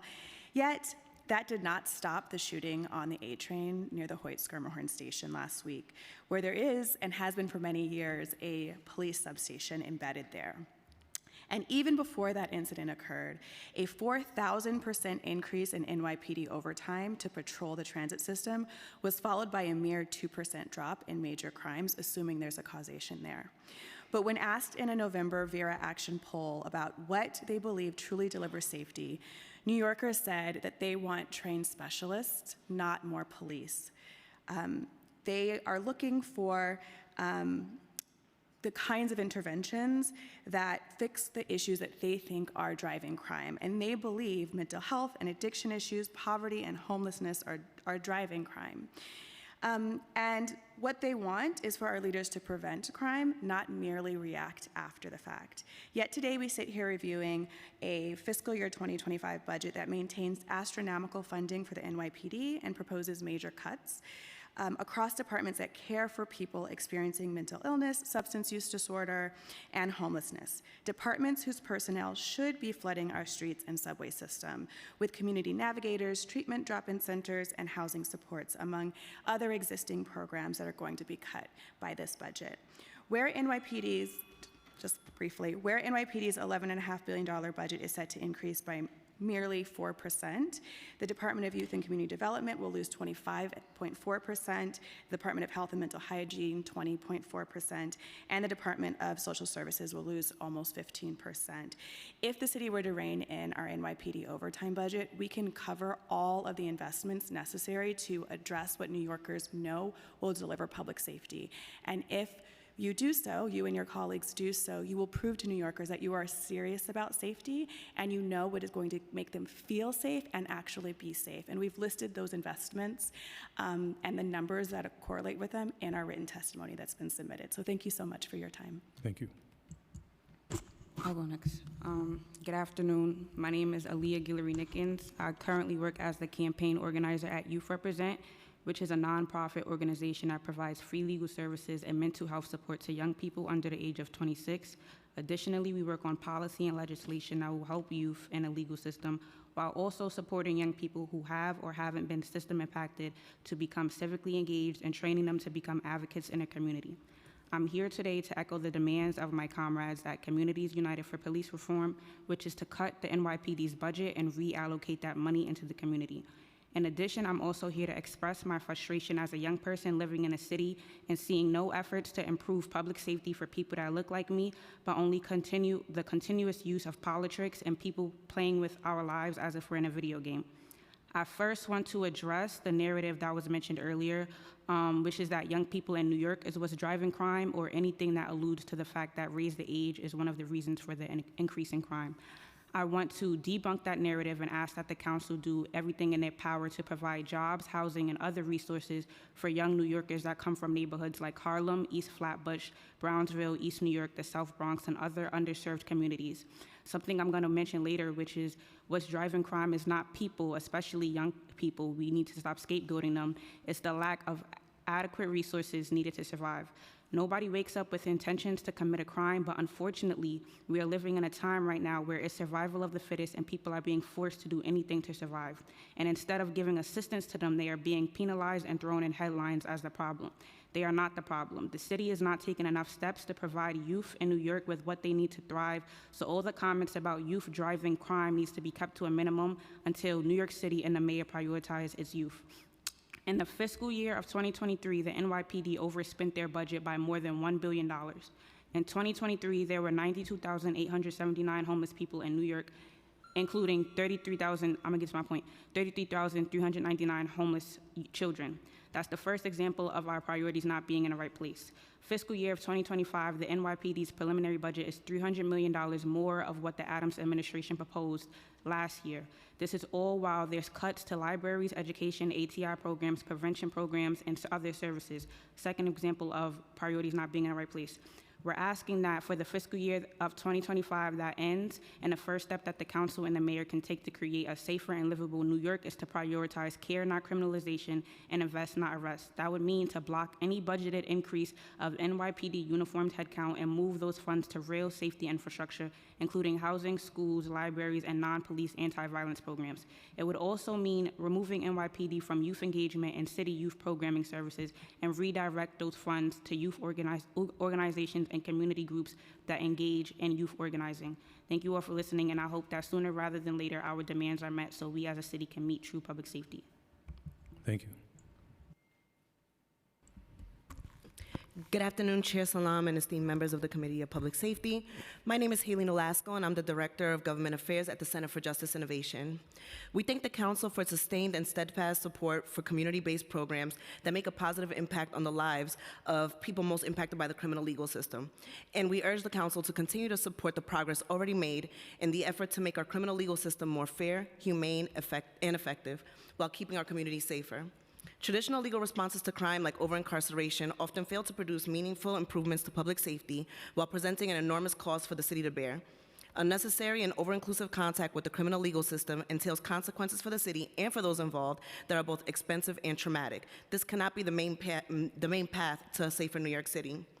The Center's programs across the city span the entire justice continuum, working to enhance public safety beyond enforcement by increasing civic engagement and placekeeping within NYCHA developments through our neighborhood safety initiatives, by supporting at-risk and systems-involved youth with services needed to help them live healthier, safer, and more economically sustained lives through our crisis management system partner, SOS Save Our Streets, and also by responding to and bringing attention towards the intersection of gun violence and domestic violence through our RISE project, also a part of CMS, and also by supportive interventions through our court reform programming. And also, as we look towards the closure of Rikers Island, our programs are going to be relied on more than ever, and the efficacy of these programs are reliant on meaningful investments. And in closing, I'll say that well-funding community-based programming helps to keep communities safe. It's important, produces real outcomes, and grants opportunities for transformation.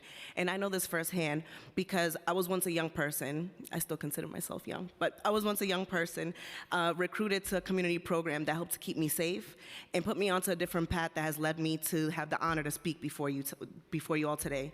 So thank you so much for your time, and our budget requests are included in our written testimony. Thank you. Thank you.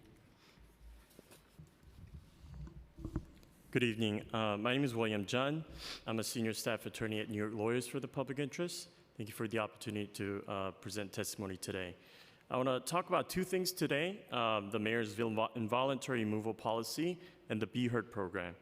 First, the mayor's involuntary removal program, launched in November 2022, allows untrained police officers who have no expertise in dealing with individuals' mental disabilities to detain them by force and remove them to a psychiatric hospital against their will, solely because the officer believes the individual has a mental disability. This policy is both illegal and immoral. The city must rescind the policy to ensure that no New Yorkers are subjected to unlawful detention and involuntary hospitalization just for exhibiting behavior perceived by a police officer to be unusual.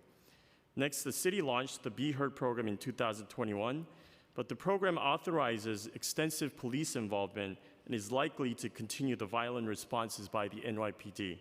For example, in fiscal year 2023, close to 80% of all mental health calls in the Be Heard pilot areas were still directed to the NYPD. Instead, the city must join other cities across the country to remove police entirely from the equation and ensure that healthcare workers and peers, those with lived experiences, respond to healthcare crisis.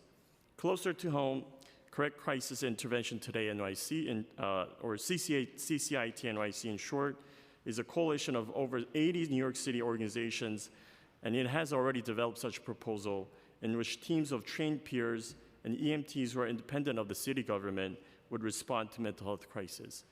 We therefore urge the council to mandate changes to the Be Heard program to align it with the truly non-police, peer-led CCIT NYC model. Thank you for your time. Thank you. Thank you all so much for your testimony. Chair Salam, I'm so sorry. If there's not a question, may I just add one or respond to something that the Bronx DA said that was a bit of misinformation? No, they could submit a written testimony. No, it's going to have to be submitted with written testimony. Yeah, LDF is going to be submitting written testimony as well. It was just to my colleague's point right there, the Bronx DA testified that the NYPD should be involved with involuntary seizures. It's the NYPD's own metric that 47% of those involuntary seizures happen to black citizens. And given the mayor's, the new governor's plan, the subway response plans, the influx of co-response teams as well, you're going to see more of those racial disparities. Law enforcement, as everyone here has testified, is not equipped to handle these kinds of encounters, and our black communities are going to be the ones that suffer. Thank you. Thank you, everyone.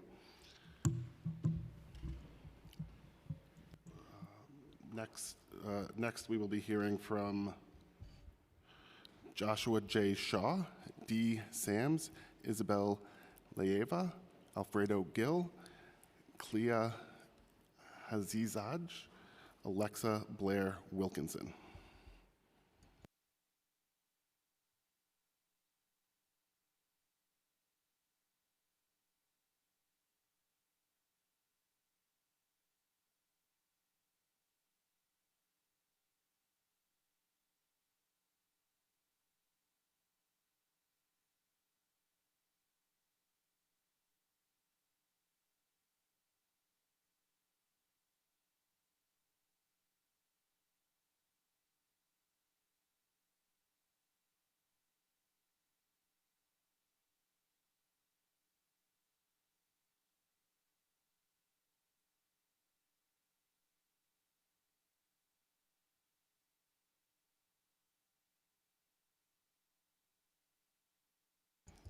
You want me to begin?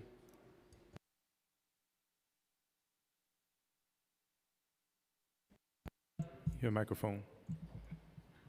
Good evening. My name is Isabel Leva. For the past 4 years, I have led the NYCLU's protest monitoring program, through which we've documented police conduct at hundreds of protests across our city. I have testified to this council many times about why the SRG must be disbanded, as have hundreds of New Yorkers who have taken days off of work to be in this room and to relive trauma inflicted on them by this unit. For 2 years, this hearing room has been packed with community members begging City Council to take action on this issue. What I want to emphasize today is that no matter how many oversight hearings we hold about this unit, how many lawsuits the SRG is involved in, how much scrutiny the SRG is under, and how much the NYPD actively lies to this council, this unit continues to brutalize New Yorkers with impunity. As long as this unit exists, it will continue to brutalize New Yorkers with impunity. That's because you cannot reform a unit that was created to crush dissent. You cannot reform a unit that is trained to target racial justice protesters. You cannot reform a unit that is designed to treat our community members like enemy combatants. Over the last few months, the SRG has led a violent crackdown on protests across our city, disproportionately targeting pro-Palestine protests. Only 2 weeks ago, the SRG trapped and brutalized dozens of nonviolent protesters, arresting more than 30. They then attacked people at jail support who were waiting for the release of arrestees at one police plaza. They slammed someone so hard into the pavement that they began to have a seizure in the middle of the road. Earlier that day, the SRG knocked a protester unconscious while making mass arrests. Footage shows the NYPD handcuffing the person as they lay unconscious on the sidewalk face down. Multiple people were hospitalized that day for injuries. Just last night, an army of SRG officers were deployed to repress a protest right outside of this building. This is what the SRG is. This is what the unit was designed to do. The only way to put an end to this unit's abuse is to put an end to the unit itself. The people have spoken. Disband the SRG and reinvest its funds into our communities. Anything short of that is a failure to protect the safety and the First Amendment rights of New Yorkers. Thank you. Thank you. Thank you. Good evening. My name is Joshua J. Shaw, and I'm here to talk about the SRG. The NYPD Strategic Response Group is a direct threat to the safety and security of our city and stands as a very real, very critical threat to our democracy. The SRG operates as a band of paramilitary aggressors, seemingly answering to no one while utilizing excessive resources and funds to endanger, berate, and oppress the very citizens they've been sworn to serve and protect. This is why it's imperative for the future prosperity of our communities and liberties that the SRG be defunded and disbanded immediately. As an active duty veteran and as a public servant myself, I understand the enormous responsibility that is entrusted to those who serve the public. It requires that we in this line of work hold ourselves to a higher standard, to guarantee that the power that we have been given freely of the people is forever and dutifully utilized for the people. Unfortunately, it is obvious that the weight and magnitude of this honor has been lost on the NYPD and the SRG, a fact that has been made evident by their flagrant lack of transparency, their violent and systemic discrimination towards minority groups, as well as their general inability to serve their communities. As an NYCLU protest monitor, I've borne witness to these atrocities firsthand. I've seen the SRG routinely meet peace with unbridled violence. I've seen them destroy private property in the name of de-escalation, and I have seen them arrest members of the press simply for asking questions. These actions carried out by the SRG prove that they are nothing more than a group of bullies who believe that they can trample on our civil rights because they wield total and unregulated power. Thus, in order to build a more equitable and prosperous New York, we must stand up to those who seek to stand in the way of democracy. We must let the NYPD know that just because they utilize excessive force, the people will not be forced into silence. In closing, to protect our city, to secure our democratic rights, and to ensure a better tomorrow, funds must be divested from the SRG, the entire unit must be disbanded, and those in the NYPD and SRG must be held accountable for their willful disrespect of the constitutional rights and general well-being of all New Yorkers. Thank you. Thank you. Good evening. My name is Dee Sams. I am a New York City resident, and I'm here to urge the council to hold the NYPD Strategic Response Group accountable for its abuse and disband the unit. Last year alone, the city paid out nearly $115 million due to reported misconduct. According to NBCNY, the city of New York agreed to pay $21,500 per protester who was a victim of the illegal tactic of cattling in the Bronx. In that same reporting, it was said that that was the largest settlement in history at roughly $10 million. Now, I did some math, and that's roughly $869 every 2 weeks over the course of the year, and some people make $21,000 a year as salary. It's my hope that the City Council will disband the SRG and disperse those funds to vital city programs, such as our parks, our libraries, composting programs, and more. While I have been fortunate enough to not have had a harrowing experience with the SRG, knowing that far too many of my fellow New Yorkers who exercise their right to peacefully protest have is enough to bring me here today. Defund and disband the SRG and help bring us all a little closer to the quality of life becoming of citizens of the greatest city in the world. Thank you. Thank you. Hello, my name is Alfredo and I'm a proud Queens resident.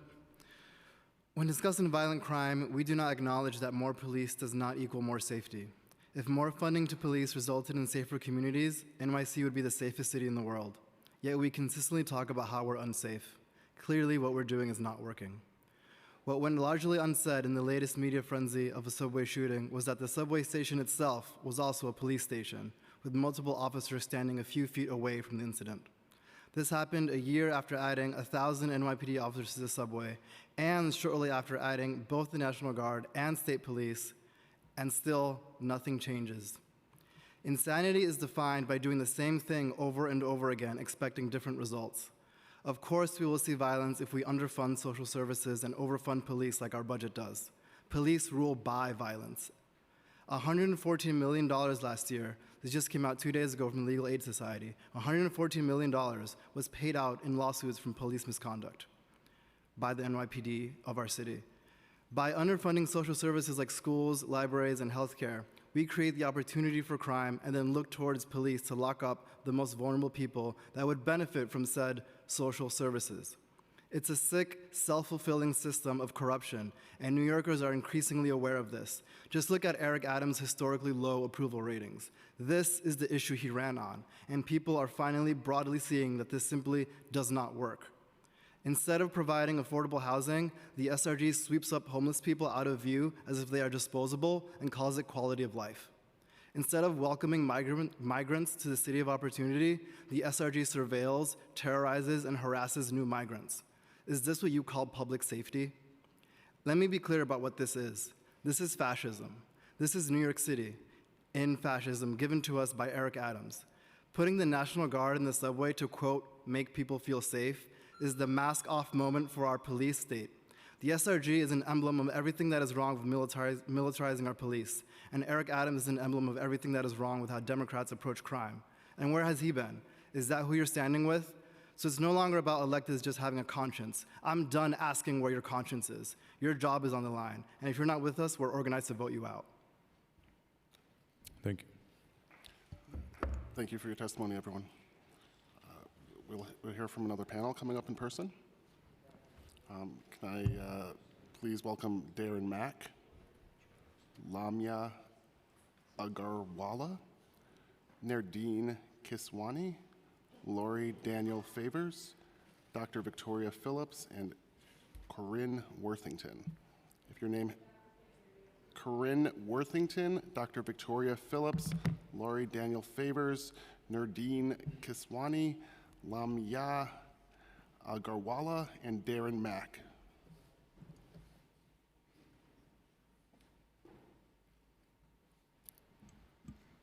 Good evening. My name is Lamia Agarwala, and I'm an attorney with the New York chapter of the Council on American Islamic Relations, known as CAIR New York. CAIR is a Muslim civil rights organization that works on a range of legal advocacy and education related to discrimination targeting Muslim Americans. Today, I urge you to hold the NYPD Strategic Response Group accountable for its abuse, disband the unit, and invest in community programs that actually keep us safe. Within the last few months alone, the SRG has demonstrated its force at countless peaceful protests.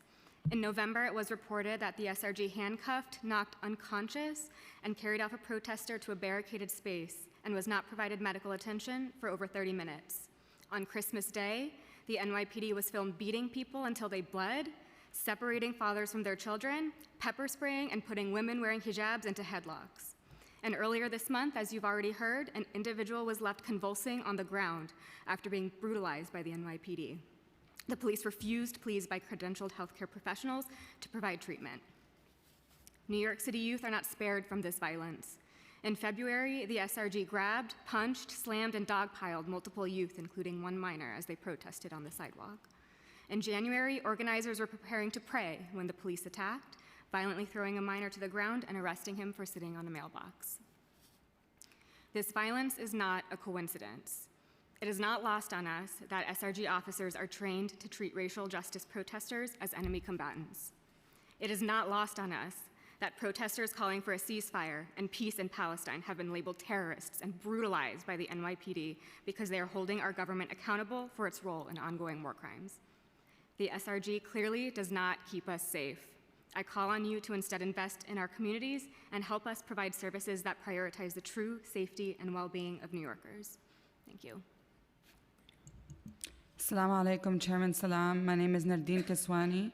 I'm a Palestinian, a lifelong New Yorker, and the chair and founder of Within Our Lifetime, a Palestinian organization revitalizing the revolutionary spirit of our community in New York City since 2015.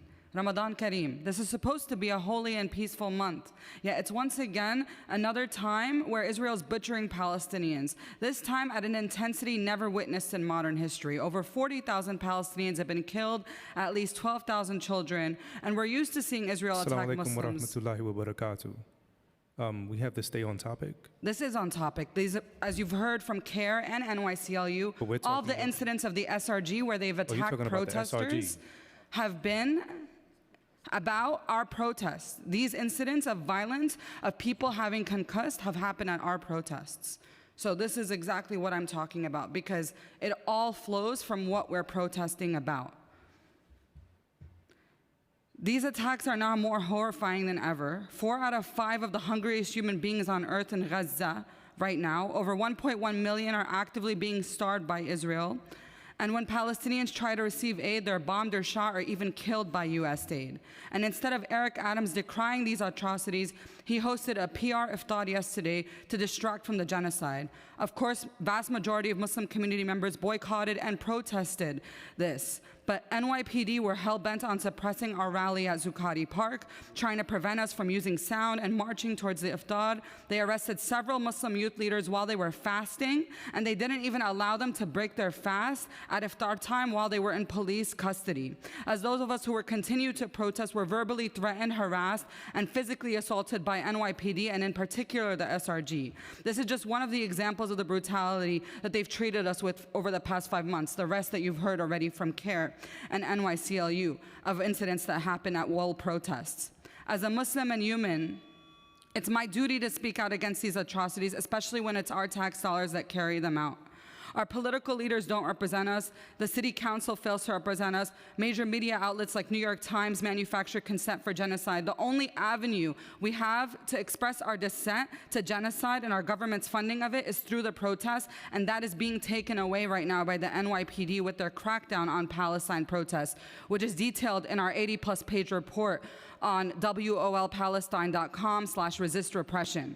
For almost 10 years, we've held marches for Palestine with the full support of the Muslim community, with hundreds of thousands of people. Pardon me, sister.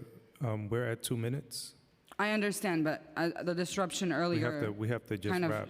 shorten my time. Okay, so in conclusion, we've seen that the NYPD showed up to our protests with batons and riot gears while they beat children until they're bleeding and attack Muslim women. We've seen them rip Palestinian flags out of protesters' hands and keffiyehs off of their necks, like the one that I'm wearing today.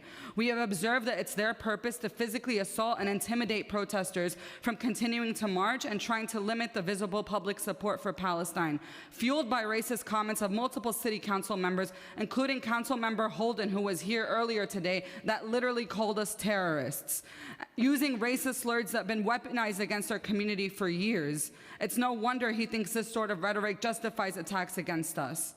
We know that we're on the right Please submit side the of... remainder of your testimony so that we can have it on record. Yes, we'll Because submit it we're to at you. 2 minutes. We'll submit it to you in writing. Because we have to allow for the rest of it's about 100 people that are going to be testifying tonight. I If everybody understand. goes Earlier, they over were time- making jokes about basketball, and that's what she said jokes. Prosecutors went on to ramble and have jokes with each other. But then when, So we're gonna the have to public defenders we're gonna have actually to have your wanted mic cut off. to put this evidence, you wanted to Please. silence us. Order in In the Ramadan, chamber. you're silencing Order in the Muslim women chamber. again. In Ramadan, you're silencing Palestinian women again. And if this city council does not hold I'm NYPD sorry, accountable and Israel we have accountable, to Allah maintain will. order in the chamber.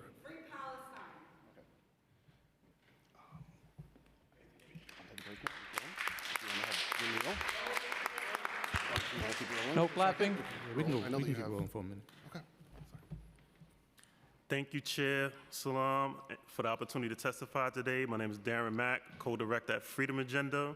We are led by our members who are survivors of Rikers like myself and impacted family members.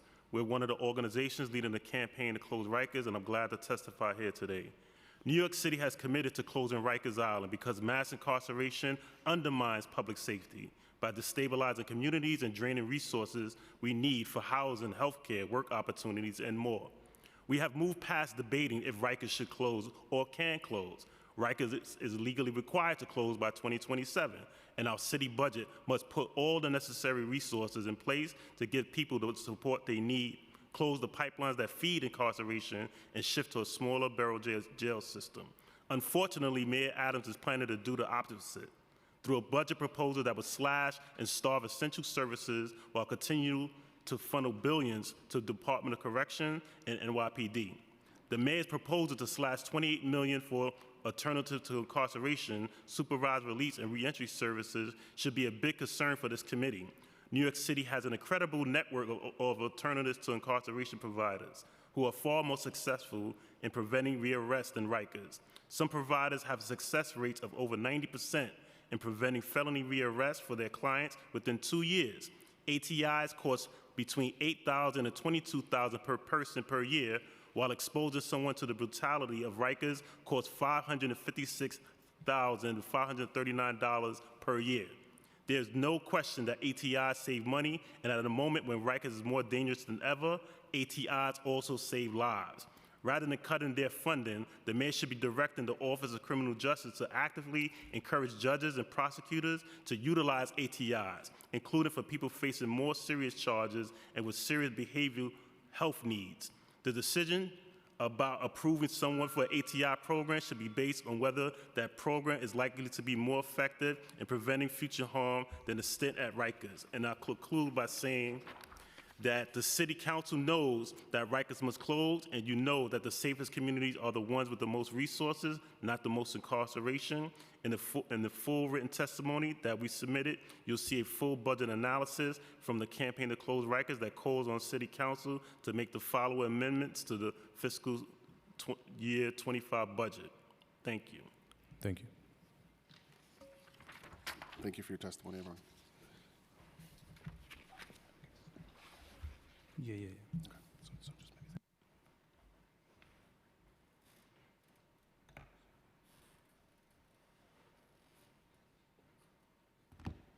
We're going to take a 10-minute break at this time. We'll resume shortly.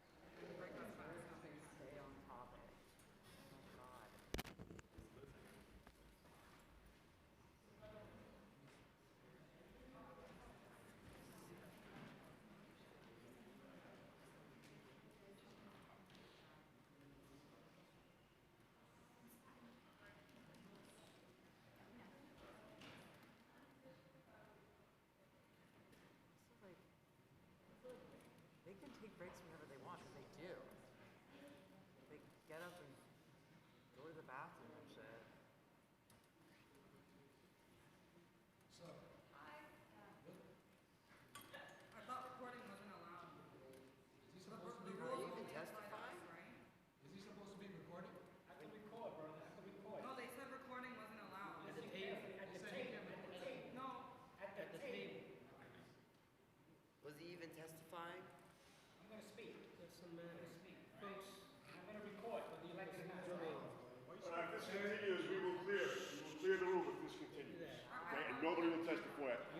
this point. So if it continues, we will clear it. You can record on your seat as much as you want. You can't do it there. It's a public hearing. Anybody records anybody. We're all cameras. People are allowed to record in a public hearing. We can't stop. It's their right to record. It's your right to record. You guys have been doing it. We haven't been stopping it. You can record from your seat as much as you want. Anybody can record me, whatever, whoever you want. I'm more concerned by this man over here who just said that he would force us all out. If we like talk to him.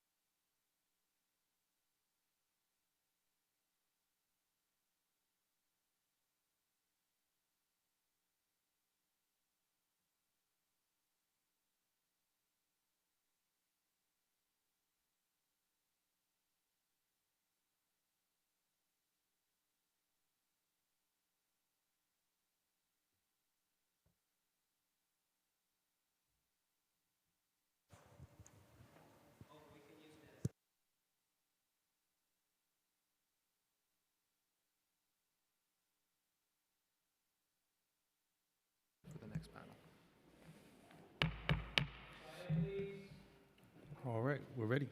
Okay. I'd like to call up the next panel. Abir Eldak, Forrest Haley, Syra Haverneck, Avani Pravin, Griffin Jones, and Todd Mazel.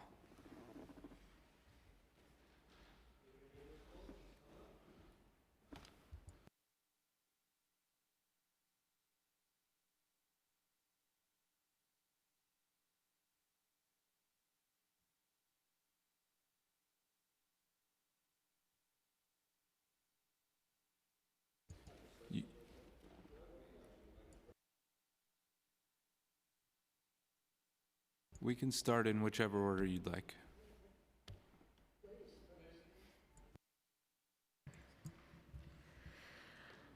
Hello, my name is Avni Praveen. I'm a resident from Queens, New York. I'm here to urge the City Council to hold the NYPD Strategic Response Group accountable for its abuse and to disband the unit. The Strategic Response Group was founded in 2015 as a 350 officer unit with a budget of $13 million, but this has since ballooned to an estimated $133 million. The SRG is now a constant presence at protests across New York City, and they frequently escalate peaceful protests and terrorize people exercising their right to free speech and assembly. This is because their training focuses on the use of force, and members of the unit are trained to treat racial justice protesters as enemy combatants. One of the many examples is the June 2020 Mott Haven incident when SRG trapped, beat, zip-tied, and arrested 263 protesters, medics, and legal observers, in which 61 people were injured and drew condemnation from the Human Rights Watch. SRG is not equipped to handle the problems that New York is facing. New Yorkers will tell you that they want cleaner streets, mental health and hygiene programs, public toilets, and public transportation improvements. When did we decide that public safety amounts to dangerous and aggressive thugs deputized to terrorize peaceful protesters? I'll end by saying that one of my family's proudest legacies is my grandmother's activism as a freedom fighter in India. She organized her fellow classmates and peers as a young girl to resist British colonialism. And she was often beat by the cops, and on one occasion, she was even kidnapped by the British police. Despite this brutality, India gained its freedom thanks to the protests, international attention, and stark images of police brutality. So I hope the Council takes a lesson from history that the SRG will never succeed in suppressing our right to speak, our right to public assembly, but what it will do is ensure a complete breakdown of trust in the city's leadership. The mayor's preliminary budget continues to fund the SRG's abuses. Despite the fact that the NYPD refuses transparency around their misconduct. So the City Council must end the SRG's abuse by disbanding the unit, removing its funds from the hands of the NYPD, and reinvesting those funds back into our communities. Thank you. Thank you. Test. Oh, yeah, okay. 3 years ago, I was here at City Hall on Martin Luther King Jr. Day at the close of a peaceful march with my fellow BLM protesters when the SRG descended on us. What I saw was so horrible that I remain traumatized to this day. I saw children brutally thrown to the ground. I saw a black trans woman shoved into the pavement, her wig torn from her scalp, and when she cried out saying that as a woman she needed her wig, she was laughed at. All New York's finest had to say as they dragged her across the asphalt were transphobic insults and slurs. We were a peaceful protest assembled in a public park and on the sidewalk. We were violating no laws, but the SRG did not care. In order to justify their brutality, they tore us from the sidewalk into the street and then charged us with obstructing traffic. They wanted us gone, and so they manufactured crimes to charge us with. We did not even know why we were being targeted. It wouldn't be until the next day that we'd hear their justification on the news. Someone had supposedly tagged a wall on the Brooklyn Bridge. For this alone were we made victims of such extraordinary cruelty. 2 people were hospitalized by the brutality of the NYPD that night. The damage to my soul has been permanent. For months, I was numb. The specter of that day hung over my graduation from Columbia, summa cum laude, on what should have been the happiest and proudest day of my life. Every time I see an officer of the NYPD, I flash back to the bodies in the street and my blood runs cold. As I walked through City Hall Park here today, I suffered a panic attack. City Hall, which should represent civic justice and a love for my home, now only represents horror. When at a BLM protest, I had a taser pressed against my head at a distance that would have easily killed me had my attacker pulled the trigger, the NYPD stood by and watched. When they instead chose to beat me with the pommel, the NYPD stood by and watched. I saw my life flash before my eyes and was seconds from death, and the NYPD stood by and watched because they did not care if I lived or died. The SRG and its brutality has stolen so much from me. The SRG stole the last semester of my college life lost to trauma. The SRG stole the joy of my graduation day. The SRG has stolen my ability to use the subway in peace because in every car, at every stop, I see dozens of those who damaged me. The SRG stole however many thousands I will have to pay in therapy fees to fix what they broke inside of me. And yet, despite this, I do not cry for vengeance, only for justice. Disband the SRG and ensure the trauma ends here and now. Thank you. Thank you.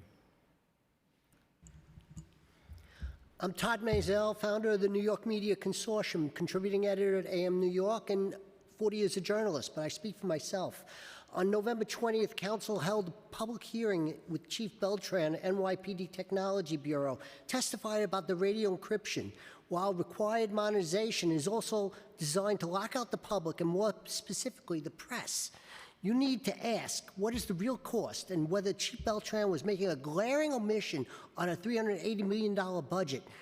40,000 radios serviced by private contractors, thousands of new repeaters connected to hardline telephone lines paid monthly, thousands of charging stations, extra batteries, scores of new hires, and vastly expanded communications division. New Year's Eve, cops were told not to use their radios because of excessive battery drain. Computers included on those radios are useless because they use excessive power. Why the radios have computers, who knows? They have internet on their phones that we pay for. The NYPD will hold the narrative. They get to put out notifications on all the crime and email. They choose what they want to tell you. Some crimes are not reported for hours, days, or even not at all. Examine the capital spending request for $81 million for this year. Last year, the budget for NYPD Communications Division with capital programs came to $178 million. I'm not against encryption or radio program, always supported law enforcement. But a failure to question this budget while the NYPD drags its feet on transparency makes this council responsible for allowing the NYPD to become the secret police. Thank you.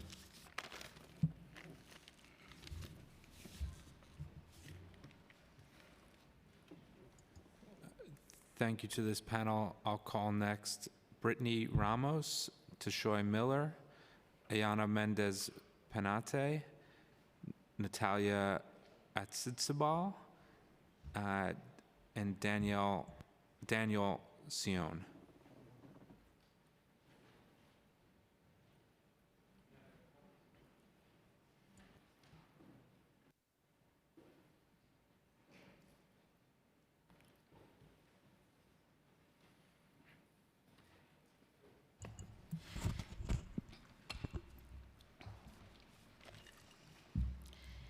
Good afternoon. My name is Natalia Aristizabal, and I am the Deputy Director of Make Their Own New York. Thank you so much for the opportunity to testify. Specifically here to express and to speak against the increased budget of the NYPD. Specifically, I'm going to talk about immigrant communities like myself. I want to remind the New York City Council that as a city of immigrants, it is them and us who strengthen the city, and it is who we are as core New Yorkers. We want to also be clear that in spite of anti-immigrant messaging, there is no evidence of migrant crime wave. Despite this reality, the NYPD press communication teams has issued misleading press statements which stoke fear in immigrants and lead to anti-immigrant bias. Specifically, I want to recall a Times Square brawl, which the NYPD claimed it was immigrants attacking officers. But once we were able to see the footage on the cameras, we were able to see that it was an NYPD officer who grabbed him by the collar and rammed him against a wall. Unfortunately, by the time that this body cam footage was released, the NYPD original narrative had already taken hold and people were talking unjustly about immigrants. One of the areas of NYPD budget we urged the council to cut is the press communication office, which is responsible for misinformation, which helps fuel anti-immigrant sentiment that we cannot have in the city right now. And to cut that part of the budget at least by 50%. We also urged the council to reduce the budget overall. For example, last week an NYPD officer beat a man with a stun gun who was a father who was holding a 1-year-old baby at a shelter for recently arrived immigrants. Everyone should be disgusted by this. No matter how long someone has been called New York home, we deserve to be treated with compassion, care, and no stun guns in separation and no risk to no child. We also want to express our alarm at the moment when violent crimes rates on the subways are a historic low. The mayor and the governor want to continue to have really old policies, very similar to stop and frisk, to check the bags and make people and immigrants in New York really scared. And my last point is going to be specific to the SRG. It is widely known that is one of the most violent divisions of the NYPD when it comes to responding to protests. They harass us, assault us, arrest us, and they are basically going against mass protests in the most uncivilized way.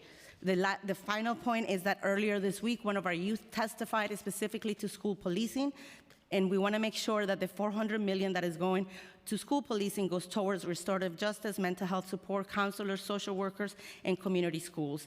Chicago and Oakland did it. Why can't New York do it? Thank you. Thank you.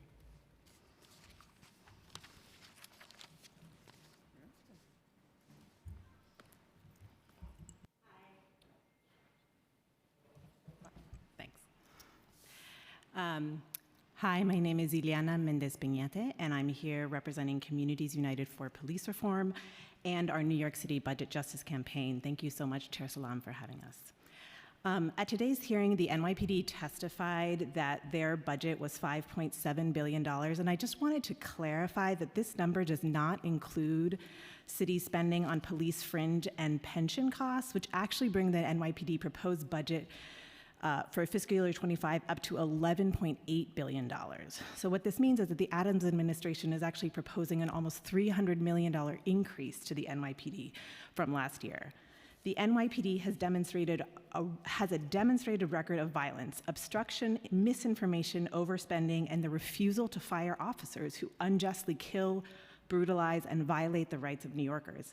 This makes us all less safe, and the budget process shouldn't reward these bad actions with an increase in funds for the upcoming year.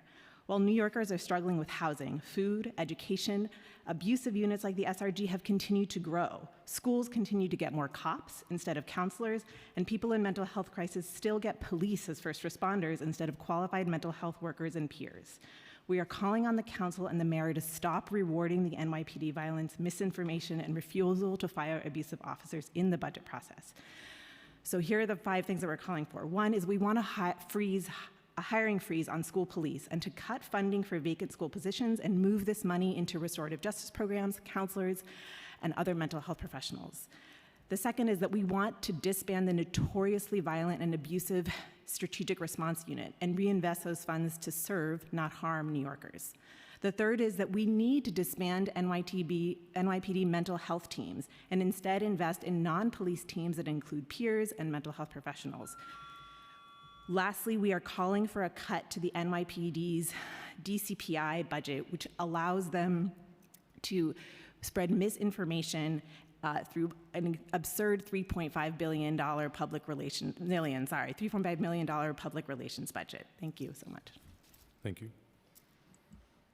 Good evening, Rahman Karim, Chairman Salam. My name is Daniel, and I'm an attorney, and I'm here as a member of Within Our Lifetime United for Palestine. I'm here because I would like to address a number of things that the New York Police Department said during today's testimony regarding the protests for Palestine. But everyone, as an initial matter, I want everyone to understand that the fundamental context of these protests is the fact that over 40,000 Palestinians, including 13,000 children, have been murdered by the genocidal Israeli state since October 7th. But in terms of the actual hearing today, I think the biggest lie we heard today was the Chief of Department, Jeffrey Madry.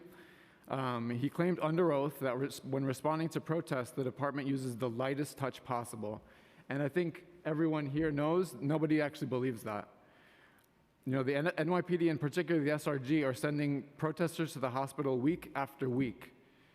And Madry claims under oath again that their policing tactics are using the lightest possible touch, and I won't repeat what others have said about particular violence of the SRG, but the NYPD has engaged in extensive surveillance, and this is related to the budget, extensive surveillance of the Muslim and Arab and Palestinian community in the past 4 months.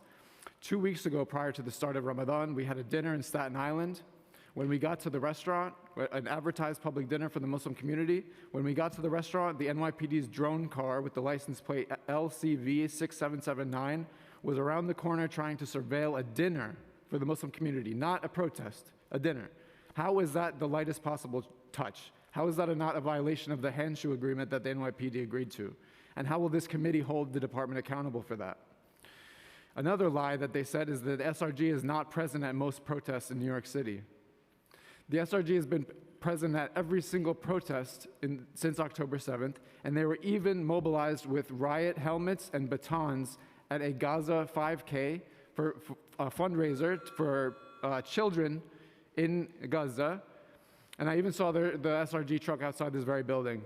And I'll skip because I know I'm running low on time, but we want to talk about budgets. The city is talking from one side of their mouth that they don't have money to treat migrants with dignity. They don't have money for city FEPs and other housing vouchers, but we have $145 million to pay for overtime at these protests. If we're talking about budgets, I want to know how much the NYPD's International Liaison Program that has an office in occupied Palestine, how much does that cost? In closing, I want to know who's going to rein the NYPD in. Is it going to be this committee? When one of your committee members, Kalman Yeager, has claimed that Palestine does not exist, how can this committee protect Palestinians when this committee says they don't even exist? How can we trust you when your colleagues like Vicky Palladino call for us to be charged with RICO and conspiracy crimes for engaging in protest? Or Inna Vernikov, who brought a gun to Brooklyn College for a protest to intimidate teenagers who were speaking up for their people and got away scot-free. The department wants to talk about lawlessness all the time. That's lawlessness. How did she get away with that? We're at time. I understand, just in closing, I hope this committee grows a spine, to be frank with you, and holds the mayor's office and the NYPD accountable. Otherwise, this so-called settlement that we've been talking about and this so-called hearing is not worth the paper it's printed on. So in closing, I would encourage the council to have the courage to take up the call to abolish the strategic response group, and I would recommend that the council and the public read the extensive report we put out about NYPD violence against Palestinians, Arabs, and Muslims since October 7th at WOLPalestine/resist repression. Thank you. Thank you. Thank you to this panel. The next panel, I'll call Walter Masterson, Waymary Waikoa, Margaret Barat, Walter Dittman, and Nicole L.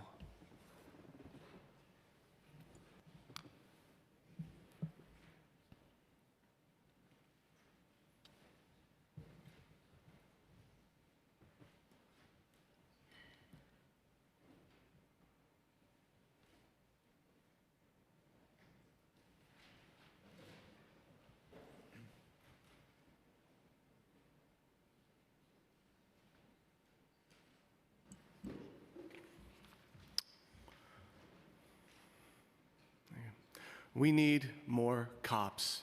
We need more police officers. Everyone says that more police officers equals lower crime rates. The only people who disagree are people that actually research crime, and all they want to talk about is, access to mental health care, access to housing, food. Forget those people, all right? The only way to reduce crime in this city is to put a police officer on every corner, every subway car, inside every classroom. Right now, we only have, 30,000 police officers patrolling the streets? We need to get those numbers up. It's simple math, all right? There are currently 6,400 subway cars in our transit system, as 1,800 schools in NYC. That's 20,000 classrooms, 120,000 city blocks. We need almost about 150,000 officers on patrol at all times. All right, otherwise, who will be there to play Candy Crush on their phones as civilians disarm violent offenders? Right? Last week, we had a horrible shooting on the A train at the Hoyt-Schermerhorn stop. Now think about this. The Hoyt-Schermerhorn stop already has a police station, okay, but that didn't stop the shooting. But what if the subway car had a police officer in it? I mean, he probably would have ducked behind the rest of the, you know what? What if everyone on that subway car was a police officer, right? Think about it. If everyone on that, what if everyone on that subway car had a, was a cop and they had a gun, it would be great. What if the shooter on the subway was also a cop? That would have been amazing. There would have been no crime report or anything. We could have just handled it internally. We could end crime today. All we need to do is make everyone in New York City join the NYPD. Then assaults, murders, sexual assaults would just be handled internally. Someone steals a car, give them paid leave. Problem solved. All right, you might be thinking, how are we going to pay for this? Right now, the NYPD budget's $11 billion. That's only but 5% of the city budget. All right, it should be 100% of the city budget. All right, it'd be the only way to curb a crime rate that's already almost historically low. No parks, libraries, schools, homeless services, mental health officers, transit, arts, or happiness. Why would we need those things when we have the NYPD? Thank you.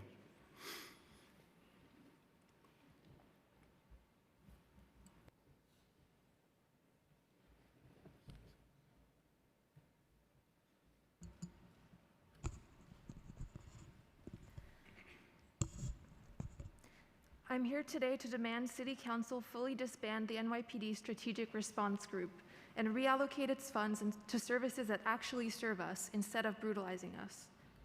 Over the past 4 years, I've personally seen SRG officers beat, punch, hit, shove, drag, pepper spray, tase, and kettle New Yorkers, including medics, legal observers, and children. Under Eric Adams' increasingly violent police state, the SRG has participated in the city's cruel encampment sweeps, arrested clinic defenders and intimidated abortion patients, brutalized pro-Palestinian protesters, and much more. In 2021, I was myself arrested by SRG officers. 4 of them violently slammed me to the ground. Despite being compliant and yelling that I wasn't resisting, 4 officers insisted on carrying me by each of my limbs, with my legs spread apart in the air. I left the precinct with broken blood vessels and bruises on my arms that persisted for weeks. NYPD leadership has repeatedly lied under oath about its use of the SRG in this very room. They refuse to respond to questions about the SRG honestly because they know the unit is indefensibly racist, queerphobic, biased, brutal, and that its officers get off on each other's sadistic behavior. Hundreds of New Yorkers have taken time out of their lives to tell you about our firsthand experiences being traumatized and repressed by this specific unit. Continuing to fund the Strategic Response Group would be the antithesis of safety. We don't want more training for the SRG. In fact, it's already one of the NYPD's highest trained units. Its training only makes it more dangerous. No, the SRG cannot be reformed. It must be dismantled fully, forever. City Council must fully disband the SRG and prevent it from ever being recreated in any form. I want to see its $133 million reinvested into budget items that actually make New Yorkers safer, like libraries, education, and mental health services. Thank you.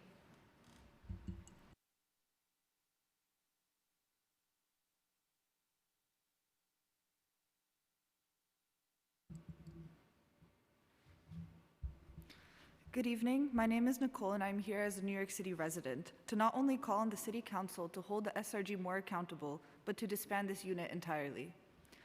Over these past few months, the SRG have led brutal crackdowns on New Yorkers exercising their First Amendment rights, arresting and injuring hundreds of protesters. On March 8th, they knocked a protester unconscious because they slammed him to the ground. And rather than calling for medical attention, when the protester came to, they handcuffed them and took them away. Just last night, right outside this building, SRG officer Luis Machado jumped the barricade and charged at a crowd protesting. exemplifying the culture of danger and violence within the SRG. When they arrive on the scene, they escalate situations and injure New Yorkers, who again are just exercising their First Amendment rights. The SRG receives a disproportionate number of police misconduct complaints, 91% of which, between the years of 2015 and 2020, came from people of color, further costing the city hundreds of thousands in lawsuit settlements. This unruly arm of the NYPD costs the city $133 million every year, while unhoused people fill the streets and social services are being cut in nearly every department. This militarized unit not only attacks protesters, but is instrumental in terrorizing unhoused people by sweeping encampments and violently conducting arrests. Rather than using the funding to help these people in need, the city would rather just lock them up. The city continues to fund the SRG despite their lack of transparency and mountains of evidence of brutality. These funds belong in our communities, and the council must disband this unit. Thank you.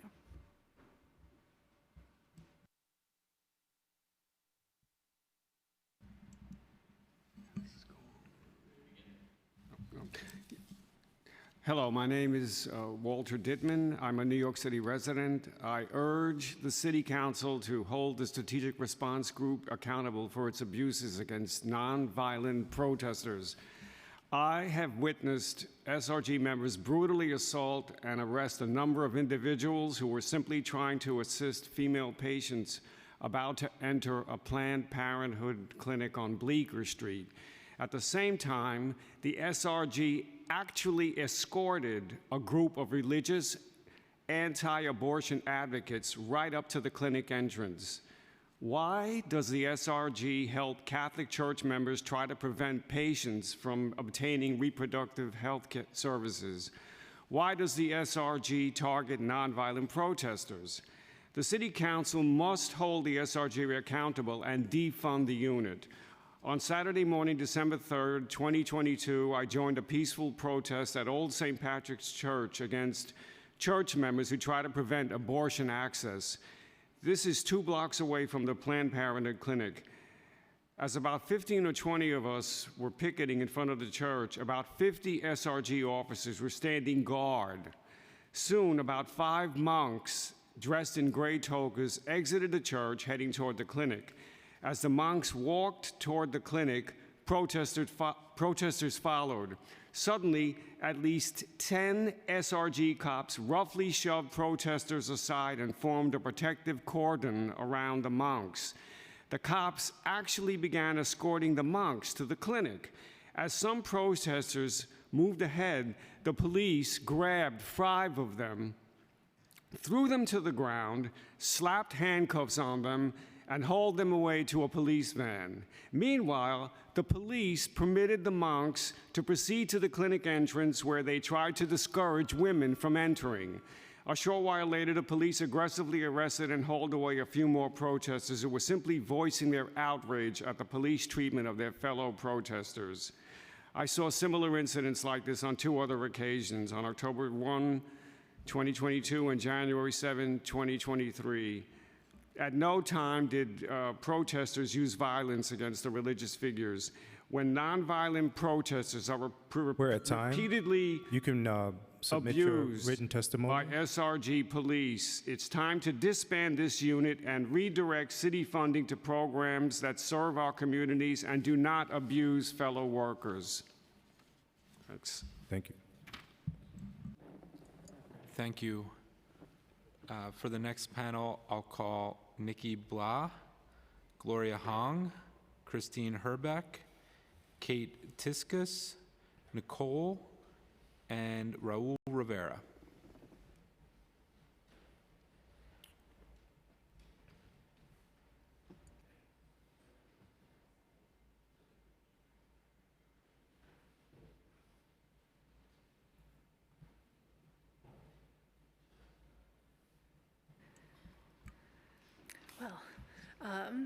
Councilmember Salam, Chair Salam, thank you so much for staying late this evening to hear from all of us. My name is Kate Tiskus. I work with Collective Public Affairs, and I'm here to talk a little bit about some of the specifics with community partnerships and how they extend and increase the capacity of the city's ability to provide for the safety of citizens. So first I wanted to talk about the Initiative to Combat Sexual Assault. That provides a lot of resources for victims of crimes and also training for folks in hospitals how to properly take rape kits, how to properly store them and preserve the chain of evidence. It's really important for making sure that sexual assault victims have fair and proper treatment. They have been frozen in funding for several years, even though the incidence of violence has gone up. So the specifics of my ask will be in the submitted written testimony. I also don't need to tell you that trans New Yorkers are experiencing more threats against their safety simply for existing and walking around. The Trans Equity Initiative tries to help people with resources, with legal protections that the city is not able to provide all on its own. Similarly, Support for Persons in the Sex Trade provides community-based support for folks who shouldn't be criminalized. And finally, I would like to say that we really hope that you'll support the LGBT caucus's Marsha and Sylvia Plan's ambitious goals, but most specifically, their hope to defund the Vice Squad, which has an embarrassing and anachronistic name even, and redirect that funding toward the proven community-based help with housing, help with services that all of those initiatives provide. Thank you very much. Thank you. Good evening. My name is Raul Rivera. I'm a TLC driver and a TLC driver advocate. I'm a native New Yorker. I'm 54 years old. I lived through the crack epidemic, the bandit buildings. We need cops in the city. No doubt about it. I don't know what's going on in this city, but there's chaos going on. We need cops in the city. If you're a council member and you say defund the cops, you are no leader. You are no leader if you say defund the cops. You're doing more harm than good. Cops can go to jail too. You know, not everybody trusts them. I don't trust them completely, but we definitely need cops in the city. You can't be saying defund the cops because you send the wrong message, and that's what you're doing. You're a council member. People listen to you guys. They listen to you, and when you say defund the cops, it's a free-for-all. Now, I drafted a complaint. And I was going to read it, but it's too long. January 23rd of this year, you was at a press conference. We're not going to put your name in that complaint, but I'm personally filing a complaint against Speaker Adams, Councilmember Aviles, and the public advocate, Jumaane Williams, because they held a press conference there in response to the mayor's veto of 586, and we say repeal 586. But the press conference that they had there was a BS press conference. It was a propaganda piece. The family that was invited, the individual that lost their life, they never talked about Brian Mulkeen, a New York cop who was killed, 33 years old. He's a kid. He was killed that night, and nobody mentioned his name. And I was there as Speaker Adams had that I'm going to say it, a BS press conference. So we're filing a complaint against her, Jumaane Williams, and Aviles. Just so you know it. We didn't include your name. We'll give you the benefit of the doubt that you didn't know that propaganda press conference was taking place.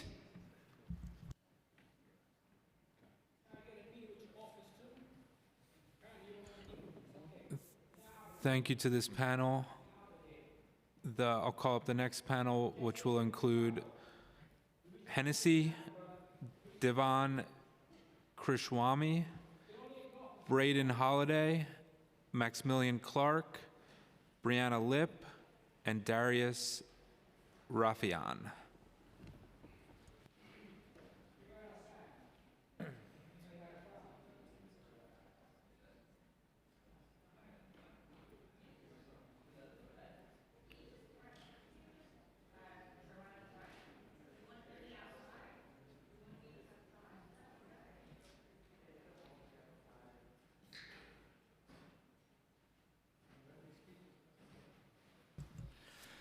Hello, my name is Darius Rafian. I'm a New York City resident. I'm also a journalist. I've written for Business Insider, Bloomberg, NPR. I've come here today to just tell about my personal experience with the Strategic Response Group. And actually, I don't even participate in protests because journalistic ethics require that I remain impartial, but I do volunteer as a protest monitor, which means I show up to protests wearing very clearly labeled protest monitor vest. I just observe and document, hopefully to help make sure that people can exercise their First Amendment rights, something very important to me as someone who has committed his life to the First Amendment. And what I want to say is that if years ago I reported undercover in Iran, a repressive dictatorship. I covered protests there in Tehran. I covered protests here in New York. I've been arrested in Iran. I've been arrested at protests in New York. What I experienced at the hands of the Gashta Ershad, Iran's infamous morality police, is nothing compared to what I witnessed from the SRG on a regular basis. I've been punched, kicked, choked, verbally berated, threatened with arrest, and this is when I'm wearing my protest monitor vest, when I'm a person who's supposed to have some sort of protected status at these protests. And this is when members of NYPD Legal are literally yelling at SRG officers, "Stop that, he's supposed to be here." And what they do to protesters is beyond that even. I've seen people get beaten to a bloody pulp for taking the wrong tone with an SRG officer or waving a Palestinian flag. I've seen a fellow journalist specifically targeted and violently attacked for trying to document this. These SRG officers, they arrive at these protests ready to fight. They are disdainful of people exercising their First Amendment rights. And every single protest I have been to as a monitor, the moment that the SRG arrives, things escalate. The violence increases, and it's always coming from them. So I don't have an opinion about city policy, but I thought that I would just share my experience with this really scary and horrible group. Thank you. Hello, my name is Devin Krishnaswamy. For everyone who is here today, there is so much that should be discussed about the SRG, but I think we need to discuss them for the fact that if they didn't show up to our protests or harass us in the streets or harass us in general, this is not just about the SRG, but the NYPD as a whole, who have taken an aggressive stance to many of the recent protests, many on Palestine, that have been happening in the city, using unlawful or sometimes aggressive tactics to achieve what they see as law and order, when in actuality it is a different form of anarchy and oppression that has not been seen since 2020. It is a clear violation at the NYPD to use these tactics, as proved by previous settlements, which I know that they know about, even though they have decided to not care whatsoever about them. They know that they are breaking rules. They know that they are deliberately using tactics that they were told not to use anymore. And for what reason, I do not know, while I'll never say that we have truly gotten rid of police brutality in the activist scene. I will say that these settlements, when they were used in the past, led to what I can only describe, while not perfect, there was definitely a rebirth in the world of activism in the city. People could use their voices and respectfully challenge the government. But now we are returning back to a period where such simple things as using a megaphone or taking a street, which is a common thing done for groups of 500 people or more. The NYPD claims they have the authority to shut these protests down for simple acts, when in actuality they do not. There are clear settlements that have clearly specified these changes, so now it is much bigger than why we haven't disbanded the SRG. This is a problem that should amount to the question many of us, including myself, are asking on why the city council or the higher-ups, including the mayor, taken action to assure that these settlements and the changes that we have already enforced stay enforced? And why is it so easily that the NYPD is allowed to reuse old tactics so easily, going as far to bring back riot helmets and batons in a setting where they're facing a protest scene? Who have not experienced this type of force and are now being exposed to a totally new side of the NYPD they have not seen before, and unprepared to face brutality that the NYPD will bring to them, continuing these tactics from 2015 and before. And why I agree that disbanding the SRG budget and the group as a whole is important, I must also stress the importance of holding the NYPD accountable, and that making sure that these tactics are not used ever again, and that we may get that view of a protest world that we all dream of. And I also want to bring attention, there is somebody who should be here today but was refused. She was kicked out.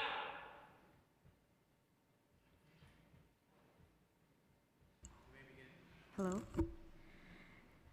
Okay. Instead of resting after a really long day fighting for critical climate legislation in New York State and Albany today, I felt very obligated to testify to this body today. a body of council members in which I genuinely do not have faith in.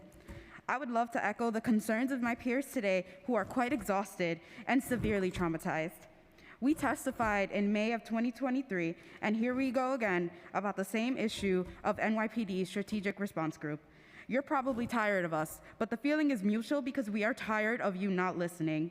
As hundreds and even thousands of New Yorkers have been exercising their First Amendment rights almost every week to protest a genocide Israel is committing against Palestinians, in which more than 30,000 are dead, many which are children. Pro-Palestinian protesters have been met with extreme repression, especially by the NYPD's Strategic Response Group. The SRG has intimidated, arrested, brutalized, and even threatened psychiatric hospitalization towards pro-Palestinian protesters.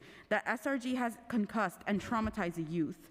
This is not an exaggeration. There's footage and endless evidence of NYPD's violent tactics on social media, and even in the news. These awful tactics have also been applied to other protests, which notably includes the BLM protests and even at Clinic Defense. Whether we are protesting in solidarity for Palestinian liberation, for our reproductive rights, for racial, economic, climate, and social justice, the NYPD finds a way to harass, intimidate, and suppress us. The NYPD tells us to get a permit to protest, a permit to use megaphones, etc. Truly, screw your freaking permit. We do not need your permission to protest, nor do we need your permission to exercise our First Amendment right. Literally, the point of protesting is to disrupt and make our voices heard. If you gave a damn about your constituents, you would disband and divest from the NYPD's Strategic Response Group. Our tax dollars should be funding libraries, schools, even compost. Our tax dollars should be funding lower income and predominantly Black and brown communities like the Bronx, communities in which I'm from.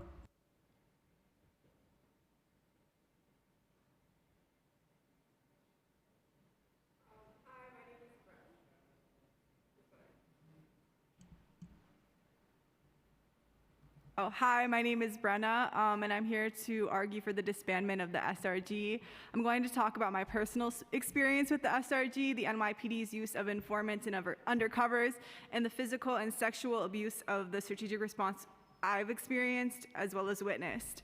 The first time I saw bikes being used as weapons was in May of 2020. It was the first week of the uprising, as there were huge crowds came out in justified rage.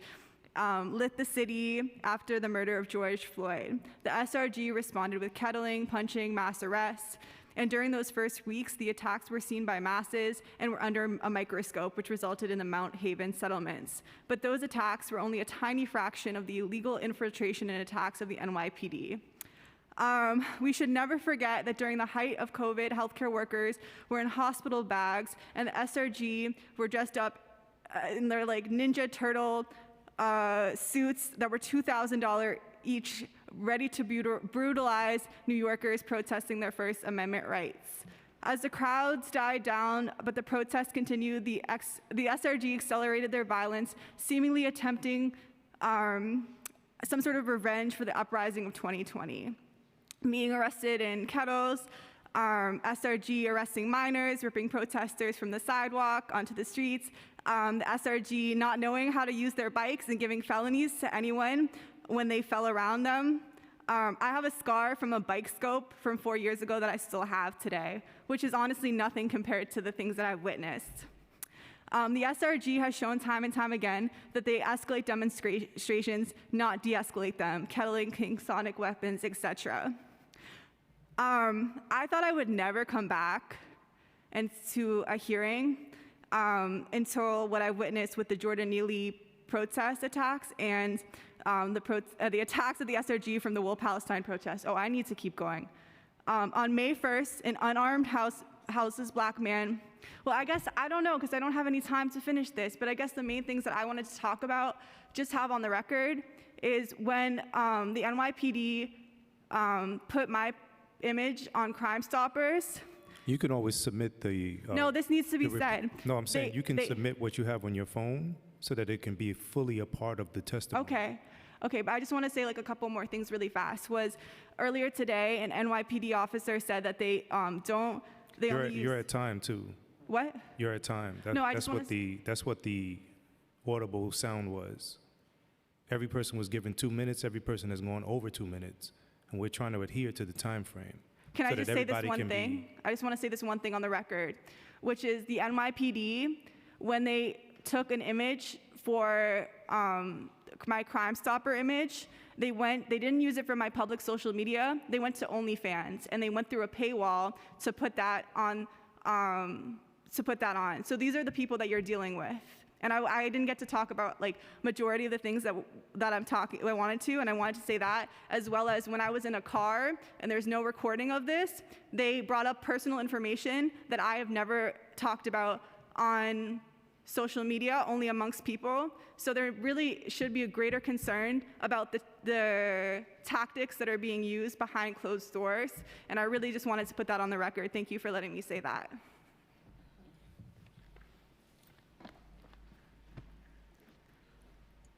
Thank you. The next panel will include Sunny Munn, Ferris Deer, CG, Tiffany Sloan, Richard Torres, and Micah Gale.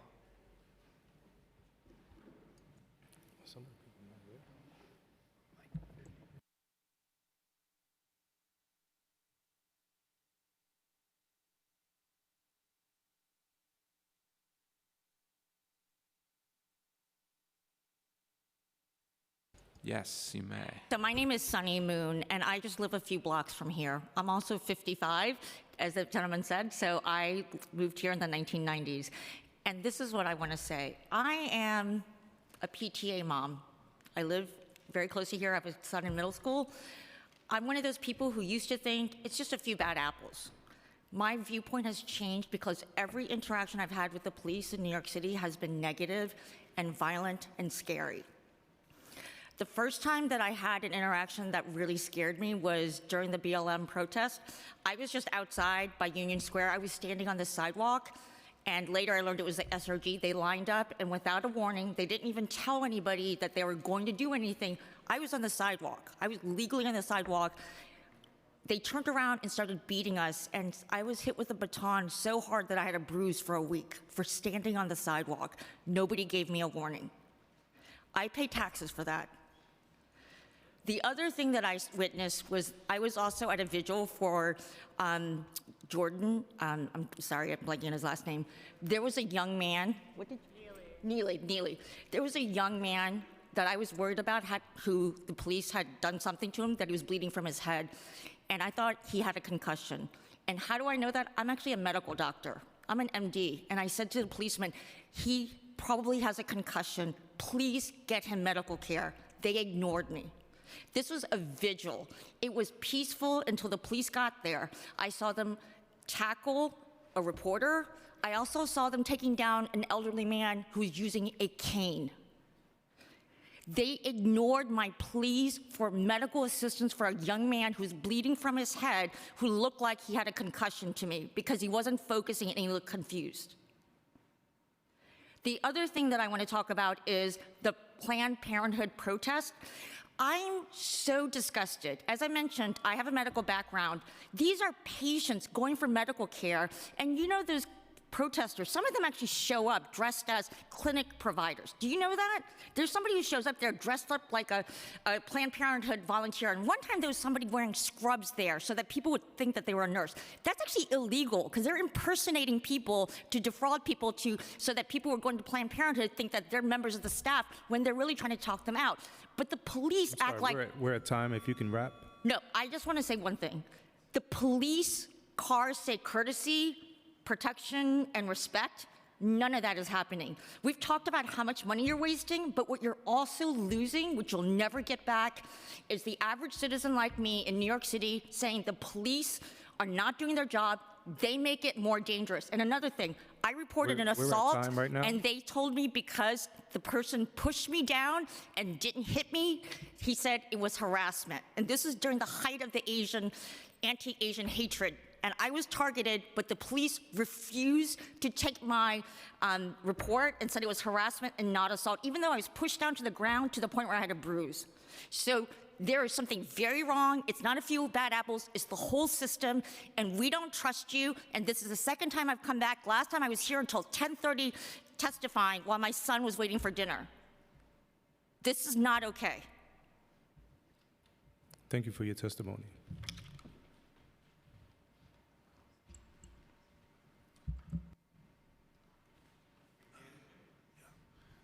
Good evening, Mr. Salam. How are you? Always wanted to meet you. I've been testifying here since 2016. Mr. Mark Levine, who used to be a council member, I spoke to him before he came in today. He asked me if I needed any help regarding my personal situation. The reason why I came to testify today and to talk about public safety is to talk about my own personal issue and also what I think is a broader, wider issue that's affecting many New Yorkers, which many people have spoken here today. So I'll try to make it brief. I'd like to address the issues of what is being defined as public safety regarding current legislation in the city and state of New York. First, the defunding of the NYPD, which has resulted in the massive rises in crime over the past few years, crimes such as murder, rape, assault, robbery, sexual misconduct, and drug-related crimes, cannabis, smoking, opioid taking, cigarettes, and alcohol consumption, has only exacerbated itself by the legal and illegal use that's prohibited by the city and state of New York. That which has resulted in what I believe to be a psychosocial and economic crime, or crimes that are being committed by some individuals who are mentally ill, some individuals who are criminally insane, some who are often homeless, unemployed, migrants, or people living in a shelter or facility. These repeat recidivist offenders who are not prosecuted or put in jail with or without bail are part of the reasons why public safety is in jeopardy. In the United States, the criminal justice system is in dire need of reform, whether you're conservative or whether you're a Democrat. I myself, I've been a homeless person for 8 years here in New York City. 5 years living on the street, 2 years living at the BRC shelter. Do you know, are you aware of the shelter, sir? You may have to submit the rest of your testimony. Yes, sir. Because I'm not sure if you're halfway through or fully through, but if you can wrap up, that'll be. Yes, sir. What I wanted to be made known about the BRC shelter is I contacted Governor Hochul's office over 2 years ago, and she sent some state detectives there to do an investigation whether they were actually harassing the clients who live there. I was a victim of harassment there. And the detectives did an investigation, called me back about 2 weeks later, and told me that they didn't find any evidence on surveillance video that harassment had happened there. And this was very dismaying to me because the harassment actually is an ongoing thing. I've sent emails to Mayor Adams. Several people have called me back to no avail. So the reason why I'm making an issue of that is because I think it is an issue of public safety. A lot of these individuals have been in jail, and I think some of them have a pretty bad history, and not enough. We're gonna have to wrap, sir. Yes, sir. Not enough, I think, is being done about it, and of course, this kind of crimes can then go on and affect also the regular population of people, not just people living in shelters or people living in facilities. Thank you for your testimony. Yes, sir. I'd like to submit the rest to you so you could read it. Yes, sir. Thank you. Thank we you. will take it.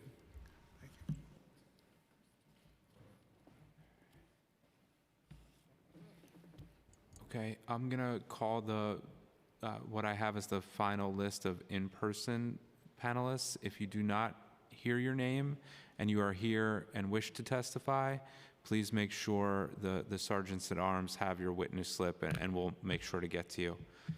But the names I have remaining are Sabine Black, Gordon Lee, Tuaki Komatsu, Alvin Dan, Phoebe Francis, and Sankat Kumar.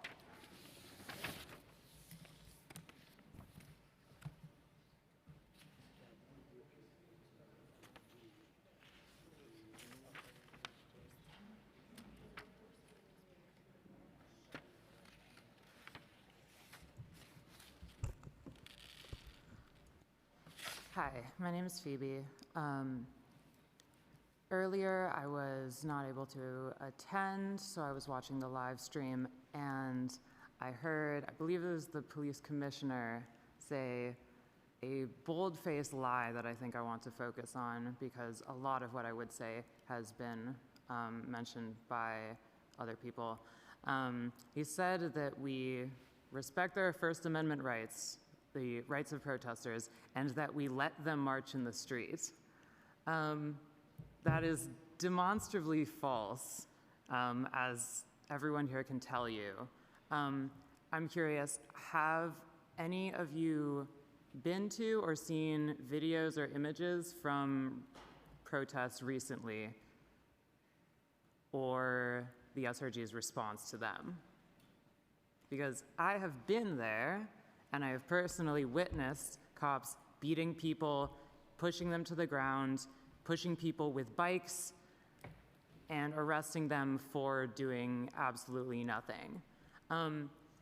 When someone in the police says a complete lie like that, is there any, are there any consequences of that?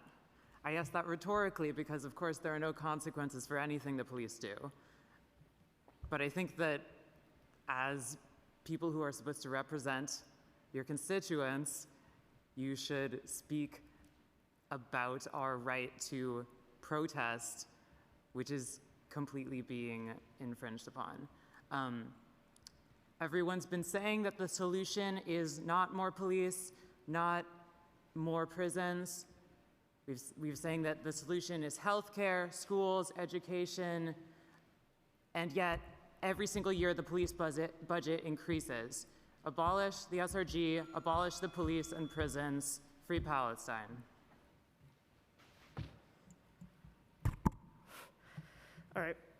I preface my comments on the SRG with, it was ridiculous that a member of this community waiting to speak on the same topic was ejected out of this chamber despite having already passed security, and another community member kicked out for simply filming that incident, nothing more. We know that the NYPD hates transparency, and this is simply the newest entry to that record. I'm here as an NYC resident to demand that the SRG is immediately disbanded and held accountable for the significant levels of abuses committed. The SRG is a staggering waste of money. Approximately $133 million of our dollars have been spent on officers who do nothing but commit a massive level of misconduct disproportionately against people of color. I've witnessed a lot of this brutality at protests, large and small, because an inordinate amount of SRG are deployed at all of them. And SRG's MO is immediate escalation. What I mean by that is they make every single situation at every protest, no matter what type of protest it is, unnecessarily violent. This starts with physically shoving people, for instance with bikes, often completely over, groups of SRGs, sometimes up to 5 or 6 of them, grabbing people off streets, off sidewalks, with no warning or no reason, sometimes tackling them to the ground, pinning them on the ground, pinning them against walls, and other forms of violence. Not to mention the sheer disdain for protesters they have, such as mocking us, goading us to touch them or hit them to provoke us so they can arrest us. And this has escalated to severe injuries as well. I have friends who have gotten concussions. I've seen cases of fractures, broken bones requiring hospitalizations. At one time, I've seen someone literally got knocked over backwards by the SRG, hit their head on the pavement, the back of the head on the pavement, got it knocked out cold. And when we demanded that the cops call a medic, we were berated by SRG officers. All of this in response to protesters just marching down the street.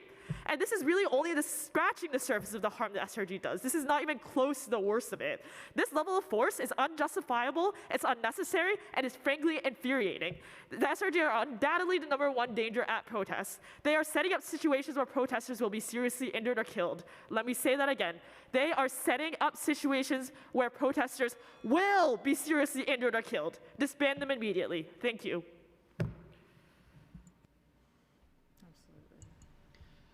For my whole life, I wanted to believe the institutions of this country existed to protect me and everyone I cared about. On March 8th, I witnessed an SRG officer jump a barricade and a fence to brutally beat down somebody who was literally just standing behind a barricade. That was the biggest shock to my perception of what the police are supposed to be that I've ever experienced in my entire life. And it became very clear to me that most of the institutions of this country are just hijacked by people who want to suppress messages that they don't agree with.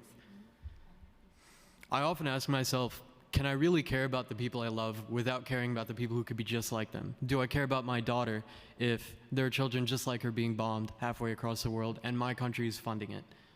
Can we love our families if we don't stand up for the families that are being ended? Wounded child, no surviving family shouldn't be a term that exists, and it does.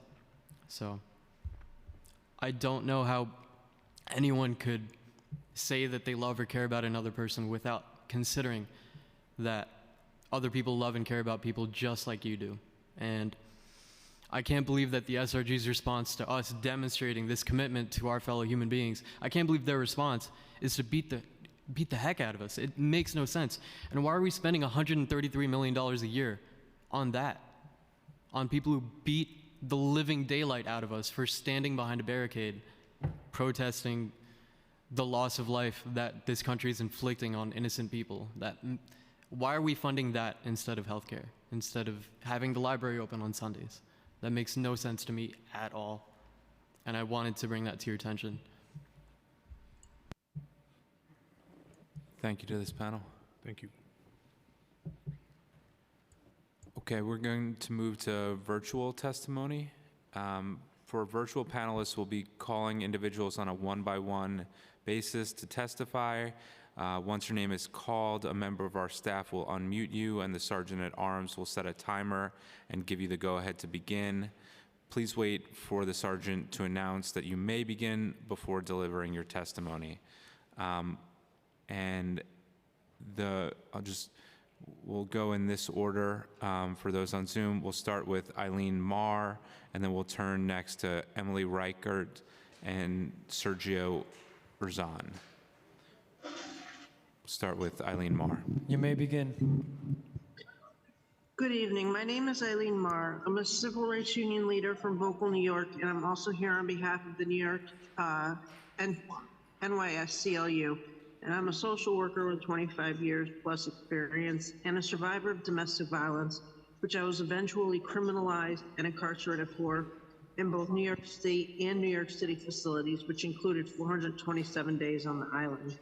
I'm here to urge the City Council to not buy into the antiquated racist, classist, and gender-biased fear-mongering techniques the NYPD and the mayor are abusing in order to secure an unnecessary and ungodly amount of funds to perpetuate what are, at the end of the day, false statistics that are, as Councilmember Ressler so rightly proclaimed, as gaslighting.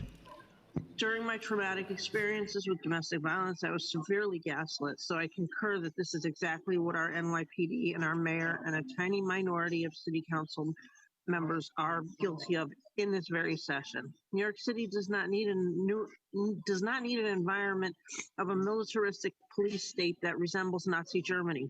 We do not need an NYPD SRG strategic response group that incites violence and racism and homophobia when progressives exercise our constitutional right to peaceful protests.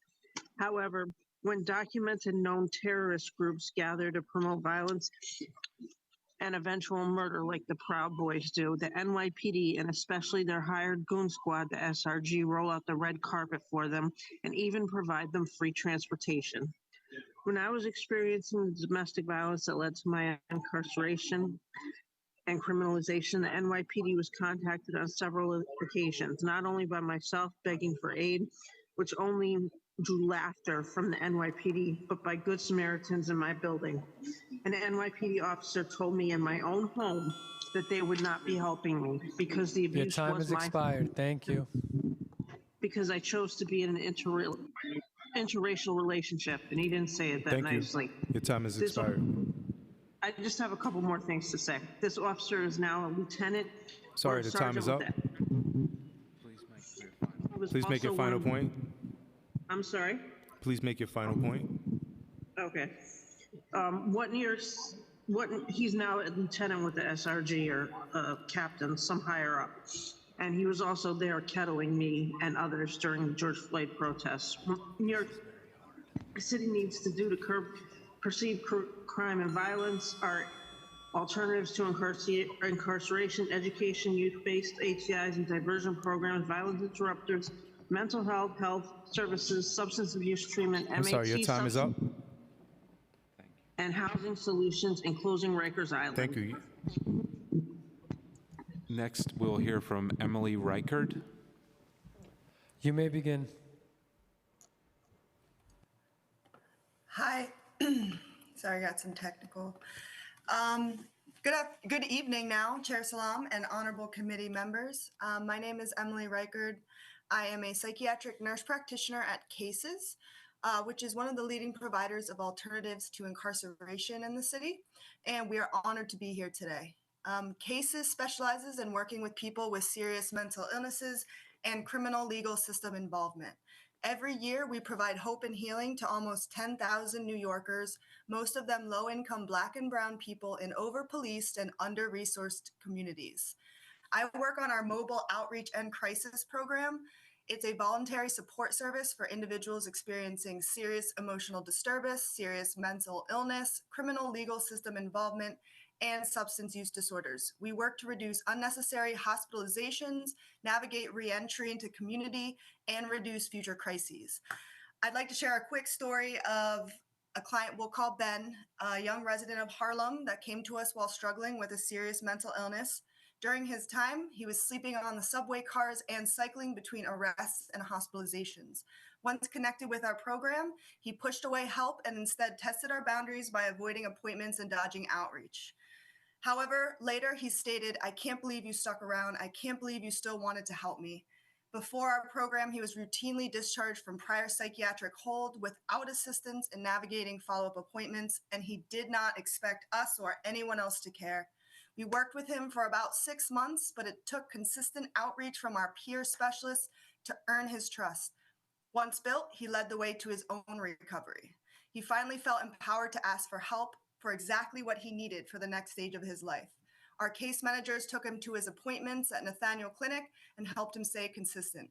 Today, he is properly medicated for his bipolar disorder and is holding down employment rather than cycling through emergency rooms. His story is no different than so many of the thousands of New Yorkers currently held on Rikers Your time Island has for expired. more than- Thank you. Thank you. Thank you. Next, we'll hear from Sergio Erzin. It's me. You may begin. Good evening. This is Sergio Surin from New York City Ice Watch. I'm coming to you from the temporary dwelling of one of our migrant friends from Mauritania. Hello. Hello. Umar. There is no reason that the NYPD should be flying drones at every single community event when the price of that drone could buy a housing voucher for city feps and get people off of the street.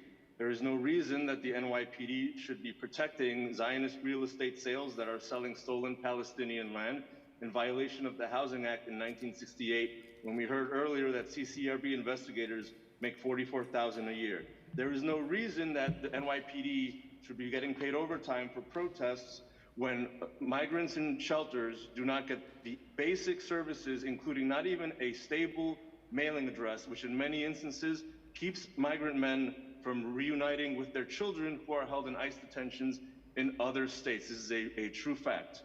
And I want to see the rest of my time if Umar wants to say anything. Bonsoir, je suis un immigrant, je viens de la Mauritanie, je m'appelle Omar Bari.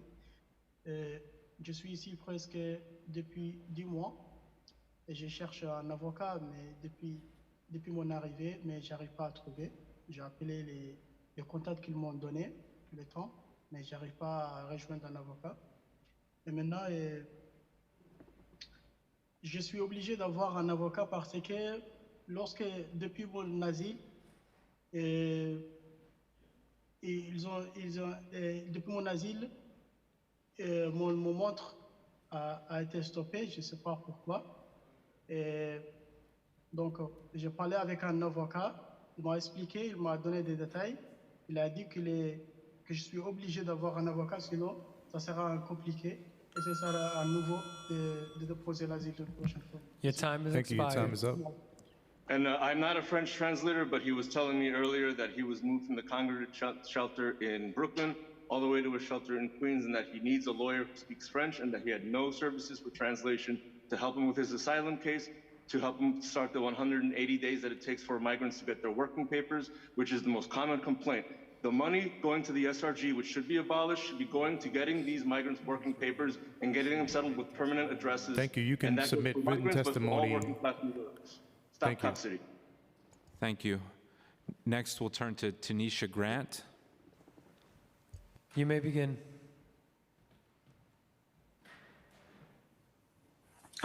Hey, good evening, Chair Slim and Public Safety Committee. Thank you for holding this important committee hearing on the NYPD budget.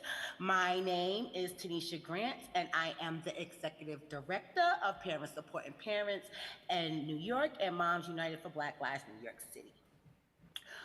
We are based in Harlem and Washington Heights, but serve the whole New York City and state. The most resourced communities are the safest communities.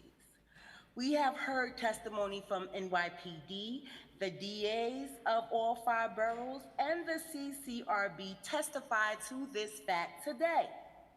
Yet the only answer to poverty, mental health issues, lack of resources, and homelessness has been to criminalize instead of providing real support. We find it funny to hear the DA from the Bronx, the same lady who contributed to Khalif Browder being held unlawfully on Rikers Island, which contributed to Mr. Browder's mental health deterioration, which led to his suicide, talk about this. This is just one example of what has happened to many Black people caught up in the criminal system. We must move away from a system of policing to a system of real care. There is too much money going to the SRG, to the NYPD Police Department, and too little money going to support communities. We talked about the uptake in youth crime. Well, Councilman, you know, community-based organizations like mine work every day to fill into the gaps of the community and the youth not having positive things to do, not being given the opportunity to grow into their best selves. At Parents Supporting Parents New York and Moms United for Black Lives New York City, we look Your forward time to has working expired. with the Thank you. the committee and the chair to make sure that the resources are in the hands of the community and not in the hands of the police to criminalize us. Thank you. Your for time is up. listening to my testimony tonight. Thank you. Thank you. Next, we'll turn to Alex Baldwin. You may begin.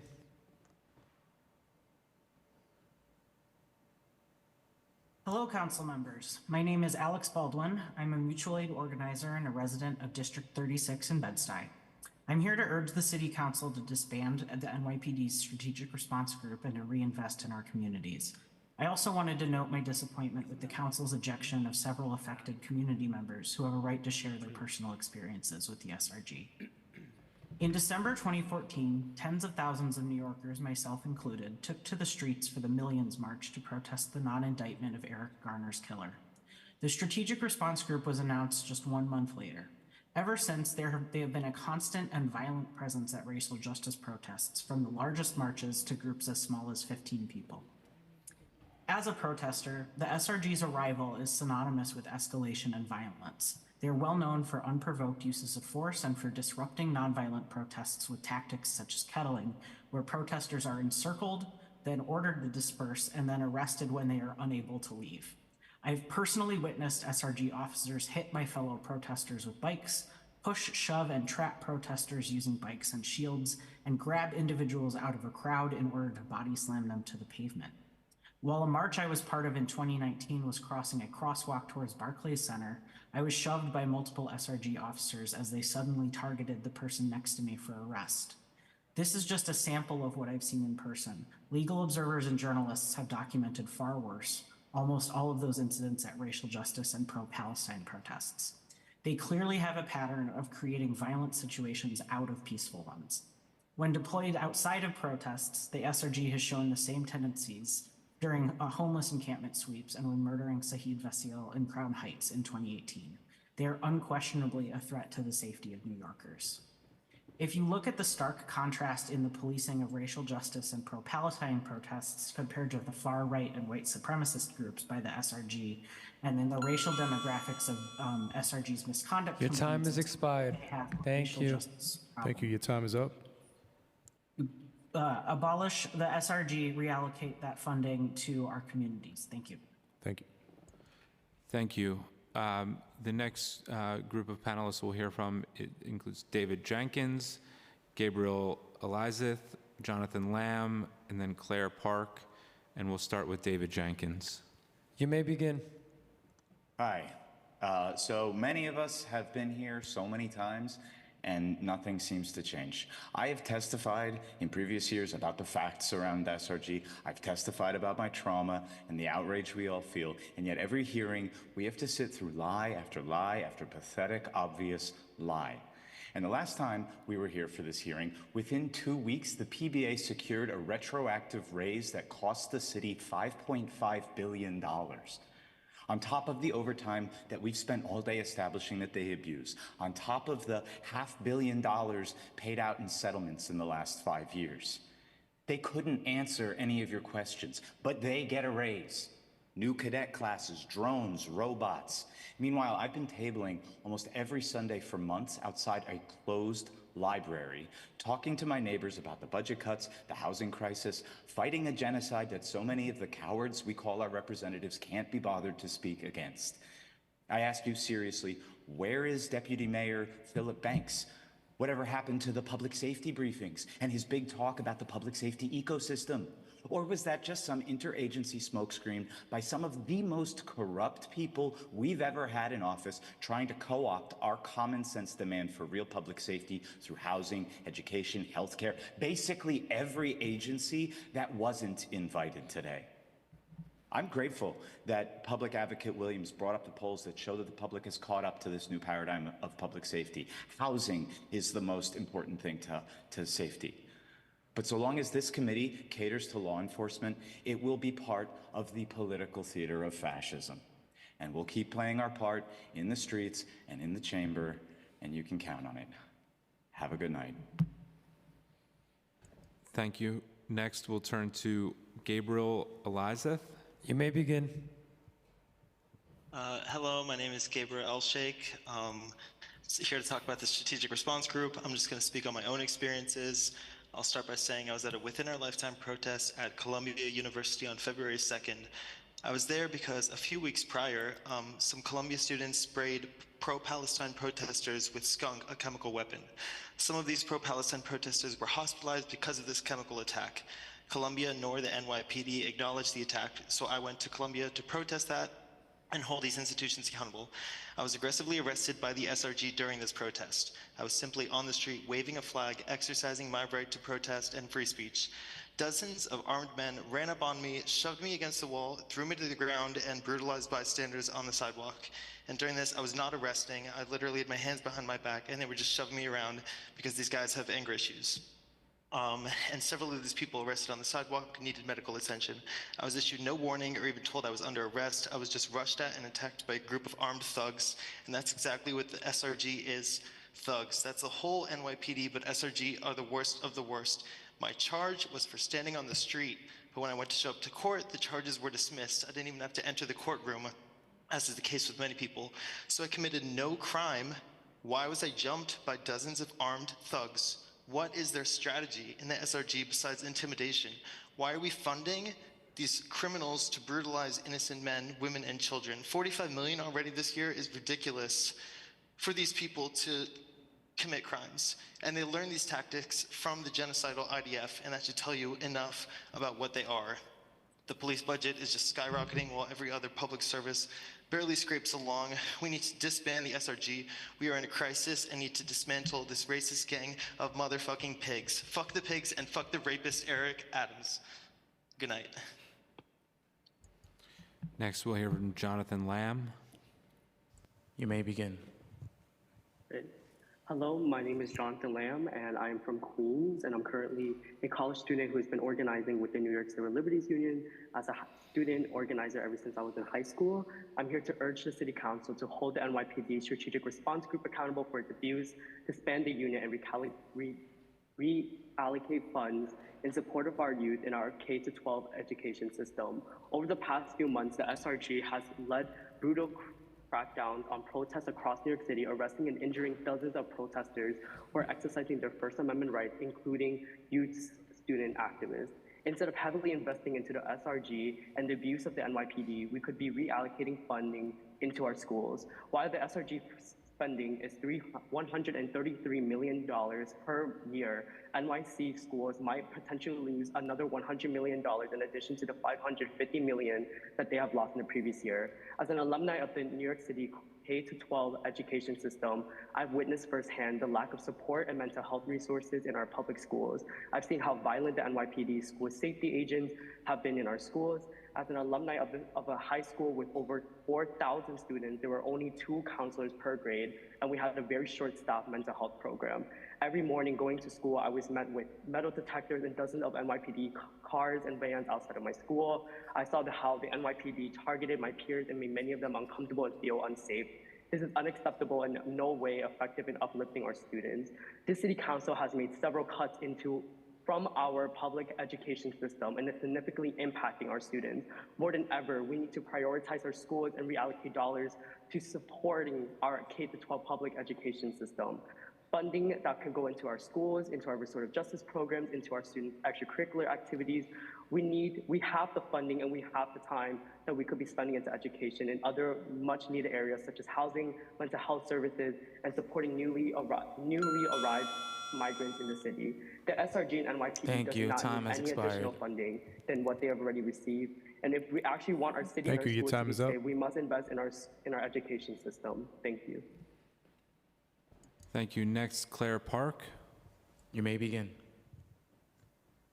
Hi, my name's Claire. I'm a New York City resident. I'm echoing the voices of many here to urge the City Council to disband the Strategic Response Group and also to hold it accountable for its abuse of New Yorkers. I think it's been very clear throughout the day that there's been a lot of money spent on this group, especially during a year of supposed budget cuts, with many other agencies and public services severely understaffed. I've personally suffered from this round of budget cuts as I'm in month 7 of waiting for a job to start with the city due to short staffing. Though it seems clear that when it comes to the budget, it's boundless for beating New Yorkers up. New Yorkers deserve better, especially New Yorkers who belong to communities of color and those under-resourced who have suffered particularly at the hands of SRG officers. The City Council must absolutely end the SRG's abuse by disbanding the unit promptly and removing all its funds from the hands of the NYPD and reinvesting them into our communities. Thank you. Thank you. Thank you. Next, we'll hear from Toph Beinferg, and following Toph, we'll go to Waymary Wayoa, then Danielle Gerard, Messiah Ramakison, Alvin Dan, and finally Alex Stein. Go to Toph now. You may begin. Hi, I've been listening for hours and hearing about meeting not with this group. First, I want to say thank you to my amazing comrades who have been there all day long and on Zoom. You're amazing. Similar to what Tanisha was saying, hearing for hours about needing more cops, that crime is higher, that there's more kids with guns, more drugs, they need to be punished. Folks, this is not rocket science. People, for the most part, do not do crime, don't steal, don't harm others just for shits and giggles. As you, as the city, funnel more and more money into the carceral, abusive system, rather than provide services for people who are denied basic needs and services, crime, and I put that in quotes, becomes adaptive human behavior for survival. Desperation for housing, basic shelter, food, clothing, medicine. All that has happened under Eric Adams is cuts to care and violent brutality. This is a massive systemic problem that I am not hearing from anyone from the City Council addressing. Something stood out to me when someone talked about recurrent retail theft. That's because people need hygiene products, they need food, they need warmth. So let's start putting money into consistent and permanent housing and stop judging these people. Stop putting money into policing. Enough. You're all judging folks for using drugs, and this is for the people who were speaking earlier. You're judging people for using drugs while you all have your houses, your cars, your sanitary products, hygiene products for yourselves and your families. This is systemic. When we move money into caring for people, creating communities, and stop criminalizing poverty, and looking for problems like driving under the influence of mushrooms, what the F was that? You're really missing the boat. Stop criminalizing poverty, mental health. Thank you, your being time poor. has expired. Take the $133 million just from the NYPD SRG, whose only purpose Thank you, you're is at to time. mobilize just give me 1 second. Last time I was here till midnight. Just give me 1 second to finish. Thank you, Take please the just wrap. $133 million from the NYPD SRG, whose only purpose is to brutalize nonviolent protesters. Thank you. Thank you. Thank you. Next, we'll go to Waymary Wayoa. You may begin. Good evening. My name is Waymary Wayako. I'm a high school student and a youth organizer with the NYCLU, and I'm here, like many others, to urge the City Council to hold the NYPD's Strategic Response Group accountable for its abuse and disband the unit. Over the past few months, the SRG has led brutal crackdowns on protests, specifically pro-Palestine protests across New York City, arresting and injuring dozens of protesters who are exercising their First Amendment rights. I myself have been regularly attending these protests in my own time, and I've witnessed firsthand the SRG's escalation of violence. When I tell you I fear for my safety, it has never been because of other protesters. It has always been because of police. Tell me that the lines of officers holding batons, violently screaming and pushing protesters to the floor, do so with the intention of protecting us. However, as we all know, the SRG was never made with the intention of public safety, and their violence is far from a coincidence. The unit's training overwhelmingly focuses on the use of force. The conflation of terrorism and protest is more than dangerous and has only led to the provocation and escalation of violence in our streets. The SRG's current budget is $133 million per year, $133 million that should instead be going to housing, public education, mental health care, employment support, evidence-based public services that would actually support the prosperity of our communities and keep us safe. I'm a 16-year-old exercising my First Amendment rights to free speech and peaceful assembly. I, along with every other New Yorker, should be able to do so without being brutalized and terrorized by the SRG. The mayor's preliminary budget continues to fund the SRG's abuse, despite the NYPD's lack of accountability and transparency regarding the unit. We, the people, refuse to allow our taxpayer dollars to fund systems that uphold our own oppression. The City Council must put an end to the SRG's abuse by disbanding the unit and removing its funds from the hands of NYPD and reinvesting those funds into our communities. Thank you. Thank you. Next, we'll turn to Danielle Gerard. You may begin. Chair Salam and committee members, my name is Danielle Gerard, and I am a senior staff attorney at Children's Rights. Chair Salam, I am honored to have you as my council member. Since 1995, Children's Rights has been a national advocate for youth in state systems. We are also a member of the New York City Jails Action Coalition, advocate on behalf of young adults on Rikers. If actual public safety is the question, then decarceration is the answer in order to close Rikers by August 2027 in accordance with the law. Yet Mayor Adams' proposed budget will reduce the chances of this happening by cutting funding for alternatives to incarceration, the supervised release program, and reentry services to the tune of $27.8 million, and failing to adequately fund community resources, all of which would reduce the population on the island and hasten its closure. We urge your committee and the council to restore these cuts and more, as detailed in my written testimony. The cuts that the administration is proposing will uniquely affect young adults incarcerated on Rikers. Incarceration reduces youth's success in education and employment and also leads to lasting damage to their health and well-being. On the other hand, ATIs lead to better outcomes for young adults and adolescents, all while costing far less than incarceration. Reducing funding for alternatives to confinement and reentry services makes no sense morally, ethically, or fiscally. Instead of allocating $2.6 billion to the Department of Correction, the council should reduce the department's uniform headcount, eliminate vacancies, and hold staff accountable for chronic absenteeism. Surely, both incarcerated persons and New York City taxpayers deserve better and better for their money. Surely the New York City Council can see its way clear to reducing the cruelty and degradation that define our criminal legal system. We look to you and Speaker Adams to negotiate a fair, just, and reasonable budget that serves all New Yorkers, including young adults and adults on Rikers, and expedites closure of the island. That includes decarceration now. Thank you for the opportunity to testify today. Thank you for your time. Next, Messiah. You may begin.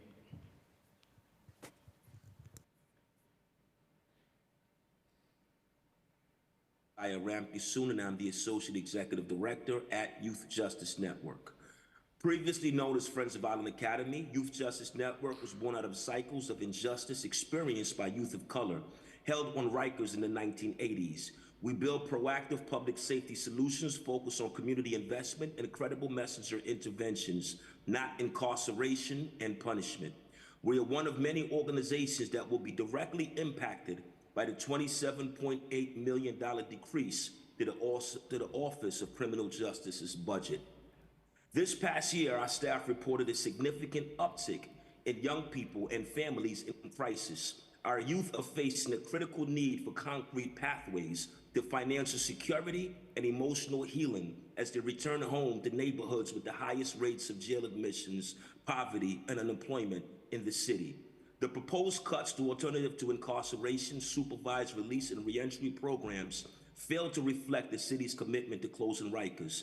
These programs provide essential services and make an impact with resources that pale in comparison to the $2.6 billion budget being proposed for the Department of Corrections. As key decision makers, I urge the committee to prioritize the well-being of our youth and invest in their public safety through solutions offering tangible resources and opportunities.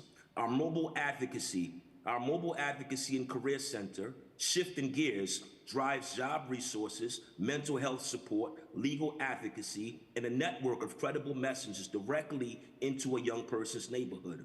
Shifting Gears offers a real solution to promote public safety in communities most harmed by structural poverty, racism, and the violence these conditions breed. Yet our organization is among the $8 million in cuts to reentry services. We call on the committee to support our boots on the ground work at a moment where there's a legal and moral obligation to close Rikers, improve public safety. Thank you. Your time has expired. City's over-reliance on incarceration. Just to say in the last sentence or two, I'd like to say that our advocacy teams are lifelines for young people at Rikers in juvenile custody and in neighborhoods citywide, building a network of care that begins with connections in jail and continues long after a young person returns home. Thank you for the opportunity to address this committee. Thank you as well. Next, Alvin Dan. You may begin. How you doing? My name is Alvin Dan. I was born and raised in the city. I'm also one of the people that y'all kicked out earlier today, so I'm glad to be here to actually testify for now less than 2 minutes. But I just wanted to say that I have been arrested and beaten by the Strategic Response Group now 8 times, 3 more times since the Palestine protests that have been happening in a response to Israel's genocide of Palestinians. Ever since Israeli Mayor Eric Adams' administration got into power, we have seen a rise in police and our education system, our libraries, our parks, our social services, housing services gutted by the millions. And today, earlier this morning, they had the audacity to come to y'all to beg for more money, to beat more people up. My only question for this council is how much are too many cops for y'all? Like, when does the buck stop for y'all? You know what I mean? Because what the direction that this city is taking its people into is to hell in a handbasket. You are squeezing people to a point of desperation that it doesn't matter how many cops you bring into the streets. There's going to be more people coming out in response. Asking to disband the Strategic Response Group is a chip to the whole puzzle. You know what I mean? It's a chip to dismantling the whole root cause of all the things that people have been saying all day. Like I could bring up facts, but I would only be repeating. It'll only be redundant. You know the facts. Everyone knows. Everyone knows the facts. I'm hoping that y'all have seen the videos. I mean, like not a few weeks ago, we've seen people getting seizures after getting the shit kicked out of them. Femmes getting knocked to the down to the backs, getting hit in the backs of their heads. What we're going to be seeing is more limp bodies with handcuffs. That's what we're asking for. If we continue to pander to every single time Thank you. Your time has expired. The military in the world asks for another $1 million. Disband the Thank you for your SRG. testimony. That's all I gotta say. Thank you. Next, we'll go to Alex Stein. You may begin.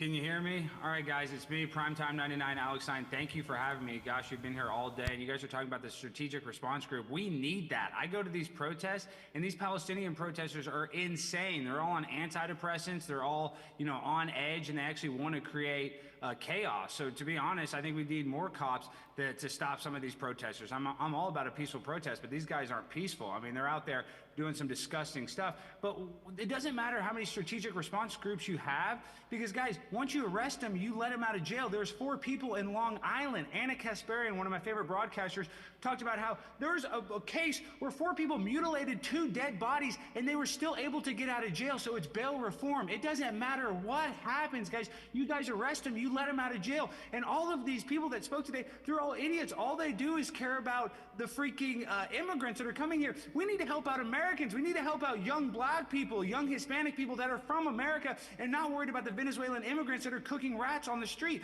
I mean, that's all we have to do. So it's just very sad, though, that these people are so mentally unwell that they come here and they complain about being arrested, but then they get to go to court and they drop the charges. You guys are insane. They're a bunch of losers that have no money, no jobs, so that's why they're relying on the government for handouts. So it's just really sad and pathetic. So if you guys listen to these people, that shows that you guys are just as mentally unwell as all the idiots that are here today. So really and truly, like, I don't know how else to describe it, but it's not the cops that are the problem. It's the fact that you guys have bail reform. You guys just let criminals out of jail for nothing. So you guys need to fix that system. So if you mutilate a body in Long Island, you shouldn't be able to get bail. I mean, I'm as liberal as any of these idiots on this screen, but let me just tell you something. The sad reality is that if you arrest somebody and you just let them go, they're going to continue to commit crimes. So it's not even a budget issue. It's the fact that you guys are too dumb to realize that you need to keep the criminals in jail.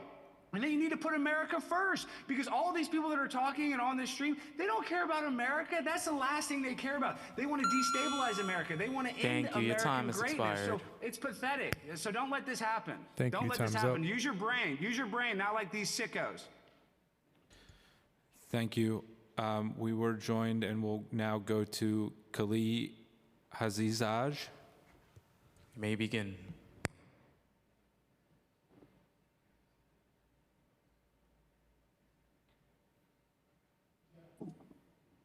Hi, I was one of the people that was kicked out of City Hall earlier today when I was trying to testify. This council has...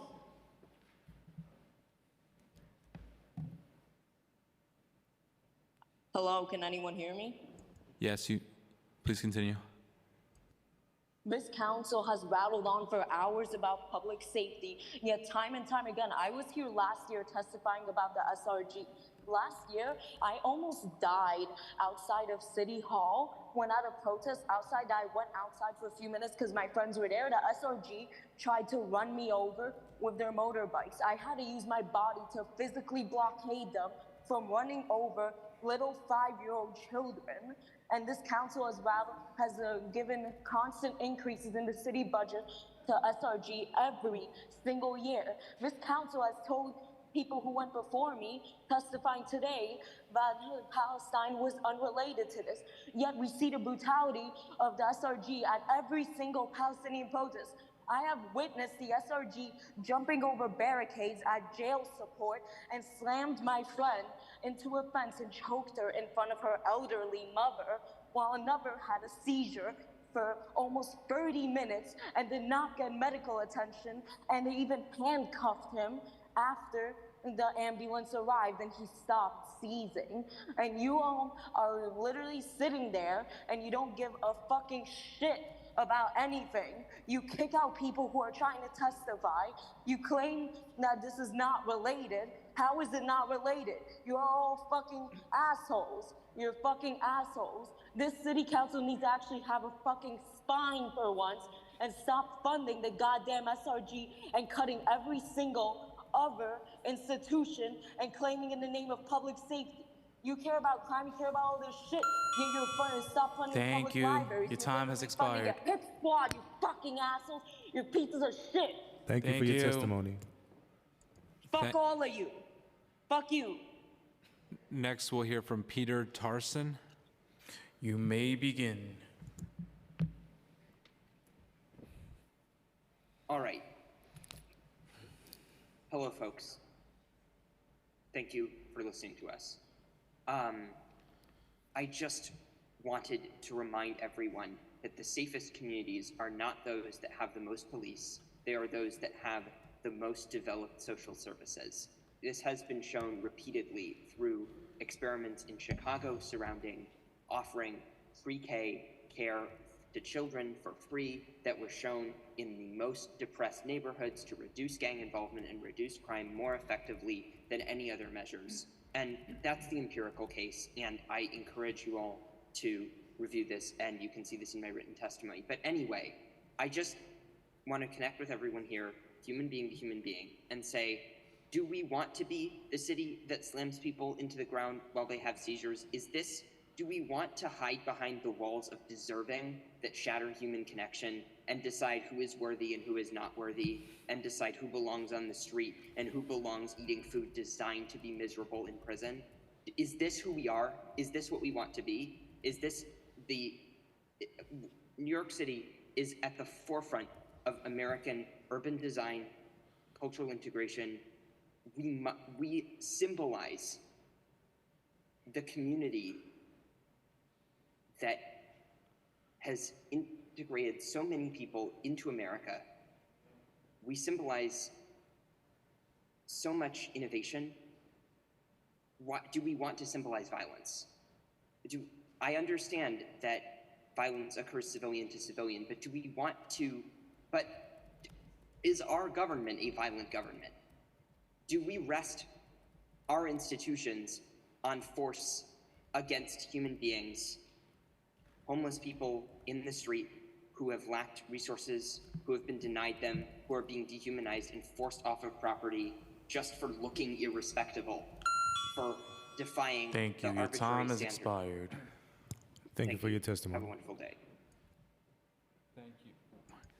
Thank you. I just want to note for the record those who signed up to testify: Natasha Severin, Allison Holohan, Daria Minhas, Reed Flore, Susan Hadley, Corey Ferrier, Kathy Kramer, Brittany Ramos, Luri Daniel Favors, Sama Sisse, Orisa Denny, Hanin, Lupe Hernandez, Ta Sutton, Karen Cortez, and Nicole L.